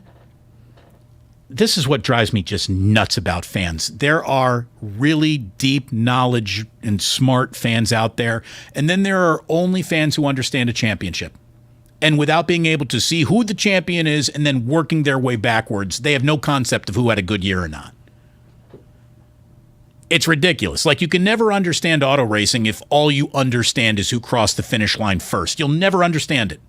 You'll never understand it. You can point at the person who won the race and call them a winner. Well, congratulations. Whoop-de-doo. What an analyst you are. This guy, Luka Doncic, is one of the scariest, youngest individual entities in sports history, not just the NBA. In the history of sports, we're watching a historically significant player at the dawn of his career. Steph Curry has been a historically significant player. We are approaching the twilight of his career. Now, this is one of the things that I also want to talk a little bit about. When everyone says, the Warriors are now the old guys, and they got the young guys chasing them. And in many ways, that's true. And the Warriors, as lucky as they've been to have Curry just sitting on the bench so often through 4 quarters in the dynastic years, the 5 in a row, they were able to keep some tread off of his tires. But look all around sports. We are watching great athletes who take great care of themselves perform great feats later and deeper into their careers than we ever really thought possible. And that's the one thing that the Warriors have going for them as well. You got Steph Curry and Klay Thompson, who are so locked in to being in great shape, taking incredible care of their bodies, that is going to drive them into more productive, eventually, like, hey, you guys are 38 now, seasons than you would hope ever before. They've also got a level. They've also got a level of staggering competence around them, which will help buoy their careers into their golden years. It's why, in some ways, the Doncic v. Curry comparison sort of doesn't translate yet, because Curry's greatness is tied into his role in an ensemble, and Doncic doesn't have an ensemble yet. Doncic has Doncic, and so that's why, the notion of this guy's ahead of that guy after 4 years, sort of. It's not apples and apples. It's apples and pomegranates. You take either one of them happily, but if you're just talking about item A versus item B, and both of them at the same age that they, at an equivalent age, right now, yeah, you'd probably take Doncic. Now, there are some people who would argue that based on, well, we knew Curry was going to be a great player, yada, yada, yada, at 23, but you had to take that on faith because he didn't spring forth once he got to Golden State as a starter. He was understudying Monte Ellis, and they had to move Ellis to allow Curry to become Curry. So it's different circumstances. But, the argument X is better than Y, it's almost problematic for me because they both come from such different places when they started, and their circumstances are still radically different from what they might be when Doncic has played 4 more years. And then you can make more adequate comparisons. In terms of individuals, Doncic is genuinely a superb player by any definition. And you just sort of have to, well, that's good enough for me. Somebody says, Damon, you're classic prisoner of the moment, hot garbage takes. You open up Basketball Reference. If you ain't impressed, you don't understand basketball. It's just that simple. It's just that simple.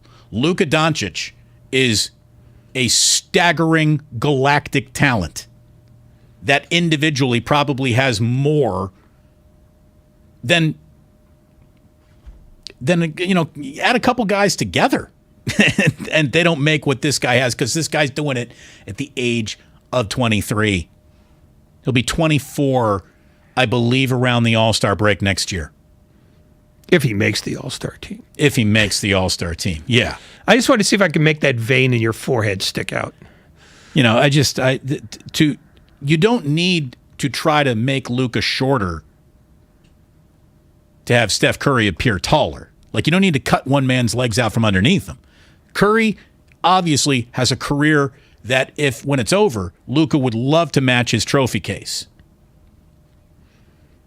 Steph Curry has to look at the first 4 years of Luka's career and think to himself, my God, he's as fully realized an NBA player in his first 4 years as I was in my MVP years 6 years into my career.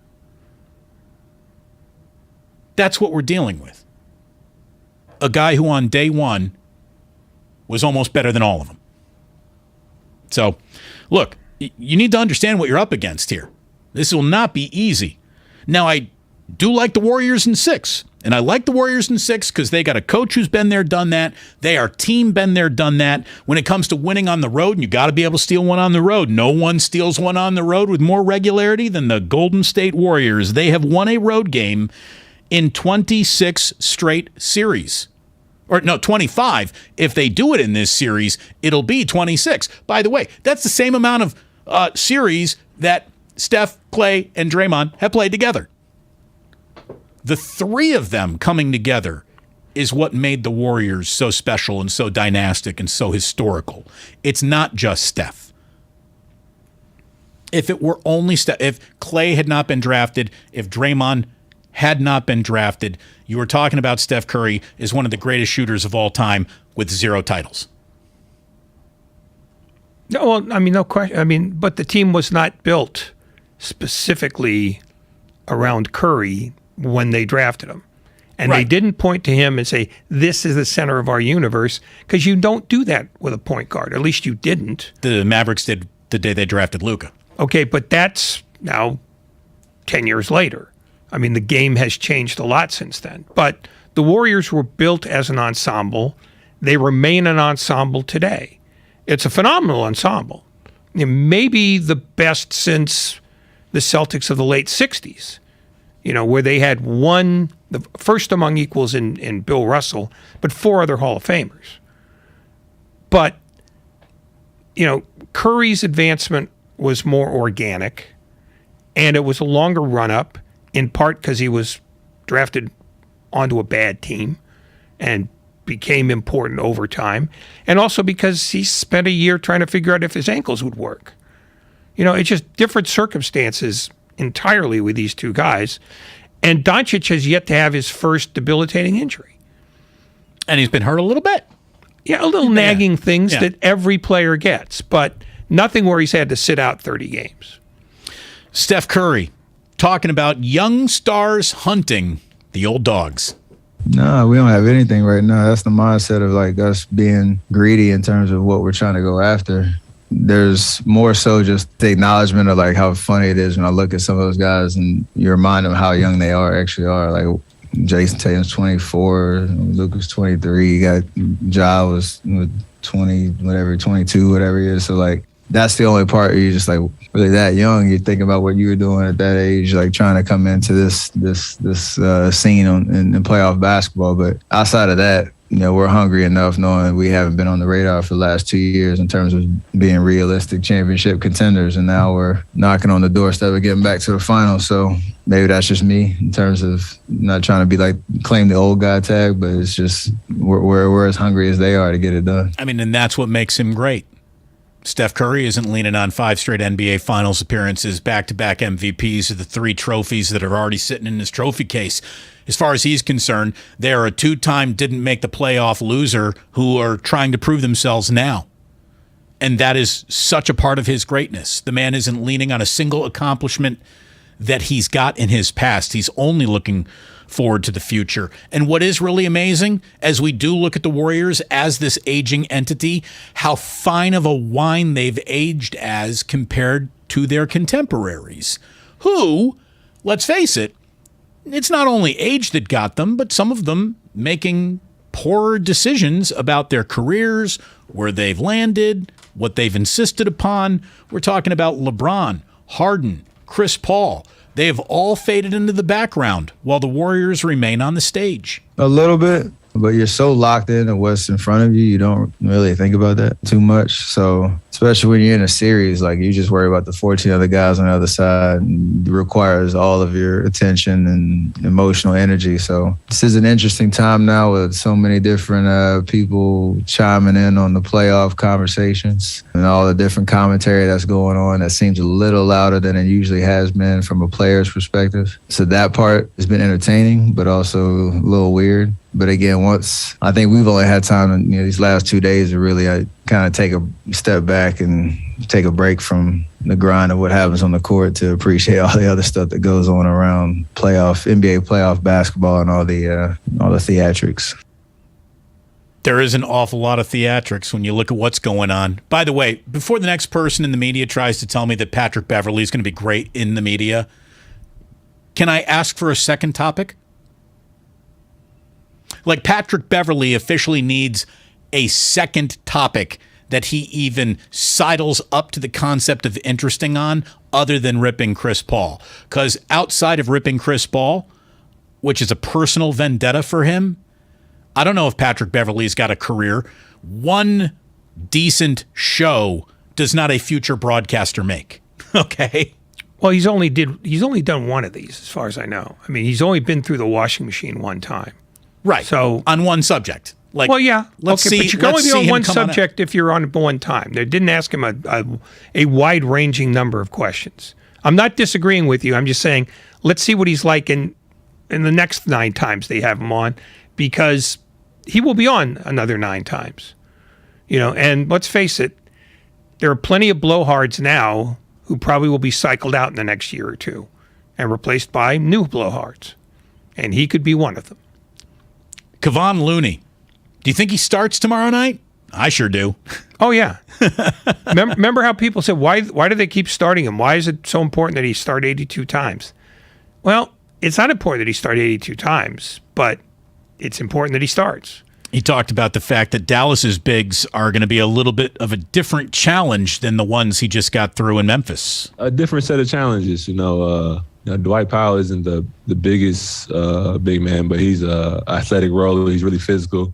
He's a great offensive rebounder, and the way Dallas uses him and Kleber, the way they're used is not like it's different from the last few series that we played in. So it makes as a big, makes it a little bit difficult. Just the rotations, you might be playing out on the wing a lot more or the top of the key instead of being on the block. So your defensive rotations are different. It's probably gonna be a lot more switching. So the matchups get a little funky. So it's just a different type of game when you're playing against bigs like that. Well, and look, you got multiple bigs who want to pull him out to the perimeter. So dealing with that is going to be something. And when asked about similarities between Luka and Harden, he said, well, here's what Kevon Looney said. Especially with the step back, they kind of do it on different sides of the floor. So that's a difference. But they both able to make every pass when they get downhill. Both able to, get real streaky from three. So they're definitely real similar. Luka's a little bigger, a little more physical than James was. James used a lot of quickness when his first step was pretty amazing. And Luka's able to post up pretty much anybody when he gets the shoulder on you.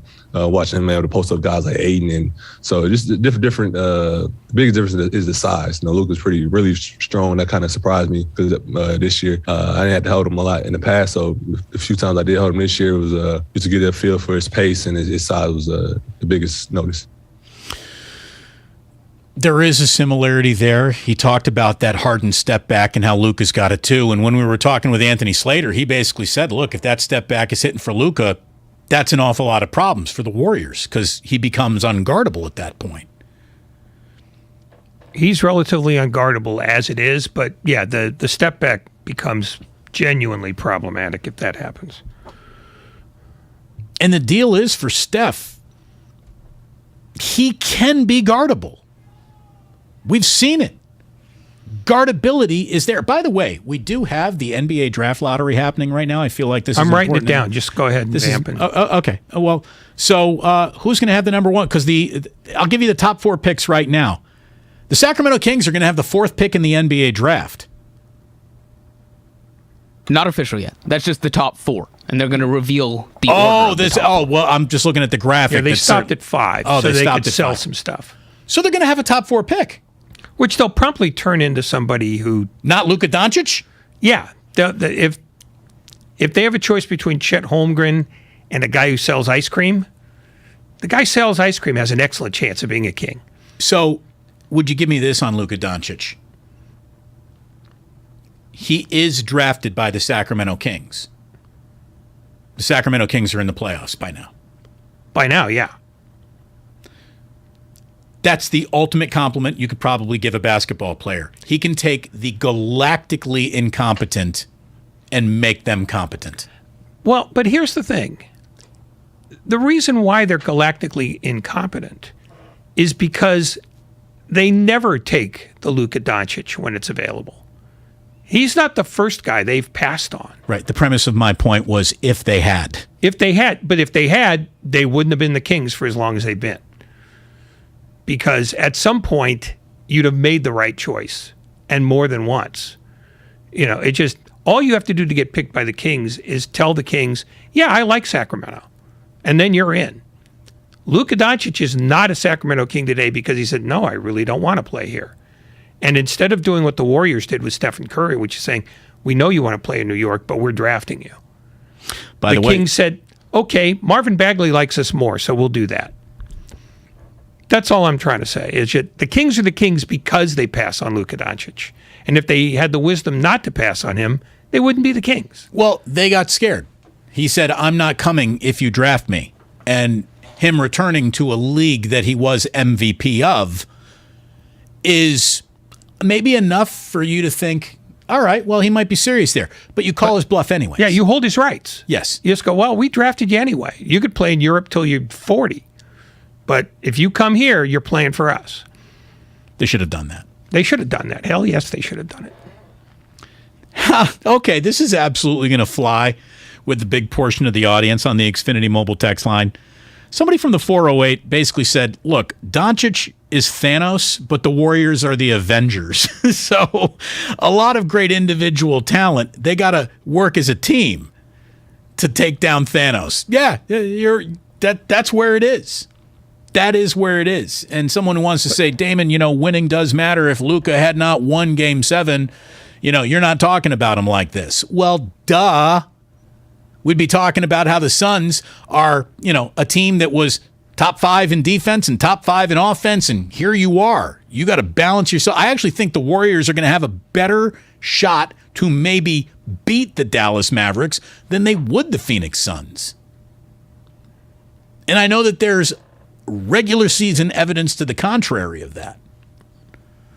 But now that we're seeing the Warriors as a fully formed and realized entity again with the 3 most principal players all out there together, it's just different now. That is the power of experience. That is the power of all of the collective talent that this team has and just the know-how.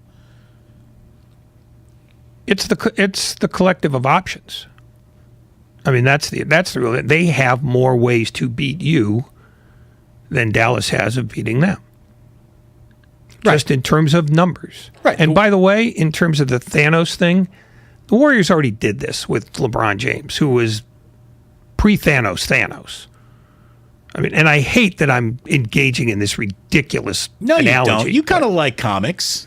I stopped doing that when I stopped collecting them at age 25. Right. I saw you wear a Powderpuff Girl shirt like 3 days ago. Well, yeah, but I bought that when my daughter was watching the Powerpuff Girls. Okay. So it was it was not an homage to her. It was a way to keep her shut up.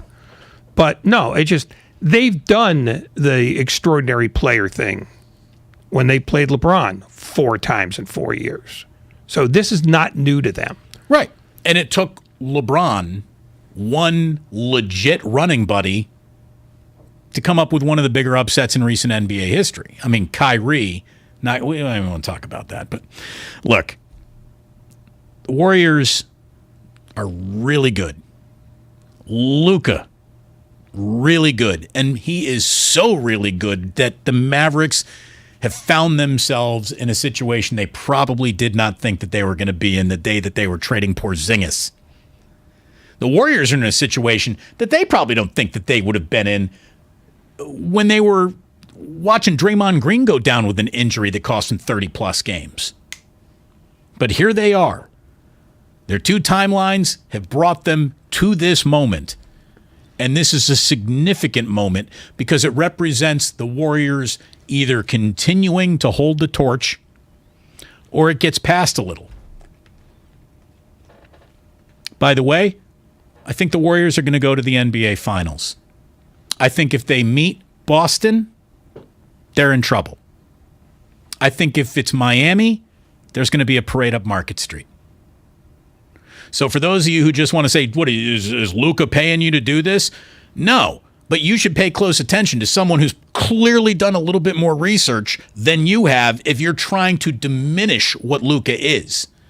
To say what Luka isn't is to admit you don't follow the NBA. Or you're just a Warriors fan and you only see things through the Warrior prism glasses, and if it isn't Warriors, it must be bad. Well, I mean, that's what fans are.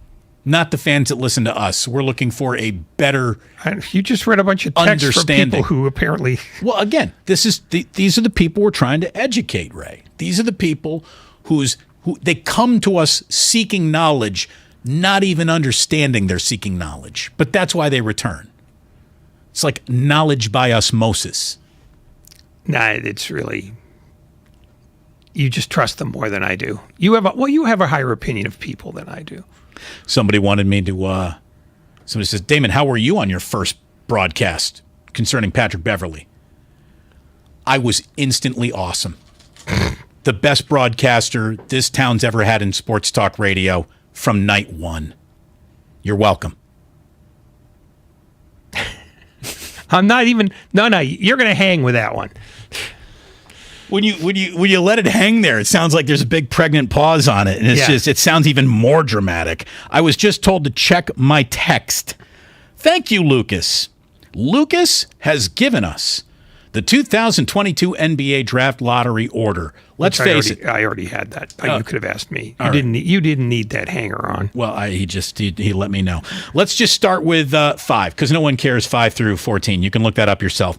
Number 5, it's the Detroit Pistons. Number 4, Sacramento Kings. Number 3, Houston Rockets. Number 2, the Oklahoma City Thunder. Number 1, the Orlando Magic.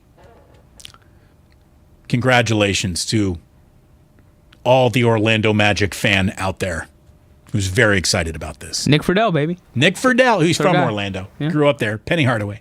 Look it up, kids. Why would they do that? Well, again, this is proof that you do not need to have won a title to be a great player. Penny Hardaway was great.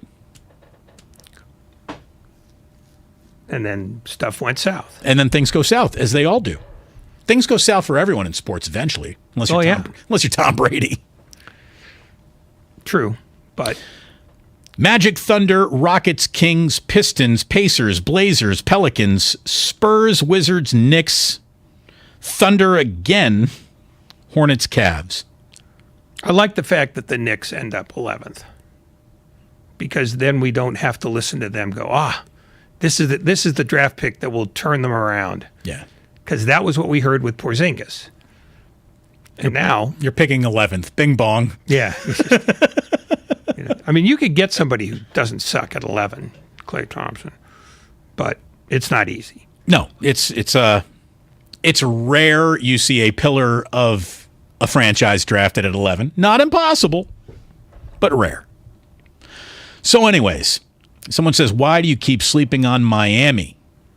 I'm not sleeping on Miami. You can't sleep in a team that's in their conference finals.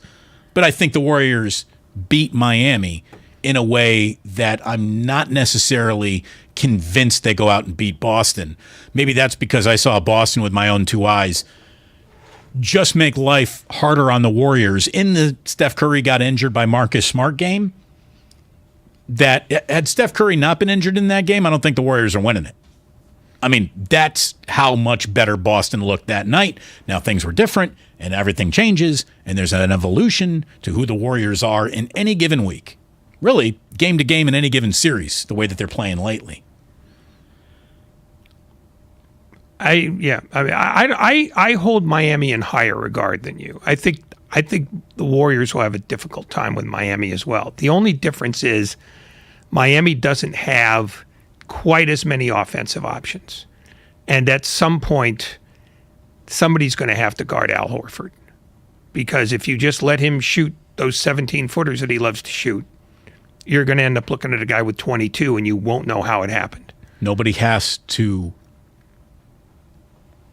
guard Al Horford tonight. Well, he's unavailable because of COVID protocols. You're right. I completely forgot. Yeah. By the way, Heat and Celtics, these have been the best 2 teams in the Eastern Conference for 25 years. The last 25 years, the Heat got a .566 winning percentage. The Celtics are coming in at .543. Yes, the Heat won 3 titles. Boston, 1 title in 25 years. All NBA players, well, the Miami Heat were able to stack LeBron on top of LeBron on top of LeBron on top of Dwayne Wade there for a while. Bosh, too. 20 all-NBA players for the Miami Heat in the past 25 years. The Celtics have had 9. 35 All-Stars each appearances. Boston had some rough years, but Danny Ainge, he sat on his draft picks probably a little too long, and he never made his good teams great. Honestly, too, you had the entire Eastern Conference basically pushing the pause button during the LeBron run. I mean, everyone just kicked the can down the road. They saw that Miami was that good. They would focus all of their, they would put all their eggs in a basket 2-3 years from now. That's what they were doing to stack things up. Dwayne Wade gets massive credit for that. Schenectady's own Pat Riley, by the way. Pat Riley. Ray, Pat Riley might be living one of the single greatest sporting lives of all time. Like, that's how good he has been at all the roles he's enjoyed in the NBA since he was the Lakers head coach. Yeah, his worst times as a basketball figure was a player, and he made the league. Yeah. They played at Kentucky. Yeah, I mean, so he cashed in like everybody else. But no, and Pat Riley is like the last of a dead breed. I mean, Eric Spoelstra yesterday said this series is going to be a throwback. And by that, he was almost saying both our teams would like to keep the game in the 80s. You know, it's almost like, yeah, we're going to play Pistons Pacers in 1998. You know, look at some of those box scores where it's 75-69. I think they would both be happy if no game approached 100. Oh, totally. And people are going to hate that series. I mean, they'll watch it because it's the conference final, but those are going to be hard on your eyes because two teams that are devoted that much to defense and are that good at it are going to make it. 91-88 will seem like a scoring binge. The two greatest modern NBA free agent signings, I think, are Pat Riley signing LeBron and Joe Lacob signing Kevin Durant. I mean, find me two things that created more dramatic multiple title impact in terms of free agent added. Here we go. Well, given the number of times they got to the final, Cleveland signing LeBron as well. And the only reason why they didn't get more than one title is because of Durant. But I think that should be included on the list. Right, but I will say that Cleveland did not sign LeBron as much as LeBron decided to go back to Cleveland. Well, but LeBron also decided to go to Miami. I mean, he's the guy but Pat Riley put the full court press because, remember, it was going to be maybe the Knicks. It was going to be maybe back to Cleveland. There was one other team that I think was in the mix back then, but it was really like, is he going to bing bong or is he going to go to South Beach? Yeah, well, I think just as LeBron chose to go to L.A. and chose to go to Cleveland the second time, he's the guy who chose Miami. As much as Pat Riley might have put a full court press on him, the truth is LeBron was the only one in charge of that decision making. So right, which is why he called Dwayne Wade and said, "I'm coming. Is that cool?" And Dwayne Wade was like, "Hell yeah, that's cool. Why don't you bring Chris Bosh with you?" And he's like, "All right, I'm gonna make that call next too." And then they all went to Pat Riley and said, "This is what we're doing." Right. And Pat Riley, because he's a genius, and that's why tampering got is out now of the way. And tampering is now illegal, basically because of that. Yeah, except that tampering still goes on a massive level. I Sure. mean, how do you think LeBron ended up in L.A.? How do you think Durant ended up in Oakland? You know, I mean, well, that wasn't tampering. That was Draymond Green tampering his ass off. Only you can't tamper if you're a player. And LeBron James went to Miami because Dwayne Wade tampered. But again, players can't tamper, so the word tampering is almost not applicable here because players are the guys who basically make big players move to new places. That's how Anthony Davis ended up with the Lakers. LeBron made a call. That's tampering. Yeah. By the way, here's one thing that this whole segment has basically been, what do we think? What do we know? What can we prove? Here's what we definitely know. We don't think this, we can prove it. The NBA is about to have a fifth different champion in 5 years. That's extraordinary. A fifth different NBA champion in 5 years. This is the first time that this has happened since the 76 through 81 seasons. In 76-77, it was the Trailblazers. In 77-78, it was the Bullets. In 78-79, it was the Sonics. In 79-80, it was the Lakers. And in 80-81, it was the Celtics.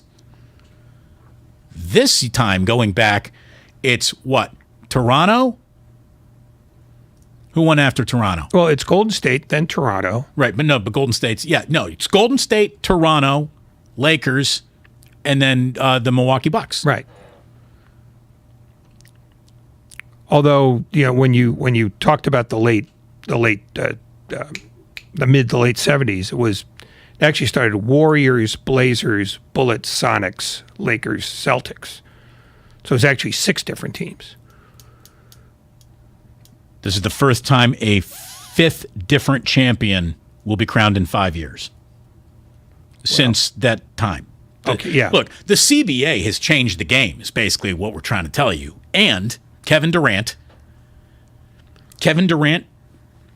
choosing the Brooklyn Nets was a ripple throughout NBA history, which is undeniable, because I do believe that if Kevin Durant had been a Golden State Warrior 2 years ago, that team could have won a title. You had Steph Curry leading the league in scoring. Kevin Durant makes up for the absence of Klay Thompson, and Draymond Green doesn't come into that year fat because he thinks there's going to be like a finals waiting for him at the end. So that was a huge moment in time. And Kevin Durant will be watching the team that he left to start his own culture tomorrow night, game 1 in the Western Conference Finals. Yes, he's made a couple of bad choices. He's made some really bad choices. Going to Brooklyn is not necessarily one of those. Oh, it definitely was. But no, wait a minute. Let me make my point. Don't. No. Going to Brooklyn is not necessarily a bad choice, but aligning yourself with flighty guys like Kyrie Irving and then James Harden dooms him, because there's no coming back from this. He's not going to be able to reassemble this in 2 years, and all of a sudden they're swell, because by then he's going to be 35 or 36. And 36-year-olds do not, as a general rule, make champions. The only one I can think of who made one from scratch was LeBron 2 years ago in the bubble. But everybody else who ever won a championship at that age and was the center of their team had that team together for years before. So I don't think that Durant's choice of those two teammates that's the thing that undid him. If he had chosen better in Brooklyn, they might be in this conference final. They might very well be. But Kyrie Irving decided, I'm not going to play. And then James Harden said, well, if you're not going to play, I'm not going to play. And then they traded for a third guy who couldn't play. Brilliant. Yeah. Brilliant decision-making. And oh, by the way, you're playing for the one team that nobody even cares about when you're playing for them. If you're going to go play basketball in New York, you only go play for the Knicks. What are you, crazy? Except that the Knicks have managed to avoid even that kind of a choice for so long that they're probably the worst of the original NBA teams. Having said that, they look worlds more competent than the Brooklyn Nets do. Not competent. Maybe that's the wrong word, but yeah, functional. They've been spectacular failures for a much longer time. We got one more segment when we come on back here, so stick around. The Warriors need to rebound and shoot their way to an NBA title, but I guess that applies to just about everybody from here on out to the tournament, but to them, it feels like it's doubly important. When we come on back here, stay with us. Brought to you by the Northern California Toyota dealers, Damon and Ratto on 95.7 The Game. Toyota's Summer Starts Here sales event is on. Hit 1.75%.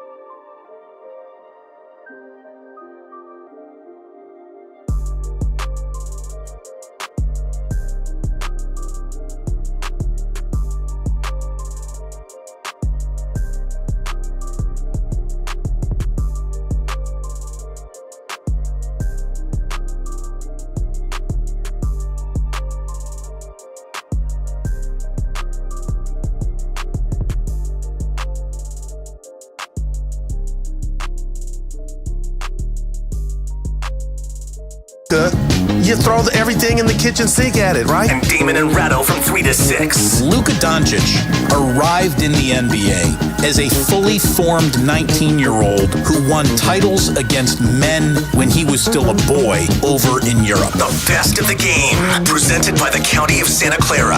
Book a COVID-19 booster shot now at sccfreevax.org or call 211.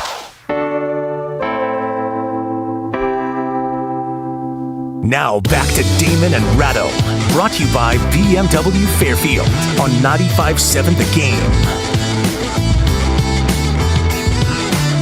Tomorrow morning, be listening to the Morning Roast between 7:30 and 8.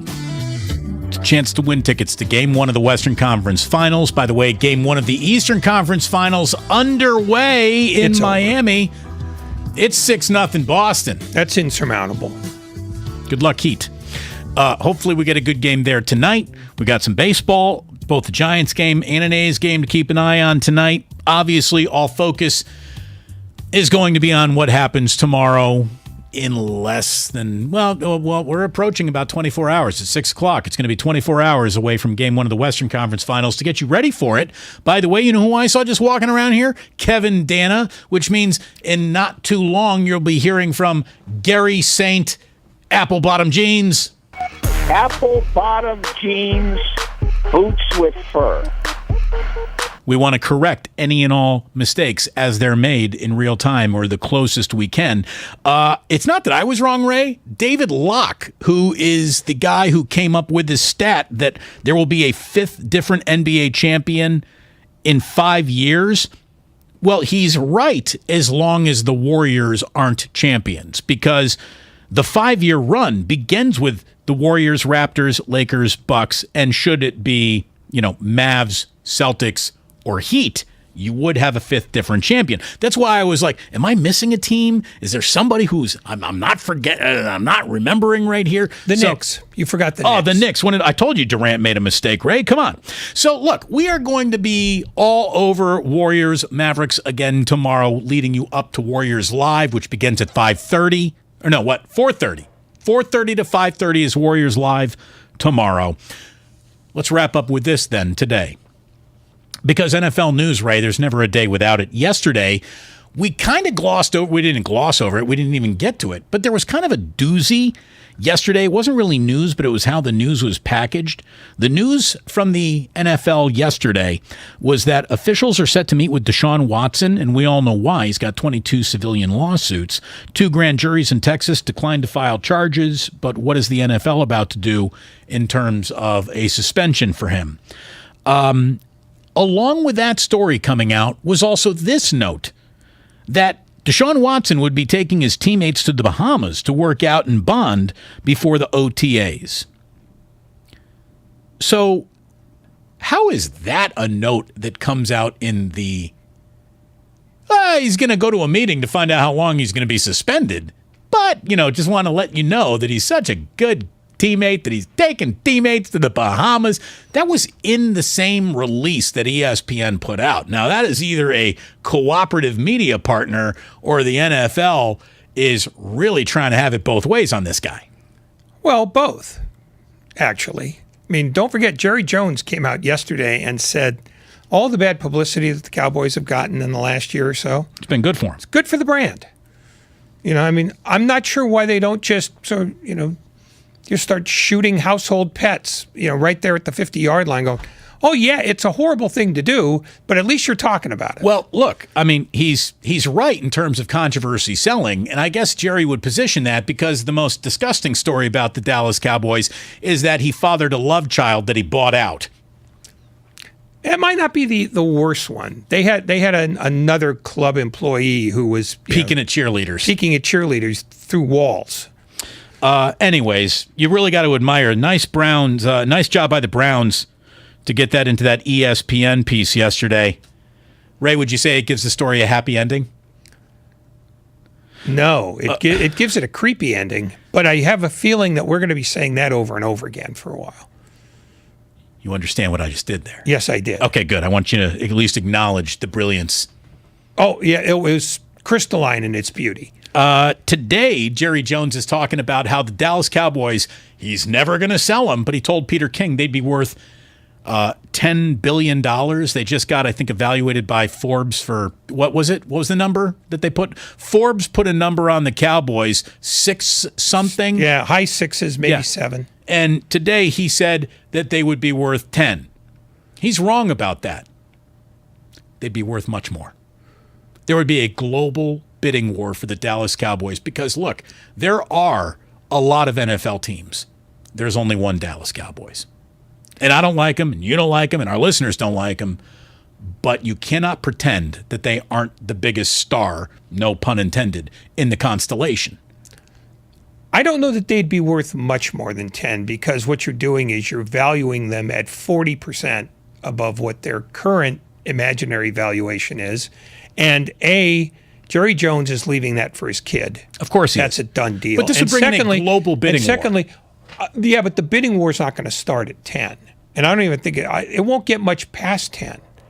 I mean, we have a kind of a template with the way that the Chelsea sale is going. And Chelsea makes as much money as the Cowboys do. In fact, several Premier League teams do. Some make even more. And they topped off at about 4. So I'm not sure. I mean, while I think that they could get 8, maybe even 9, I think 10 might be asking much. Now, if the NFL grows again the way it has been, by the time Jerry dies, maybe more. But if he put it for sale today, 10 seems like an outlier. In the last 5 years, NFL franchise prices have gone up 100%. Yes, but he's asking for more than 100. Still, if you ever wanted to get Saudi oil money, this is the one chance to come in as the owner of the Dallas Cowboys. Yeah, because oligarchs have done so well doing this. Look, I'm just telling you, if the Dallas Cowboys put a Century 21 sign in front of the Star today, $10 billion, it's not out of the realm of possibility. As a matter of fact, I think for the one time, Jerry's actually selling himself a little bit short there. Anyway, we will continue our global bidding war for as many sports ears tomorrow here in the Bay Area, getting you ready for Game 1 of the Western Conference Finals. Stay tuned, because coming up next, it's Warriors Roundtable. Thanks to Anthony Slater for joining us today. Lucas, Grandy, thank you very much. For Ray, I'm Damon. Please do remember that sports don't build character. They reveal it. And like that, he's gone. Hey, Mike, what are you doing way up on that ladder? You're going to hurt yourself. Oh, I'm trying to unclog these gutters. That's smart. I had water damage from my gutters last year. It cost me $10,000. Wait, $10,000? Yeah, and from over here, it looks like water's been pouring over your clogged gutters, and it's probably doing real damage to your foundation. You need to do what I did. Get off the ladder and call Leaf Filter. Yeah, but I need to get these gutters flowing now. That's why you need to call Leaf Filter. They'll clean and realign your gutters and install their exclusive micro mesh screen system so nothing gets in your gutters except water. So Leaf Filter protects my house from damage and means no more gutter cleaning for me? Bingo! Plus, Leaf Filter has an industry-leading lifetime warranty, so your gutters are covered for life. Thanks, Frank. I'm calling Leaf Filter today. Don't go another day with your home unprotected. Call 1-844-300-LEAF or go to tryleaffilter.com for your free gutter inspection. Call 1-844-300-LEAF or go to tryleaffilter.com right now for an extra 15% savings. Call 1-844-300-LEAF or go to tryleaffilter.com. That's 1-844-300-LEAF. If you're a small business, there are lots of choices when it comes to your internet and technology needs. But when you choose Comcast Business Internet, you choose the largest, fastest, reliable network. You choose advanced security for total peace of mind. And you choose fiber solutions with speeds up to 10 gigs available to more small businesses than any other provider. That's virtually everywhere we serve. The choice is clear. Get unbeatable business solutions from the most innovative company. Comcast Business. Powering possibilities. Get started with internet and voice for $49.99 a month for 24 months with a 2-year price guarantee. And ask how to get up to a $650 prepaid card with a qualifying bundle. Call or go online today to learn more. Offer ends 6/22/22. Restrictions apply. New Comcast Business 35 megabits per second internet and one voice line customers only. Early termination fee applies. Most innovative based on American Business 2021 Gold Stevie Award. Equipment, taxes, and fees extra, and subject to change. A Honda is more than just a vehicle. It's a gateway to spring adventure. Start your adventures with Honda. The brand owners are calling.